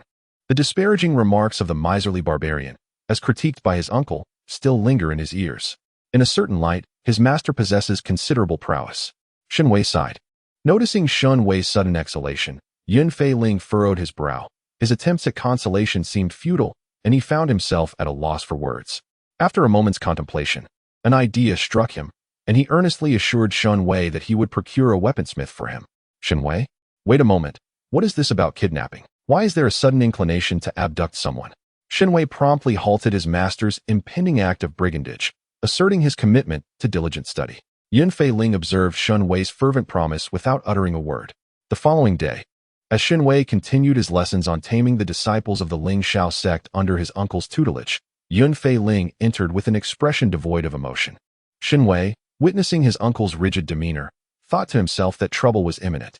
His master emanated a surging sword intent, gazing impassively at his uncle before patting his shoulder, instructing him to remain in the room, and then vanishing in an instant. Shen Wei, now alone in the vacant chamber, surmised what his master was likely to undertake. Sure enough, he soon heard his master declaring war upon his uncle. Shen Wei hastily exited the room, only to catch a fleeting glimpse of his master whisking his uncle away. Surely, nothing untoward will befall him.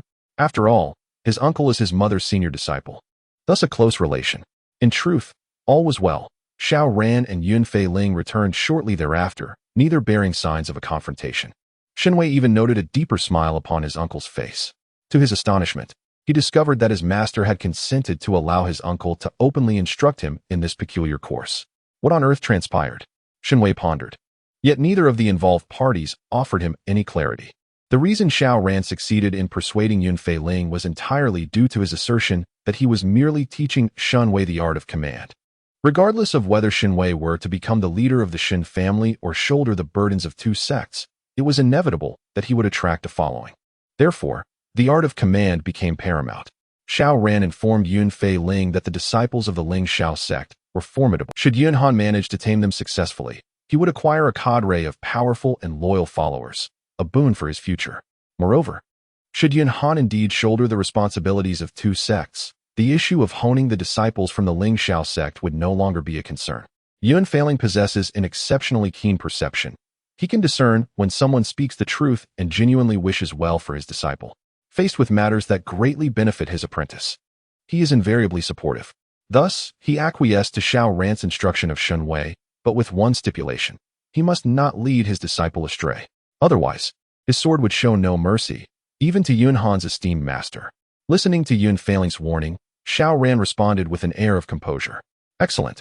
I successfully navigated that perilous situation. I nearly faced a beating. Next time, I should consider altering the name. It is too overt and could lead to complications. Henceforth, it shall be referred to as the beast taming course. He mused silently with a smile still gracing his face. Chapter 54. Transformation. The flying cloud ship sailed for 6 days before reaching the territory of Heechunling.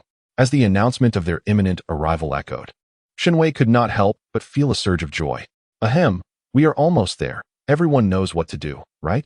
Xiao Ran's gentle voice cut through the anticipation, prompting Shen Wei to cast a puzzled glance in his direction. Indeed, the disciples understand. The members of Lin Yuan's sect responded in unison. Shen Wei, bewildered, looked upon them. Understand? Understand what? Then, he witnessed the disciples of Lin Yuan's sect instantly donning resplendent attire with perfect synchrony. What the heck? One-click transformation, Shen Wei exclaimed in shock.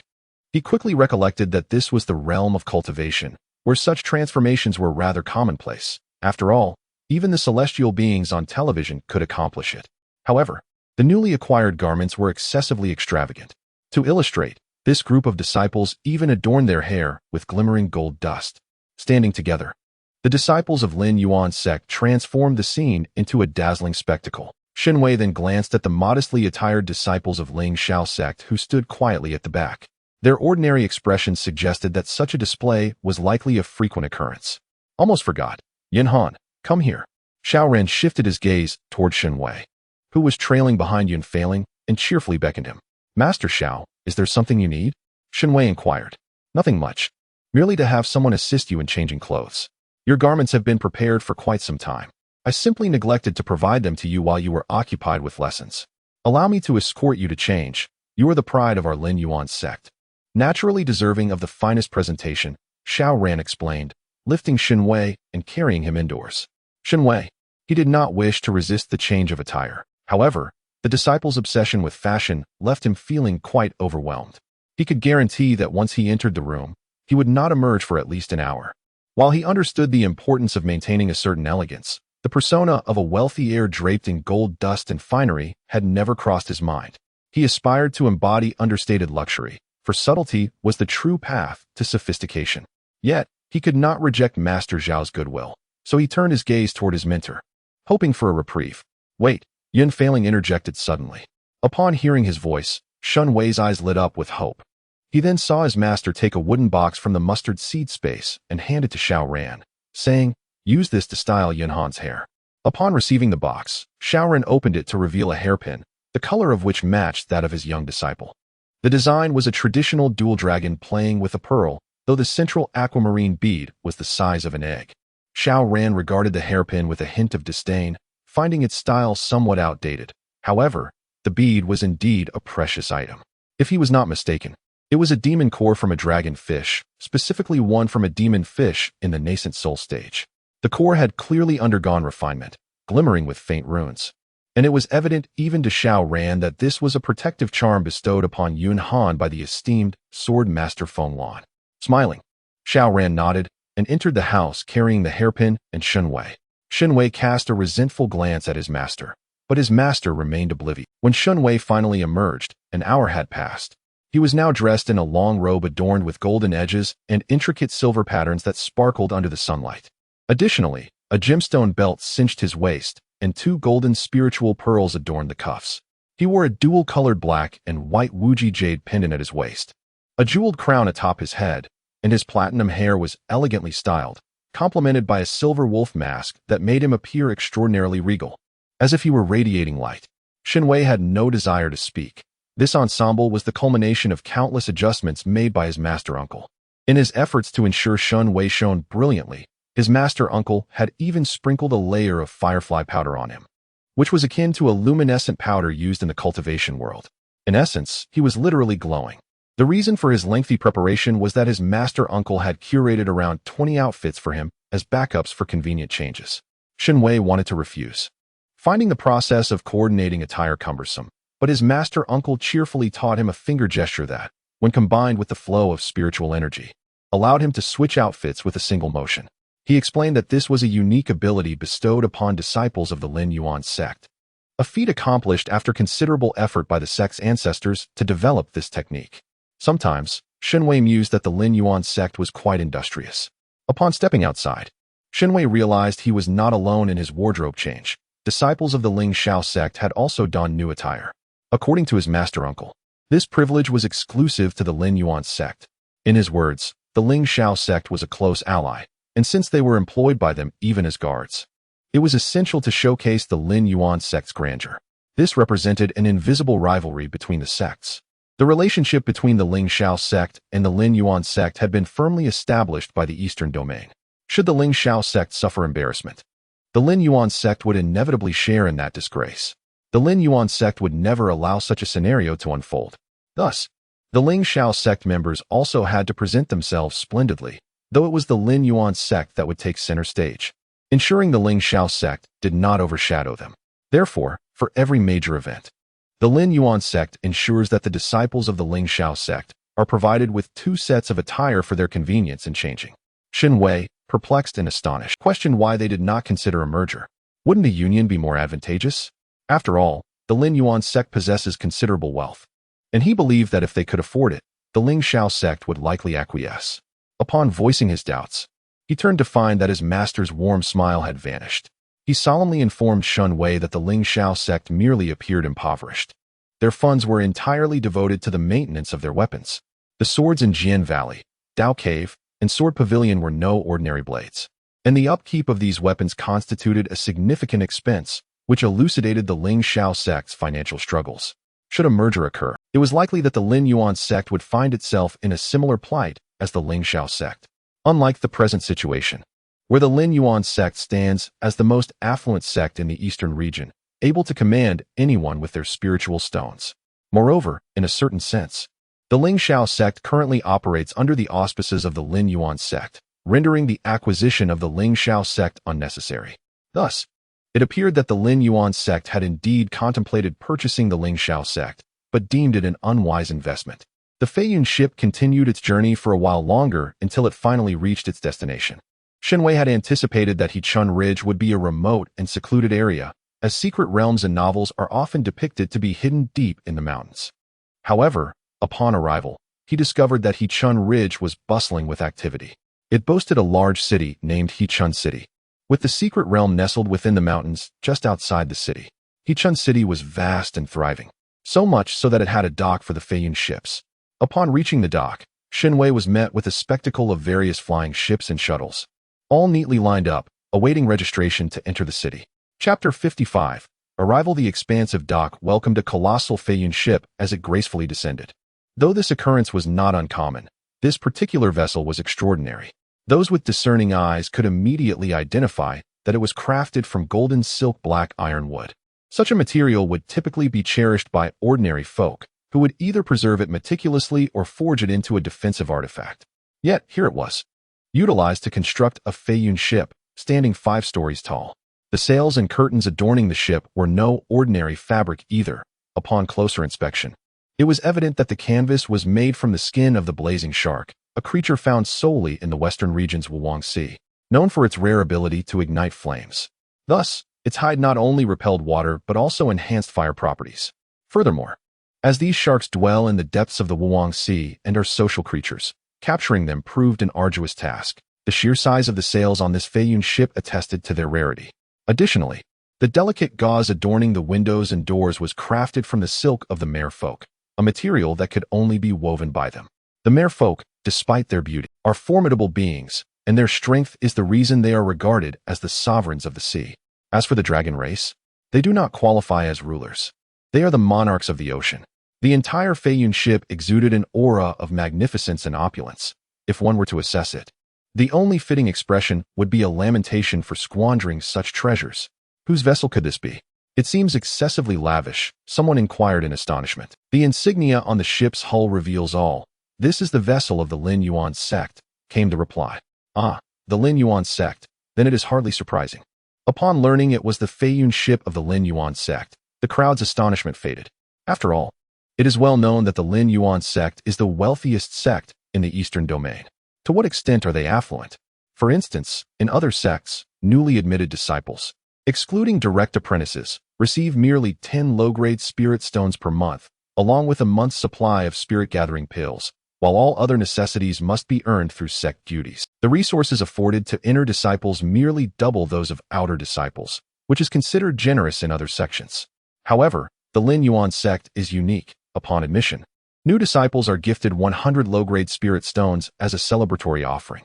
Outer disciples receive 500 low-grade spirit stones monthly, and although spirit-gathering pills are provided, the sect also boasts a dining hall where the meals are infused with spiritual energy, allowing for both ordering and unlimited consumption. Furthermore, cultivation resources can be borrowed based on contributions. For instance, the sect covers 30% of the costs for alchemical and crafting materials, although this is not without repayment, as 20% of the proceeds from the sale of crafted pills and artifacts will be deducted as debt repayment. Inner disciples fare even better, receiving 1,500 low-grade spirit stones each month, with the sect covering 40% of crafting materials, similarly deducting only 20% from their sales. Regular contributions to the sect are expected, yet there is no shortage of spirit stones. The Lin Yuan sect's selection criteria for disciples are exceedingly stringent. Candidates must possess not only exceptional talent, but also commendable character. Additionally, accepted disciples are required to swear a heavenly oath against betraying their sect, with the consequence of losing all cultivation ability and being barred from the path of cultivation for this life. Yet, despite these rigorous conditions, many are drawn to the sect, understanding that once they join, their worries about resources will dissipate. Only a fool would choose betrayal. As the Feiyun ship touched down, its occupants began to disembark. At the forefront was Shen Wei, accompanied by his master and his grandmaster. His master had wished to carry him, given his diminutive stature, but Shen Wei declined. Within the sect, it was permissible for his master to carry him, yet outside, he wished to maintain his dignity. After all, he aspired to become a figure of distinction, and this outing marked his debut. There was no room for compromise in his demeanor. The trio led the way, followed by Lin Yuan's sect disciples adorned in resplendent attire, their garments unmistakably indicative of wealth, exuding an aura of grandeur. Trailing behind were the disciples of the Ling Shao. The Lin Yuan sect had made ample preparations to ensure that the presence of Ling Shao disciples was represented, dressing sword cultivators in white and blade cultivators in black. They were instructed to maintain an expressionless demeanor, to refrain from excessive chatter, and to avoid any semblance of pettiness. What is pettiness? A disciple of Ling Shao sect inquired with confusion. It is the inability to resist the allure of slightly better possessions, to allow one's eyes to gleam foolishly, or to engage in duels over a few inferior spirit stones lost to a merchant.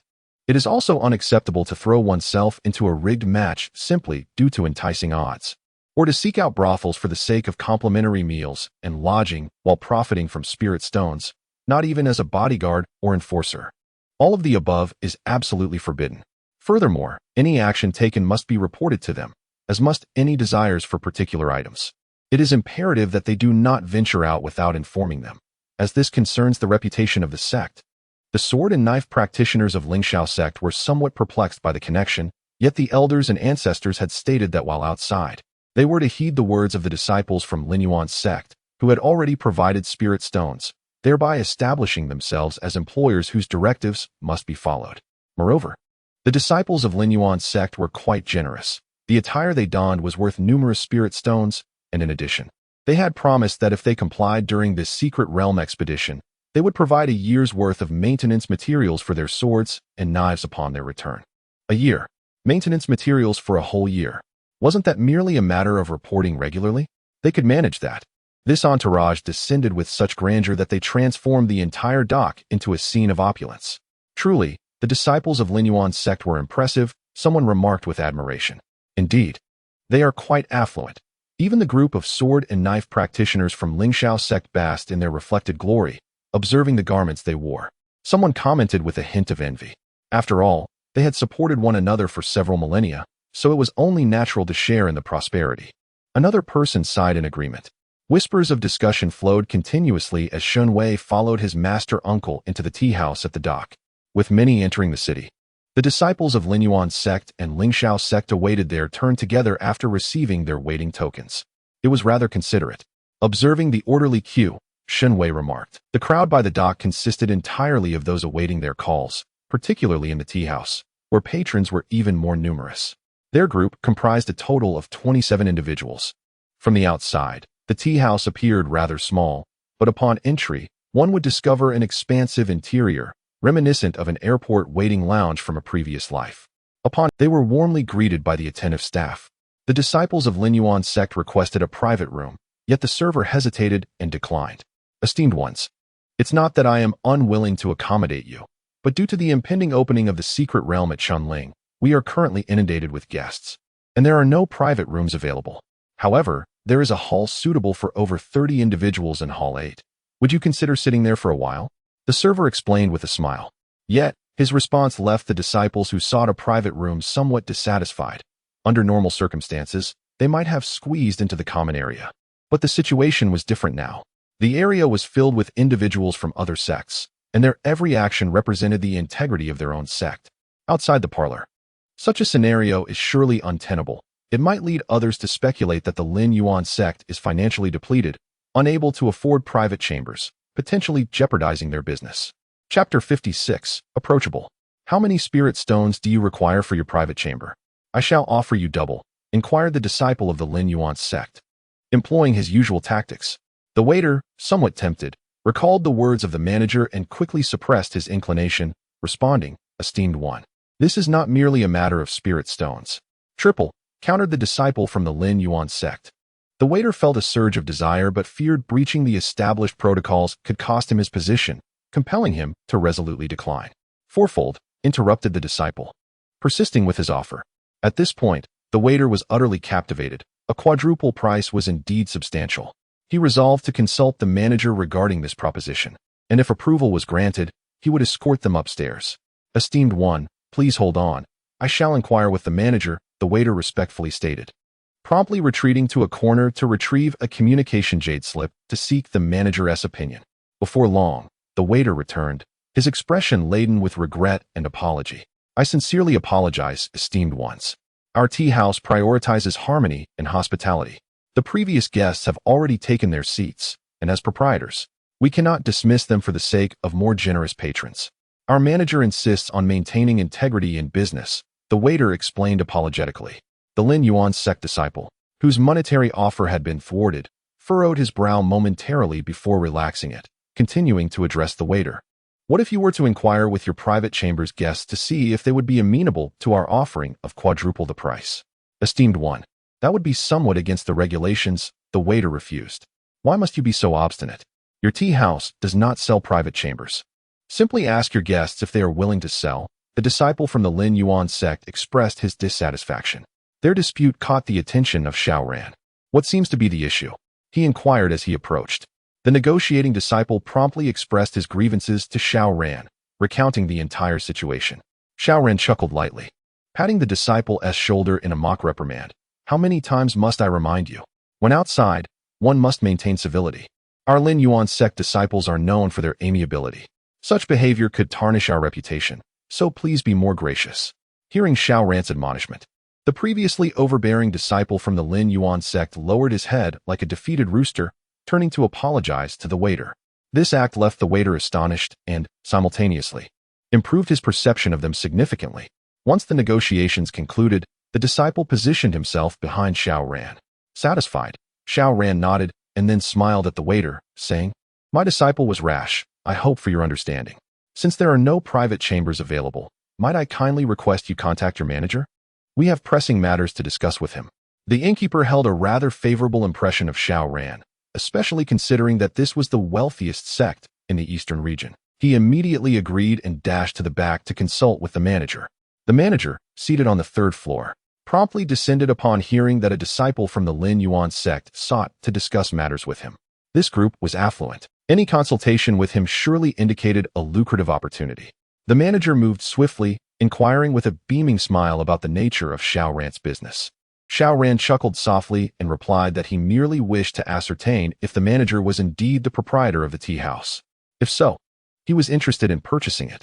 If not, he requested the manager to inquire with the owner about the possibility of acquiring the establishment, assuring him that the matter of spirit stones was not an issue.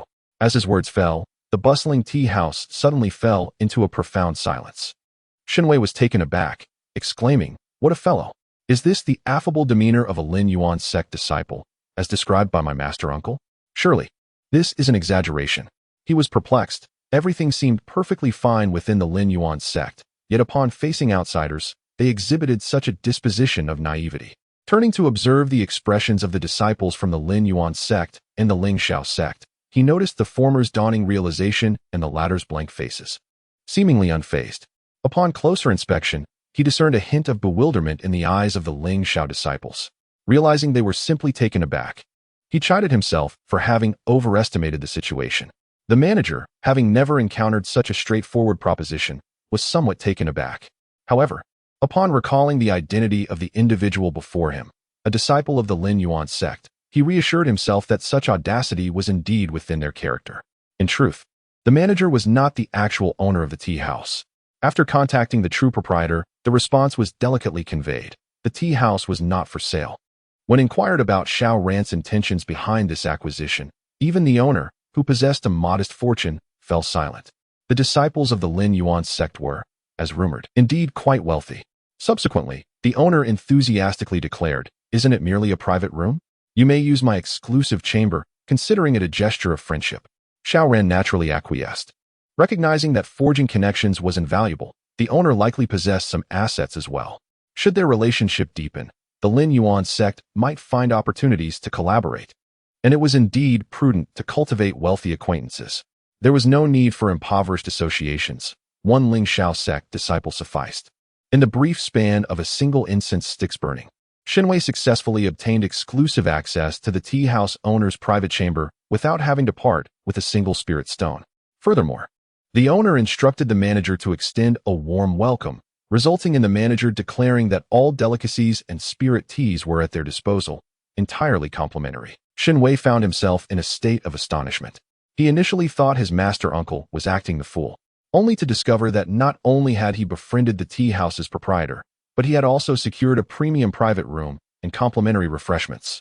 If this was what it meant to be a fool in business, Shen Wei mused that perhaps being a fool was not such a disadvantage after all. Shen Wei gazed at Xiao Ran with sparkling eyes, expressing a desire to learn to the system. "Do you truly regard me as omnipotent?" The system replied.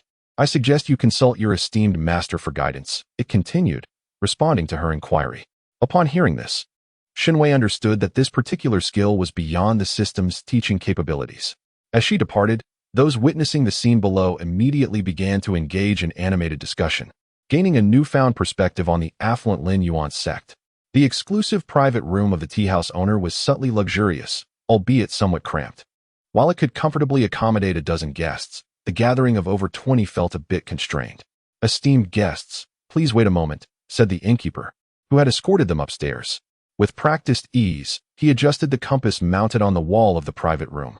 A remarkable transformation occurred as the space expanded rapidly. The innkeeper then made a few more adjustments to the entrance compass, altering the room's arrangement.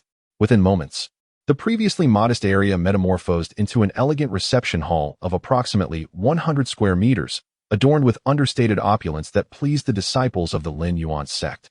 They then settled at separate tables, with Shen Wei naturally sitting alongside her master and grandmaster. However, some disciples found it difficult to remain still, as the presence of two large Buddhist statues in the room made them somewhat restless.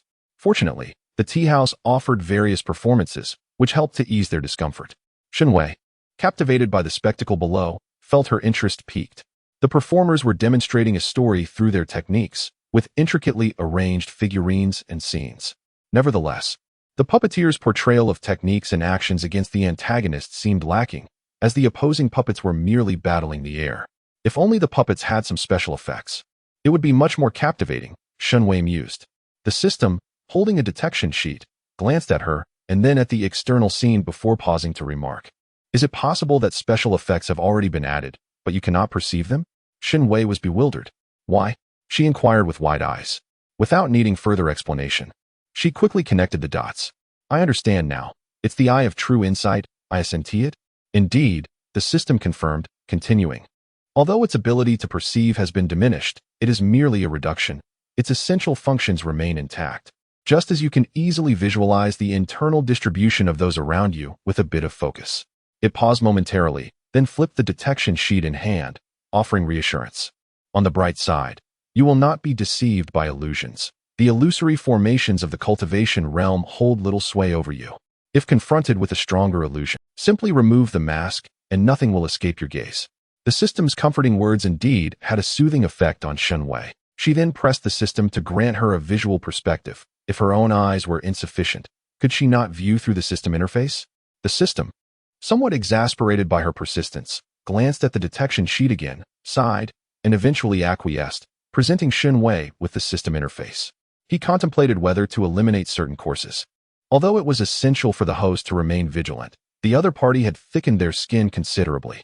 Through the system interface, he successfully witnessed the true performance of the storyteller below, which brought him satisfaction. He now comprehended how to deal with the system entirely. As the saying goes, those who owe money are the masters. While he remained uncertain about the magnitude of his world consciousness's debts, one thing was clear: he was indeed of great value. Given this reality, he reasoned that making some demands of the system might not be met with refusal, especially since he had accumulated a considerable debt. In other words, the system had invested a substantial sum in him.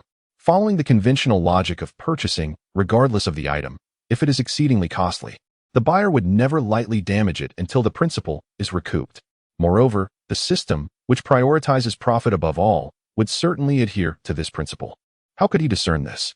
Simply from the fact that after the system elucidated various unfavorable conditions for him, it subsequently transformed into highly advantageous terms, compelling him to compromise. Although the system's assertions were not unfounded, reflecting a reality beneficial to him, the rhetoric echoed the linguistic artistry it had taught him over the years.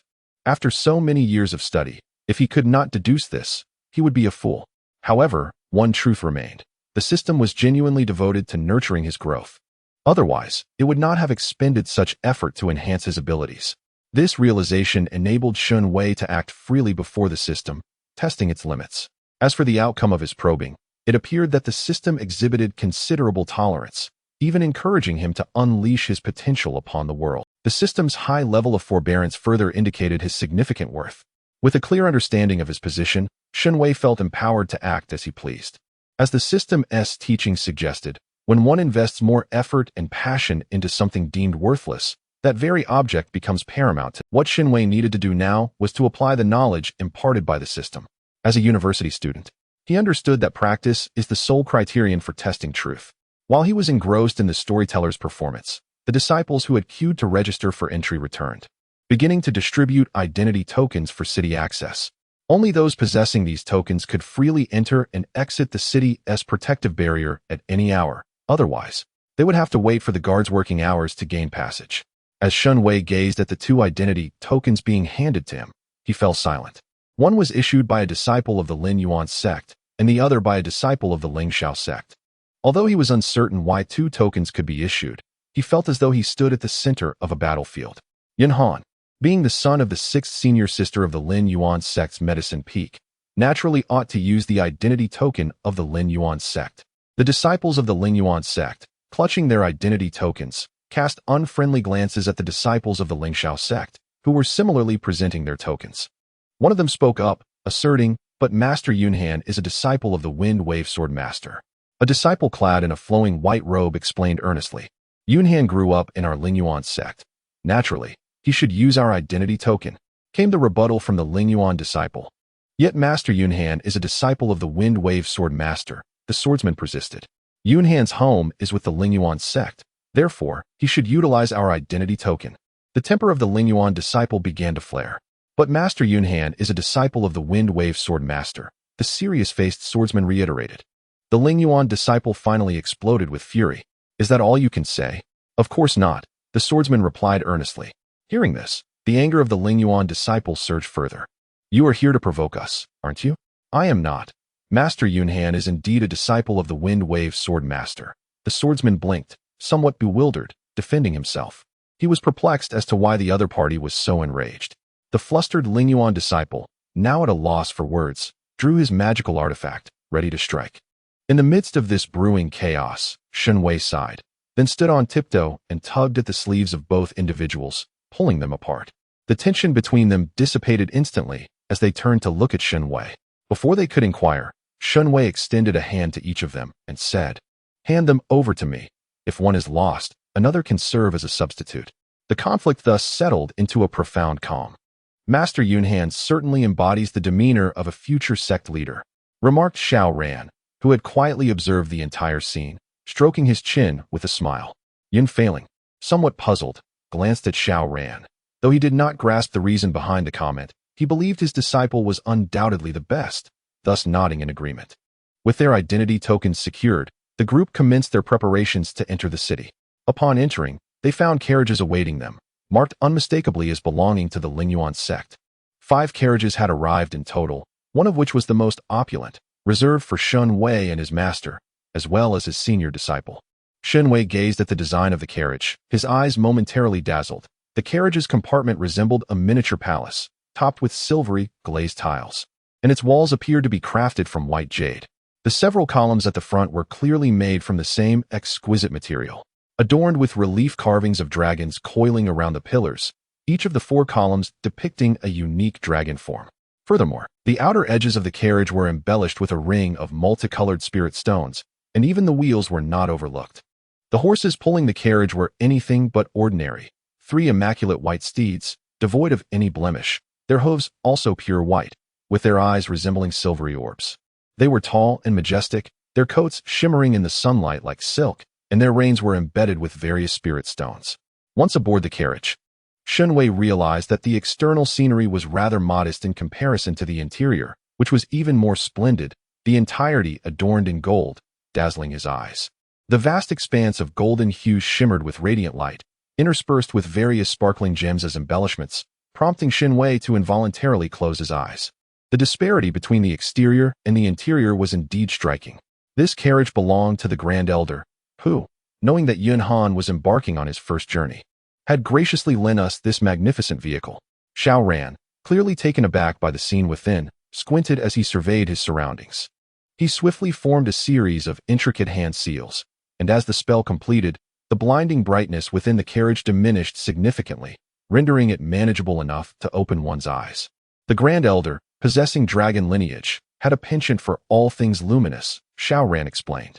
In truth, true dragons are merely collectors of treasures. Xiao Ran speculated that the Grand Elder's mixed heritage might account for his extravagant taste in splendid and eye-catching items. Shen Wei recalled the Grand Elder, often adorned in radiant gold, and if this was indeed his carriage, it was not difficult to comprehend. 5 luxurious carriages glided uniformly through the streets of the city, drawing the attention and admiration of numerous onlookers. Upon noticing the sect's emblem on the carriage, they soon understood. It was the Lin Yuan sect, which rendered it less surprising. Chapter 58. The height dilemma. The carriage proceeded smoothly to the inn, where aside from the arrangements at the dock, the Lin Yuan sect personnel had perhaps overlooked a few details. However, the accommodations at the inn were exceptionally well organized. Upon entering, they were promptly guided to their exclusive courtyard. This courtyard comprised 49 rooms, each outfitted with a spirit-gathering formation, and the protective arrays were of the highest caliber, additionally guarded by 15 esteemed individuals at the nascent soul stage. Yet, upon seeing Yun Fei Ling, the steward surmised that this individual could likely subdue all 15 nascent soul guardians with ease. Thus, he merely mentioned the presence of these 15 protectors. Such arrangements were indeed lavish by any standard in other inns. At the very least, the disciples of the Lin Yuan sect were thoroughly pleased, generously bestowing a considerable tip upon the steward who had guided them. Following the steward's profuse gratitude, they proceeded to select their rooms. As a child, Shen Wei naturally shared a room with his master. The room was spacious, and after being bathed and refreshed by the disciples of the Lin Yuan sect, he was presented with a jug of spirit milk by his master, who urged him to drink and rest early. Shen Wei found it difficult to sleep. His master had mentioned that tomorrow they could explore the vibrant spring city, and the day after would mark the gathering of all sections. The opening of the Spring Ridge secret realm was set for half a month hence, lasting for a month once initiated.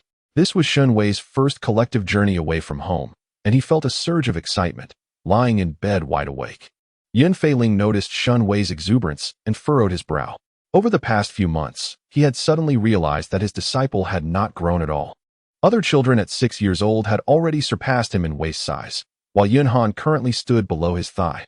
After confirming that there were no health issues, Yun Feiling delved into the study of medicinal arts aimed at promoting growth in children.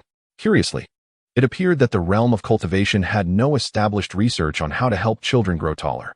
Consulting the physician yielded vague responses, leaving Yun Feiling quite dissatisfied. She believed that a child's healthy development hinges on normal growth. Consequently, she sought knowledge of earthly medicine to apply practically. For instance, earthly medical advice suggested that children should consume ample milk, partake in shellfish and egg-based foods, and ensure adequate sleep. Yun Feiling diligently implemented these recommendations. Observing Shen Wei lying on the bed with his eyes wide open, she promptly reminded him that it was time for rest. "Master, I can't sleep," Shen Wei replied. His eyes still open. The system indicated it was merely past 7:20. How could he possibly drift into slumber? Typically, he would be engrossed in his studies at this hour, but today was a holiday, freeing him from such obligations. Upon hearing Shen Wei's words, Yun Feiling approached him, and as he watched, she raised her hand to gently stroke his head. He initially presumed she was soothing him to sleep, yet in the next moment, he felt his mind go blank as consciousness faded away. Yun Feiling, having successfully induced a deep slumber in her disciple through spiritual energy, tenderly adjusted the blanket around Shen Wei before settling onto a nearby cushion to meditate. The observing system scanned Shen Wei's physique, confirming he was merely in a deep sleep without any complications, and thus ceased its monitoring, continuing instead with Shen Wei's skill analysis report. When Shen Wei finally awakened, it was the following morning. He surveyed the unfamiliar surroundings in confusion, and once his mind cleared, he remembered he was at an inn. His slumber had been profound, leaving him somewhat disoriented. He recalled the last image before succumbing to sleep, his master stroking his head. Shen Wei, he incredulously questioned the system. "Did my master knock me out yesterday?" The system glanced at him and responded, "No, host. You explicitly told your master you couldn't sleep. He likely assumed you were seeking his assistance." Upon hearing this, Shen Wei fell silent, realizing that given his master's nature, that was indeed plausible. He rubbed his face and looked around, not spotting his master anywhere. Checking the system panel revealed the time was now 6:03 in the morning. "Where's my master?" he inquired. "He probably went to find you something to eat. I noticed him perusing a local manual on scaled and shelled beasts last night." The system replied. "What does that have to do with anything?" Shen Wei asked, puzzled. The system, examining the analysis report in its hands, explained, "Recently, he has been reading about children's growth, and one recommendation was to consume more shellfish. Scientifically speaking, shellfish are a source of calcium, though that book was somewhat incomplete. It should emphasize consuming fish, shrimp, and various seafood instead." Sighing, Shen Wei reflected on his master's kindness, hoping that whatever his master brought back would be edible. "So, have you discovered the reason for my stunted growth?" Shen Wei inquired. "I have some leads," the system replied. "According to the data analysis, it appears that the side effects are due to the pseudo-immortal physique you possess." The system presented its findings to Shen Wei, who felt a throbbing headache upon seeing the dense graphs of data. "Just tell me the conclusion. I don't wish to look at this," he said. "The conclusion is that although the immortal physique you acquired is false, it still qualifies as a semi-immortal physique. The growth rate is significantly slower for races with more robust physiques. For instance, dragons take millennia to mature, and even the youngest of demonic cultivators require several hundred years to reach adulthood. Moreover, you, as a host, are only half an immortal body," the system elucidated. "An immortal physique cannot fully develop in less than several hundred or even 1,000 years. Fortunately, since yours is a pseudo one, coupled with the continuous nurturing from your master during this time, your height has increased slightly. Are you implying that I might be a short winter melon for several hundred or even thousands of years?" Shen Wei exclaimed, incredulous. "Certainly not," the system countered.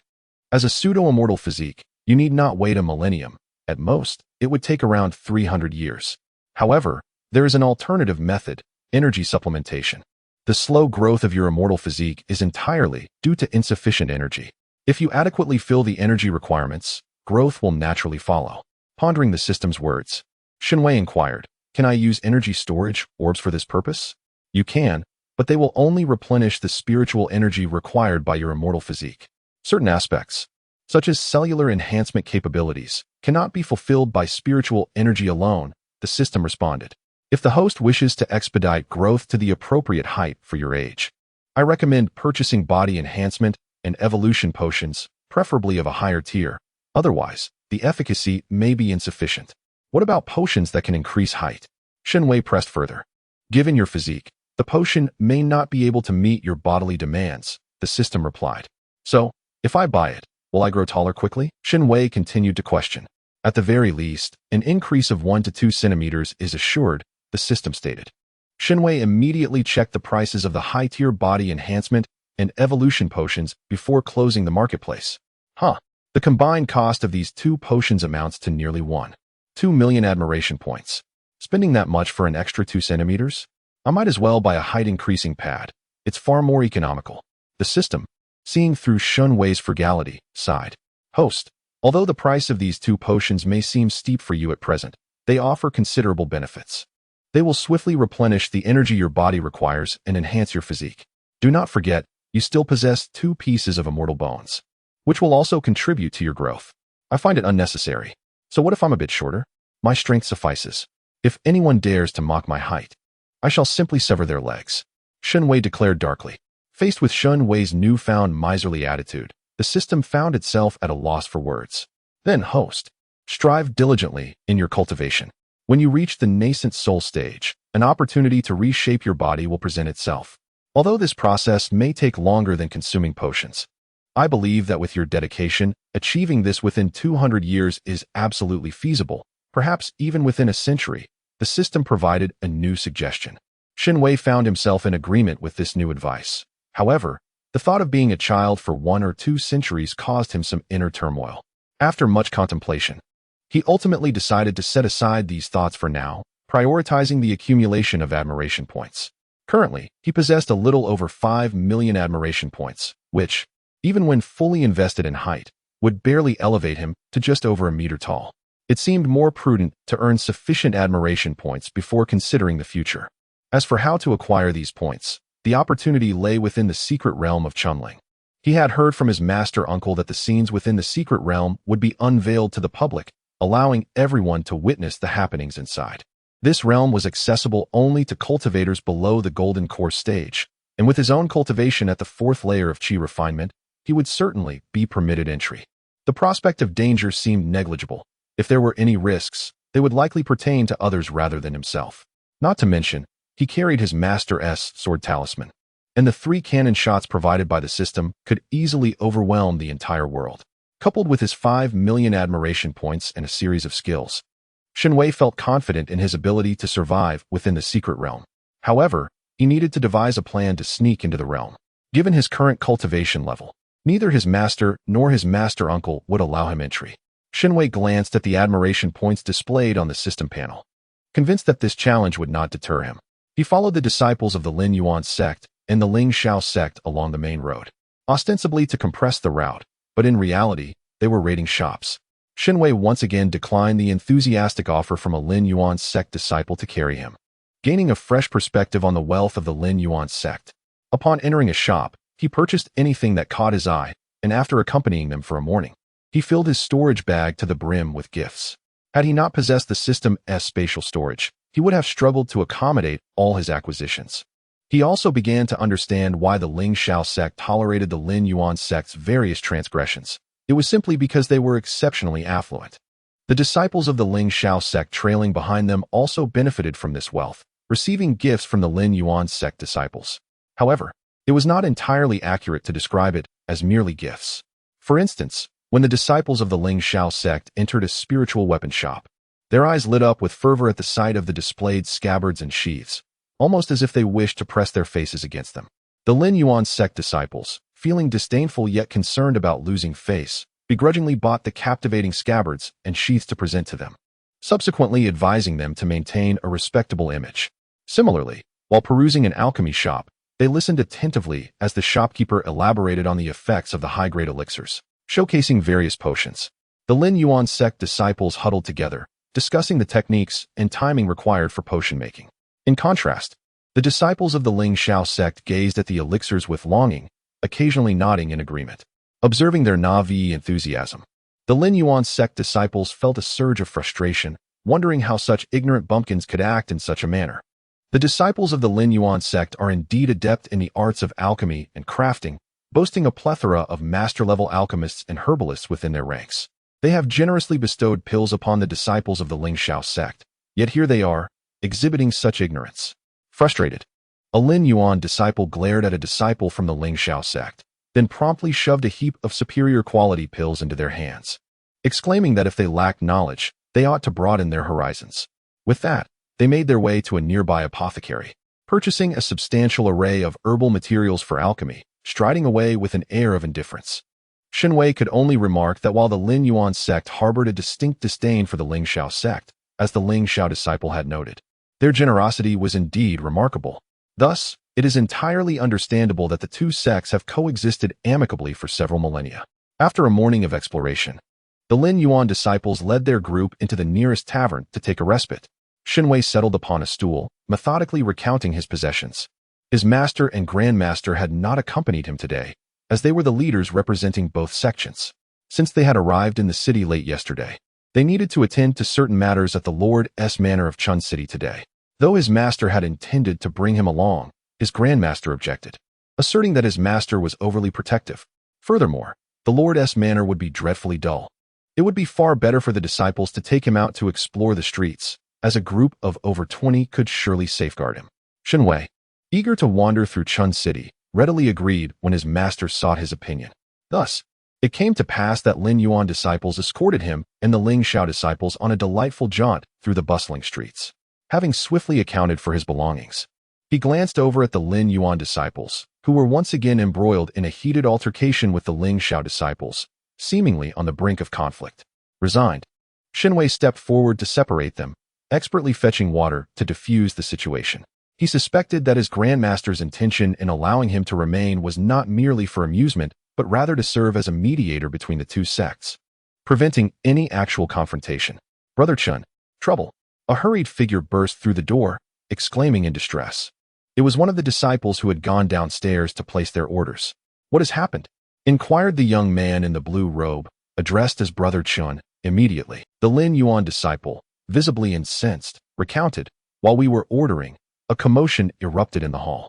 Some individuals were using their spiritual power to levitate, which was harmless enough until, as we passed by, the wine they had sent soaring rained down upon Brother Chu. He is quite particular about cleanliness, and understandably. He was furious, demanding to know who was so blind as to flaunt their inadequacies. Instead of offering an apology, they engaged in a quarrel with Brother Chu, which soon escalated into a physical altercation. Although a disciple from the Ling Shao sect was present, their numbers were overwhelming, and I feared for our safety. So I rushed to summon you. Listening to the agitated account, the young man in the blue robe sprang to his feet, exclaiming with indignation, "This is utterly intolerable. I am eager to discover which sect is so brazen and unreasonable." With that, he took the lead and strode outside, followed closely by the other disciples of the Lin Yuan sect. The disciples of the Ling Shao sect exchanged glances, and then turned their attention to Shen Wei, who was seated. The sword master had instructed them to protect Master Yunhan, who had not followed. But their master and the elders had also emphasized the importance of safeguarding the disciples of the Lin Yuan sect. Thus, they found themselves in a dilemma, uncertain whether to stay and protect Master Yunhan or to follow and defend the Lin Yuan disciples. However, their indecision was short-lived. Suddenly, a Lin Yuan disciple rushed in from outside, swiftly scooping Shen Wei from his chair and hurriedly making his way out while apologizing. "Forgive me, junior brother. I forgot to take you along." Then, as if recalling something, he paused, casting a displeased glance at the Ling Shao disciples within the room, and admonished, "What are you still doing here? Hurry down and lend a hand. You were invited to protect us. If any misfortune befalls us, I shall have the sect leader deduct your spirit stones." As soon as his words fell, the Ling Shao disciples sprang into action, rushing out at such speed that they left behind afterimages. Observing the vanishing figures of the Ling Shao disciples, the Lin Yuan disciple carrying Shen Wei scoffed disdainfully before hastening his own steps to follow. Chapter 60. The third child of destiny. Shen Wei wished to voice his desire to be set down, insisting he could walk on his own, but glancing down the staircase revealed a chaotic scene of combat unfolding below. Considering his current height, he pondered whether he might be trampled if he were to touch the ground. Thus, he remained in the embrace of the Lin Yuan disciple, spectating the fray beneath. With the participation of more Lin Yuan and Ling Xiao disciples, the battle stabilized somewhat. However, Shen Wei could distinctly sense the Ling Xiao disciples' movements were somewhat restrained, as though they were holding back, striving not to exert themselves fully. Even as an onlooker, he could feel the tension and the disciples at the center of the conflict. Those from the Lin Yuan sect were acutely aware of it as well. Familiar with the tendencies of the Ling Xiao disciples, a Lin Yuan disciple's ire flared, and he exclaimed, "Try to keep up the pretense. Release your hold and fight. We will demand compensation for any damages incurred." Upon hearing this, the Ling Xiao disciples were immediately invigorated, their blades gleaming and sword intents surging forth, swiftly turning the tide of battle in their favor. In less than the time it takes for a stick of incense to burn, the conflict came to a close. The Lin Yuan disciples stood triumphantly before their vanquished foes, taunting, "How audacious you are! Go on, flaunt your bravado." Lying on the ground, a woman clad in yellow retorted defiantly, "If you are so capable, then do not rely on the Ling Xiao disciples for assistance. Yet you sought the help of disciples from the dream floating palace, did you not? Why is it acceptable for you to enlist assistance, but not for us?" A Lin Yuan disciple countered, "That is entirely different. We merely requested the dream floating palace disciples to assist in flank protection, at most handing over a pill.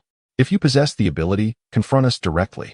What merit is there in having Ling Xiao disciples fight for you?" Another man lying on the ground exclaimed indignantly.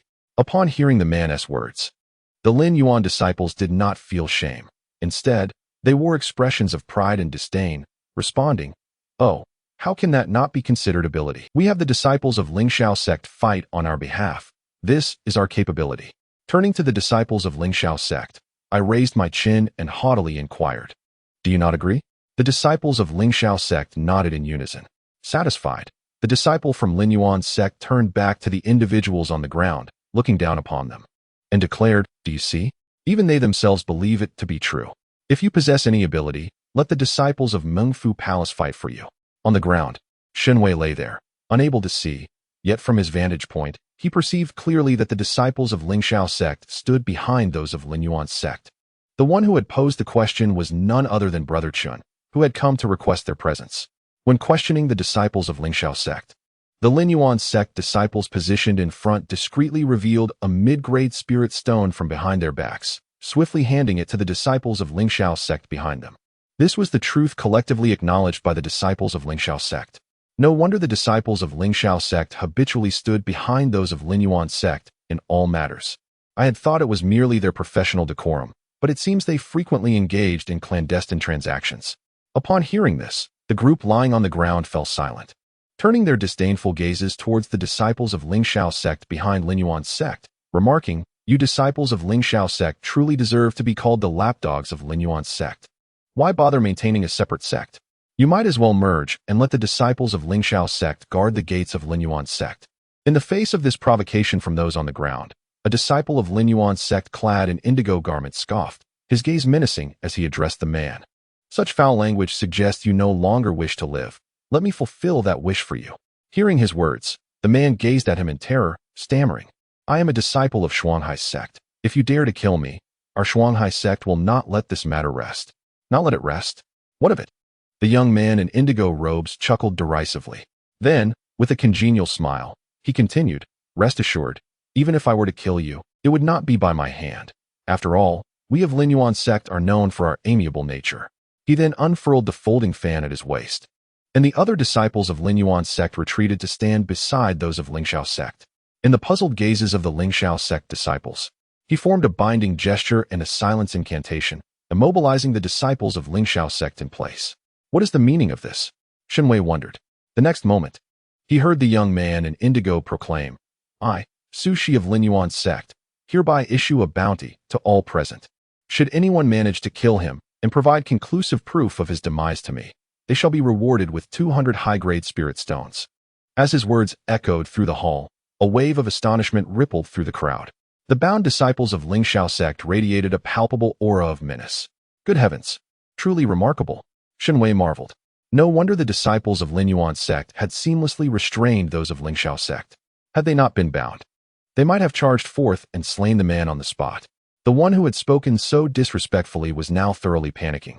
Feeling the weight of everyone's gaze upon him, their greedy eyes seemingly ready to tear him apart. Pale-faced and trembling, He protested in horror. No, you cannot do this. You cannot do this. Confronted with his trepidation, Su Shi wore an elegant and composed smile, fanning himself as he gazed down at the struggling figure on the ground, akin to observing a dying ant. He then spoke slowly. I possess the capability, therefore, I can. You should be grateful to me. Your life is indeed quite precious. 200 top-tier spirit stones for a peak foundation establishment cultivator. Such a price could easily procure the life of an early nascent soul practitioner at Dingfeng Tower. You ought to be satisfied. His villainous demeanor elicited a twitch from Shen Wei's lips. Although everyone in the sect appeared quite normal, why did the atmosphere shift so dramatically upon stepping outside? If this were a drama, he would undoubtedly be the antagonist destined to be humiliated by the protagonist. As these thoughts flitted through his mind, a voice resonated. So, these are the disciples of Lin Yuan's sect? Truly a revelation. With the utterance of these words, a youth clad in a white, cross-collared robe entered. The boy appeared to be around 14 or 15 years of age, with sword-like brows and a pair of round, phoenix-like eyes that bore the softness of youth, presenting an image of a strikingly handsome lad. Simultaneously, with the boy's arrival, the system's voice echoed in Shen Wei's mind. Congratulations, host. You have encountered another child of destiny. How delightful. Proceed. Shen Wei, unfazed by the system's encouragement, inquired, why didn't you inform me beforehand this time? The system sighed and replied, host, I have been quite occupied lately. I've been analyzing the issues surrounding you, in addition to a myriad of other tasks, which caused me to forget to remind you. I assumed you would discern this yourself, considering that secret realms are typically congregations of children of destiny. Congregation? Shen Wei seized upon the key term. From what you say, it seems this secret realm must attract numerous fortunate individuals. Host, you must understand that this world harbors over 1,400 children of destiny. Wherever there are opportunities, they are bound to appear. Rest assured, most of these children of destiny are around your age, with a few being younger and only a scant number older, at most. They would be 8 or 9 years your senior, certainly not exceeding 10. Furthermore, considering the geographical context, only a handful of these fortunate individuals can be present here at this moment, the system assured him. Then, how many are there exactly? Shen Wei pressed for clarification. The system checked and responded, including the child of destiny now before you, there are a total of 6. 6. Was that not a substantial number? Shen Wei felt a surge of frustration. Fear not, host. With your strength, they stand no chance against you, the system encouraged. The confidence the system had in him was truly remarkable. Do you need me to transmit the fate lines of the children of destiny to you now? The system inquired thoughtfully. Let us address the current situation first. Just tell me, is this scene unfolding a moment of fate's retribution for the opposing party? Shen Wei asked, observing the escalating tension between the two sides. Indeed, host. The other party is the son of the Spring City Lord, destined to pave a path toward establishing a cultivation dynasty. What he is currently experiencing is a series of setbacks that ultimately earn him the favor of 2 other sections.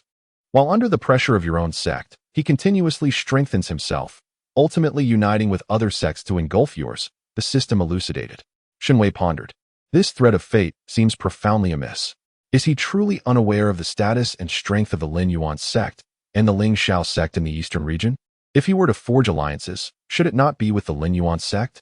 Moreover, given the Lin Yuan sect's immense wealth, does he not require substantial funding for the development of his own immortal cultivation dynasty? If financial resources are essential, which sect can rival the riches of the Lin Yuan sect? It stands to reason that allying with the Lin Yuan sect would be the most prudent choice. Shen Wei remained perplexed. In response to Shen Wei's barrage of inquiries, the system patiently clarified, regarding your earlier question. The explanation within the thread of fate indicates that the Lin Yuan sect and the Ling Shao sect hold significant prestige, rendering collaboration with Chun City exceedingly difficult. Even if cooperation were to occur, he would soon discover that the economic lifeblood of his immortal dynasty would be firmly under the control of the Lin Yuan sect, which would undoubtedly cause him great unease. To ensure the secure development of his dynasty's economy, he must retain control of the funds. However, as you rightly mentioned, the establishment of a dynasty indeed requires substantial capital. Lacking such funds, if collaboration with the Lin Yuan sect proves unfeasible, he must resort to annexation. Yet, before that can happen, the Ling Shao sect, which stands as an obstacle before the Lin Yuan sect, poses a significant challenge. Thus, he will first address the Ling Shao sect before turning his attention to the Lin Yuan sect. The method to resolve this predicament is undoubtedly to first fragment and weaken the overall strength of the Ling Xiao sect, and then, when they are unable to defend themselves, unite with other sects to launch an assault on the Lin Yuan sect. I am confident that those sects willing to cooperate with him will not refuse such a substantial opportunity presented by the Lin Yuan sect. Upon hearing the system's explanation, Shen Wei cast a disdainful glance at the youth in the arena, remarking, truly deserving of the title of one who can establish an immortal cultivation dynasty in Chun City. A politician's heart is as dark as his hands. He then turned his attention to another matter, continuing to inquire, why then, are the Lin Yuan sect and the Ling Xiao sect regarded as antagonistic forces in each other's eyes? Host, you should already possess some understanding of this matter. After all, your yet-to-be-born younger brother is intertwined with the fates of 8 antagonistic figures. The system elucidates. Shen Wei grasped the system's implication. It was precisely because his brother encompassed the narratives of 8 villains that their family, along with the sect, had been relegated to the roles of antagonists. I suspected as much. The disciples of the Lin Yuan sect appear respectable within the sect, yet upon stepping outside, they display such behavior. It seems the true instigator is he, Shen Wei remarked, observing the villainous demeanor of the Lin Yuan sect's disciple with newfound clarity. The system longed to clarify that this was not merely the fault of his brother. It had previously stated that only when a sect aligns with the fate lines of a particular antagonist and a child of fortune would the latter be arranged to arrive. In other words, the villainous nature of the Lin Yuan sect preceded the arrival of the child of fortune. Very well. It appears it is time for me to make my entrance, Shen Wei declared. He then instructed the disciple who had been holding him to set him down and strode directly into the midst of the unfolding dispute.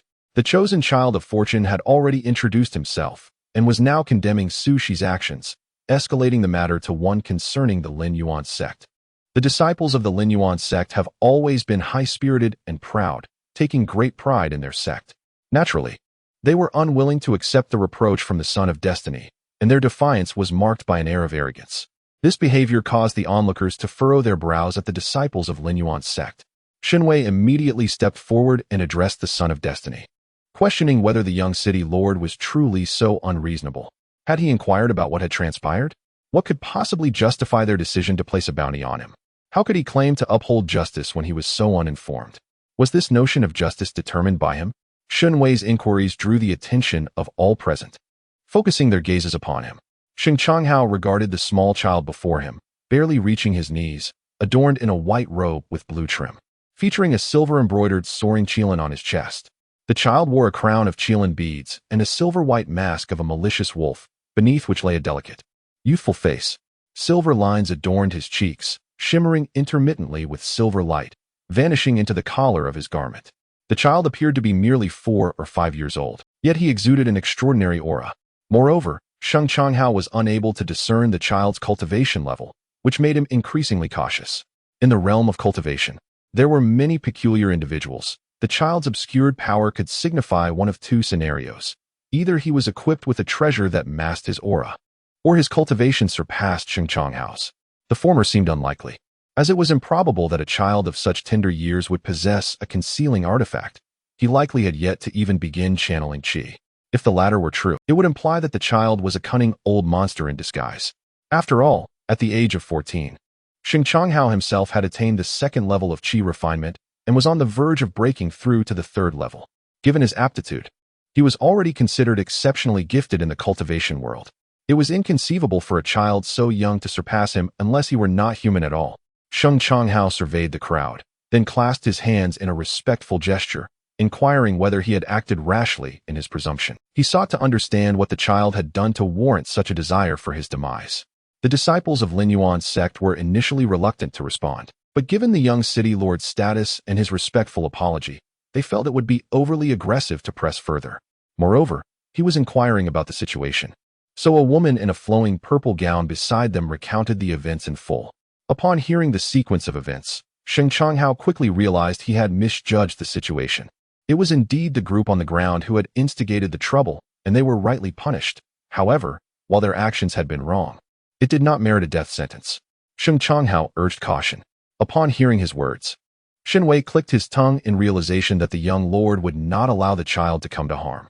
As the young city lord, he could not stand idly by while someone faced death over such a trivial matter. In the grand design of fate, they were inherently adversaries and would not easily betray their own kind. How can you claim that the crime does not warrant death? He who insults the disciples of Lingxiao sect is akin to a dog.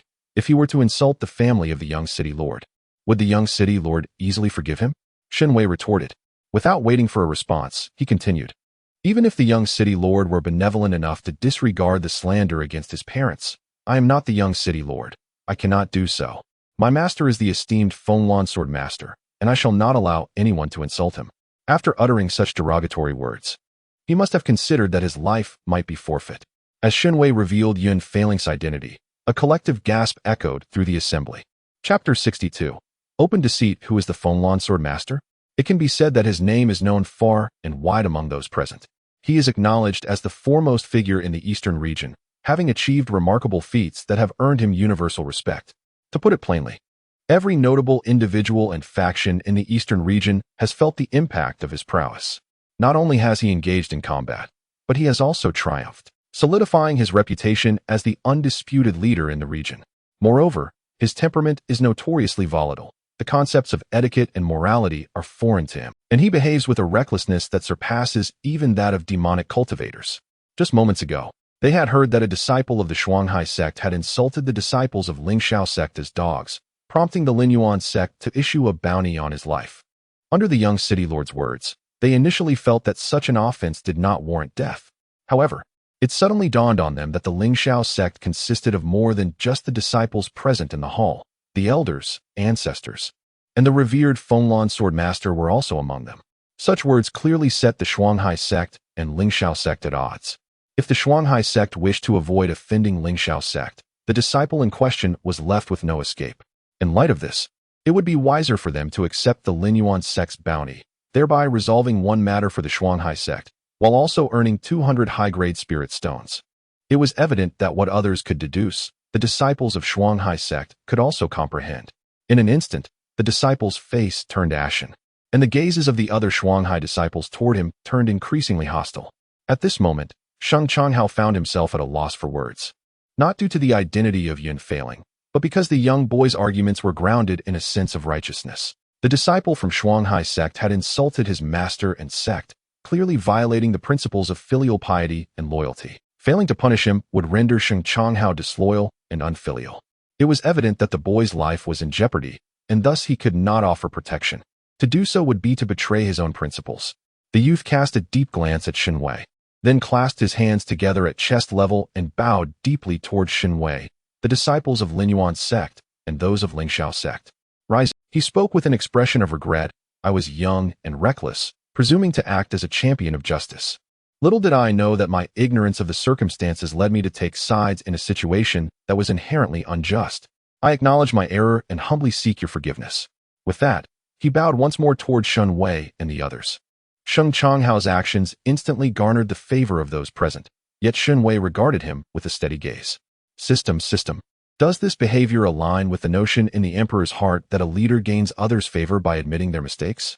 Shen Wei inquired with curiosity. The system sighed. It is indeed my own fault.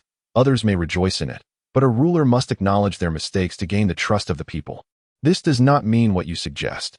It signifies that one who bravely admits their errors can win the goodwill of others. A sovereign who dares to confess their wrongdoings will earn the loyalty of their subjects. Isn't that essentially the same? Shen Wei replied nonchalantly, then turned to add, the son of destiny truly possesses a remarkable ability to win hearts. If he were not so adept, he would not have established a cultivation dynasty, the system retorted. Indeed, Shen Wei agreed. However, he was not one to allow another to shine brightly in his presence. Thus, he spoke, young city lord, you need not feel such guilt. I understand your kind heart.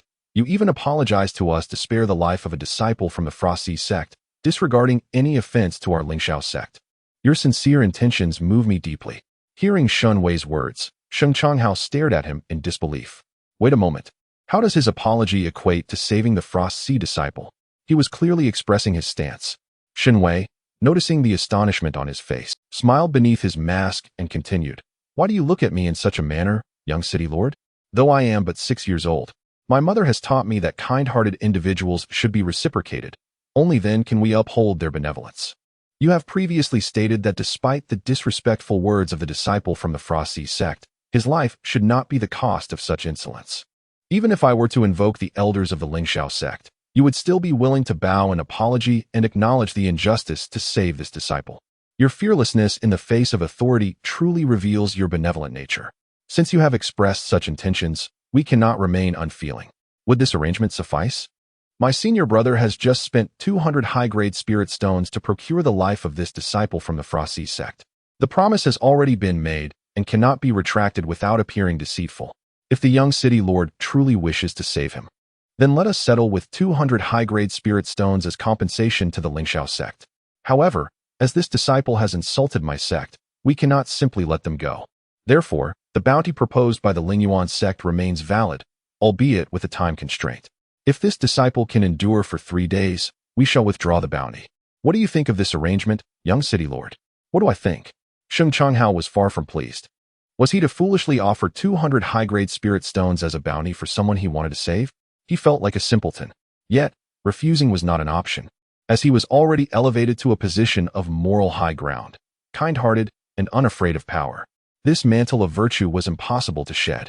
Furthermore, he was compelled to provide the spirit stones because the disciple had insulted the Lingxiao sect, publicly disrespecting the elders of his sect. If he were to save the disciple forcibly, it would be an act of disloyalty and unfilial conduct.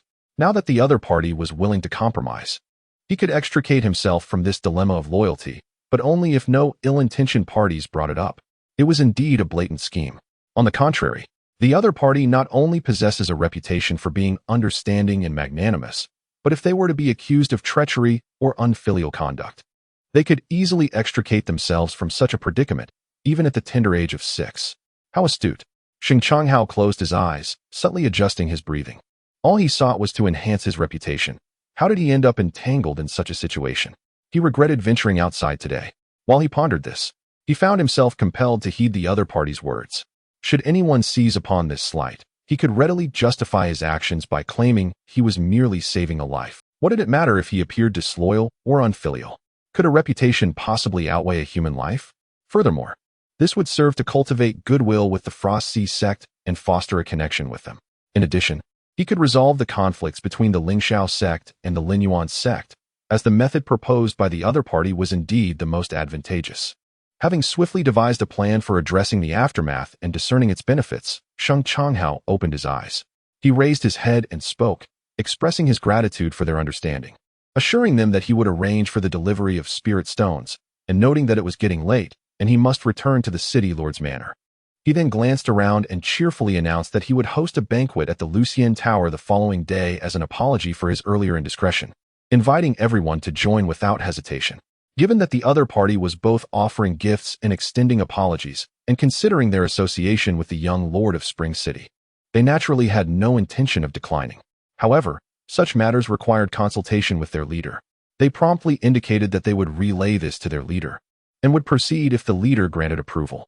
Sheng Changhao exited, ensuring to take the disciples of the Frost Sea sect with him, for he had invested 200 high-grade spirit stones to temporarily secure their safety, a considerable sum indeed. Yet, if he could successfully win over the Frost Sea sect, that expenditure would hardly be deemed a loss. Ding! Congratulations to the host for acquiring 8 luck points. The system's prompt echoed as Sheng Changhao distanced himself. Why is it only this little? Shen Wei inquired. The other party merely regards you with caution, believing that despite your young age, you possess a keen political acumen and recognize your intellect surpasses theirs, yet they do not concede their own inferiority. The system elucidated. Truly a child of fortune with a knack for intrigue, quite a challenge, Shen Wei remarked, clicking his tongue. He then turned with delight to ask the system. So they acknowledge my intellect surpasses theirs? Huh, my brilliance has finally been recognized. Following this, he eagerly questioned, System, since such a cunning child of fortune has acknowledged my intelligence, does that mean I can pass the cunning course? The system cast him a sidelong glance. Host, one must possess self-awareness. Does the child of fortune truly recognize you? Your actions merely replicate the assessments from the Art of Language course. You have yet to complete the 3rd level of the Yang strategy section. How can you claim not to study? You barely scraped by the passing mark. Who instilled such unwarranted confidence in you? Shen Wei's joy dissipated. Learning was one thing, but why the examinations? Having traversed realms and being designated the protagonist by the world as consciousness, he still could not escape the fate of study. He could not fathom where the system sourced such courses. That art of language was undeniably a trap. After completing each lesson, there are various assessments to conquer. In the scenarios, successfully persuading the counterpart allows one to move forward. Yet there exists a certain individual who is quite the trickster, effortlessly rendering arguments unassailable with just a few words. Frequently setting linguistic traps. Listening to their reasoning may appear compelling, but a glance at one's own score reveals the truth. The other party is merely ensnaring them. Such instances warrant silencing the speaker entirely. What is dubbed the art of language ought to be aptly named the craft of deception. In Chapter 63, titled Resentment, Shen Wei must concede that these lessons do hold some value. For instance, today, he modified and directly applied the analysis and traps from the content of the strategic discourse examination. And the approach taken by the opponent mirrored his experience when he faced pitfalls. Caught in a dilemma, he could only be led by the nose. Very well. This knowledge is indeed essential. Turning his gaze toward the disciples of the Lin Yuan sect who were tidying up the aftermath, he observed them hurling spirit stones at the tavern, leaving the tavern keeper in high spirits, showering them with praises. His face creased with laughter. Shen Wei's expression grew complex. The disciples of the Lin Yuan sect certainly embodied the approachable nature of their sect. Suddenly, he felt a lightness in his body as he was lifted off the ground. Before he could make a move, a familiar voice resonated. "Thank you, junior brother Yunhan, for your efforts on behalf of your senior. Without your assistance, others might genuinely think our Lin Yuan sect is unreasonable, and I would become a pariah within the sect." Looking up, Shen Wei recognized the disciple who had just issued the bounty, seemingly named Su Shi. Su Shi transitioned from a two-handed hold to a one-handed embrace, freeing one hand to reveal a storage bag filled with trinkets. "Here, let this be a token of gratitude for you, junior brother Yunhan. No need for formalities with your senior," he insisted, thrusting it into Shen Wei's hands before he could decline. As Shen Wei inspected the storage bag, he discovered it contained numerous spirit stones, elixirs, and various delightful toys and snacks. The toys and snacks appeared vaguely familiar, and he recalled that he had merely glanced at them while shopping. Several disciples of the Lin Yuan sect had noticed and gifted him some. He was pleasantly surprised that this senior brother Su had prepared a comprehensive assortment for him. "Thank you, senior brother Su," Shen Wei expressed his gratitude. Upon hearing his thanks, Su Shi playfully pinched Shen Wei's cheek before clearing his throat. "No need for thanks. You must be hungry, right? Come, your senior will take you to dine." With that, he scooped Shen Wei up and ascended the stairs. Shen Wei glanced at the smiling senior brother Su and then at the storage bag in his hands. Well, one cannot bite the hand that feeds. Perhaps he would indulge in this brief embrace. Once everyone gathered, Shen Wei's table was particularly lively. The senior sisters all crowded around, each feeding him a bite, making him feel as though he had entered a spider's lair. He pushed away the faces of the eager senior sisters. After all, he was a man of principle and a morally sound university student, and he would not partake in such opportunistic antics. Well, it is the close proximity to this group of enchanting senior sisters that stirs a certain exhilaration within him. After all, in the realm of cultivation, one seldom encounters the unattractive. Even if there exists an unappealing visage, the consumption of various beauty-enhancing pills would render such imperfections non-existent. Being surrounded by these exquisite maidens inevitably elicits a thrill, which can lead to a loss of composure. Consequently, the enchanting countenances draw near, transforming in his mind into grotesque figures, akin to those flayed of their skin. No matter how beautiful, a flayed beauty is beyond his appreciation, and the exhilarating sentiment swiftly dissipates into a chilling realization. Perhaps it is wiser to maintain a respectful distance, allowing him to quietly admire their allure. While Shen Wei indulges in the attentions of his senior sisters, on the opposite side, the male disciples of Lin Yuan sect are sternly admonishing those of Ling Shao sect. The cause of their ire is a sudden inquiry from a disciple of Ling Shao sect, questioning whether the bounty applies to their sect. Caught off guard, Su Shi momentarily falters. The bounty for the disciple of Frost Sea sect, if they were to take matters into their own hands, would that entitle them to the 200 high-grade spirit stones? The white-clad sword cultivator elaborates on his statement. Behind him stands a group of Ling Shao sect members, their faces devoid of expression, their piercing gazes fixated on Su Shi. Su Shi, observing the disciples of Ling Shao sect, whose eyes are blinded by the allure of spirit stones, can only manage a twitch of his lips to prevent any external provocation of discord between the two sects. He resorts to issuing a bounty as a show of strength, merely to convey that the relationship between their sects is amicable, and that to insult Ling Shao sect is to insult Lin Yuan's sect. This maneuver nearly tarnished their reputation, but thankfully, with the timely assistance of his junior brother Yunhan, the situation was salvaged. Otherwise, he would have had to hold Ling Xiao sect accountable. However, he perceives that the disciples of Ling Xiao sect seem indifferent to their sect's reputation. Rather, they appear quite eager to tarnish it. By issuing the bounty, he inadvertently invites the disciples of Ling Xiao sect to act against the bounty target, which blatantly suggests that both sects harbor grudges against one another, merely to mock their adversaries. Such behavior would undoubtedly lead to a significant decline in their reputations. While he is unconcerned about the reputation of Ling Xiao sect, he cannot allow Lin Yuan's sect's name to be sullied in the process. Although he understands that the disciples of Ling Xiao sect are not motivated by revenge or mockery against the disciples of Frosty sect, but rather by the lure of the spirit stones. Sushi chuckles softly, unfurling his fan and observing the disciples of Ling Xiao sect as his smile elicits a surge of sword intent and blade intent within. He then swiftly retracts his smile, resolutely refusing their silent plea. What foolish dreams are these? Such notions are futile. I have no intention of hearing rumors that the disciples of Ling Xiao sect and Lin Yuan's sect conspired to mock others or maliciously retaliate against the disciples of Frosty's sect. Keep your petty schemes to yourselves. Even if you were to eliminate him, I shall not bestow upon you any spirit stones. Sushi declares, his expression decidedly unfriendly. The disciples of Ling Xiao sect, who were resolutely rejected, suddenly found their sword and blade intentions momentarily stifled. Although their expressions remained unchanged and not a word was spoken, Sushi felt an unspoken condemnation emanating from them. Ignoring their silent reproach, Sushi coldly declared that if he discovered any of them secretly leaving to kill someone, only to send a substitute to collect the spirit stones, he would ensure that the entire batch of spirit stones sent by the young city lord would be presented to their sect leader instead, asserting that this was a gift from the young city lord to Ling Xiao sect, and they would not receive a single piece. This statement carried a palpable threat, causing the disciples of Ling Xiao sect to abandon any thoughts of covertly assassinating the other disciple, nodding in understanding thereafter. Sushi observed their demeanor, furrowing his brow, sensing something amiss. How could this group suddenly become so compliant?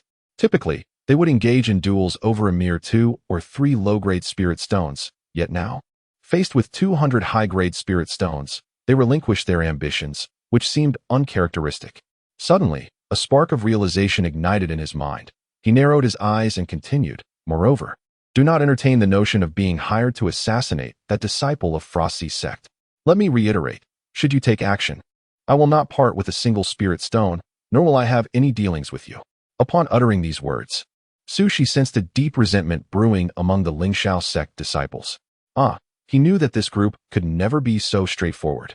Paying them no mind, he turned and hurried to confer with the other disciples of Lin Yuan's sect, instructing them to keep a vigilant watch over the Ling Xiao sect members for the next 3 days, ensuring they did not slip away to commit murder.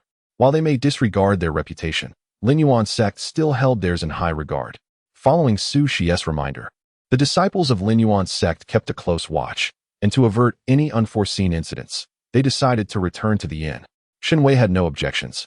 He had also seen enough sights. Returning would allow him to closely examine the fate lines of the upcoming chosen ones, preparing in advance to ensure he could suppress them when the time came. Upon returning to the inn, Shen Wei noticed that his master had not yet returned, prompting him to urge the system to promptly transmit the fate lines of the chosen ones. The system sequentially relayed the fate lines of several chosen ones to Shen Wei. The first was the young city lord, Sheng Changhao, whom he had encountered that day. The fate line of the latter, as described by the system, revealed him to be a ruler type, one who would single-handedly establish a cultivation dynasty, possessing both strength and, more importantly, intellect. His fate line depicted him as a strategist, continuously gathering talents for his own use, thereby constructing his dynasty and establishing a method of cultivation known as the Heavenly Fortune Dynasty. This method would encompass the fates, merits, cultivation levels, lifespans, and more of all individuals within the dynasty, subsequently distributing them among the populace under the witness of the heavenly Tao. The higher the official rank, the greater the fortune, the more one contributes to the people, the more merits they accrue, leading to an increase in cultivation, ultimately attaining immortality. However, there were constraints as well, for even upon achieving immortality, one would remain bound to the dynasty, with the emperor holding the utmost supremacy. Shen Wei sighed, recognizing that the fate of a child of destiny is never uncomplicated. The opponent's ability to manipulate others is formidable and not easily dealt with.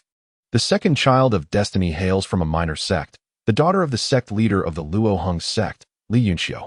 Her fate intertwines with a path of love, a tumultuous romance that leaves Shen Wei with a bittersweet ache in her heart. In her youth, Li Yunxiu saved her destined one, who could be considered her hero. This hero, a member of the demon race, was gravely injured and forced to revert to his original form, a wounded Xianke bird. Li Yunxiu brought the Xianke back to her sect, where it suffered severe injuries. Its eyes cruelly gouged out. A close junior sister of Li Yunxiu, upon discovering the plight of the Xianke, resolved to assist in its rescue. Yet, ordinary spiritual herbs proved ineffective for the hero's recovery.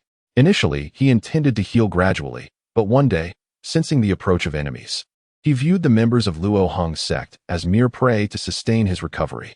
Demons are inherently ruthless, and in their eyes, strength reigns. The survival tenet of the demon realm is one of the law of the jungle. Moreover, these cultivators were already adversaries, making his actions towards them seem entirely justified. As the number of his victims grew, the Luo Hong sect began to sense something amiss and initiated an investigation into the occurrences. At this juncture, the hero had regained half of his strength and, possessing the power of spirit separation, became virtually invincible within the Luo Hong sect.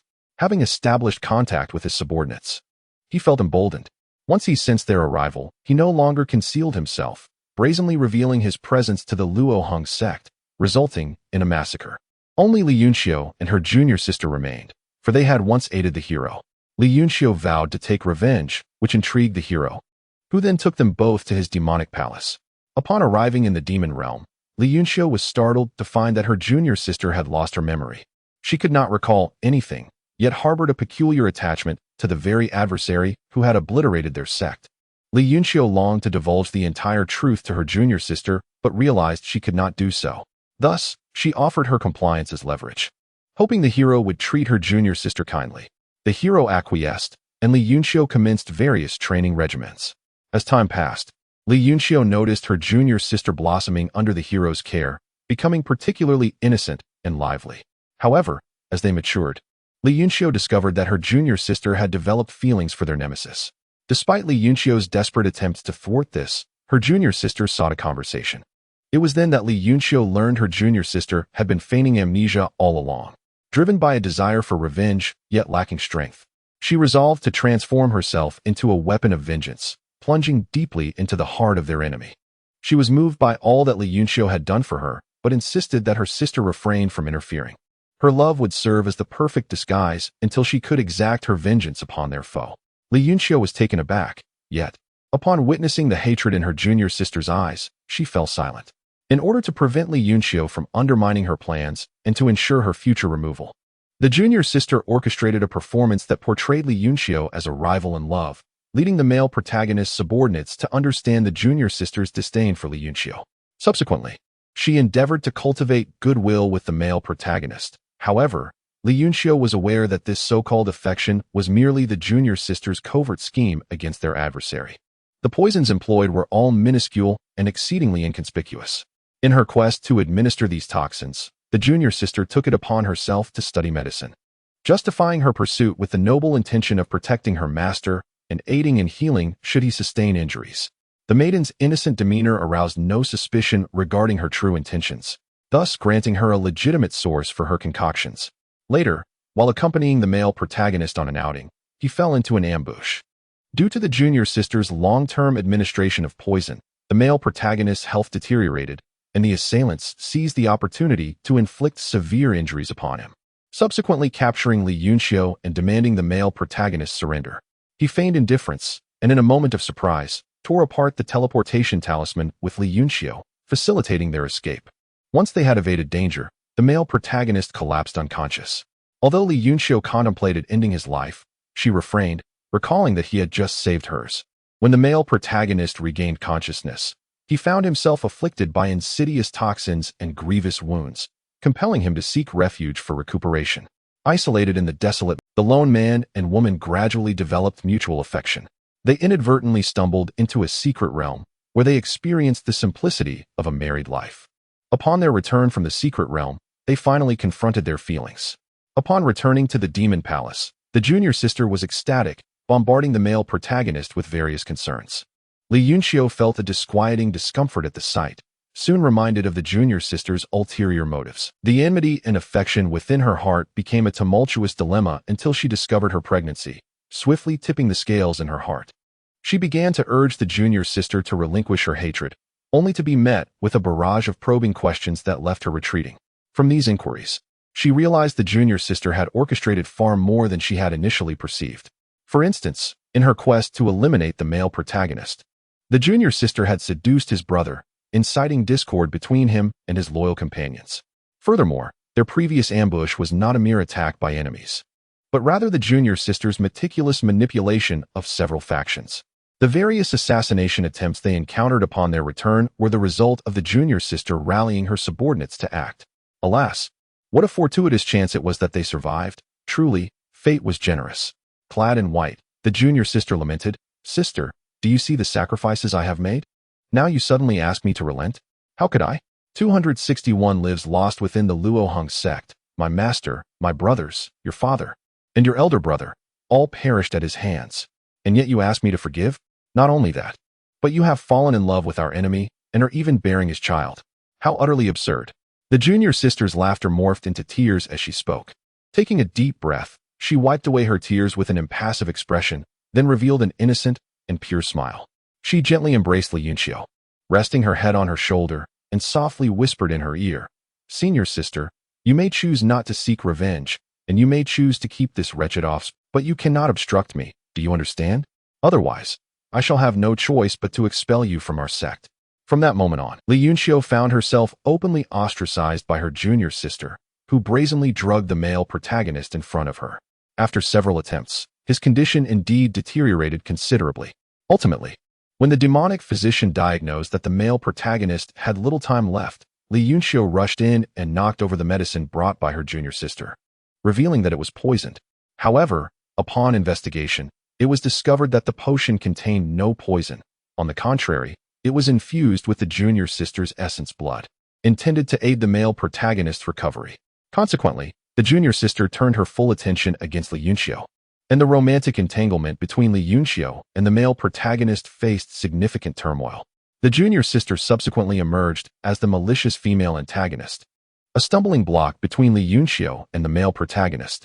Yet, the favored child of destiny is indeed favored. Eventually, the true nature of the junior sister was unveiled by Li Yunxiu. The junior sister, accompanied by her allies, initiated a coup, but it ended in failure. Ultimately, the junior sister took her own life before Li Yunxiu, who then gave her a proper burial, and thus, Li Yunxiu began a blissful life as a celestial couple with the male protagonist. Shen Wei exclaimed in shock, "What is this nonsense? Is this favored child of destiny unwell? That man obliterated her sect. She hasn't avenged her kin, yet she is entangled with her enemy, ultimately forgiving him and becoming a celestial couple. Has she lost her mind?" Shen Wei was incredulous. How did someone like her become the favored child of destiny? Her junior sister deserves it far more. She has dedicated everything solely for revenge. After making so many sacrifices, just when she could finally settle the score, she was undermined by this foolish favored child, whose sole purpose was to reveal the true nature of her junior sister to her destined partner. If I were her father, I would have suffocated her at birth. Shen Wei, observing the threads of fate, was infuriated. Host, among the 1,400 favored children of destiny, naturally, there exists a variety of types, the system calmly reassured. Then how am I to suppress such a favored child? Should I also compete for the man? Bah, if I were to go after him, I might as well use my Master-S sword talisman to strike him down. Shen Wei declared fiercely. That is not out of the question, the system replied. Although our task is to suppress favored children, eliminating one would allow us to inherit their fortune. Moreover, this is a favored child entangled in a romantic fate line. Typically, their strength is rather weak and easily dealt with. Of course, if the host cannot manage, there is still the annihilation cannon. A single shot would ensure not even ashes remain. Confronted by a system that incessantly urged him to unleash his power, Shen Wei wiped his face and declared, "It is not necessary. I believe that the fate of this chosen one can be resolved at its origin. The world of cultivation is replete with opportunities, so it would be entirely reasonable for the master and disciples of the Luoheng sect to foresee the events that will transpire in the future." He continued, "Once the secret realm is opened, I shall create another holographic projection to predict the future, ensuring that the male protagonist responsible for the chaos is brought to justice. Shen Wei spoke with a stoic expression. It is good that the host has a plan. The system responded in agreement. Chapter 65. On the fate lines of the Chosen One. Subsequently, the system transmitted additional fate lines to Shen Wei. The third Chosen One was a figure of fortuitous destiny within the realm of survival. Born with inherently low strength, he stumbled upon a treasure that accepted him as its master through a twist of fate. The treasure was a pagoda, which possessed a spirit. Due to being sought after by others and its unwillingness to submit, it faced the threat of losing its consciousness. In desperation, the pagoda feigned its willingness to yield, secretly activating a teleportation to escape.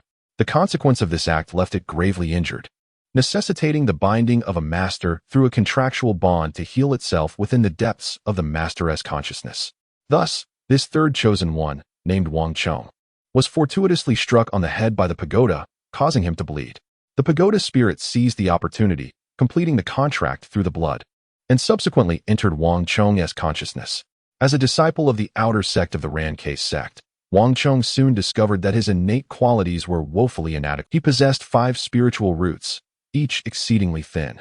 Nevertheless, now that he had been recognized as its master, the pagoda spirit begrudgingly accepted him. Upon Wang Chong realized he was bound to the treasure. The pagoda spirit made a promise. As long as Wang Chong assisted in repairing the pagoda, it would aid him in his cultivation and provided him with a technique to refine his spiritual roots, along with a celestial-grade cultivation method. This celestial-grade technique could lead to immortality without the need for enlightenment, unlike other methods. However, this technique was incomplete, and the remaining portions could only be obtained by unlocking the pagoda, which required its restoration.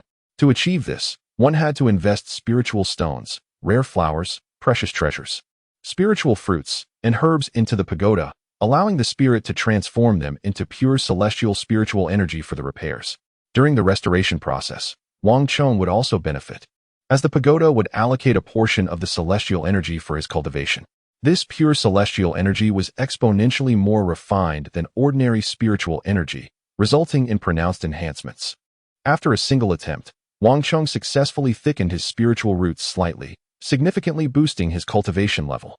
However, he understood that with his current abilities, he could not compete with others. Thus, he sought a technique from the pagoda spirit that would allow him to create avatars. After several years of effort and sacrifice, he succeeded in manifesting 2 avatars. Each avatar possessed half the strength of his original self, yet if the avatars cultivated, the speed of the original's cultivation would also accelerate. However, Wang Chong did not create the avatar merely to expedite his own cultivation. He sent it forth to seek out those spiritual treasures. Upon locating her, she would immediately transport back to her true self via the tower spirit. Regarding the demise of her doppelganger as inconsequential, after all, she could simply invest more time in creating another.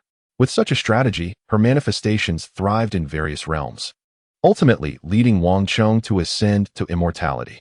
Observing the fate line of this child of destiny, Shen Wei found himself at a loss for words. This fortunate soul had truly etched survival into the essence of their being. Throughout the journey from cultivation to ascension, he had never ventured a single step beyond his sect, embodying remarkable patience. It was evident that the presence here was none other than the doppelganger of that fated individual. The best approach to dealing with such a child of destiny was to keep them within sight. Thus, Shen Wei resolved to capture them upon his return. The fourth child of destiny was a heartless figure known as Feng Outyin, named Murong Yao. Her mother was the youngest legitimate daughter of the Feng family in the northern region, who, enamored with Murong Yao's father, chose to sever ties with her family and elope with her lover. Initially, their relationship flourished, and the Murong clan held this lady in high esteem, for she hailed from the Feng family. Given that the Murong clan was a minor family in the eastern region, aligning with the Feng family could elevate their status.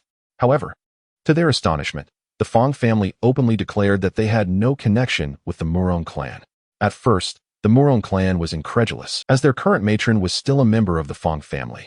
It was only after a considerable duration that they confirmed the Feng family's resolute stance against any association with them, leading to discontent towards the lady. Subsequently, when the Murong clan faced calamity, offers of assistance arose.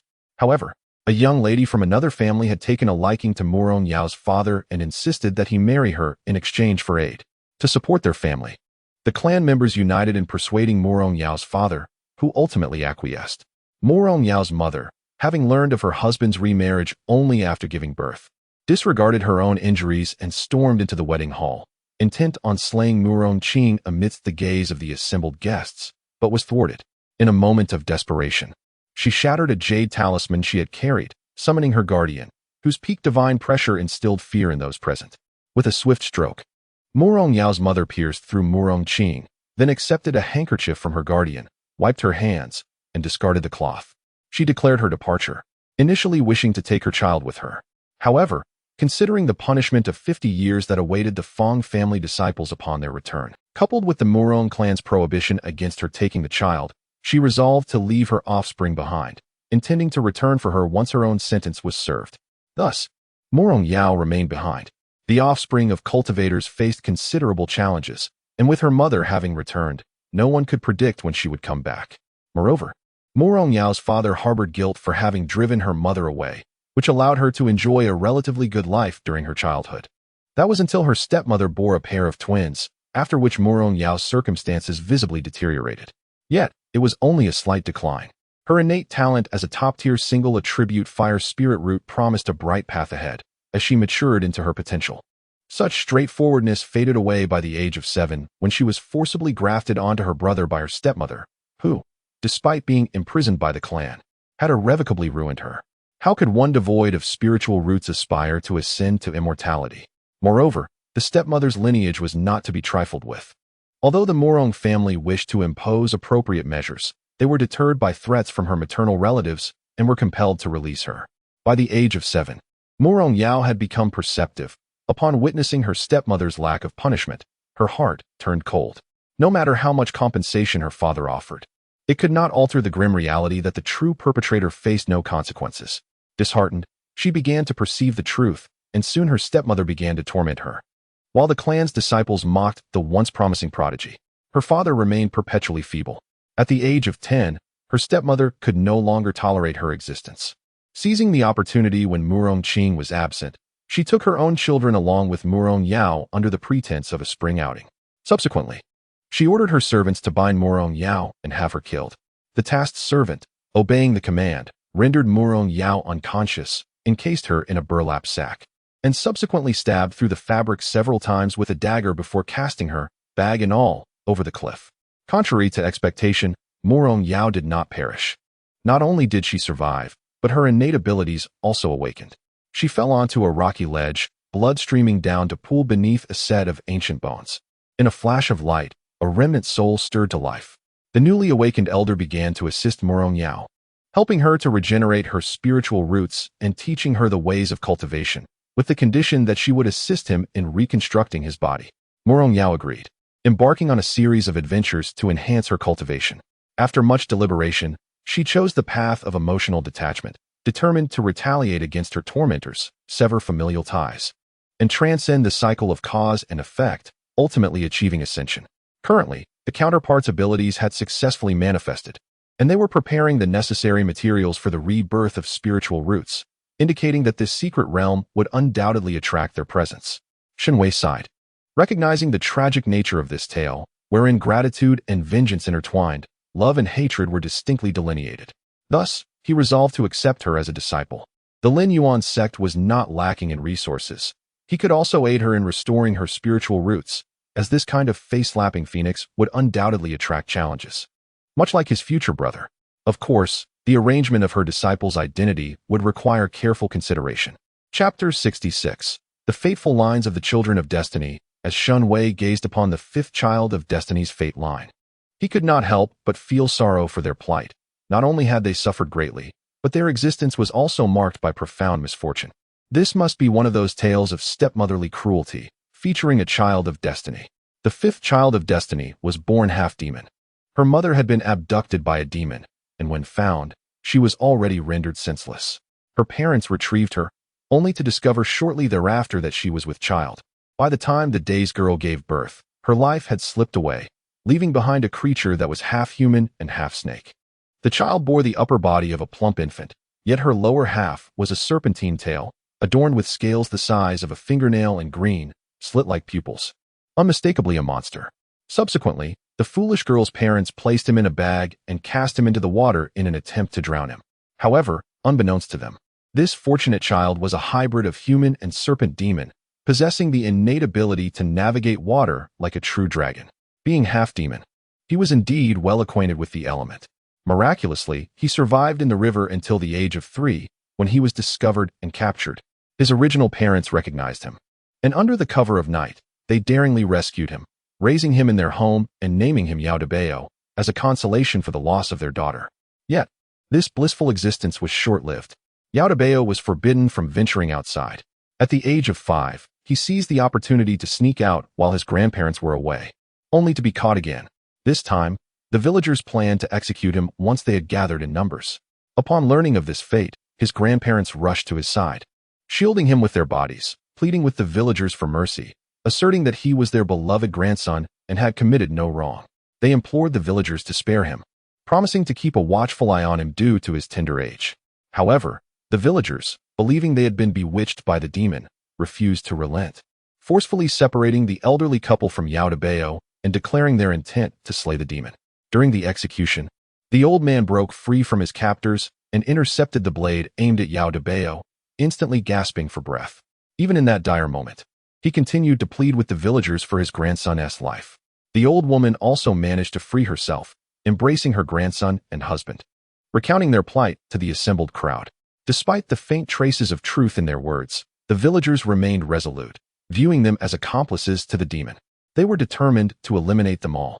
Seizing a moment of distraction, the old man stealthily untied Yao Debeo's bonds and instructed him to run without looking back, emphasizing the importance of escaping and never returning. When Yao Debeo inquired about their fate, the old man replied that they would soon ascend to immortality and would reunite with him in the heavens. Trusting the old man's words, Yao Debeo swiftly swam away as he was urged to flee. The villagers attempted to pursue him, but the elderly couple immediately obstructed their path. Amidst the shouts of kill and attack, the voices of his grandparents urging him to run echoed loudly in his ears. Yao Debeo found himself questioning whether he could truly see his grandparents in the sky. At that moment, he harbored no doubts. Yet later he would come to understand the heartbreaking truth. He would never again see his beloved grandparents. As Shen Wei gazed upon the destiny line bestowed by the system, it became apparent that apart from the brief 2 years spent with his grandparents, Yao Debeo's existence was marked by relentless flight from peril. As a half-demon, he was shunned by humanity and rejected by the demon clan. Cultivators recognized his potential but sought out the full bloodlines of dragons, deeming even a half-dragon a mere compromise. He had encountered benevolent souls, yet the fate inscribed by his stepmother invariably led those who showed him kindness to their demise. A diviner once annotated his destiny line with a grim observation: all who forge bonds with him will encounter misfortune. The reality of this assertion was undeniable. In the tapestry of fate, every individual who sought to befriend him met an untimely end. Lacking kin, lovers, or friends, he remained an isolated figure, marked by solitude and strength. He ultimately ascended to immortality, becoming the sole individual to achieve such a feat while retaining his half-demon heritage and without eliminating the other bloodline within him. Shen Wei felt a twinge of melancholy as he recalled how Yao Debeo's ascension was rooted in the words once spoken by his grandparents, who had told him that only by becoming an immortal could they reunite. Despite knowing that this was merely a deception, he still pursued that lofty goal with unwavering determination. The final thread of fate revealed that he vanished upon the ascension platform, leaving no trace behind. System. Why must it always be a child of misfortune with such a tragic destiny? It makes me hesitant to intervene. It's truly pitiful. Shen Wei sighed. The host could easily utilize them for your own purposes, the system suggested. Am I really able to use that Yao Debeo? His fate is that of a calamity star. His own suffering is merely a reflection of his tragic existence, but those around him seem to meet their demise as well. Even his enemies are not spared. How ruthless. To be honest, his ascension must surely be attributed to the world's consciousness intervening, right? In reality, he probably wouldn't even survive. He might as well succumb to darkness. Shen Wei could not help but voice his thoughts. Rest assured, host, you are, after all, the main character in the consciousness of this world. His fate does not influence you. If you were to seize his fortune, his destiny would inevitably shift, and thus his fate would dissipate. Although his fate is somewhat ominous, it could serve as a formidable weapon against enemies. You've seen how his friends perish swiftly. Yet those who come into contact with him meet their end even more rapidly. Otherwise, he wouldn't be referred to as the celestial lord of calamity. The system elucidated.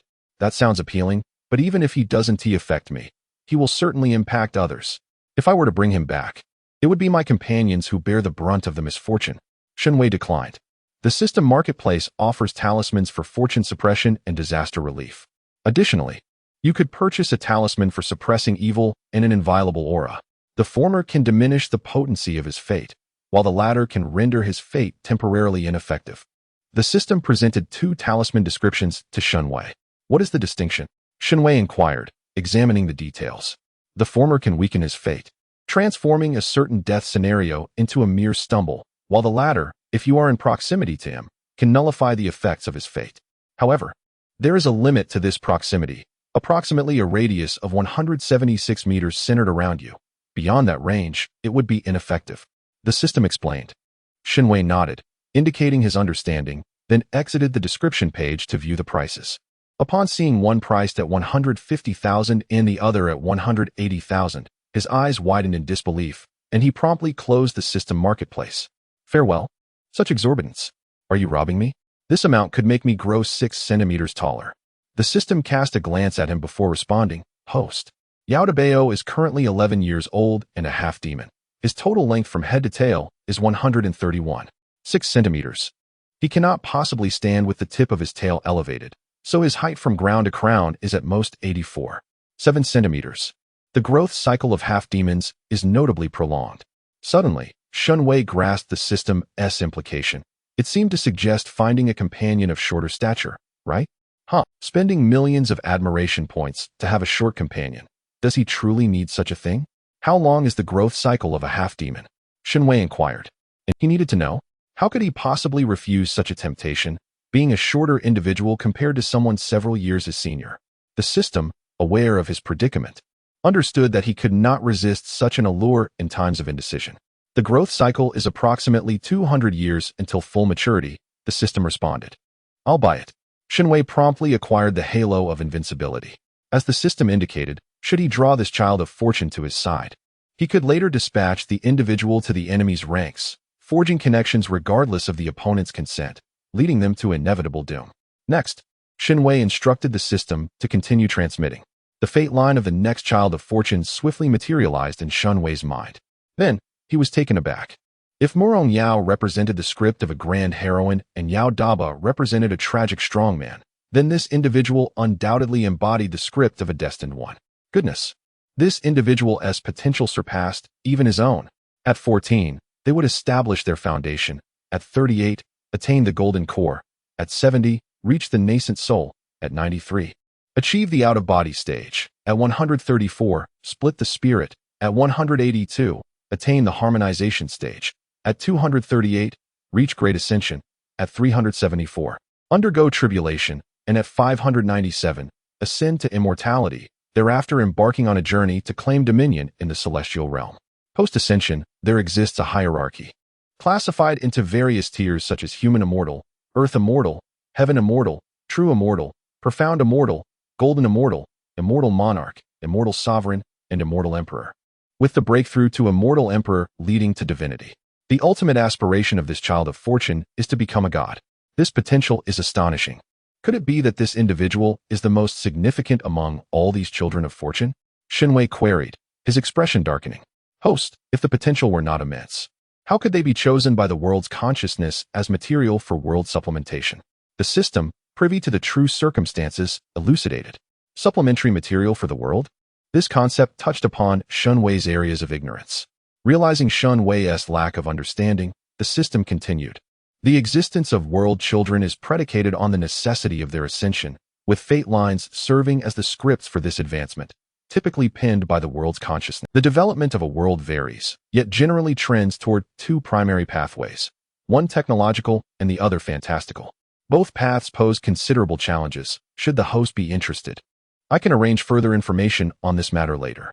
No, I am not interested. Please simply explain what supplementary material entails.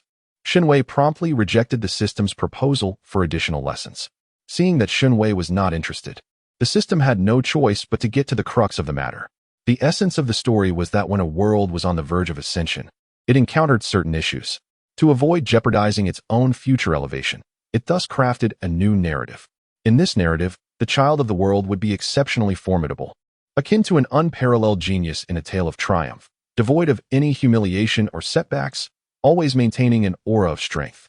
However, the reality was that his prowess was merely a result of the world's consciousness allowing him to flourish. His cultivation and physique would become specialized materials for mending the world. The world's consciousness would bestow upon him glory, flowers, and applause, only to subsequently utilize him amidst a cacophony of cheers to repair the world, leaving even his soul to vanish entirely. I understand now. It's akin to raising a pig for slaughter, Shen Wei summarized. The system, though acknowledging the statement, pondered the inadequacy of such a description after extensive language training. That seems rather cruel, Shen Wei remarked. Upon hearing this, the system countered, host. While it may indeed appear cruel from the protagonist's perspective, one must grasp a fundamental truth. Humanity is not of particular significance to the world. Whether or not humans exist holds little importance for the world. The world's consciousness encompasses many realms and can create numerous races. What matters to it is the world itself, not the individual entities inhabiting it. Ordinary beings, in its eyes, are inconsequential, save for those individuals that can facilitate the world's advancement. The system elucidated the perspective of the world's consciousness, and Shen Wei comprehended that it was merely a matter of vantage point. To the world's consciousness, the elements within its domain were as easily crafted as a human playing a construction game. The child of the world was akin to the main character necessary for advancing to the next level, able to revert to a save point should the game not be played well. The attitude of humanity towards characters within a game mirrored that of the world's consciousness towards the beings within its realm. Then, should I not suppress this child of fortune? Shen Wei inquired with a hint of sympathy. No, host, the system replied. That merely pertains to this child of fortune's fate within the original world. However, we are now in a grand fusion world, and he no longer needs to serve as material for mending the realm. So, he has truly become a mere pawn, correct? Shen Wei asked, his expression darkening. Indeed, host, the system affirmed. Why has this world not yet perished?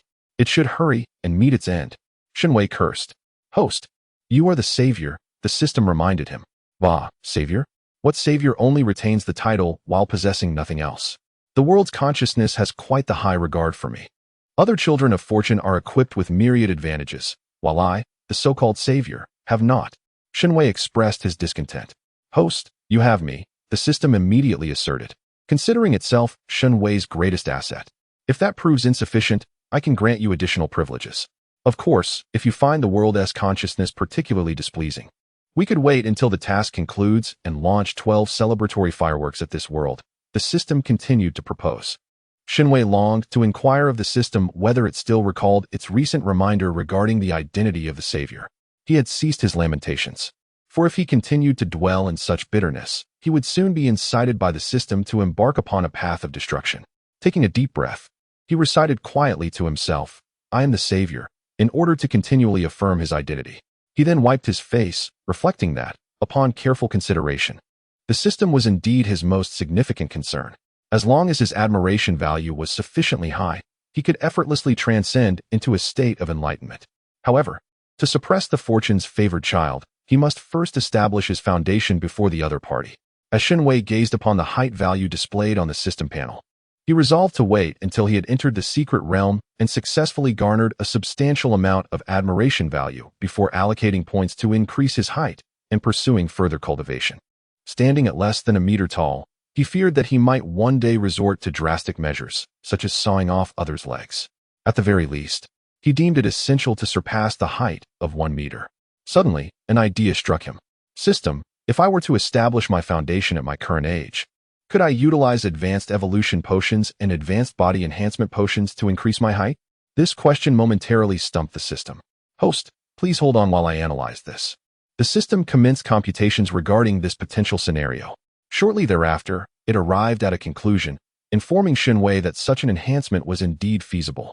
Upon hearing that he could augment his height, Shen Wei felt a surge of confidence. What was a prodigy but a mere title? Who among them was not extraordinary? Although he could not yet enhance his cultivation, he was certain that upon returning to the secret realm to establish his foundation, he would undoubtedly amass a considerable amount of admiration value. With a clear plan in mind, Shen Wei cast aside other matters. His primary focus was now on strategizing how to befriend and engage with the other fortunate children.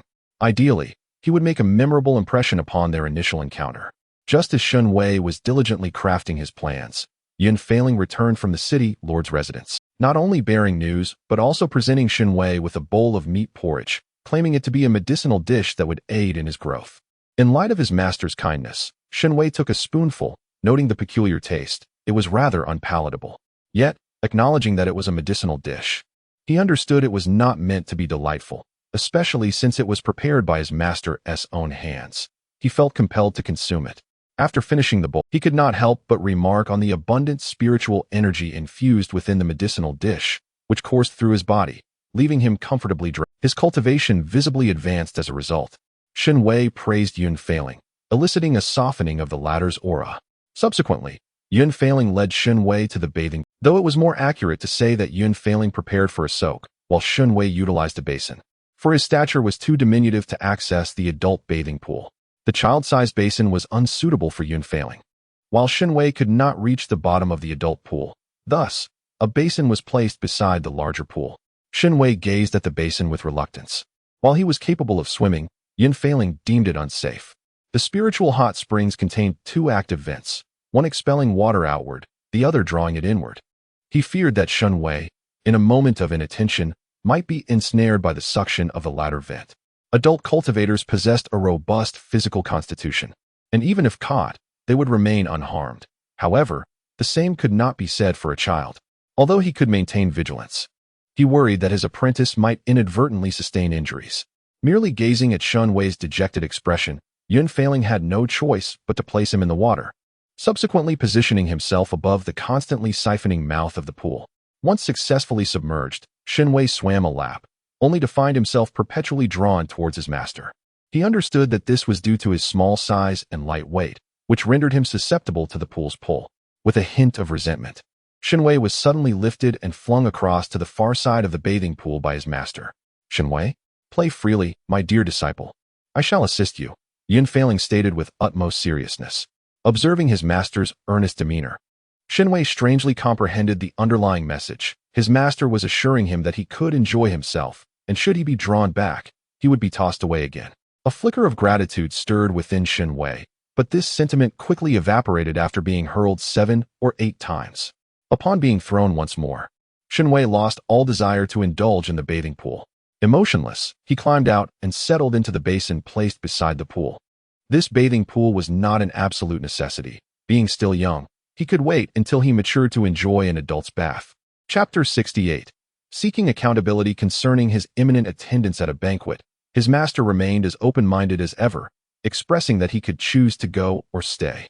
Shen Wei was reluctant, perceiving that Xing Changhao was a scheming individual, perpetually calculating others' moves. Attending the banquet would necessitate constant vigilance to avoid falling into traps laid by his adversary. Yunhan, perceptive to emotional nuances, sensed Shen Wei's aversion and promptly stated, "If you dislike it, then do not go." Acknowledging his master's keen insight, Shen Wei refrained from rebuttal, yet expressed his inner conflict. Mentioning his association with the young lord of Spring City, he feared that declining the invitation could tarnish the reputations of both the Linyuan sect and the Lingxiao sect. After all, it would be perceived as arrogance to snub an apology banquet from the proud young lord, which Xing Changhao would undoubtedly exploit to undermine them. "If you do not attend, others will," Yunhan replied. "But master, that young lord is not a good person. I fear they may suffer losses," Shen Wei contended. Observing Shen Wei's turmoil, Yunhan promptly donned his attire, then lifted Shen Wei from the basin, wrapping him in a towel and tucking him under his arm, freeing one hand to carry the basin and discarded garments. "It is time for you to sleep. I shall handle the other matters." Shen Wei yearned to inquire how his master intended to resolve the situation, but Yunhan offered no explanation, merely presenting him with a bowl of spiritual milk. Once he finished, he was promptly tucked into bed, urged to sleep swiftly, with an offer to assist should he struggle to do so. Recollecting the last time his master had helped him drift into slumber, Shen Wei closed his eyes, curiosity bubbling within him as he entered his study space. "Very well, I shall eventually discover it."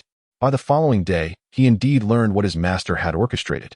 Shen Wei stared blankly at the disciples of the Linyuan sect who had come to offer their condolences, his mind swirling with confusion. "Shen Wei, surely you were startled yesterday? Even Master Fenglan remarked that you did not sleep well," a woman in a flowing azure gown observed, her gaze filled with compassion as she regarded Shen Wei. Junior brother Yunhan, it is my elder brother's misstep. The young master of the city harbors a deep-seated malice toward us, and yet we allowed you to confront such animosity. It is no wonder you were so frightened that you struggled to sleep. Rest assured, I shall avenge you. Su Shi, clad in white robes, approached Shen Wei with a promise. Junior brother Yunhan, do not bottle up your feelings. Your elder brothers and sisters are here. You have just turned 6. It is perfectly natural to be afraid. If you feel frightened again, do not hesitate to confide in us. We understand your desire to uphold the reputation of Lin Yuan's sect and Ling Xiao's sect, but your well-being is far more important. A man in a sky-blue robe spoke with concern as he regarded Shen Wei. Soon, other disciples of Lin Yuan's sect gathered around to offer their comfort to Shen Wei. They expressed their worries, yet the central message remained the same. Do not fear, for they would safeguard him. What exactly transpired? Shen Wei was filled with confusion. What is going on, system? He had adeptly learned to rely on the system when faced with uncertainty. Please hold on, host. I will investigate. Last night, as Shen Wei was in the learning space, the system was present as well, for it needed to assess his examination. Thus, it was unaware of the events that unfolded. However, it could inquire with the world's consciousness, which held dominion over all that transpired within this realm. Before long, the system uncovered the happenings of the previous night. After confirming Shen Wei was asleep, Yunhan cast a soundproof barrier around Shen Wei's room. He then affixed a sword talisman to the door, a defensive formation that would unleash its sword techniques upon anyone daring to intrude, ensuring they would not return. Next, he soared into the sky and drew forth his life sword, heading directly toward the city lord's mansion. Upon arrival, without a word, Yunhan unleashed a sword strike against the mansion's door as a greeting. Channeling his spiritual energy, he called out for Sheng Feng to come forth. The guards of the mansion, perceiving it as an enemy assault, looked up to see the fearsome presence hovering above. Upon recognizing Yunhan, Sheng Feng felt a sudden pang of anxiety, racking his brain for any offense he might have committed against this formidable figure, but could recall none. Unable to find clarity, Sheng Feng politely bowed to Yunhan and respectfully inquired how he had offended him. Yunhan responded directly, stating that while he himself had not wronged Sheng Feng, his son had bullied his disciple and attempted to force the young one to attend a banquet. Was this an attempt to take advantage of his absence and intimidate a child? Sheng Feng was left bewildered, while Sheng Changhao, who had come to observe the situation, pondered what it meant to bully the disciple of the Wind Wave Sword Master. Sword Master, do you wish to hear what you are saying? Sheng Changhao felt utterly wronged. He had merely sought to enhance his reputation, entirely unaware that he had inadvertently stepped on a landmine. Although the Wind Wave Sword Master's disciple was indeed young, that child possessed a cunning beyond his years, and such depth of strategy at such an age was alarming. Realizing this, he had intended to host a banquet the following day to mend fences with the Lin Yuan sect and Ling Xiao sect, aiming to transform hostility into harmony. This marks the first instance in which Sheng Changhao offers an uncalculated apology, and the outcome is utterly unexpected.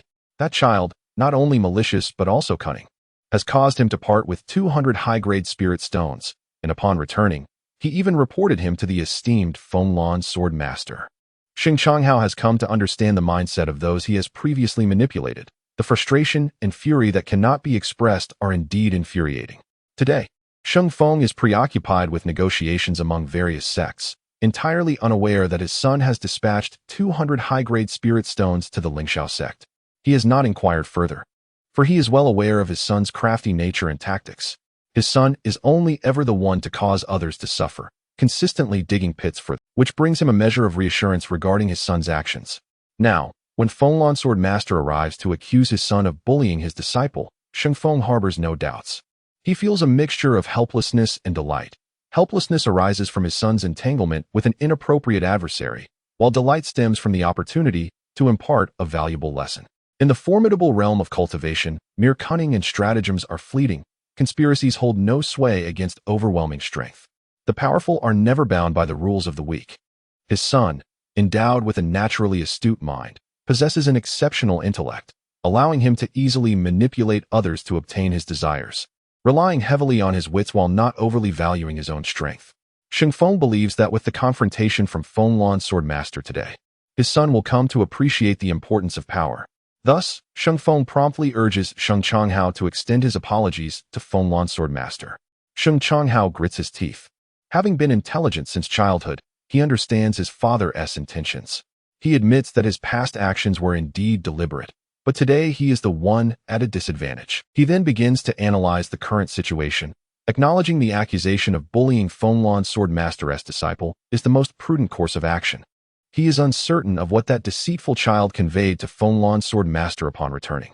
But merely observing the approach of the Sword Master indicates that no favorable words were spoken.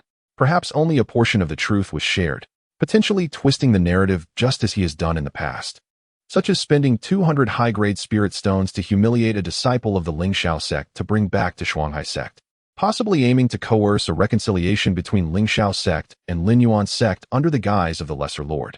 Sheng Changhao can vividly imagine that unscrupulous little rascal thick-skinly reporting to Fenglan's Sword Master, casting all blame upon him, thus provoking the Sword Master's ire.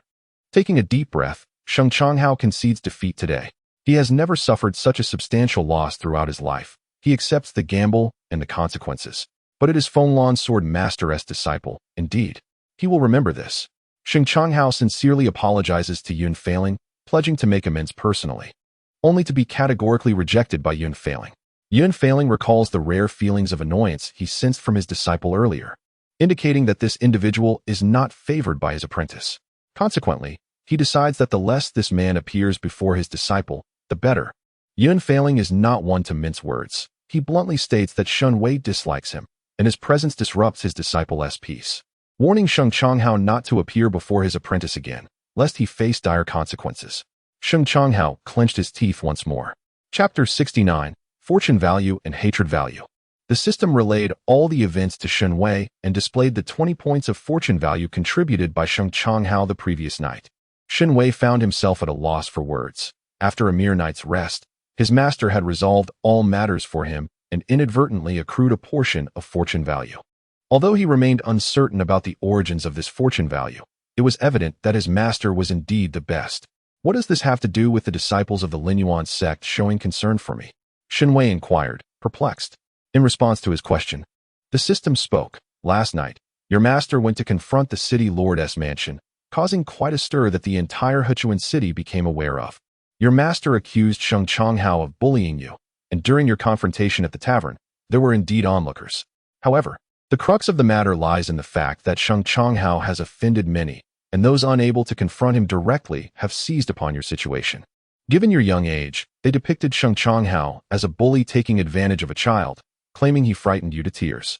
Little did they know that this child was the disciple of the Wind Wave Sword Sovereign, leading to a visit from the sovereign that very night. Shen Wei expressed disbelief. Can such rumors truly be believed in this day and age? After all, rumors are often like this. Moreover, your master did indeed confront Sheng Changhao publicly, stating that he bullied you and even mentioned that your sleep was disturbed because of him. When combined with other clues, this rumor gains credibility. The system explained. While I can understand if others are unaware, the disciples of the Lin Yuan sect were present yesterday. Don't they know whether I cried or not?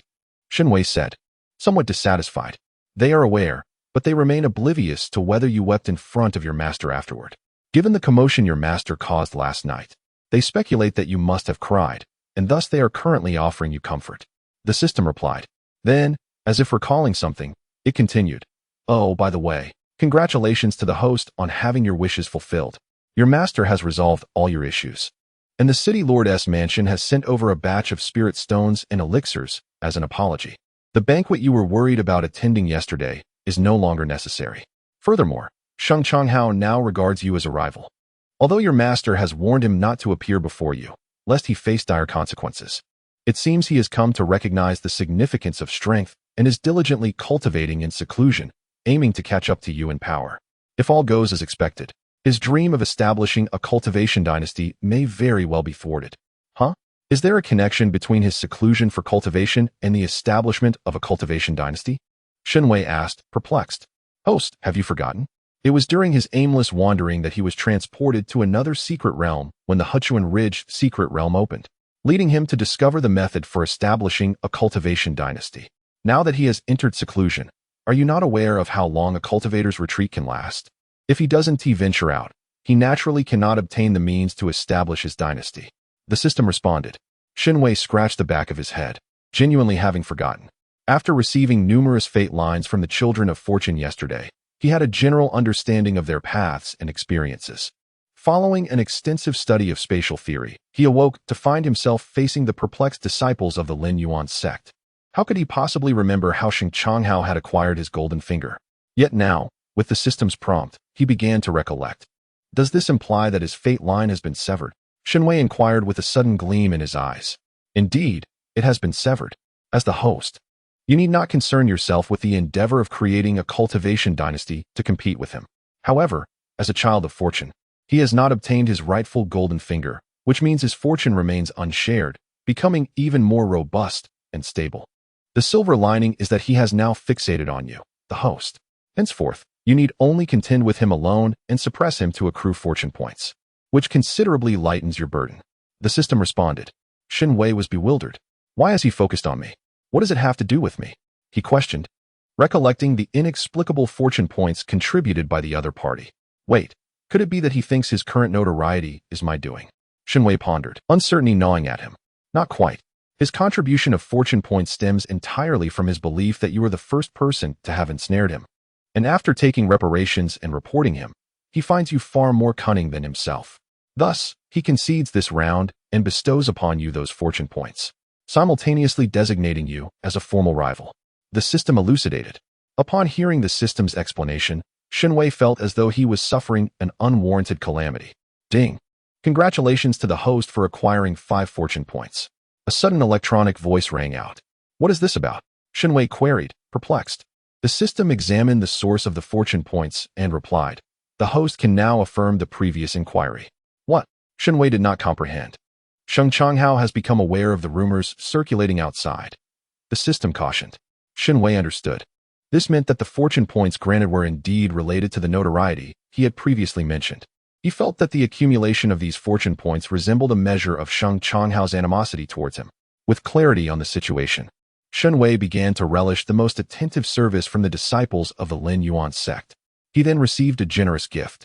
For an entire day, Shen Wei enjoyed a remarkably pleasant existence. That evening, he encountered Yun Failing, who was busy preparing ingredients. Shen Wei's smile vanished, and he incessantly berated himself in his mind for his curiosity about how his master fared in the kitchen. In the dimly lit kitchen lay the dismembered limbs of various demonic beasts, the floor stained with blood of myriad colors.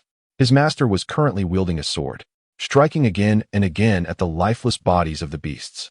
With each swing, his white attire became drenched in blood, and even his face bore the unsightly marks of battle.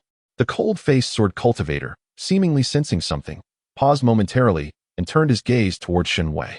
This scene momentarily illuminated for Shen Wei why the people of the eastern domain kept their distance from his master. Covered in blood and wielding a dripping sword, Yun Failing, upon seeing his disciple, blinked and inquired if there was something amiss. Just a moment, my disciple, I shall be with you shortly. It's nothing, master, please continue. Shen Wei replied. Observing that Shen Wei had no further concerns, Yun Failing resumed his work. He lifted his sword and struck off a piece of shell from a massive golden-scaled turtle, placing it into a mortar that stood as tall as Shen Wei. He then retrieved a live insect from the kitchen counter, its size akin to a human head, grotesquely resembling a cockroach, with a contorted mouth that writhed with tentacles. Shen Wei watched as his master deftly severed the head of the oversized roach and discarded it, tossing the twitching body into the mortar. He then opened another container, seized a handful of green beetle-like insects, and tossed them in as well. The insects were alive, and as his master swiftly crushed them, he flicked them into the mortar as well. Shen Wei observed this bewildering array of actions, grinding, filtering, boiling, culminating in a final product that sent shivers down his spine. Wait, could it be what he feared? Shen Wei's heart raced as he watched his master transfer the familiar concoction into a white jade bowl, setting a spoon beside it before offering it to him. Ah, just in time, Yunhan, drink this while it's hot. Shen Wei had no desire to partake. He was acutely aware of what his master had included in that bowl. Noticing Shen Wei's hesitation, Yun Failing assumed he was wary of the heat. He promptly channeled spiritual energy to cool the concoction and, once the temperature was suitable, presented it again. It's not hot anymore. Go on, drink it. Faced with his master's consideration, Shen Wei reluctantly accepted the bowl, his mind a cacophony of despair, questioning his own reasoning for coming here in the first place. Host, just pretend you didn't see it. The medicinal dish crafted by your master is quite nourishing, with abundant spiritual energy. Consuming the crustaceans will help you grow taller. The system reassured him. If growing taller depends on this, I'd rather remain as I am. Shen Wei retorted, cradling the bowl and rejecting the system's soothing words. Turning away, he seized the opportunity to dump the contents of the bowl into the system's space, while his master was preoccupied with cleaning the kitchen. Guilt washed over him as he gazed at his master's diligent figure. I'm sorry, master, he thought. If only he were unaware, he might have been able to stomach it. However, the knowledge of the bizarre ingredients his master had incorporated haunted him, and the memory of having consumed such substances previously turned his face pale. No. He needed to urgently inform his master about his lack of growth and the impending cultivation he was to undertake. He truly could not bear his master's medicinal dish. Chapter 70. Acquaintances. Before Shen Wei could discuss the matter of the medicinal dish with his master, a busy period arrived. Well, the busy period primarily pertained to Elder Xiao and his peers, while his master served merely as a backdrop to the affairs of the two sections. On the third day of their arrival in Hechuan City, it was the designated day for a gathering with the sects to discuss important matters. A group convened to deliberate on the arrangements for the opening of the Hechuan Ridge secret realm. Yun Failing, accompanied by Shen Wei and two other disciples from Lingxiao sect, proceeded to the city lord's manor, while Xiao Ran awaited at the entrance with two disciples from the Linyuan sect. Shen Wei observed the two individuals accompanying his master uncle. One among them was Brother Chun, known for his earlier involvement in a brawl with disciples from the Linyuan sect. Brother Chun, named Chen Tang, primarily practiced in spellcraft and secondarily in talisman crafting. As the eldest disciple of Elder Ma from Wanfeifeng, he was known for his warm-hearted and chivalrous nature. The other was Brother Su, who had once displayed a rather arrogant demeanor while offering a bounty for disciples of the Frosty sect. Brother Su, appearing as a quintessential wealthy young man, was unexpectedly a blacksmith wielding a hammer throughout the day. According to other disciples from the Linyuan sect, Brother Su specialized in forging and secondary refining, possessing exceptional talent that enabled him to forge high-grade spiritual artifacts of the Xian level, with prospects to reach the Earth level soon. The city lord's manor was bustling with activity, and upon their arrival, Shen Wei distinctly felt the weight of numerous scrutinizing gazes. He sensed that the majority of the attention was directed at him, as the crowd was undoubtedly curious to see the individual behind the rumors. Indeed, they wished to ascertain what sort of disciple could command the particular interest of the revered Fenglan sword master. Upon catching sight of the child adorned with an air of nobility and spiritual resonance, it became clear why the sword master held this disciple in such high regard. At such a tender age, he had already achieved the cultivation of the 4th level of qi refinement. The child's exceptional bone structure was apparent, and those who observed closely could discern that he seemed to float above the ground. Further scrutiny revealed that this child was not deliberately maintaining this state, but rather exuded a natural composure devoid of any exertion of spiritual energy. This suggested that the child was inherently bestowed with the privilege of not touching the ground. Moreover, the silver wolf mask worn by the child bore runes that unmistakably indicated sealing properties, designed to suppress and diminish power. The presence of such an item on a child underscored the extraordinary nature of the boy, indicating that his abilities warranted such containment. With this realization, all present could not help but draw a sharp breath, truly remarkable. Suddenly, an overwhelming pressure enveloped them, causing a weight to settle upon their shoulders. They looked towards the source of the oppressive aura and beheld the cold gaze of Fenglan, sword master, sweeping across the assembly. Instantly, everyone lowered their heads, understanding without words that the sword master was displeased with their unrestrained scrutiny of his disciple and was issuing a warning. Despite the perceived pettiness, all eyes were averted, and the assembly resumed a state of decorum, each individual striving to exhibit utmost restraint. Noticing the newfound compliance, Yun Failing withdrew his imposing presence and led his group, along with Shen Wei, to find a place to sit. Xiao Ren offered a warm and amiable smile, nodding to those around him, yet remained silent, plunging the entire hall into an eerie stillness. As a result, the subsequent sect members felt an air of constraint upon entering, glancing at the tranquil scene and mistakenly believing that serious matters were being discussed, unwittingly adopting a more solemn demeanor. Why is it so quiet? Is something significant about to occur? A few tall youths clad in black and red entered, and upon stepping inside, they immediately sensed the pervasive silence, prompting one of them to voice his confusion. Soon after, another clear voice, tinged with surprise, called out, "Little ghost, you are here too?" The volume of their exclamations drew the attention of everyone present. Shen Wei turned to look as well, but before he could discern who it was, he found himself once again lifted off the ground, soaring into the air. From this height, he could see the roof of the city lord's mansion where banquets were held. As he descended, he distinctly noted the increasingly perilous expression on his master's face, only to be caught by someone at the last moment. Before Shen Wei could turn his gaze back to his master, the person who caught him inquired with curiosity, "Little ghost, why do I feel like you haven't grown at all in the past few months?" A direct hit. "Who the hell are you? Coming in here talking about height. Is that polite?" Shen Wei glared fiercely at the newcomer, whose imposing appearance seemed vaguely familiar, and glanced down at his own chest, where he had braced himself. Oh, he remembered now. The artist with a hole in his chest that the system had failed to obscure. The grandfather on the swing. Shen Wei retaliated with a shout. This moniker successfully rendered the other speechless, the smile on his face vanishing instantly as he regarded Shen Wei and remarked, "Truly worthy of being the disciple of Feng Swordmaster. Your words are indeed sharp. Thank you for the compliment," Shen Wei responded, feigning ignorance and offering his gratitude. The young man was once again at a loss for words, then chuckled. "Shall we have another round of tossing you into the air?" Before Shen Wei could respond, he felt himself lifted once more.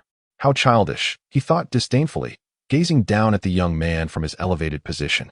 Suddenly, he witnessed another youth who had entered with the first one deliver a powerful kick that sent the one who had tossed Shen Wei flying, crashing against the wall of the hall with a resounding thud. Moments later, a loud rumble echoed as the wall crumbled. It was evident that the kick had been delivered with tremendous force. Following this, he was caught by the youth below, who inquired with concern, "You weren't frightened, were you?" Shen Wei shook his head, glancing at the handsome youth before him. The young man, upon hearing this, set Shen Wei down and turned to yell at the one who had collapsed the wall, "You Qi, is this how you treat your savior? What did your master teach you about manners?" "Ugh, that hurt. Brother, when you refer to yourself as master, you should understand why I lack manners," Yu Qi retorted, crawling out from the debris of the fallen wall, grimacing as he covered the spot where he had been kicked. "I believe you are simply asking for another beating. Hurry up and apologize. If it weren't for the little brother saving you, you would already be 6 feet under," Wu Changji exclaimed, practically itching to bring out his weapon and knock some sense into Yu Qi's head, contemplating whether it was solid or hollow inside. This reckless fellow had no idea of the danger he was in. If he did not take action, it might very well be the sword master's blade that came down upon him. To bully someone in front of their master. Did he truly believe that the Feng sword master's sword was incapable of dealing death? Yu Qi rose from the ground and, under the watchful gaze of his senior brother, solemnly apologized to Shen Wei. "I am truly sorry, young brother.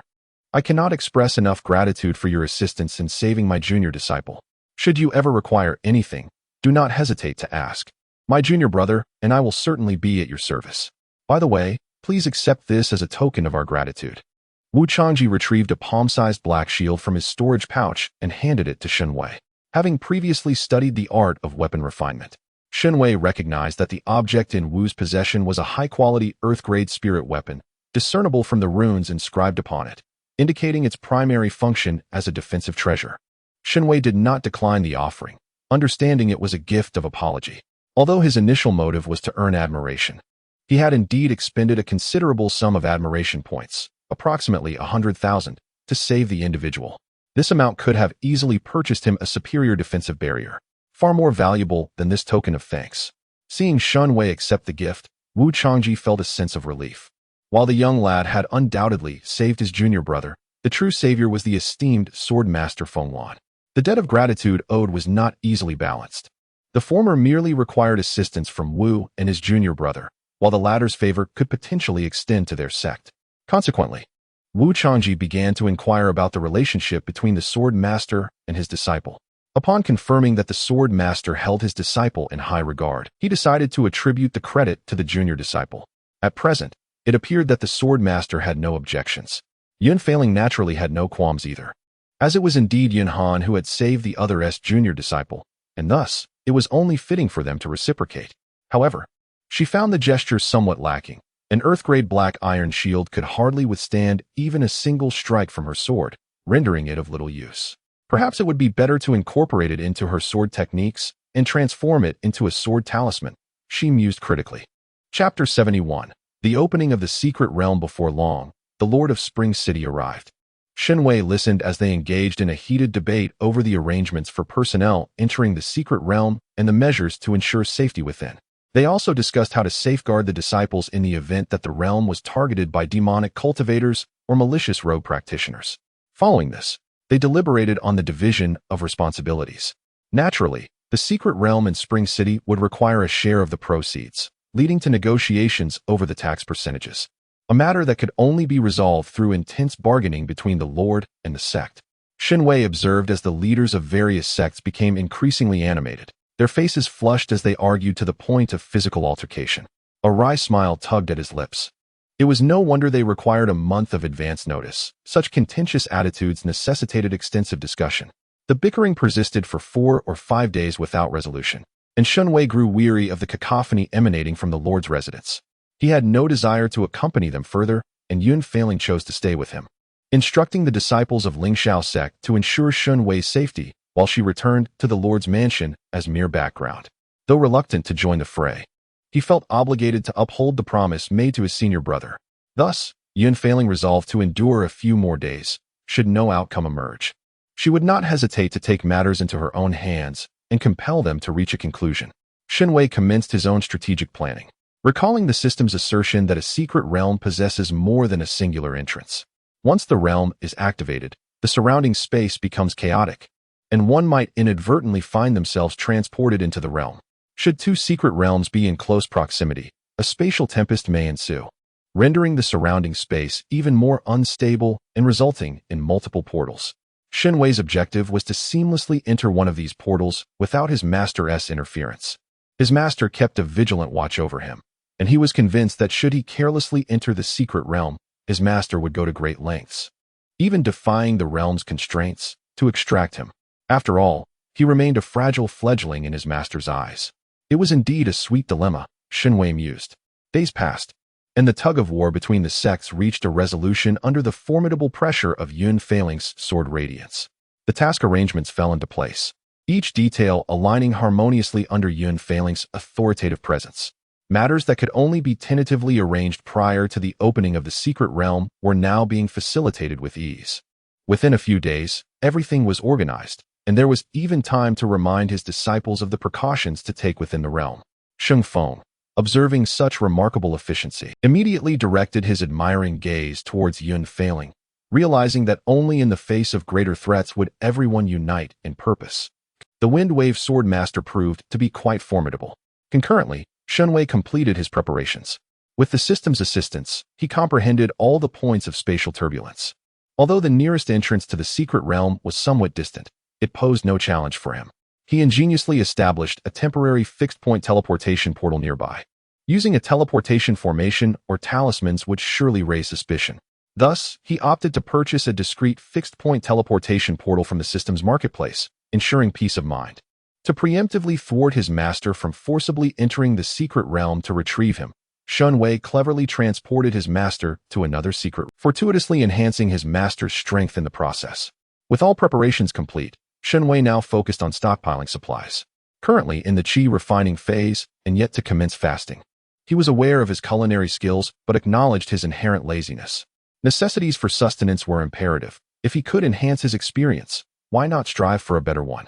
Consequently, embracing his hoarding instinct, Shen Wei accompanied the disciples of Lin Yuan's sect and Lingxiao sect on their shopping excursions, acquiring an array of whimsical items under the guise of amusement. At last, the day of the secret realm's opening arrived. Everyone, in unison, donned their gear and set forth towards the designated location.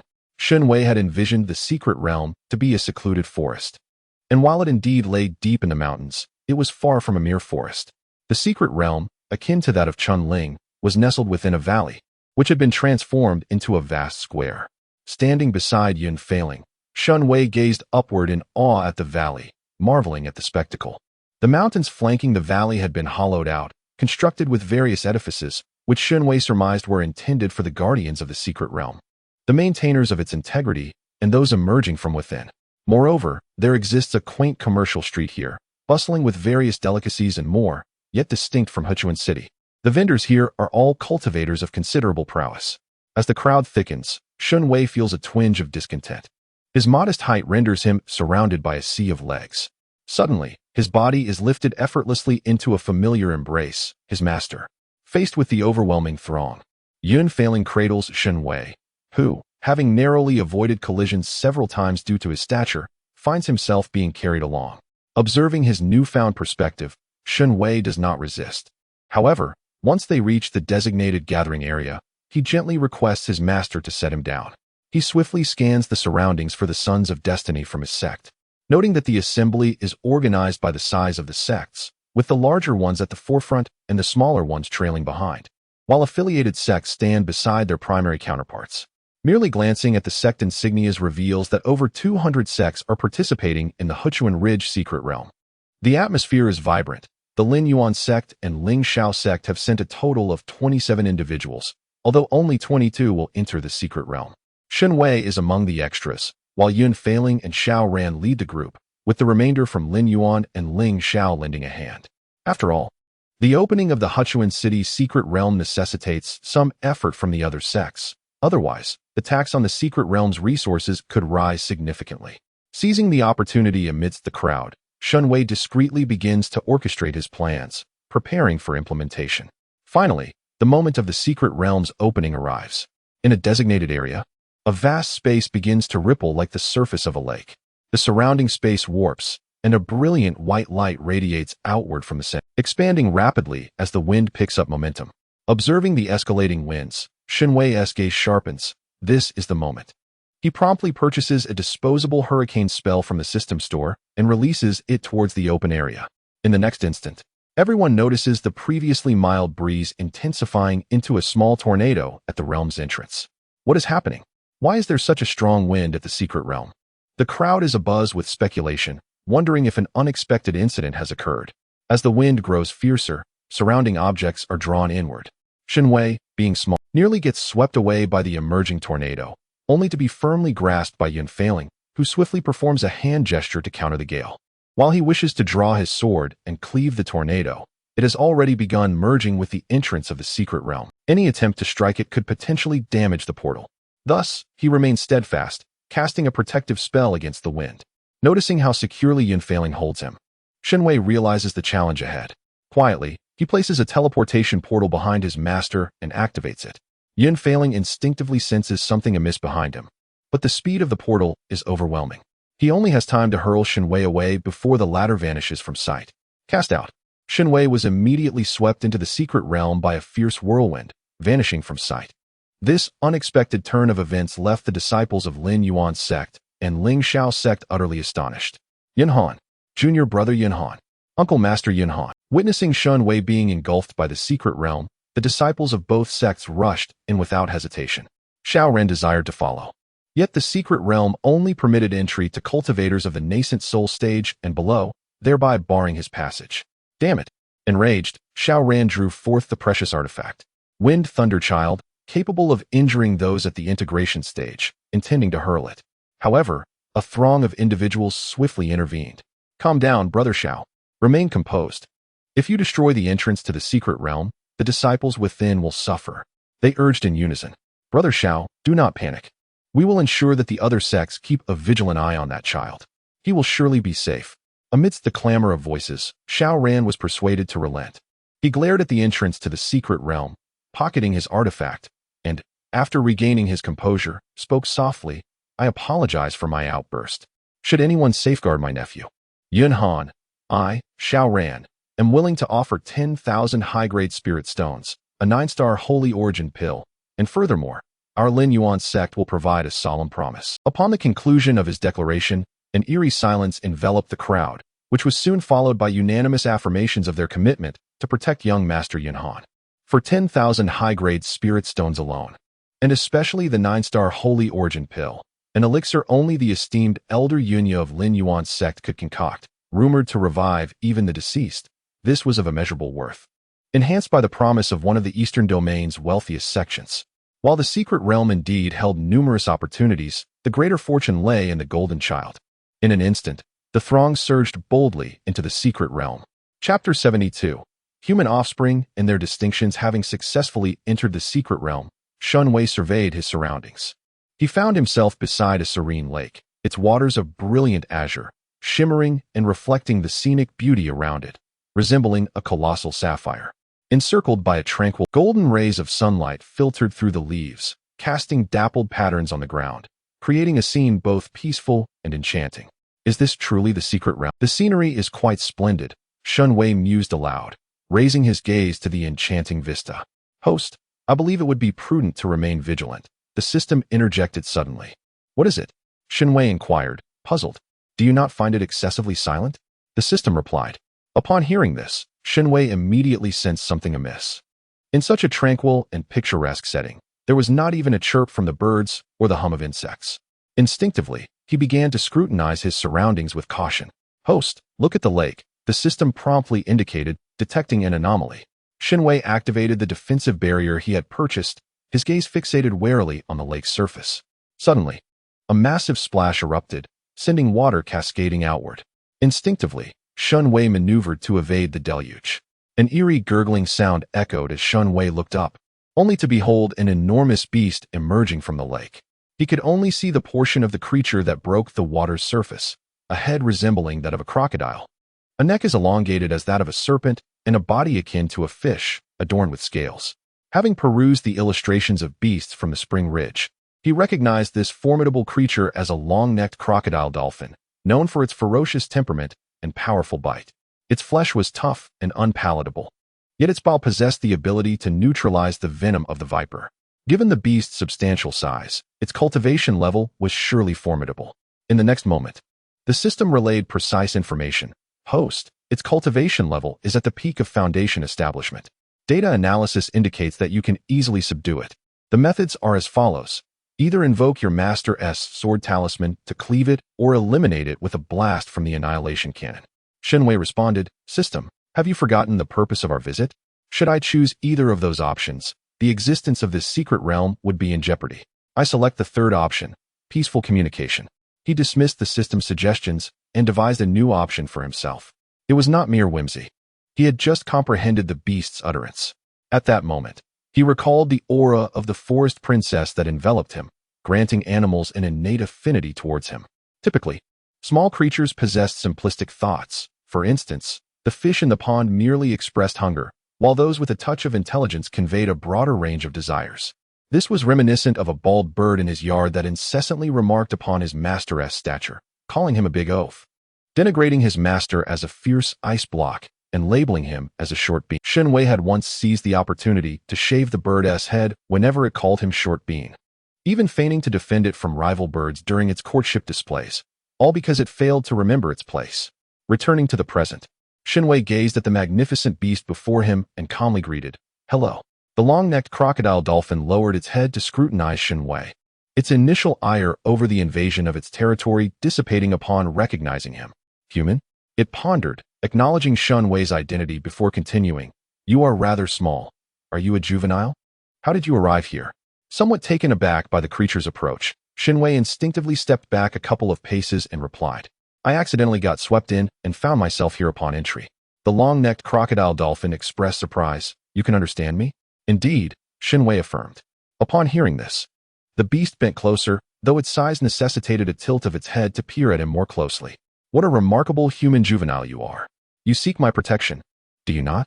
Given your ability to comprehend my speech and your juvenile status, I may allow you to remain, but you must not touch my treasure. Treasure? Shen Wei inquired, perplexed. It lies at the bottom of the lake, still growing. I have guarded it for a long time, and it is nearing maturity.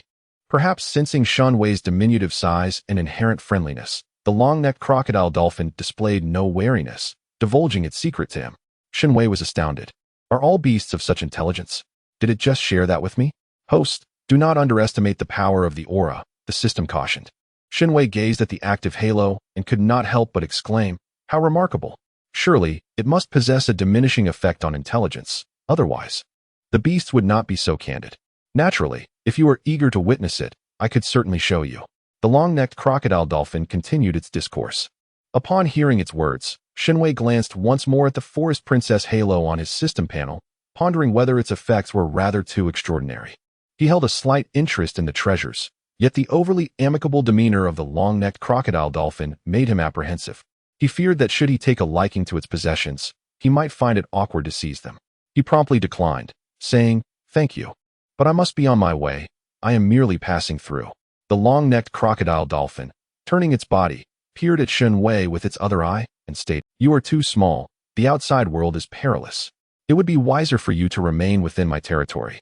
Considering your juvenile status, I can protect you until you reach maturity." "Thank you, but I have matters to attend to, and I cannot stay here," Shen Wei reiterated. His refusal caused the long-necked crocodile dolphin to exhibit signs of agitation. After stirring the lake water into a murky turbulence, it regarded Shen Wei and said, "Very well. If you must venture out, I cannot prevent it. However, I must guard my treasures and cannot leave.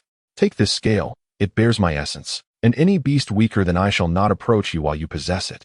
The long-necked crocodile dolphin tore a scale from its body and tossed it to Shen Wei. Observing the scale, which was nearly half his size, and the bleeding wound from which it had been torn, Shen Wei fell into silence for a moment before earnestly responding, "Thank you, this is a gift for you."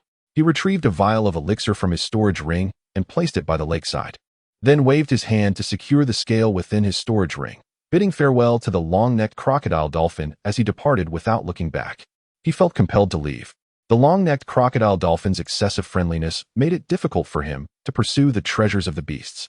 Suddenly, he considered that if, under the influence of the halo, the beasts were so benevolent towards him, how could he contribute to the Spring Ridge's secret realm leaderboard? After some contemplation, he resolved that if the beasts treated him well, he would refrain from attacking them. Contributions to the leaderboard were not solely derived from slaying beasts. One could also achieve them through the acquisition of legacies and the collection of spiritual herbs. However, before that, he needed to gather the children of fortune. The long-necked crocodile dolphin watched his retreating figure, its enormous eyes filled with confusion. Why had it given a human juvenile one of its scales, especially one torn from its own body? Did the long-necked crocodile dolphins possess such affection for younglings? After laying their eggs, they did not even incubate them. They merely deposited the eggs in pre-dug nests and abandoned them, let alone nurture the offspring, which they had never even seen. Thus, why did it wish to protect a human juvenile that was not even of its own kind? The long-necked crocodile dolphin pondered this for quite some time without arriving at an answer. Glancing at the wound from which it had torn the scale, still bleeding, it flicked its tail and then turned its gaze toward the small object left behind by the human juvenile. Opening its mouth, it swallowed the vial along with the mud on the ground, turning around to return to the lair at the lake's bottom to continue guarding its treasures. The long-necked crocodile porpoise suddenly felt a surge of abundant spiritual energy sweeping through its body from the abdomen, bringing an overwhelming sense of comfort. Unable to contain itself, it swished its tail and emitted a series of gurgling sounds. As this pleasurable sensation subsided, the long-necked crocodile porpoise realized that its body felt considerably lighter. The area where it had torn off its scales no longer throbbed with pain. Glancing over its shoulder, it discovered that the wound had completely healed. Not only that, but it also noted that the old injuries sustained from battles with other demon beasts had vanished entirely. Reflecting on the small vial it had just swallowed, the long-necked crocodile porpoise suddenly understood. No wonder I felt compelled to protect that tiny human child. There is a distinct difference between the small human offspring and the larger adults. Thus, the long-necked crocodile porpoise found an explanation for its inexplicable desire to shield Shen Wei. Chapter 73. The current state of the children of destiny after bidding farewell to the long-necked crocodile porpoise. Shen Wei requested the system to locate the positions of the children of destiny. The system promptly marked their locations and thoughtfully annotated their names and distances. Whom does the host wish to seek first? The system inquired. Shen Wei surveyed the names displayed on the system panel, refraining from answering directly. Instead, he pointed to the positions of Sheng Changhao and Li Yunxiu. These two need not be marked, as they have not entered. The system concurred and changed the markings for Sheng Changhao and Li Yunxiu to a shade of gray. Observing the distances of the 4 children of destiny on the system panel, Shen Wei noted that Wang Chong was the closest. He added a note of avatar next to Wang Chong's point and paused in contemplation. Then he said, "Please inform me of the current circumstances of the children of destiny so that I may arrange their appearances." The system immediately relayed the current situations of the 4 children of destiny to Shen Wei. First was Wang Chong, who had landed in a desolate valley filled with jagged rocks, a habitat of the rock demons. At this juncture, it was the rock demons' resting period. As long as Wang Chong did not disturb the mountains, they would remain undisturbed. However, aside from the most significant threat posed by the rock demons, the area was rife with venomous snakes and insects, necessitating caution. What about opportunities? Shen Wei inquired, stroking his chin as he listened to the system's description of Wang Chang's predicament. It was inconceivable that a child of destiny entering a secret realm would not encounter an opportunity. Wang Chang's presence in this location indicated that some fortune awaited him. Just as Shen Wei had surmised, Wang Chang indeed had an opportunity within the secret realm. The system checked and responded, according to the arrangement of his fate line.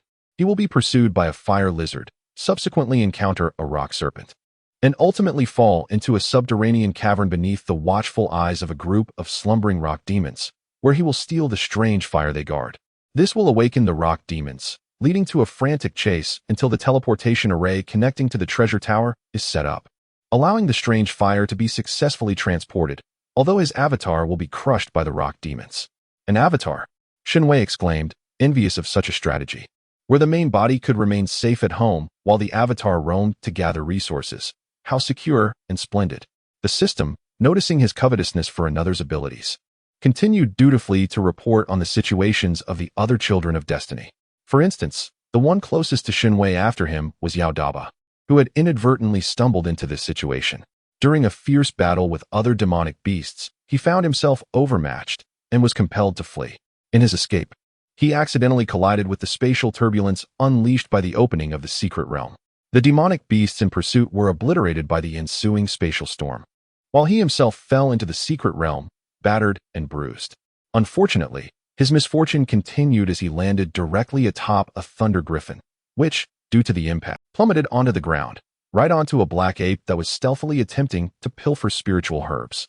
The black ape, caught off guard, roused the emerald spirit wind beast that was dozing nearby, and immediately, a fierce battle ensued between them. As the skirmish escalated, flames ignited, leading the chaos into the territory of the tempestuous dragon Thunder Tiger, a fierce demonic beast that held its domain in high regard.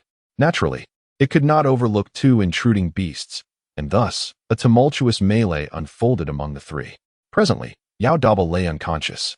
The Thunder Griffin had succumbed to the collateral damage of the battle between the Black Ape and the Emerald Spirit Wind Beast, while the Dragon Thunder Tiger engaged ferociously with both.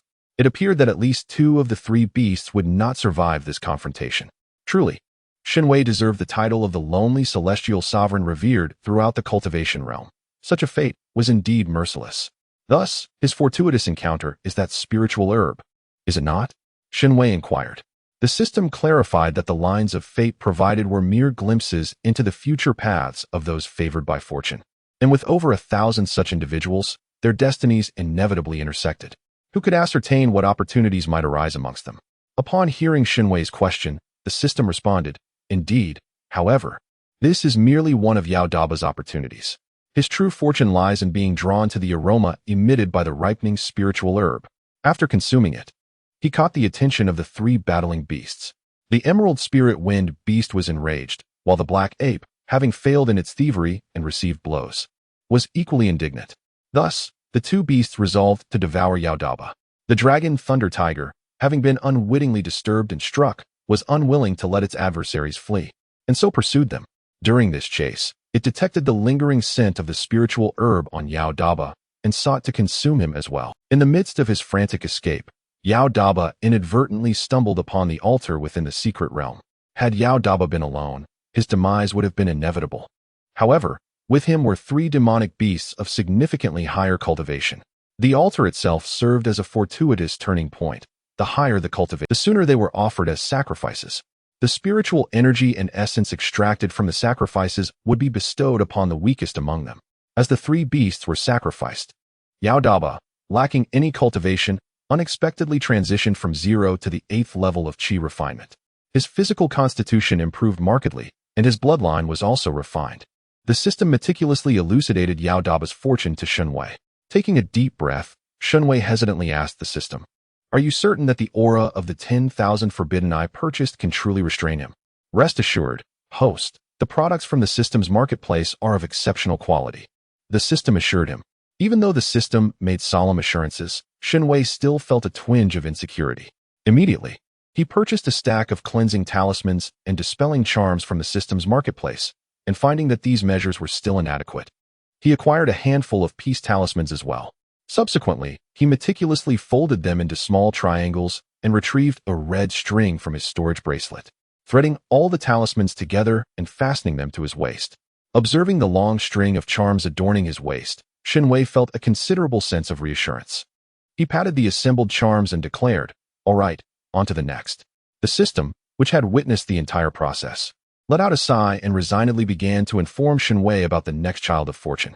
Closest to Shen Wei was Murong Yao, who had stealthily entered under the guidance of her elderly grandfather. Currently, she was seeking herbs to reshape her spiritual roots, guided by him. She was in the safest position, as her grandfather could intervene on several occasions. Even if danger were to arise later, it would be due to the disciples of the sect competing for opportunities. But for Murong Yao, under the protection of her grandfather, this posed no significant threat. The last individual, farthest from Shen Wei, was Lin Chongkong of Taiha's sect, who, at the tender age of 12, had already reached the 9th level of qi refinement. Hailing from the northern region, he had come to visit his grandparents alongside his mother, having heard that the Chunling secret realm was about to open, and thus entered the realm discreetly.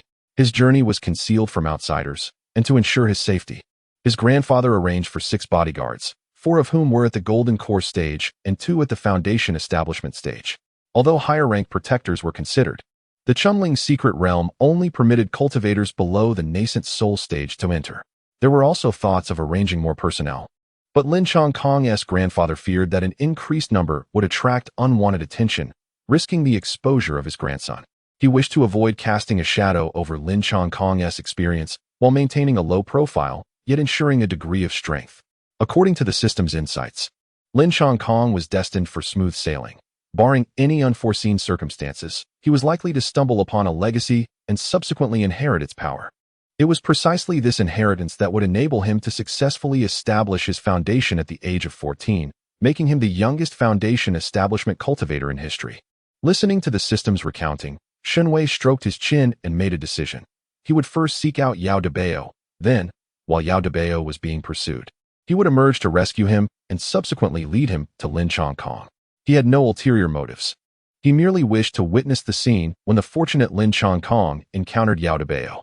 As for Yao Debao's opportunity, Shen Wei began to inquire, system, about that altar of Yao Debao, but was promptly interrupted by the system. Host, do not set your sights on it. That is no benign entity. There are no free lunches in this world. Utilizing offerings for such gains will taint the soul with impurities, and such impurities are not easily purged. They will continuously tempt the host to stray into malevolence, ultimately leading to the loss of sanity and transformation into a malevolent spirit, resulting in the dissolution of the host's soul amidst the cosmos, the system explained earnestly. It feared that such a statement might not dissuade Shen Wei, so it continued, Host, if you wish to use the altar, you may do so.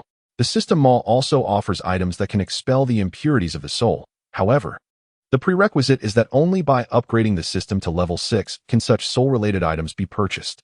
As the host currently cannot access the level 6 mall, fret not, for I can provide you with a screenshot.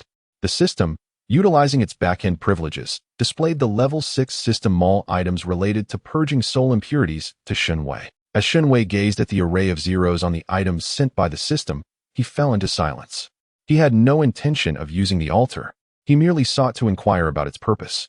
Upon hearing the system's description, he understood it was not a favorable item and thus would not consider utilizing it. Now, upon viewing the screenshot with its exorbitant prices, he was even less inclined to proceed. 12 digits. How long would he have to toil for that? What about Yao Daba? Shen Wei inquired. He is the child of tragic fate, and until his destiny is fulfilled, he will remain unharmed.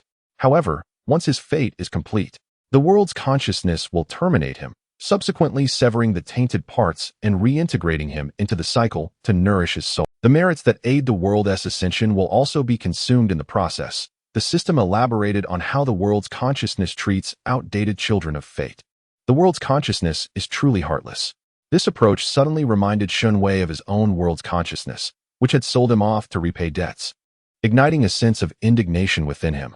Conversely, the system could comprehend the rationale behind the world's consciousness. It is unavoidable. While assisting the world's ascension can reclaim fortune, the necessary merits cannot be diminished. If a person's merits are excessively high, it may disrupt the arrangements of the world's consciousness. To ensure the world operates smoothly, one must address the legacy of merits left by the previous child of the world. Some world consciousnesses, for expediency, Select individuals with questionable morals as the child of the world, as this not only facilitates ascension but also alleviates future merit concerns, saving time and effort. Shen Wei understood that the latter referred to someone like Li Yunxiu. Given this, he could not allow Yao Daba to utilize the altar. The system mall contained numerous items for purifying bloodlines, and there were many legitimate cultivation methods for half-demons. If Yao Daba generously bestowed upon him some fortune, he would not hesitate to reciprocate. After all, who would refuse more support from a younger brother? Resolved, Shen Wei immediately set off towards Yao Daba's direction.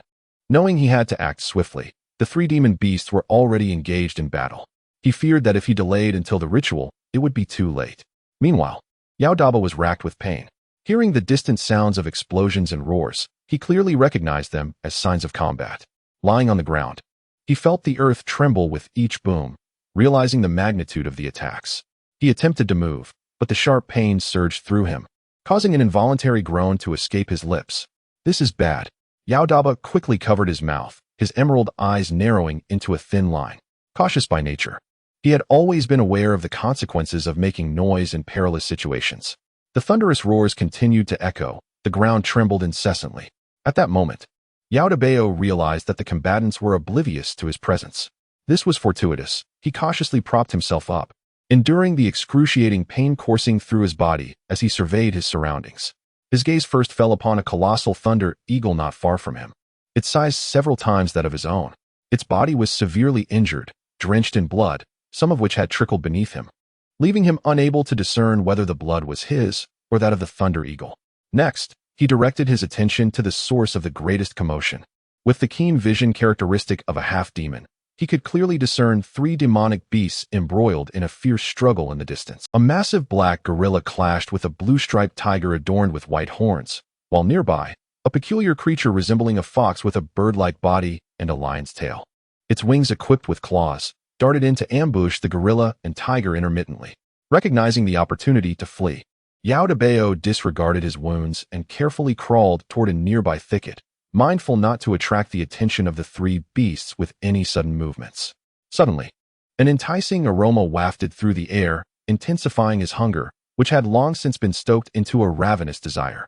Compelled by an instinctual urge, he turned toward the source of the delectable scent. Before him stood a plant with vibrant red tops and lush green bases. Its leaves shimmered with a captivating, constantly beckoning him with an irresistible invitation to indulge. His stomach growled in response, urging him to consume the alluring herb. Yet he was acutely aware that he must not allow the battling beasts to notice him, for in his current state, evading their pursuit was utterly impossible. He cautiously inched closer, moving painstakingly slow. As he drew within 3 of his own lengths from the plant, the aroma intensified, causing him to swallow hard.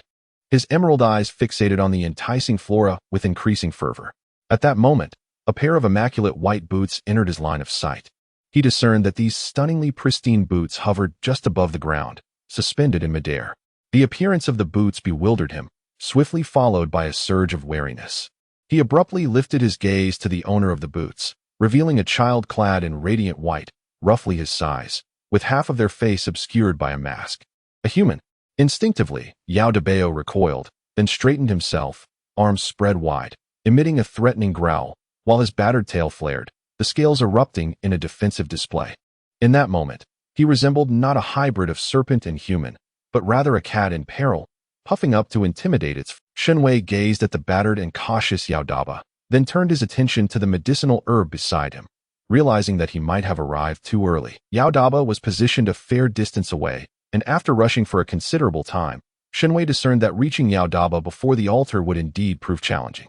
This was not merely a matter of time. It also involved traversing through a multitude of beast territories and treacherous traps. If he attempted to reach him on foot, even if he arrived, it would be too late. Consequently, Shen Wei reluctantly purchased a fixed-point teleportation portal. He then descended from the sky, landing directly in front of Yao Daba. Looking at Yao Daba, Shen Wei felt a mixture of happiness and helplessness. The joy stemmed from the fact that, as the system had indicated, Yao Daba was indeed shorter than him. The helplessness arose from the activation of the system's minor mode, which meant he could only see Yao Daba's bloodied face and disheveled hair, while everything below the neck was obscured by a mosaic. System, can we negotiate? Yao Daba is merely seriously injured. There's no need for the mosaic, is there? Shen Wei inquired with a hint of exasperation. Host, this is beyond my control. It is an inherent setting of the system. Once you reach adulthood, this will no longer be an issue, the system explained, equally helpless. Then why aren't the dead birds over there obscured? Shen Wei pressed. Because they are of a different species. You've never seen food on a dining table obscured. Have you? The system clarified. All right, it seems reasonable, but now it's my turn to perform, Shen Wei resolved. Yao Daba, on high alert at the sudden appearance of Shen Wei, attempted to intimidate him but found that the stranger did not retreat. Frustration welled within him. Rationality urged him to flee swiftly, yet the intoxicating aroma emanating from the herb was utterly irresistible. He yearned to consume it. Moreover, he felt an inexplicable affinity toward the suddenly appearing human child, an instinct whispering that this individual posed no threat and that he could trust him without reservation. However, Yao Daba's rational mind relentlessly pounded against his thoughts, urging him to remain vigilant. He hardly knew this human child, and aside from his grandparents, humans were seldom trustworthy. Yet, his instincts countered, insisting that this child was different, worthy of trust. The clash between reason and feeling ensued, causing his mind to be beset with confusion and conflict. As Shen Wei observed Yao Daba, who was fixated on him without moving, he casually inquired about their location, as if addressing a passerby. Upon hearing Shen Wei's question, Yao Daba's instincts decisively overpowered his rational thoughts. Shaking his head, he replied, I don't know. His voice was somewhat hoarse, and his tone peculiar. After Shen Wei spoke, Yao Daba's wariness diminished considerably. Then, he noticed the luminous child bending down, pointing at the fragrant herb nearby, and asking, Were you after this? Yao Daba looked at the fragrant herb, swallowed hard, and then nodded at Shen Wei.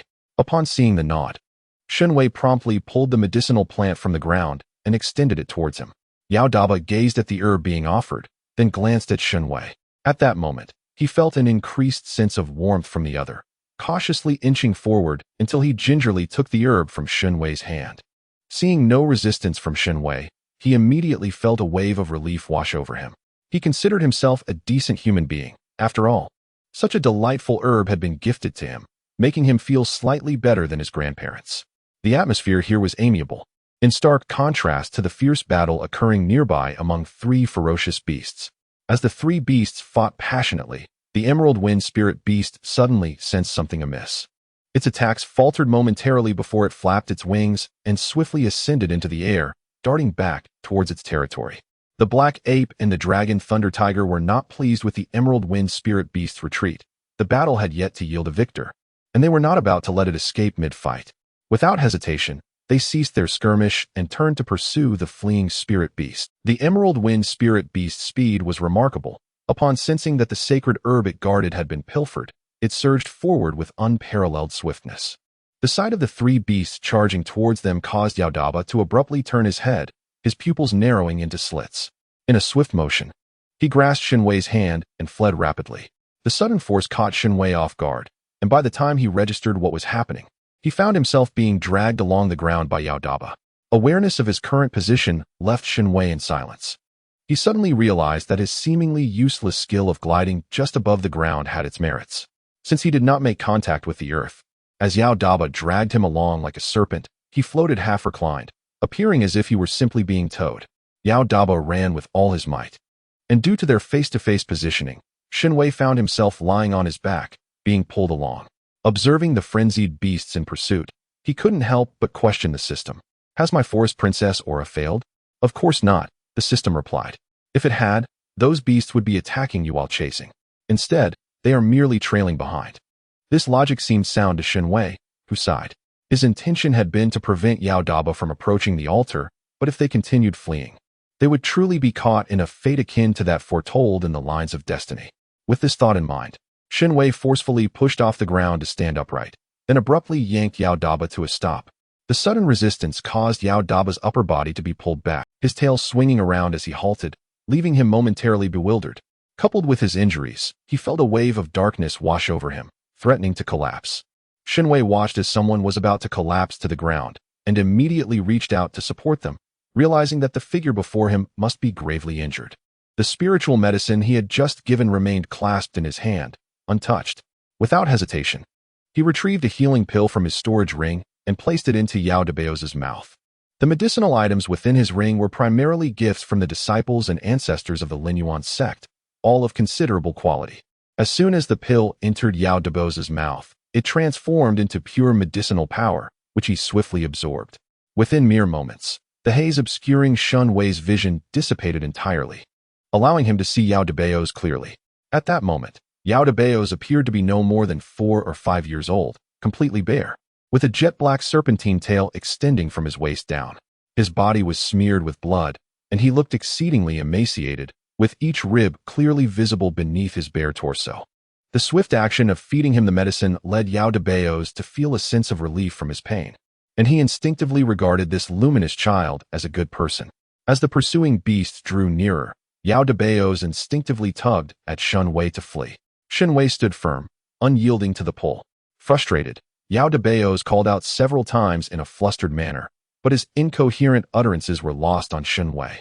Realizing that, he desperately recalled the phrases his grandparents had taught him and urgently exclaimed, "Run, run quickly." Yet, his words failed to prompt Shen Wei's compliance, and his attempts to pull Shen Wei along were futile, causing his tail to nearly tangle in exasperation.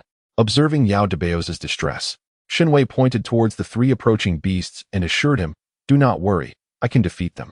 With that, he promptly drew forth the floating life sword from his storage ring, then slashed through the trees that blocked the sunlight, ensuring he stepped into its radiant embrace. Feeling a surge of power, he assessed the disparity in strength between them and their adversaries. Before him stood 3 beasts, each equivalent to the Foundation Establishment stage. It was essential to note that the Foundation Establishment of beasts differed vastly from that of humans. Their physical prowess was formidable. Often, a creature of the same level could withstand human attacks if the latter lacked the strength to breach their defenses. Given his own cultivation level at the 4th layer of Qi refinement, Shen Wei knew he could not defeat 3 Foundation Establishment beasts alone.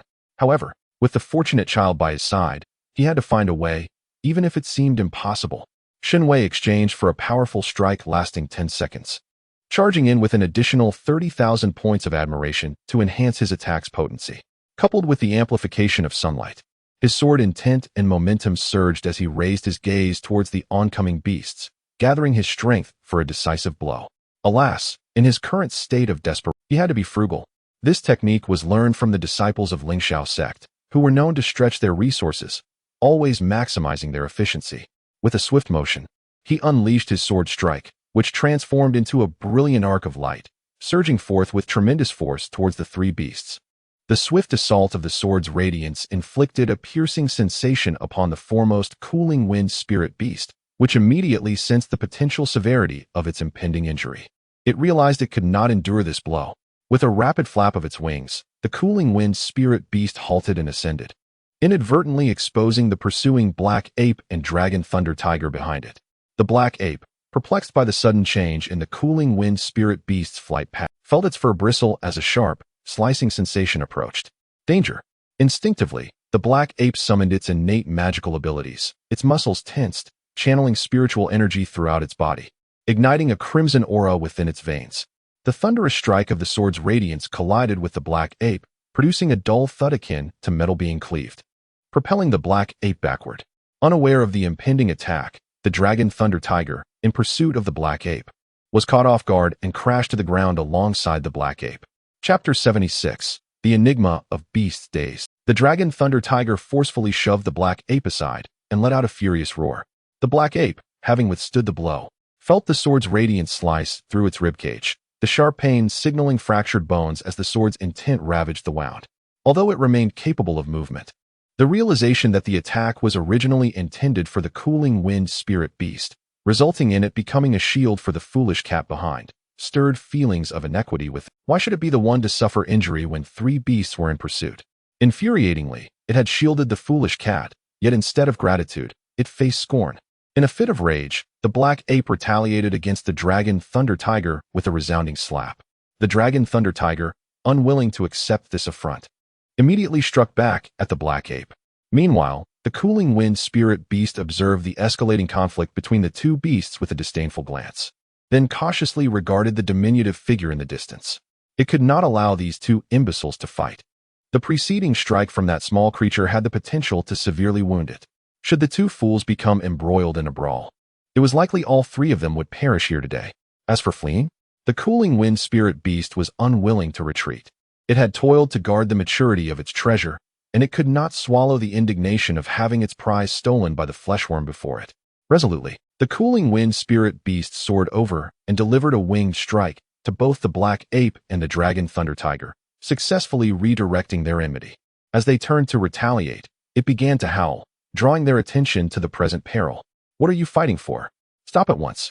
Do you wish to be reduced to meat strips for that minuscule fleshworm?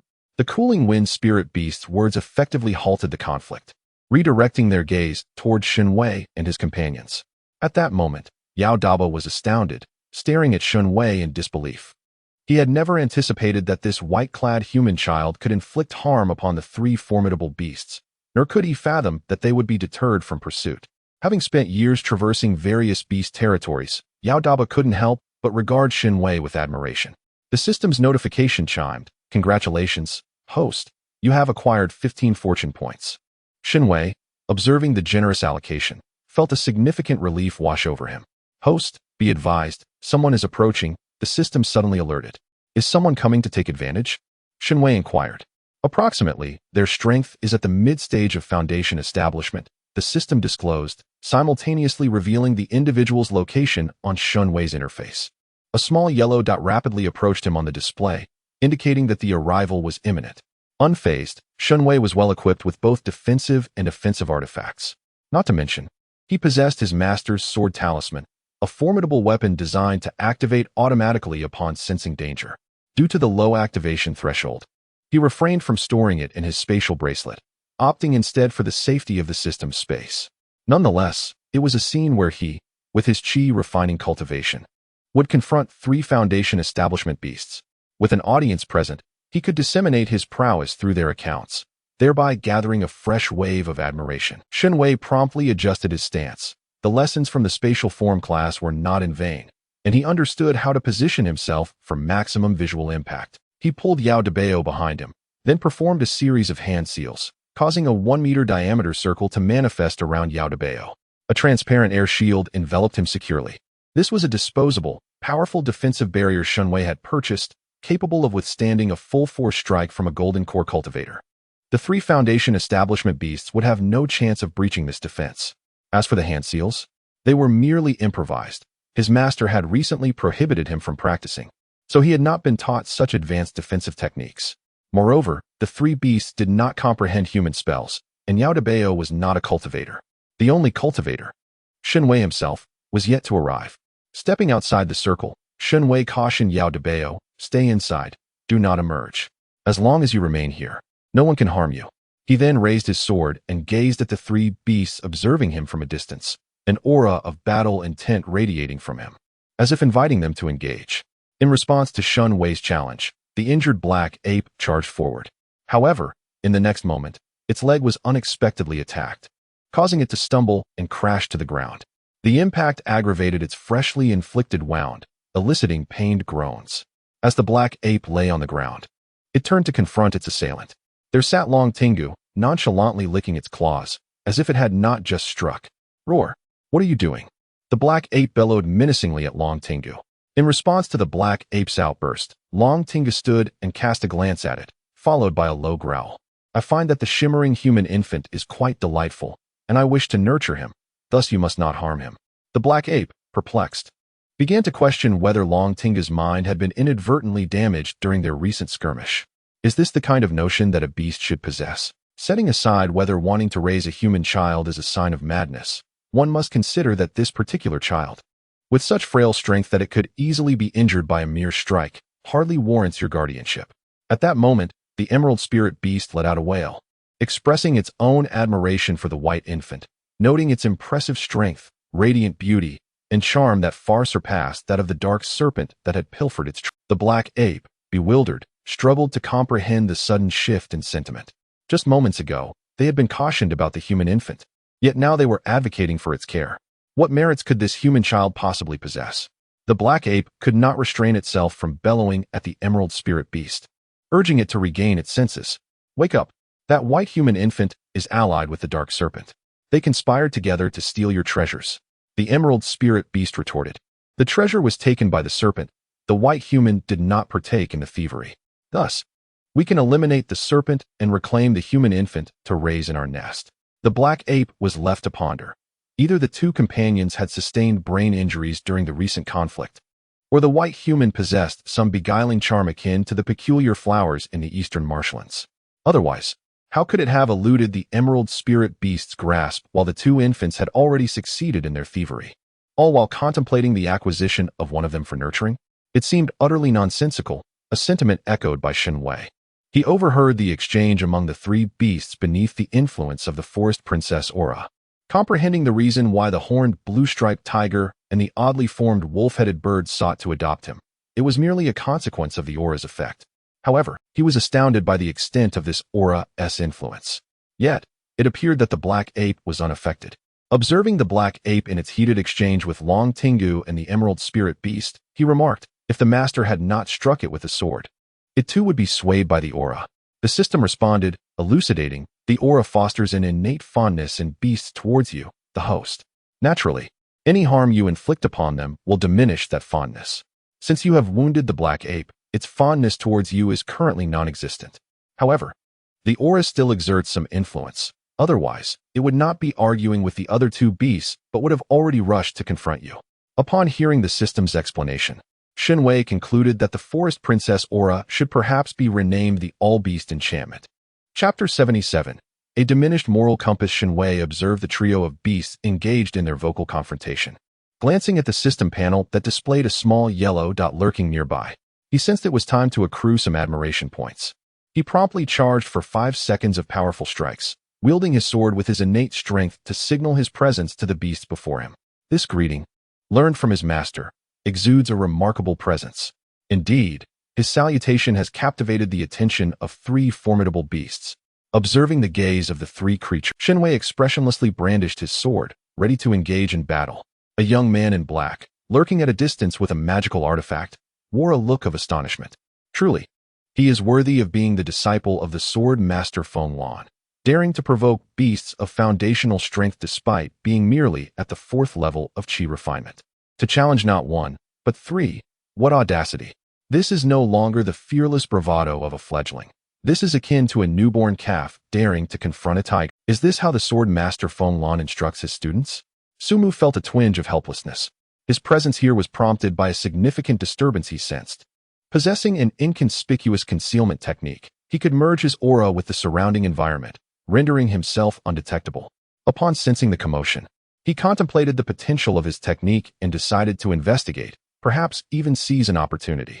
What he encountered was the golden doll that the esteemed Elder Shao of the Lin Yuan sect had offered a bounty to protect before entering the secret realm. A reward of 10,000 high-grade spirit stones, a 9-star holy essence pill, and a promise from the Lin Yuan sect. Such a grand offer surpasses any fortune one might toil for within the secret realm. However, given the present circumstances, facing 3 foundational beasts was beyond the capabilities of a mid-foundational cultivator like him. As the 3 beasts reacted to Shen Wei's challenge, the black ape felt provoked. Eager to fight, yet the other 2 disagreed. The dragon thunder tiger and the emerald spirit wind beast found the white human cub increasingly adorable, its innocent challenge evoking a tender affection within them. The dragon thunder tiger charged forward first, roaring fiercely at Shen Wei, appearing quite imposing. Yet, unbeknownst to it, its roar conveyed a message: don't compete with me. I shall play with him. As Shen Wei instinctively raised his sword in response to the approaching beast, he witnessed the dragon thunder tiger seemingly struck by an unseen force, collapsing near him with a feeble wail. I've been hit. It hurts so much. I feel I might perish. Shen Wei, having initiated no attack and not even touched a hair on the beast, was bemused by the absurdity of the situation. This blatant act of feigned injury left the black ape nearby incredulous, thinking the dragon thunder tiger had lost its wits. It roared at the dragon thunder tiger. Don't you realize you now resemble a creature gnawed upon by a savage insect? This human cub is troublesome. Troublesome? What troubles? The dragon thunder tiger replied, oblivious. It repositioned itself and rolled back toward Shen Wei, who did not evade. The beast then quietly encircled him with its tail, letting out a contented low growl. Shen Wei looked down at the tiger's tail encircling his calves, twitching his lips in disbelief. Absurd. This is utterly ludicrous. It should be called the All-Beast Enchantment. The black ape, enraged by its own response, let out a series of furious roars and then glared menacingly at Shen. This peculiar human cub had a strange ability to ensnare beasts with ease. With unreliable companions, it realized it had to rely solely on itself. Contemplating this, the black ape unleashed a deafening roar at Shen Wei, subsequently channeling its power to dramatically increase its size. With a powerful leap, it soared into the sky, eyes fixed fiercely on Shen Wei, ready to strike down with a clenched fist. Unfazed, Shen Wei kicked away the tiger's tail, attempting to ensnare his leg, raised his hand to gather strength, and prepared for an enhanced strike. Just as he was about to amplify his attack, a figure crashed into the black ape, sending it plummeting to the ground near Shen Wei. The black ape winced in pain, turning its head to see the assailant. Standing on its back was the Emerald Wind Spirit Beast. The black ape was taken aback. Rather than feeling remorse, the Emerald Wind Spirit Beast boldly declared, "I told you, I wish to raise this human cub. You cannot harm." The black ape glanced at the Emerald Wind Spirit Beast perched on its back, then at the Dragon Thunder Tiger, which was circling the human cub and issuing similar warnings. As the only alert demon beast present, it felt a profound weariness and lay down, motionless. Cursing would not awaken the foolish, and in a confrontation, it could not possibly prevail against their combined might. What could it do? The bizarre human cub had bewitched both the Emerald Wind Spirit Beast and the Dragon Thunder Tiger. And with their protection alongside the cub's formidable prowess, it was truly outmatched. Since the Emerald Wind Spirit Beast seemed indifferent to its own stolen spirit medicine, what concern could it have? It was not the one bewitched, and it had no obligation to assist these two seemingly brainless creatures. The black ape concluded it should seize the moment before it too fell under their spell and hurried away, unwilling to become like the two. With that thought, the black ape forcefully shoved the Emerald Wind Spirit Beast off its back, stood up to dust itself off, and departed without a backward glance. Shen Wei, the half-demon, and the two demon beasts silently watched as the black ape's figure dwindled and finally vanished. They exchanged glances, each reflecting confusion and bewilderment at the other's expression. Shen Wei mused that perhaps it was due to being overly alert that the black ape had been driven away. Beep. Congratulations to the host for gaining 10 fortune points. Shen Wei was perplexed. This is a contribution from Yao Daba. He understands the dialogue among the demon beasts and perceives your prowess, leading to discord among them and driving away the black ape. The system explained. Shen Wei marveled once more at the terrifying effects of his aura. He sighed, casting a glance at the Dragon Thunder Tiger lying beside him and the Emerald Wind Spirit Beast standing nearby. Clearly, neither demon beast had any desire to engage him in battle. He merely sought to garner some admiration points. Why was it so difficult? System. Is there truly no way to temporarily disable this forest princess aura? At this rate, how can I continue to battle demon beasts? Shen Wei negotiated with the system. Host, why must you insist on taking matters into your own hands? Why not seek out the magical beasts? The system retorted. If I ask them, will they simply comply? Shen Wei found the system's inquiry somewhat incredulous. Perhaps not. But you could certainly befriend the magical beasts and then lead them to seize the treasures from others, the system suggested. Shen Wei pondered this, questioning the validity of such reasoning. As a diligent university student, he was no brigand. System, I am a disciple of the righteous path, a prodigy destined for greatness. Shen Wei reminded the system of the persona he intended to cultivate. Indeed, you are a disciple of humanity's righteous path, not of the magical beasts. Have you ensnared yourself in a cul-de-sac? This is a secret realm, and the treasures here are born of the realm itself.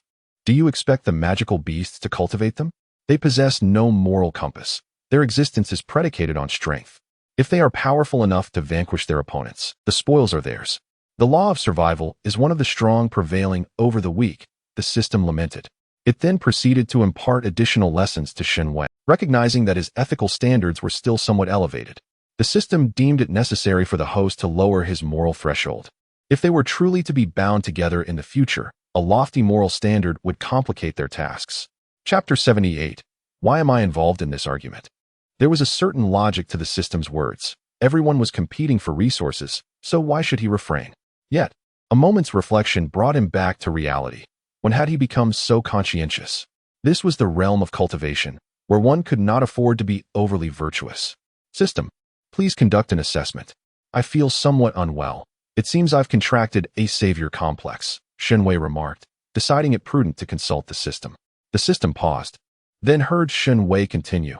This is the realm of cultivation, where strength reigns supreme. My mission is to embody the prodigy, and I must be mentally prepared for the ruthless pursuit of power and treasure. To embody goodness in such a perilous world would be tantamount to courting death. Just moments ago, I found myself desiring to coexist peacefully with the magical beasts. This is decidedly abnormal. Though I am indeed a university student, my moral compass should not soar to such lofty heights. With my current capabilities, can I truly aspire to be a paragon of virtue in the realm of cultivation? The system acknowledged that the host's self-assessment was astute. Nevertheless, upon hearing Shen Wei's reflections, the system concurred. A certain dissonance was indeed evident. Those lessons had not been in vain. Although he had not fully grasped the intricacies of the teachings, he possessed a modicum of discernment, as evidenced by his success in the course assessments. The system promptly commenced a thorough evaluation of Shen Wei, noting that external factors were numerous and required careful analysis. Hence, the results would take some time to materialize. The exchange between Shen Wei and the system transpired in an instant. He sheathed his sword, resolved to embrace the system's counsel. "Will you accompany me?" Shen Wei extended an invitation to the Dragon Thunder Tiger and the Emerald Wind Spirit Beast. The Dragon Thunder Tiger immediately rose, emitting a low growl in response. Shen Wei understood the essence of their communication with ease. "Excellent. I shall take you to my territory, which is vast and bountiful. I assure you, you will thrive there." The Emerald Wind Spirit Beast, however, seemed displeased and approached, voicing its discontent with a series of low howls. "Little white cub, do not heed its words. Although its territory is abundant, it frequently engages in battles, and someone as weak as you is likely to be harmed.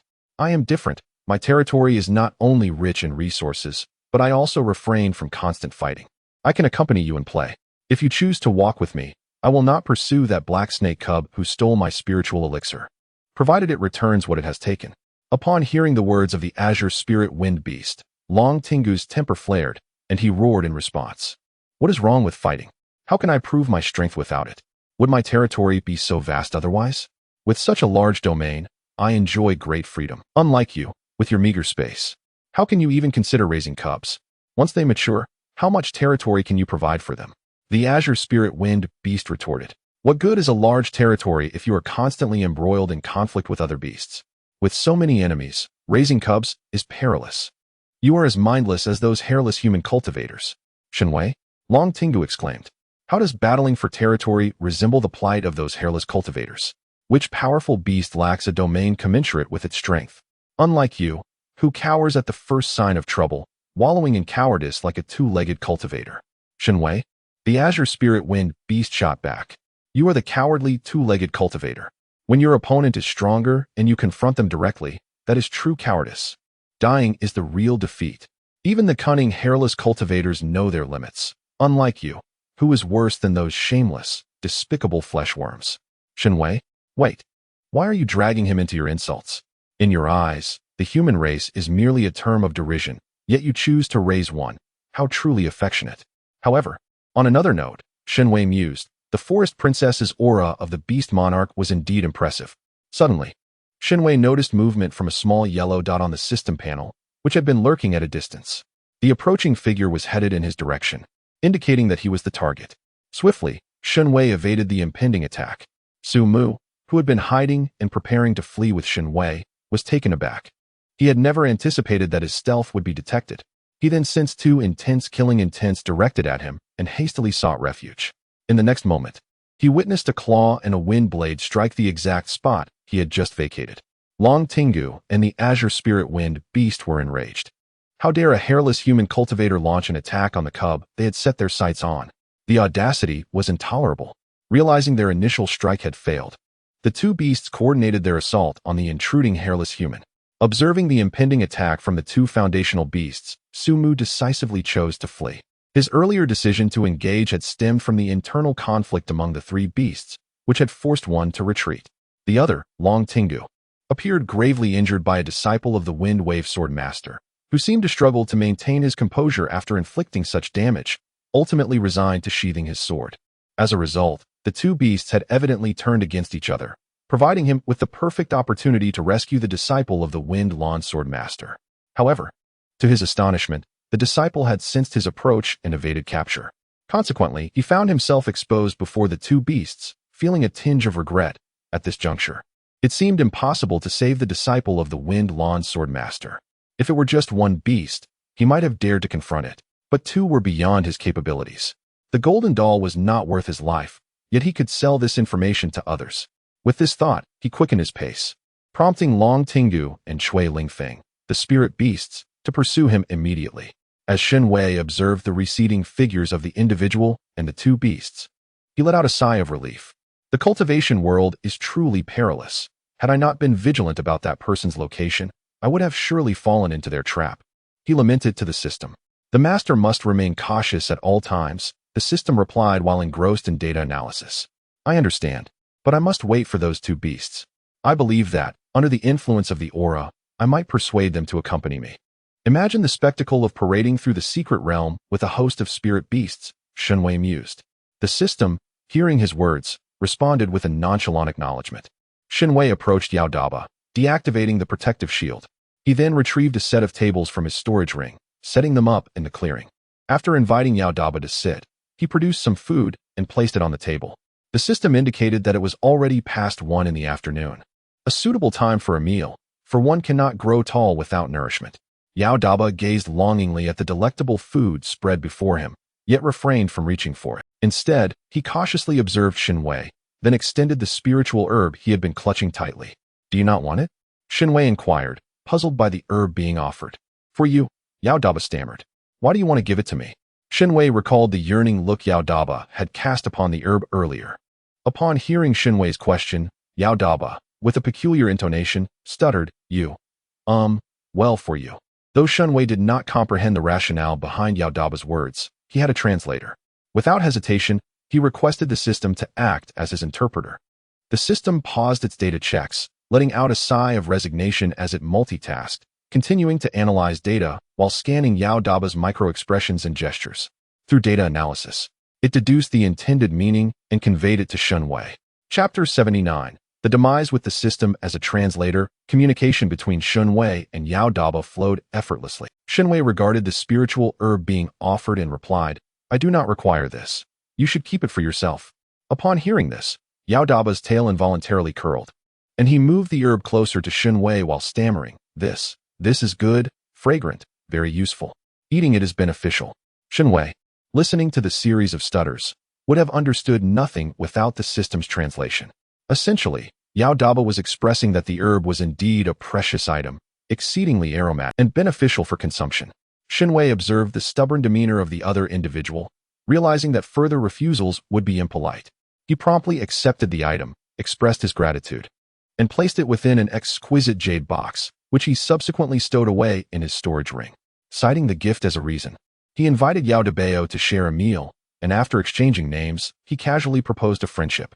Yao Dabeo, elated, agreed without hesitation. At that moment, he was unaware of his own fate, only sensing a warm affinity towards this endearing child eager to befriend him, which filled him with joy. Shortly thereafter, Shen Wei cast a cleansing spell on Yao Dabeo, instantly rendering him immaculate.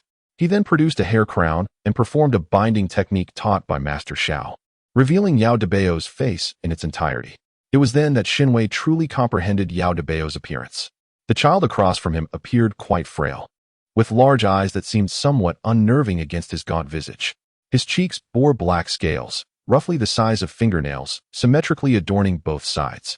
While others lamented Yao Dabeo's grotesque fate, Shen Wei found a unique charm in his appearance, exuding a certain fierceness that he himself yearned to possess. However, the semi-demonic traits of his hands were quite pronounced. His slender fingertips bore a resemblance to the claws of an eagle, sharp and formidable in appearance. Shen Wei then retrieved a garment for Yao Dabeo to wear. His attire predominantly consisted of magical robes that could adjust seamlessly to fit. As for trousers, they were unnecessary, as Yao Dabeo lacked legs, and a simple robe cinched at the waist sufficed. As Shen Wei observed Yao Dabeo, now appropriately attired, he nodded in satisfaction before beckoning him to join for a meal. Yao Dabeo, feeling somewhat bewildered, cautiously touched the fabric of his clothing. Having lived with his grandparents in the past, he once had garments, but following their ascension to immortality, and with his monstrous appearance, he found himself shunned by humanity, often facing hostility. Consequently, he was forced to survive in the wilderness, amidst the territories of various beasts, leading to the destruction of his clothes through countless escapes and skirmishes. Now, As he donned the new attire, Yao Debeo felt an inexplicable warmth in his chest, as if his grandparents were beside him, and his nose tinged with an odd sensation, reminiscent of being struck, bringing forth a sense of bittersweetness. Shen Wei, surveying Yao Debeo's attire with satisfaction, was suddenly startled to see him in tears. What has happened? He wondered, puzzled by the child's weeping, for he had not laid a hand on him. A moment of panic ensued as he glanced around, relieved to find no one had witnessed this distressing scene. Yet, he was perplexed. He had not caused Yao Debeo's tears. So why should he bear the weight of this emotion? Why are you crying? He inquired, as clarity dawned upon him. Crying? Yao Debeo was momentarily confused until he realized his face felt cool and damp. He understood this sensation. Sometimes, tears flowed inexplicably. It could arise from pain, prolonged staring, or the sorrow of having something precious snatched away by other creatures. He was somewhat perplexed as to why tears streamed from his eyes. Yet he recalled that during his time with his grandparents, whenever he cried, his grandmother would cradle him gently, whispering soothing words, while his grandfather would indulge his every whim. In those moments, he understood that both his grandparents would acquiesce to most of his desires whenever he wept. However, after parting from them, that ability seemed to fade into obscurity. It was not until he encountered a friend that this gift appeared to resurface. Yet, when asked why he wept, he found himself at a loss for words. Unable to articulate his feelings, Yao Daba lifted his hand to wipe away his tears, dismissing the matter with a nonchalant attitude. This phrase perplexed Shen Wei, yet the system dutifully translated it. Don't worry, it'll be fine in a moment. Shen Wei was not adept at comforting children, but he knew how to divert attention. Thus, he began to invite Yao Daba to share a meal. Yao Daba was deeply moved. He perceived Shen Wei as a truly wonderful person, willing to share his food, a precious resource for someone like him, who had tirelessly struggled to survive in various territories. He wished to eat sparingly, to conserve food for his friend, but after tasting what Shen Wei offered, he found himself unable to stop. He had never experienced such delectable fare, only slightly inferior to his grandmother's cooking. It was only when Yao Daba could eat no more that he suddenly realized he had consumed an enormous amount. His first experience of satiety occurred when he had once defeated a monstrous beast, only for it to encounter a lightning tribulation mid-chase, resulting in its demise. The beast was several times larger than him, resembling a small mountain, and it took him 2 full days to finish his meal. That was the first time he felt full after leaving his grandparents, and for over a month thereafter, he did not feel hunger. Now, once again, he felt unable to eat, and a pang of guilt washed over him. Had he consumed all of his friend's provisions? Shen Wei, oblivious to Yao Daba's emotions, produced more food and placed it on the table, inquiring why he had stopped eating. If you're still hungry, I have plenty more. I'm full. I apologize, I overindulged. Yao Daba stammered. I am full. I'm sorry for eating so much, the system translated, as it perused the detection report. Shen Wei waved dismissively, assuring him that it was of no consequence. He had ample food, and even if it were to run out, they could hunt together, for he was quite capable. Upon hearing Shen Wei's response, Yao Daba felt an even greater admiration for him. Not only was he a good person, but he was also a strong one. Although not quite as formidable as his friend, he would certainly strive hard during their hunts. Ding! Congratulations, host has gained 5 luck points, the system chimed. Shen Wei turned to Yao Daba, his gaze meeting the boy's sparkling eyes, causing him to avert his own. This was the second time he had encountered such a generous child of fortune, aside from Rong Minghui, and he knew he must maintain this bond. He could not afford to lose this little brother. Thus, Shen Wei retrieved the toys previously gifted to him by the disciples of the Linyuan sect and laid them out for Yao Daba to enjoy. He had no desire to play with these childish trinkets and could not refuse the goodwill of the disciples. At this moment, using them to foster Yao Daba's fondness for him seemed like a wise utilization of resources. Watching Yao Daba, who was captivated by the toys, Shen Wei turned his attention to his own admiration points, feeling a sense of worry begin to creep in. He had anticipated making a significant impact this time. Yet, due to the influence of the aura, his initial rise was followed by a disheartening decline. He had hoped to amass wealth within the secret realm, but at this rate, it seemed his admiration points would dwindle rather than accumulate. He needed to devise a strategy to bolster his standing. However, he pondered, system, have those 2 demon beasts been absent for too long? Why haven't they returned yet? Shen Wei inquired, filled with curiosity. It was understandable. As time had indeed stretched on, he and Yao Debeo had begun their meal around 1 o'clock, and now dusk was fast approaching. Checking the system's time revealed it was nearly 6 o'clock, and still, the two demon beasts had not reappeared. Upon hearing Shen Wei's question, the system took a moment to assess the status of the two beasts, fell silent, and then responded, "Host, do not wait any longer. They are gone." Gone? How could they be gone? Shen Wei exclaimed in shock. Their pursuit followed the same path as Yao Debao's original fate line, leading them directly to the altar alongside the individual who ambushed you. However, as their strengths were comparable, upon reaching the altar, they automatically began the sacrificial process. The cultivator, sensing the dire situation, promptly shattered the jade talisman for escape and has now exited the secret realm. The two demon beasts, however, were unable to flee and were sacrificed. The system elucidated.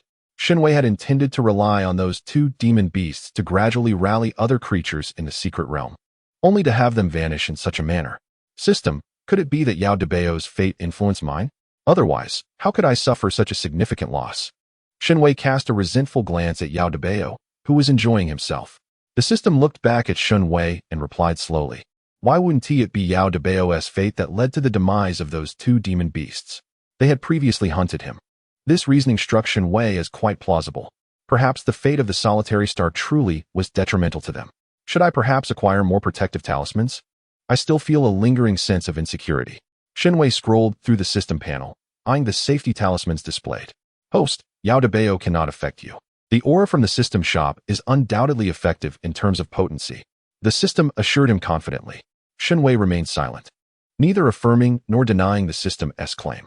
He sighed deeply, casting a somber gaze towards Yao Debao, concluding that it would be prudent to seek out Lin Chongkong soon. He openly envied the fortune aligned with Lin Chongkong's fate line. If Yao Debao were to lend his assistance, surely something extraordinary would ensue. As for the present, Shen Wei looked at the darkening sky, recognizing the necessity of a good rest to prepare for tomorrow's quest to find Lin Chongkong. He retrieved the portable residence bestowed upon him by his Aunt One, locating a clear space to set it down, channeling his spiritual energy to activate it.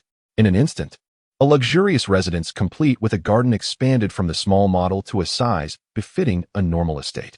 Shen Wei gazed upon this opulent and dignified dwelling, nodding in satisfaction. Truly, his aunt had been generous in her gift. He turned to beckon Yao Debao to enter the mansion. Upon their entry, he activated the mansion's array, causing the entire estate to vanish as if the opulent garden that had just materialized was nothing more than an illusion. Chapter 80. The Saintly Malady or the Princess Malady. Shen Wei sat cross-legged, engaging in his cultivation throughout the night, yielding remarkable results. His progress was swift, as the foundation of his pseudo-immortal physique, combined with the sword bone and 2 pieces of celestial bone, was far from inconsequential. During this period of covert cultivation, he was on the verge of breaking through to the 5th level of Qi refinement. Remarkably, he did not feel fatigued after a night of practice. On the contrary, he was filled with vigor.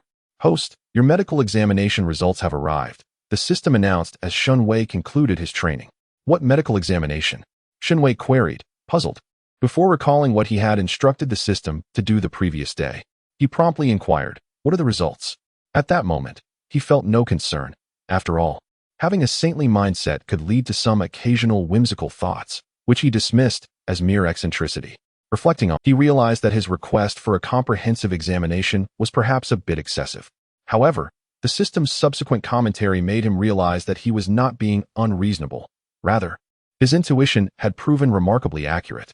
According to the examination results, the host was indeed affected yesterday, the system replied. Shen Wei was taken aback. What do you mean? Was I truly correct? The host's mindset is entirely a side effect of the forest princess aura. You must understand this. Since it is a princess's aura, it naturally influences you to embody the traits of a princess. And what characteristics define a princess? You can refer to the depictions of princesses in fairy tales for clarity. The system elucidated.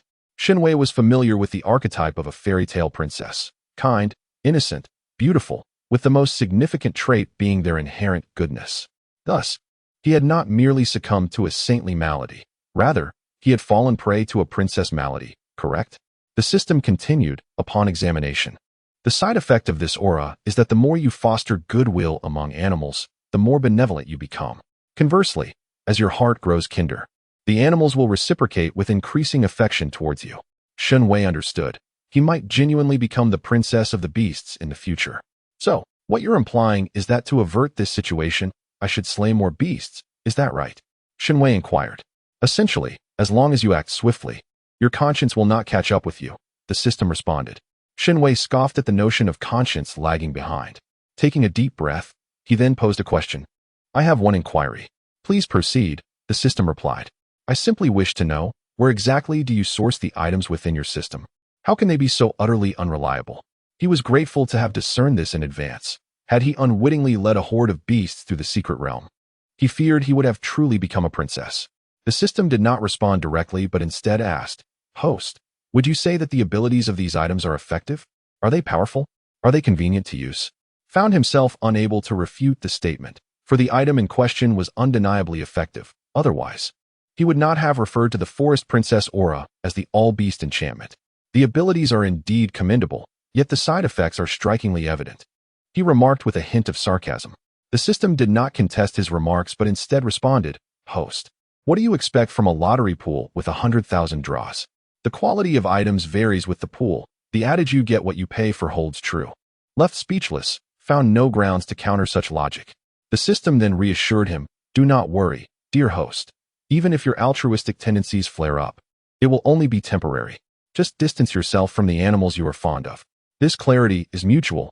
Once you awaken, so too will they. Of course, if you remain apprehensive, you might consider striking a beast first. By then, both parties will be lucid and the dilemma will dissipate. For the time being, was reluctant to engage further with the system. While the suggestion was pragmatic, he still felt an urge to vent his frustrations. Relying on others was less preferable than relying on oneself. Thus, he resolved to diligently hunt beasts and explore the realm of legacies. After all, he was determined to secure the top position in the Chunling secret realm. Glancing at the system panel, he noted the time, 5:43. In the summer, the sun had already risen brightly. With sword in hand, he began to practice his swordsmanship in the yard, just a fraction away from advancing his basic sword techniques to the grandmaster level. However, the experience required for such an elevation was exceedingly vast. Yet, the journey of 1,000 miles begins with a single step. Every bit of progress counted. As he practiced, his neighbor, Yao Daba, awoke. Confused, he stared at the unfamiliar ceiling, momentarily disoriented. Lying in bed, he felt as though everything he had encountered the previous day was but a dream. He had met a radiant human child named Shen Yunhan, who was both formidable and kind, and they had forged a friendship. His newfound companion had transformed him, providing clean attire, delightful meals, and intriguing toys, ultimately inviting him to reside in a grand house. This abode boasted a warm bed, with blankets softer than those at his grandparents' home. Yao Daba felt as though he were in a dream. He lifted his hand and plucked a scale from his tail. The black scale fell into his palm, and the spot from which it had been removed began to bleed. His grandmother had once said that one cannot feel pain in a dream, and since he felt pain now, it confirmed that this was no dream. Yao Daba chuckled at the sight of his bleeding tail. Once assured that he was indeed awake, he wiped the blood with his hand and carefully got out of bed.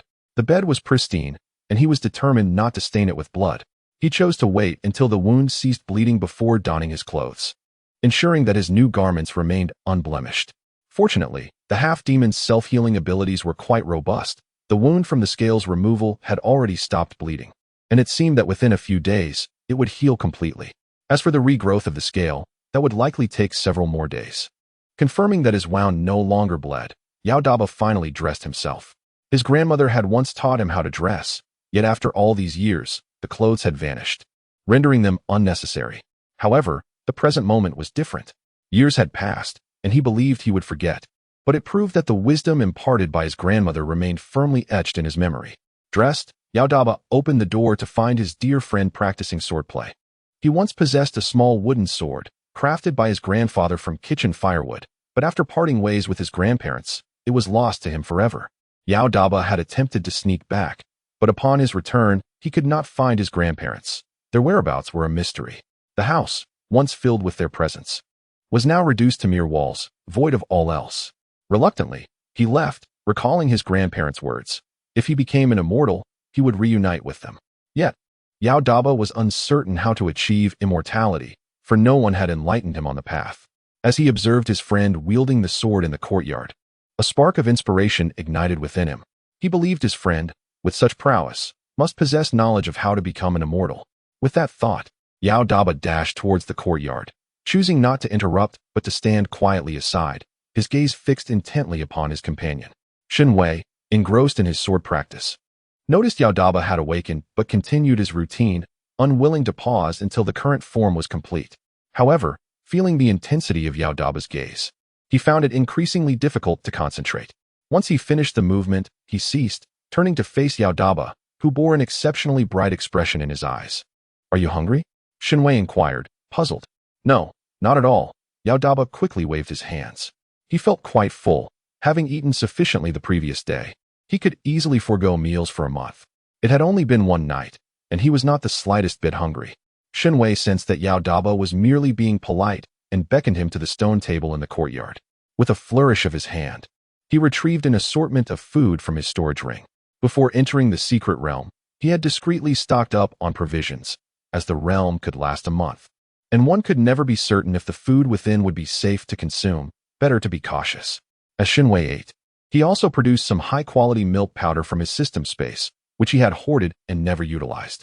Initially deeming it useless, he reconsidered. Recalling the adage about milk aiding growth, he decided to prepare a cup for both himself and Yao Daba. Regardless of its efficacy, extra calcium could only be beneficial. After all, Yao Daba was still young, and this period was crucial for growth. Having been treated to food once more, Yao Daba's fondness for his new friend grew even stronger. Observing Yao Daba, who was eagerly clutching the cup, Shen Wei noticed he seemed to have something on his mind but was hesitant to voice it.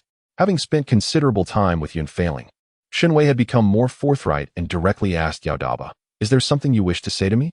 At the sound of Shen Wei's inquiry, Yao Daba paused mid-sip, then nodded in affirmation. "I aspire to transcend into immortality. Could you possibly assist?" Yao Daba's speech remains as stuttered and awkward as ever. Though Shen Wei struggled to comprehend, the system adeptly translated his words. "I wish to become an immortal. Could you lend me a hand?" Yao Daba's utterance of "could you" elicited no response from Shen Wei, yet the system's rendition stirred him unexpectedly. "System, please act normally." Shen Wei expressed his disdain. "The system is functioning appropriately, host." Yao Daba indeed articulated it this way. The system replied with utmost seriousness. Shen Wei swiped his tongue over his molars, certain that the system was indulging in mischief. Yao Daba's use of "could you" likely stemmed from his inability to pronounce Yunhan correctly. The system's repetition of "could you" was undoubtedly a ploy to irritate him. Contemplating the rationale, he surmised that the system had recently graded his homework, revealing yet another failure. Could he truly be blamed? His lack of success was undoubtedly the system's fault. If only it would provide him with a more comprehensible method, he could easily pass. The system was obstinate, lacking in flexibility. Shen Wei scoffed, disregarding the erratic system and redirecting his attention to Yao Daba, who gazed at him with fervent intensity. He was aware of Yao Daba's desire for immortality and intended to guide him. Otherwise, the boundless halo he had acquired would be rendered futile. He promptly replied, "I will teach you, but in return, you must become a disciple of my sect. Otherwise, I cannot impart my knowledge." Upon hearing Shen Wei's words, Yao Daba's eyes lit up, and he eagerly stammered his consent to become a disciple. Encouraged by his response, Shen Wei began selecting cultivation techniques for him from the system's marketplace. The cultivation methods for half-demons, without exception, were exorbitantly priced. Observing Shen Wei's pained expression as he sifted through the options, the system interjected, "Host, why not simply take Yao Daba to retrieve the technique he was destined to cultivate? That is a method tailored specifically for him by the world's consciousness." This suggestion momentarily halted Shen Wei's selections.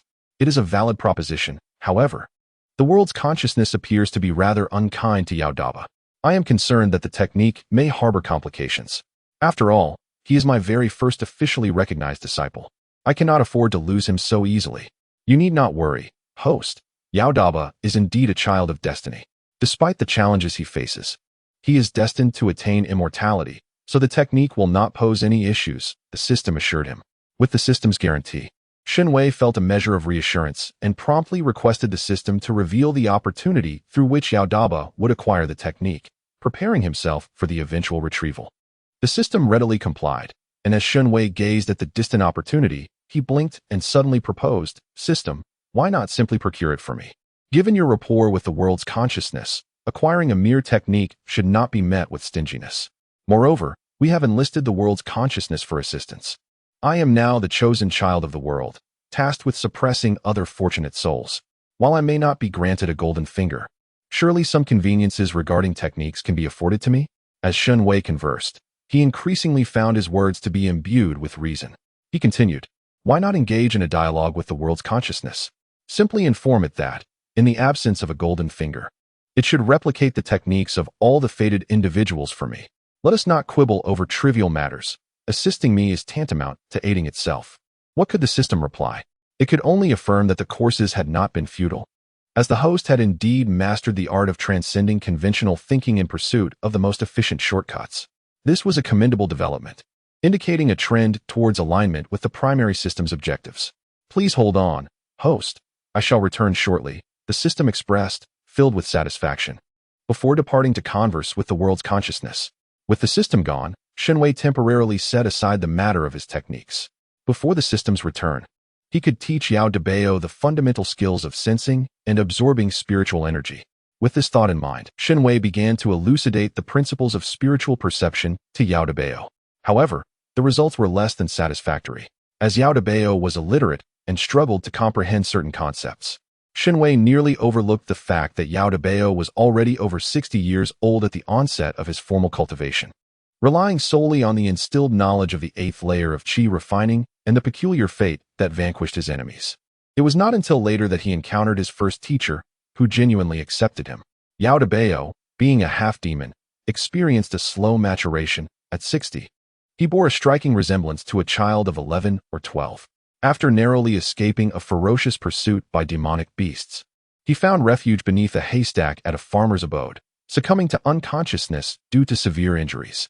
The farmer, a learned man, discovered him but chose to ignore his presence rather than intervene.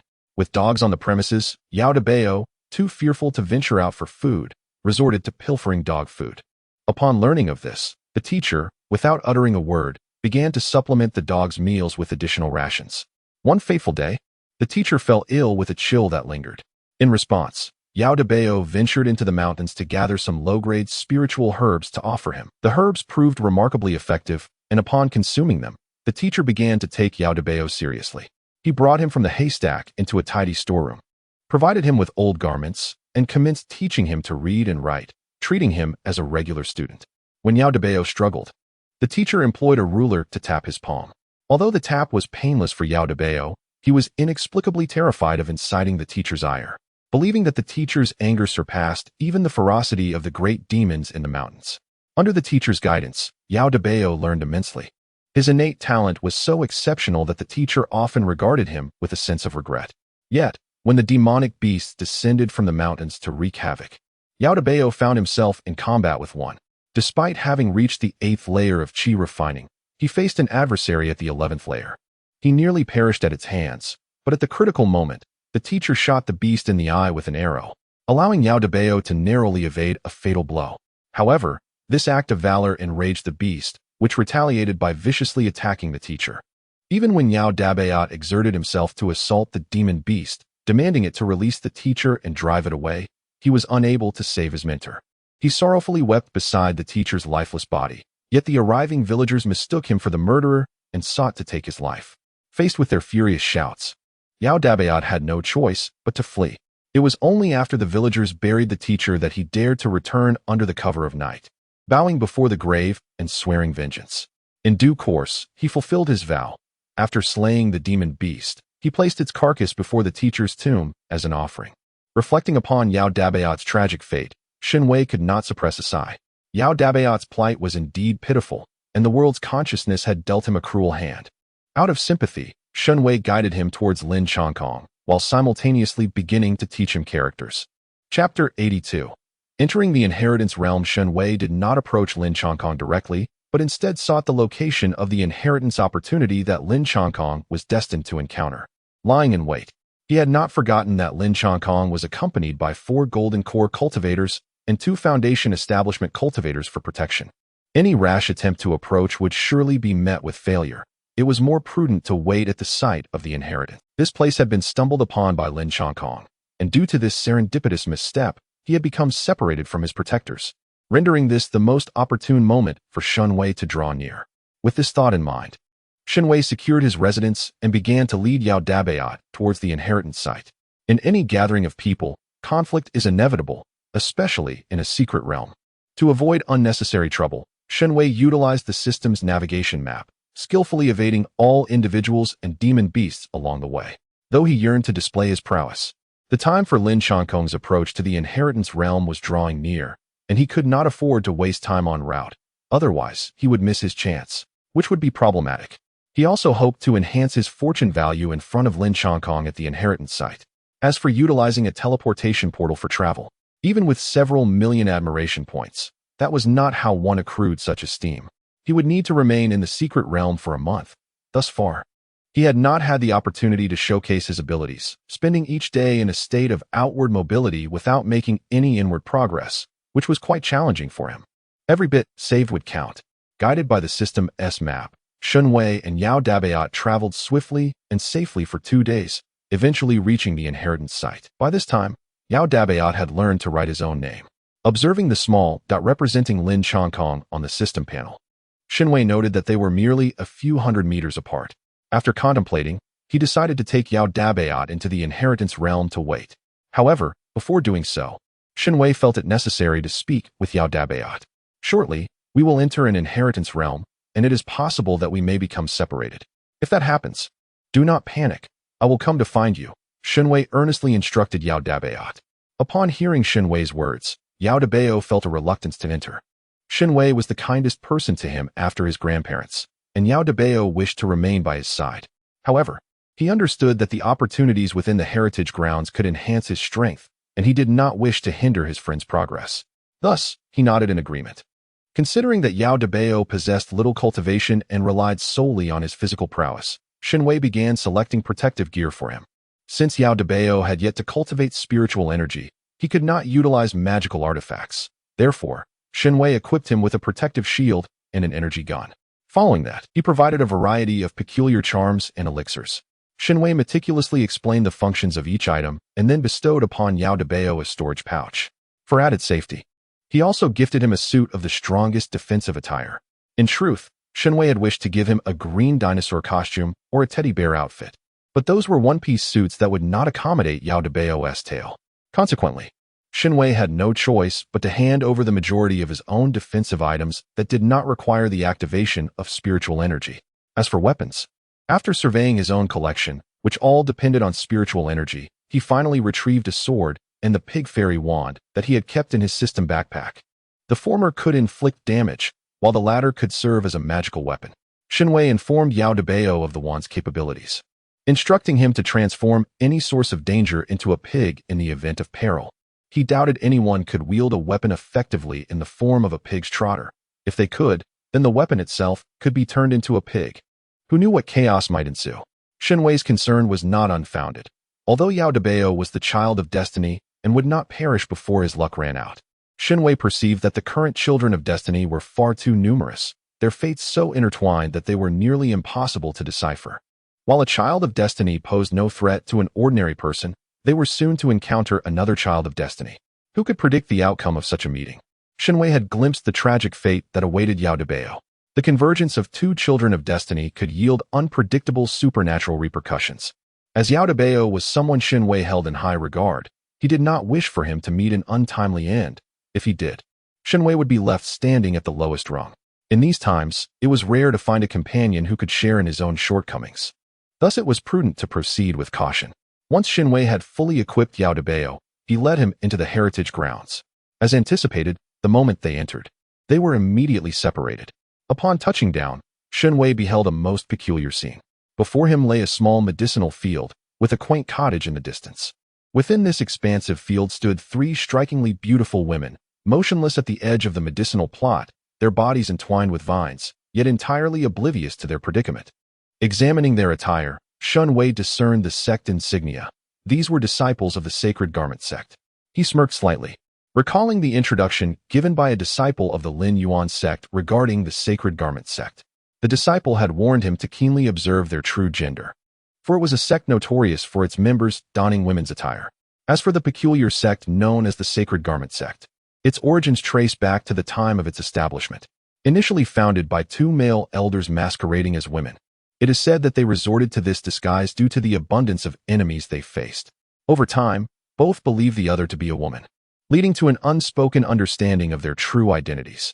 As their relationship deepened, they found themselves reluctant to allow the other to be courted by anyone else, thus implanting notions of disdain for men in each other's minds. Gradually, they became adept at concealing their true identities, fearing any revelation might spoil their bond. Eventually, both confessed their feelings to one another, naturally under the guise of femininity. To their delight, they discovered mutual acceptance.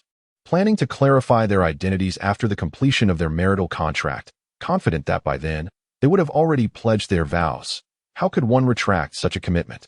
After all, if two individuals of the same gender could unite, love must encompass the entirety of a person. Even if one were to have second thoughts, it mattered little. The bond was already forged, and there would be no escaping it. However, the anticipated revelation turned into a calamity as they each discovered the other's true gender. The notion that two individuals of the same gender could be together was utterly shattered. In a fit of rage, they clashed violently, leaving a significant portion of the mountain flattened in the chaos. The consequences of forcibly dissolving their marital contract would inflict severe repercussions upon both parties, as breaching the sacred vows was no trivial matter. Thus, they had no choice but to endure it. Following that tumultuous night, they vowed to sever all ties with each other. Yet, the sect they had founded could not be abandoned, though their marital bond was a ruse. The sect itself was a genuine creation. Hence, the bizarre regulations emerged. From that moment on, regardless of whether they were male or female disciples, all were required to present themselves in feminine attire, fostering a sense of sisterhood among them. Upon hearing the disciples of Lin Yuan's sect explain this, Shen Wei fell into a profound silence. This was clearly an act of misplaced wrath and revenge. Unable to retaliate against one another, they directed their frustrations toward their disciples. Shen Wei found himself intrigued. With such a regulation in place, were there truly any male disciples within the Sacred Garment sect?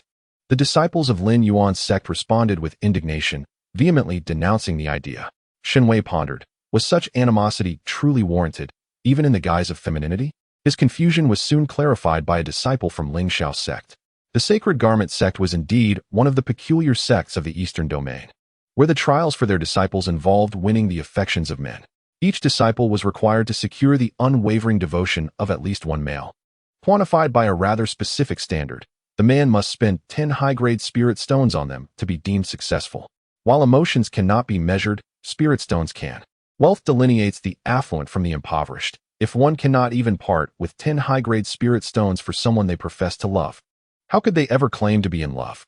For an ordinary cultivator, 10 high-grade spirit stones represented a significant sum, yet for the wealthiest sect in the Eastern Domain, Lin Yuan's sect, it was merely a modest amount. The disciples of the Lin Yuan sect soon found themselves ensnared, encountering a plethora of bizarre and fortuitous events, heroic rescues, coercions, and heartbreaking sacrifices of loved ones. The novice disciples, unaccustomed to such underhanded tactics, were easily swayed by the sight of a seemingly pitiful woman, their inherent nobility compelling them to offer assistance. However, the outcome revealed the fade, as they soon discovered the disciples of the Shen Yi sect, adorned with enchanting beauty, wielded a far greater threat than anticipated. This inevitably led to confrontations, accompanied by ungracious exchanges regarding each other's ancestry. Such sordid tales were not to be spoken aloud. The disciples of Lin Yuan valued their dignity. Consequently, each cohort of disciples embarking on their trials would invariably fall prey to the traps set by the Shen Yi sect. Some disciples, unable to contain their grievances, confided in their elders, only to receive no aid. The elders, having conspired with the higher-ups of the Shen Yi sect, deemed these encounters as costly lessons, ensuring that the disciples would remember their experiences. While the Lin Yuan sect's leadership found some merit in this rationale, the burden fell upon their disciples, who were not easily pacified. Ultimately, a compromise was reached, with the Shen Yi sect offering their specialty, the moon dew, as compensation, signifying a cordial collaboration. The deceived disciples would receive a portion of sect compensation, along with a lasting reminder of their folly. After receiving a monetary recompense and enduring a stern reprimand from their elders, the Lin Yuan disciples unilaterally resolved to hold a grudge against the disciples of the Shen Yi sect. Fortuitously for the Shen Yi sect, the Lin Yuan disciples emerged from their trials with heightened vigilance towards the women who approached them, determined to preserve their integrity. Though they did not wish to remain untouched by worldly desires, they would rather endure a lifetime of chastity than fall victim to the machinations of the Shen Yi sect. Upon hearing the account from the Ling Xiao sect disciples, Shen Wei felt a surge of conflicting emotions, recognizing the Lin Yuan disciples as, in some respects, unwitting victims of the Eastern domain. Observing the women in the medicinal fields, he discerned no outward differences. The trio appeared ensnared in a trap. Having encountered it, he resolved to rescue them. He recalled that the disciples within the secret realm were visible to those outside, but only to those possessing a life-preserving jade talisman. The experiences endured by the disciples within the secret realm could only be perceived by those holding these talismans. Legend has it that the talismans were initially created to safeguard the lives of disciples. However, due to subsequent internecine strife and blame shifting, which escalated into a significant scandal, enhancements were made to allow external observers to monitor the secret realm's happenings. This new functionality effectively curtailed the predations of disciples from other sects within the realm, as no one could be certain when they might be under scrutiny. Thus, with this knowledge in mind, Shen Wei resolved to be ever mindful of his words and actions. The scions of reputable sects, upon witnessing other sects in peril, clearly felt compelled to extend their aid. Thus, Shen Wei resolutely took out the floating life tour and began to approach the 3 disciples of the Sacred Garment sect, who were ensnared by vines. Outside the secret realm, a group of sect leaders scrutinized the conditions of their disciples, not out of concern for their lives, but to assist their friend, Xiao, from the Lin Yuan sect in locating individuals. The disciple of the Wind Wave Sword Master was of low cultivation and, more critically, lacked a jade slip. Should he encounter mortal peril, he would be unable to escape the secret realm, leading to certain doom. Consequently, the leaders of other sects began to monitor their disciples through the jade slips they carried, seeking any sign of the Wind Wave Sword Master's apprentice. 4 days had elapsed since the secret realm's opening. On the very first day, a small number of disciples were unfortunate enough to be transported to their demise, thus eliminated from the secret realm. However, a disciple from the Wangshan sect, surnamed Su, reported encountering the Wind Wave Sword Master's disciple, claiming that he single-handedly faced 3 foundational stage beasts. One beast, unable to withstand the confrontation, fled, while he severely injured another, as he attempted to rescue his companion. His impulsive actions alarmed the beasts, prompting them to pursue him. In a frantic escape, he inadvertently wandered into a perilous area and, at a critical moment, shattered his jade slip to flee. To substantiate his claims, he presented the recording stone he had carried at that time to Xiao Ran. The onlookers marveled at the image of a youth clad in white, exuding an ethereal presence as he boldly issued a challenge to the 3 beasts. Their hearts skipped a beat, prompting inquiries into the teachings of the Wind Wave Sword Master that inspired such audacity. As they witnessed the dragon-like beast charging towards the youth, their hearts raced, yet the young warrior displayed no trace of fear, drawing his sword with poise. A mere flick of his wrist sent the beast crashing to the ground, howling in agony, leaving the spectators in disbelief. To combat foundational stage beasts with merely the cultivation of the 4th layer of chi refinement, and to do so with such ease, truly underscored his status as the disciple of the Wind Wave Sword Master. Subsequently, the Wangshan sect disciple sought to rescue the injured, only to find himself evaded by the beast. Strangely, the 2 beasts then synchronized their efforts to target him, leading to a frantic escape that culminated in both him and the beasts tumbling onto a mysterious altar, which then activated in an unusual manner. Realizing the precariousness of his situation, the Wangshan disciple decisively shattered his jade slip, thereby exiting the secret realm. Xiao Ran, having observed the entire sequence via the recording stone, confirmed the truth of the disciple's account. Grateful for the assistance rendered to Yunhan in evading danger, he generously rewarded him with spirit stones and various elixirs as tokens of appreciation. The cultivators outside the secret realm once again highlighted the wealth of the Lin Yuan sect, as this gratitude far outweighed what could be earned through arduous labor within the realm. Consequently, they redoubled their efforts in the search for missing individuals. Yet, as 2 days passed, the absence of the youth's presence among the multitude of disciples led to growing doubts regarding his safety. It was not until the Sacred Garment sect unexpectedly informed Xiao Ran that they had located the Wind Wave Sword Master's disciple that all eyes turned eagerly toward them. In the shimmering veil that revealed the disciples of the Sacred Garment sect, 3 disciples stood in a daze, their feet ensnared by creeping vines.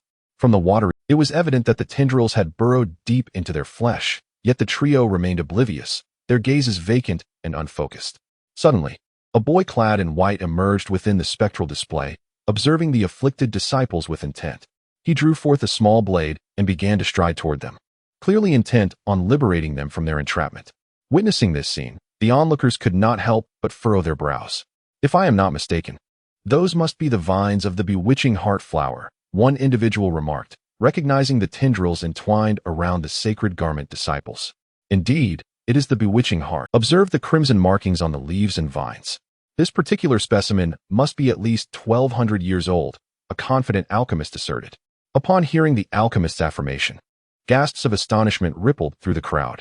A 1,200-year-old bewitching heart? Even a nascent soul practitioner would succumb to its enchanting illusions, would they not? Does this not place the disciple of the Wind Wave Sword Sovereign in peril? A concerned voice echoed. A hushed murmur of anxious speculation, as many feared that the child in the watery display might meet a tragic fate. Only Xiao Ran felt a sense of relief. While other cultivators might fall prey to the bewitching heart, Yunhan would not.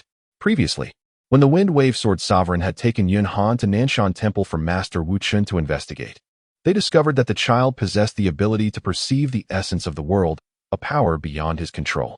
Consequently, a mask was crafted to seal this ability. Thus, illusions held no threat for Yunhan. However, the Wind Wave Sword Sovereign had mentioned that the seal merely diminished Yunhan's perceptive capabilities, leaving some uncertainty as to whether he could still be ensnared. With this thought, Xiao Ran's brow furrowed once more as he anxiously regarded the watery screen. Chapter 84. The performance. Stepping forward into the medicinal field, Shen Wei abruptly noticed the emergence of an ethereal figure before him. It felt as though an additional translucent layer had been superimposed upon reality, an uncanny phenomenon. Observing this spectrum, he saw 3 identical translucent figures manifest beside the bodies of the sacred garment disciples, prompting Shen Wei to halt in his tracks. How to articulate it? It was somewhat disorienting. To ensure his safety, he enveloped himself in a protective barrier and resumed his approach toward the 3 disciples ensnared by the vines. Upon reaching their side, he noticed the tendrils attempting to ascend his own form. Without hesitation, he severed them with a swift stroke of his sword. Ignoring the 3 translucent phantoms, he advanced toward the disciples, who were nearly cocooned by the vines, and infused his blade with sword intent, poised to slice through the encasement. At the moment he prepared to strike, the 3 ethereal figures beside him began to stir, their expressions animated as they gazed at Shen Wei, their mouths seemingly forming words. Yet he could hear not a single utterance. Maintaining a stoic demeanor, Shen Wei observed the translucent figures engaging in a pantomime. After waiting in vain for any significant development, he resolved to disregard them, turning back to raise his sword and commence with the task of cutting the cocoon. Faced with this scenario, the sentient mind-entangling vine felt an overwhelming urge to vent its frustration. The audacious little creature seemed utterly unfazed by its allure, effortlessly locating the true source of nourishment. Had its powers diminished? Doubts began to creep into the mind-entangling vine's mind regarding its own abilities. However, glancing at the 3 sources of nourishment, still ensnared in the enchanting illusion it had woven despite having their vines severed by the diminutive intruder, it soon concluded that the issue lay not with itself, but rather with the audacious child. The mind-entangling vine possessed limited strength. Its greatest skill was subtly exuding its scent into the air, ensnaring any creature that caught a whiff. Its aroma was ever-changing, seamlessly blending with the surrounding environment.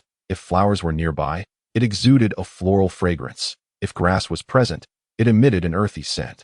This chameleonic quality rendered its scent nearly undetectable, making it effortless for unsuspecting beings to fall into its olfactory trap. Once they inhaled its aroma, it could conjure illusions that gradually lured them into its domain, where they would succumb to the mirage, their physical forms ultimately serving as nourishment for its growth. Utilizing this tactic, the mind-entangling vine had successfully transformed the medicinal fields of the ancestral land into a forbidden zone. Yet today, it found itself at a disadvantage, as the newly arrived little one was impervious to its fragrant influence. With no alternative, it resolved to confront the situation head-on. With this thought, the mind-entangling vine decisively withdrew all its vines and launched an assault on the child, who was still occupied with severing the cocoons. Shen Wei felt as though the vines had suddenly come to life, converging upon him with ferocity. Before he could even raise his hand to retaliate, he found himself ensnared within a spherical cocoon of entwined vines in the blink of an eye. Observers outside the secret realm watched in dismay as the child was enveloped into a complete sphere of vines, their brows furrowing in concern. Noticing this, Xiao Ran conjured a familiar wind thunder talisman. Some individuals quickly took note of his actions and, In a flurry of apprehension, cautioned, "Xiao Xiao, remain calm. Your disciple is a protégé of the Winlan Sword Sovereign. Surely, the sovereign would have provided him with protective measures. Even if not, as your disciple, I trust the Lin Yuan sect must have equipped him with some form of safeguard. Such a prodigy, I cannot believe the Lin Yuan sect would leave him defenseless." Xiao Ran, upon hearing these words, felt a measure of relief wash over him. Indeed, as the speaker had asserted, both Lin Yuan sect and Ling Xiao sect had granted the young disciple protective artifacts. Yet, knowing this did little to quell his anxiety. He cast a glance at the leader of the Pingxin sect, twirling the Wind Thunder talisman in his hand, and with a gentle smile, reassured, "Friend Wang, there is no need for concern. I merely wish to examine it. As long as my disciple remains unharmed, I assure you I will not act impulsively." The individual referred to as Friend Wang stiffened momentarily, caught off guard by Xiao Ran's affable demeanor, rendered momentarily speechless. In essence, this implied that should anything happen, he would resort to detonating the secret realm, correct? Yet, recalling the legendary tales of the Winlan Sword Sovereign's disciples, coupled with their profound realization of the child's extraordinary nature upon their encounter, they found themselves at a loss for rational discourse. If their sect were to produce prodigies like this, they would likely act with even greater impulsiveness than the Lingyuan sect. Once this association crossed his mind, he could hardly advise against such recklessness. Within the secret realm, Shen Wei found himself ensnared by vines, yet he remained unharmed, as he had previously equipped himself with a protective barrier. When the vines wrapped around him, the barrier activated, granting him a space with a diameter of 1 meter. He drew forth a fire talisman and set the vines ablaze, only to realize it was futile. The vines seemed impervious to fire. Disregarding the ineffectiveness of the fire talisman, he glanced at the powerful fire gun within the system's shop, but quickly dismissed the idea. With disciples from the Sacred Garment sect present, and having inadvertently entered the secret realm, he believed that the elder outside must be quite concerned, perhaps even sending people to search for him. If he were to seize this opportunity, he must do so with dignity, showcasing the unique flair that belonged to the truly exceptional. Thus, Shen Wei decisively purchased 30 seconds of powerful slashing strikes and infused it with 500,000 in enhancements. Although he was ensnared by the vines and unable to channel the sun's energy, he could still acquire a one-time use low-level weakening talisman. This talisman would reduce the attributes of all targets by 5% for 1 minute, and it was non-stacking. With his strength diminished, the enhanced slashing strikes would surely cleave through the vine cocoon.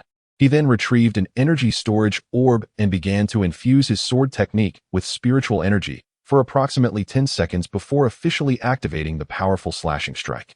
He hurled the low-level weakening talisman at the vines, swiftly retracted his protective barrier, and wielding his sword, infused with a surging intent, he delivered a forceful slash. Meanwhile, the mind-confounding vine sensed its failure to capture the small figure. Surrounding it were hardened shells, prompting the vine to constrict its tendrils, intent on crushing the shell. However, it quickly discovered that the shell was exceedingly tough.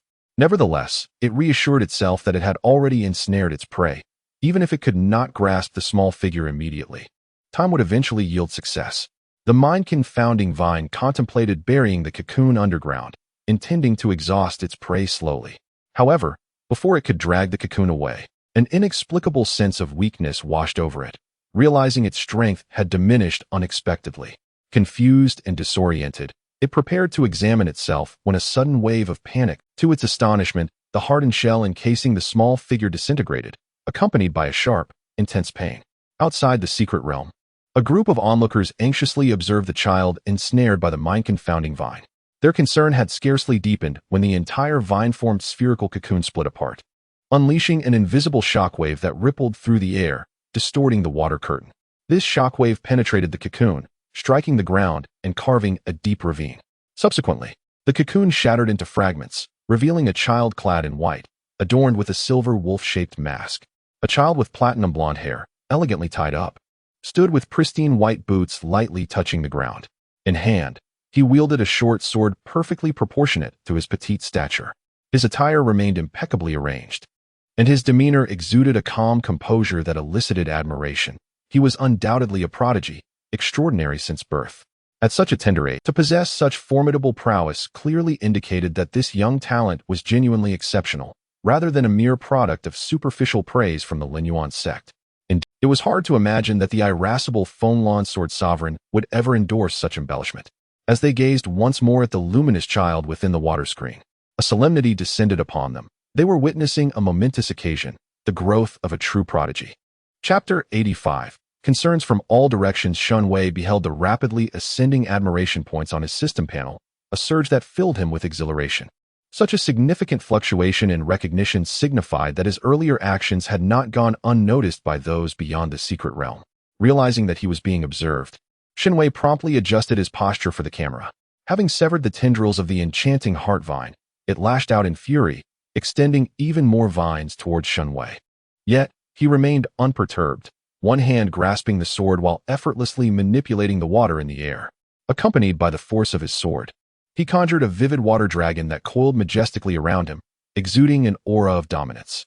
Outside the secret realm, a crowd watched in awe as the child in white faced the onslaught with remarkable tranquility, crafting a formidable water dragon with his swordsmanship, which spiraled protectively around him. With a light utterance of guard, the overwhelming vines could only graze the edges of the dragon's scales, unable to advance any further. This astonishing scene left the audience before the water screen in disbelief. He had truly defended himself. Yet, they had never witnessed such a defensive sword technique before. Did the Fenlon sword sovereign truly teach a style that emphasized defense over offense? It seemed that the disciple Yunhan possessed an exceptional talent for swordsmanship, capable of inventing such a unique technique. Xiao Ran, watching the water screen with a sense of pride, remarked, "Indeed." Su Shi, who had remained behind, nodded in agreement. I had thought that junior brother Yunhan would gravitate more towards the Fenlon sword sovereign, yet surprisingly, the first technique he created was of a protective nature. The Fenlon sword sovereign was diligent. He did not impart his own sword path to Uncle Yunhan, but rather elucidated various sword techniques and maneuvers, teaching only the foundational swordplay while demonstrating numerous styles, without imposing the expectation that Yunhan must adopt his sword path. A disciple from the Lingxiao sect gazed with sparkling eyes at the figure in the water screen, recounting the daily teachings of their sword sovereign to Xiao Ran and the others. Only techniques, without imparting their essence? Xiao Ran inquired, glancing at the Lingxiao disciple. The disciple nodded, suggesting that the intention was for Uncle Yunhan to discover his own sword path. One's journey cannot be dictated by another. It is far more fruitful to seek one's own way. Observing the majestic water dragon on the screen, the Lingxiao disciple earnestly praised the Fenlon sword sovereign as an exceptional mentor. Xiao Ran did not dissent, for the Fenlon sword sovereign was indeed a remarkable teacher, albeit at times overly protective, to the point where it became a bit excessive. However, Su Shi, who was standing nearby, spoke up, remarking that junior brother Yunhan is indeed a person of exceptional talent, both in character and aptitude, and only he could truly comprehend the teachings of the esteemed sword master Fenlon. This statement momentarily stunned Xiao Ran and the disciples of Lingxiao sect, but they soon realized the truth in it. If one's disposition were even slightly lacking, the teaching style of sword master Fenlon, which focused solely on sword techniques, would likely lead one to become lost amid the myriad sword intents. With such an overwhelming array of sword intents to grasp, it would be exceedingly difficult to find one's own path in swordsmanship. Conversely, should one's innate talent be inferior, one would struggle to comprehend the sword intents from the techniques. And without grasping the sword intents, the pursuit of a personal sword path would be utterly futile. Thus, it became evident that Uncle Yunhan was indeed a prodigious talent, a paragon among the gifted. Their conversation left the onlookers, who were immersed in the water screen, increasingly astonished. To possess the ability to independently create sword techniques at such a tender age was nothing short of remarkable. Even more astounding was the fact that the young boy was executing sword techniques that he had comprehended on his own.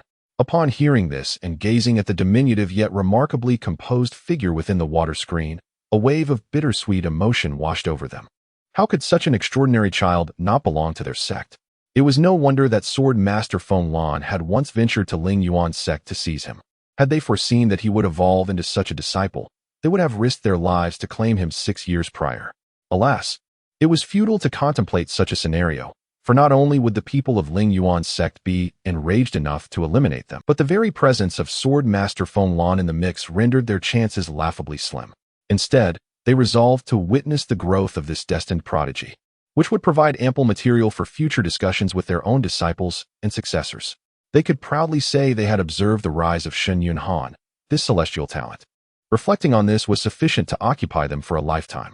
While some found solace in this realization, others harbored jealousy and resentment. Those consumed by envy lamented the unfairness of the heavens. Despite their diligent cultivation, they could not measure up to the innate brilliance of the prodigies born with extraordinary. Some individuals seemed to emerge at the pinnacle of society, much like the child depicted in the water screen, supported by prestigious families, guided by exceptional mentors, and sheltered by powerful sections. It felt as though the heavens deemed it insufficient and bestowed upon them even greater talents. Even if their counterparts were born decades or even centuries later, their innate gifts would enable them to catch up, which was profoundly unjust. The envious onlookers regarded the child in the water screen with resentment, pondering that if given the chance, if ever they encountered him alone, they would never allow such an unfair existence to flourish. Yet, these dark thoughts remained mere fantasies, for they were acutely aware that under the protection of his sect, family, and master, he would be beyond their reach. But what if? Was this not an excellent opportunity? If they kept a watchful eye, they would surely find their moment. Beyond the envious individuals, there was yet another group that also harbored intentions concerning the young boy in the water screen.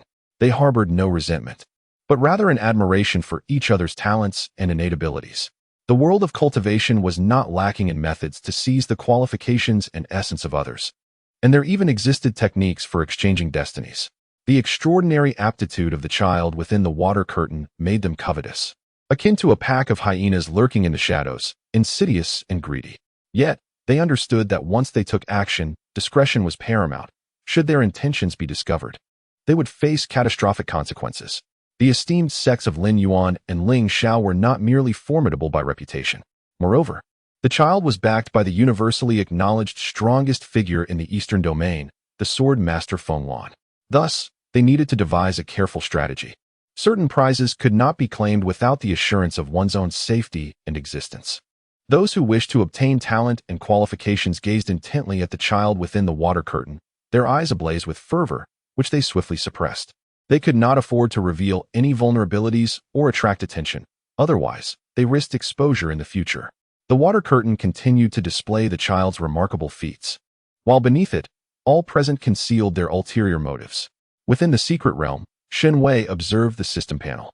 After conjuring a water dragon and uttering the character for defense, he successfully thwarted the onslaught of vines, causing the admiration value to surge uncontrollably. Shen Wei could not help but narrow his eyes in delight, struggling to restrain the corners of his mouth from rising, wishing to project an air of composure. In truth, this was not a sword technique. Rather, he had extracted moisture from the surroundings using the tears of the sea god to shape a water dragon, which he then commanded to swirl around him. When the vines attacked, he simply activated a protective barrier, thus creating the illusion of a successful defense. Had he prepared an accompanying sound for the water dragon in advance, the effect would have been even more impressive after he completed the incantation and activated the sound system for a dragon's roar. He made a mental note to remember this for the future. Chapter 86. The performance. Shen Wei observed the vines relentlessly battering the protective barrier and contemplated delivering a small shock to those outside the secret realm. For instance, he could showcase his accompanying magical artifact, demonstrating that despite his lower cultivation level, his strength was not to be underestimated. He wished to exhibit the fruits of his efforts, which had commenced from the very moment of his birth. Shen Wei navigated the system marketplace, spending 360,000 to acquire a fragmented disposable spell, as well as a mid-level weakening talisman. This talisman offered a 5% greater reduction in potency compared to the basic version, while the time limitation remained unchanged. Subsequently, he cast the mid-level weakening talisman upon the vines, followed by the disposable spell, before retracting the protective barrier and directing the water dragon encircling him to explode. This maneuver produced the effect of a translucent water dragon swirling around the child before detonating, sending sprays of water in all directions. With the force of the explosion, the attacking vines were utterly obliterated. The spectators before the water curtain gasped in astonishment. What they had perceived as a steadfast sword technique was, in fact, a harmonious blend of offense and defense. The extent of the destruction indicated it was the sword intent of the water dragon that had caused such devastation, showcasing its extraordinary power. It is essential to recognize that while the heart-binding vine may not possess formidable offensive power, its primary tendrils exhibit remarkable resilience. This particular vine has thrived for over a millennium, rendering it impervious to the efforts of an individual at the fourth level of qi refinement. Observing the youthful figure clad in white within the water curtain effortlessly severing the tendrils into fragments, one can discern that he has grasped a sufficiently sharp sword intent. The younger generation is formidable, yet one must ponder whether he can sustain such unrestrained use of spiritual energy. They are acutely aware that the child within the water curtain is merely 6 years of age and has only attained the fourth level of qi refinement. The consumption of spiritual energy required to execute such potent techniques is undeniably substantial. Should he wish to continue, he would need to resort to medicinal pills to restore his vitality. However, recovering spiritual energy through pills necessitates time, leaving uncertainty as to whether the child can endure. Soon after, they witnessed the child in the water curtain holding a sword in his right hand. While his left hand formed a gesture with the index and middle fingers together, the other 3 fingers bent down against his chest. Suddenly, a cerulean spiritual orb emerged from the child's chest, hovering directly above his head. This elicited curiosity among the onlookers in front of the water curtain. Could this be the legendary artifact that accompanied the child at birth? Someone ventured, recalling earlier rumors with a hint of uncertainty. As none in the group had encountered such a phenomenon before, they turned their gazes towards Xiao Ran, hoping for clarity. Xiao Ran's smile deepened in sincerity as he replied, "Indeed, that is the spiritual orb accompanying my young disciple. As for its capabilities, I only know it can replenish spiritual energy. Beyond that, we are entirely in the dark." He elaborated that only his disciple could interact with the orb, while others would merely perceive an illusion upon contact, leaving them unaware of its true function. Such statements sounded dubious. They were unable to investigate the orb's secrets, yet could not inquire directly of its master. Nonetheless, everyone understood that this was a reticence from the disciples of the Lin Yuan sect. The astute among them ceased their inquiries, while the less discerning, upon noticing the imposing figure of Xiao Ran, radiating an aura of lethal intent and sword energy, fell silent. Xiao Ran's smile remained unchanged, though his gaze grew progressively frigid. It is entirely natural for a young disciple, lacking in strength, to reveal his artifact when faced with adversity. This group's subtle probing only underscored their true intentions, which he was not oblivious to. A common adage states that a man without guilt may suffer for possessing treasure. Who wouldn't covet a child cradling gold? Whether their curiosity was genuine or feigned mattered little. Since the Lin Yuan sect had not hindered the dissemination of the extraordinary phenomena surrounding Yunhan's birth, it was evident they were confident in their ability to safeguard him. Should anyone dare extend their claws, he would not hesitate to sever the hand that wielded them. The scene within the water curtain continued to unfold. Shen Wei produced an energy storage orb to serve as a battery for himself. As the orb infused him with spiritual energy, he felt his own reserves replenish substantially. It was now time to unleash his most powerful strike. Once he had garnered sufficient acclaim, he could afford a respite. After all, even the most spectacular scenes cannot be perpetually reenacted.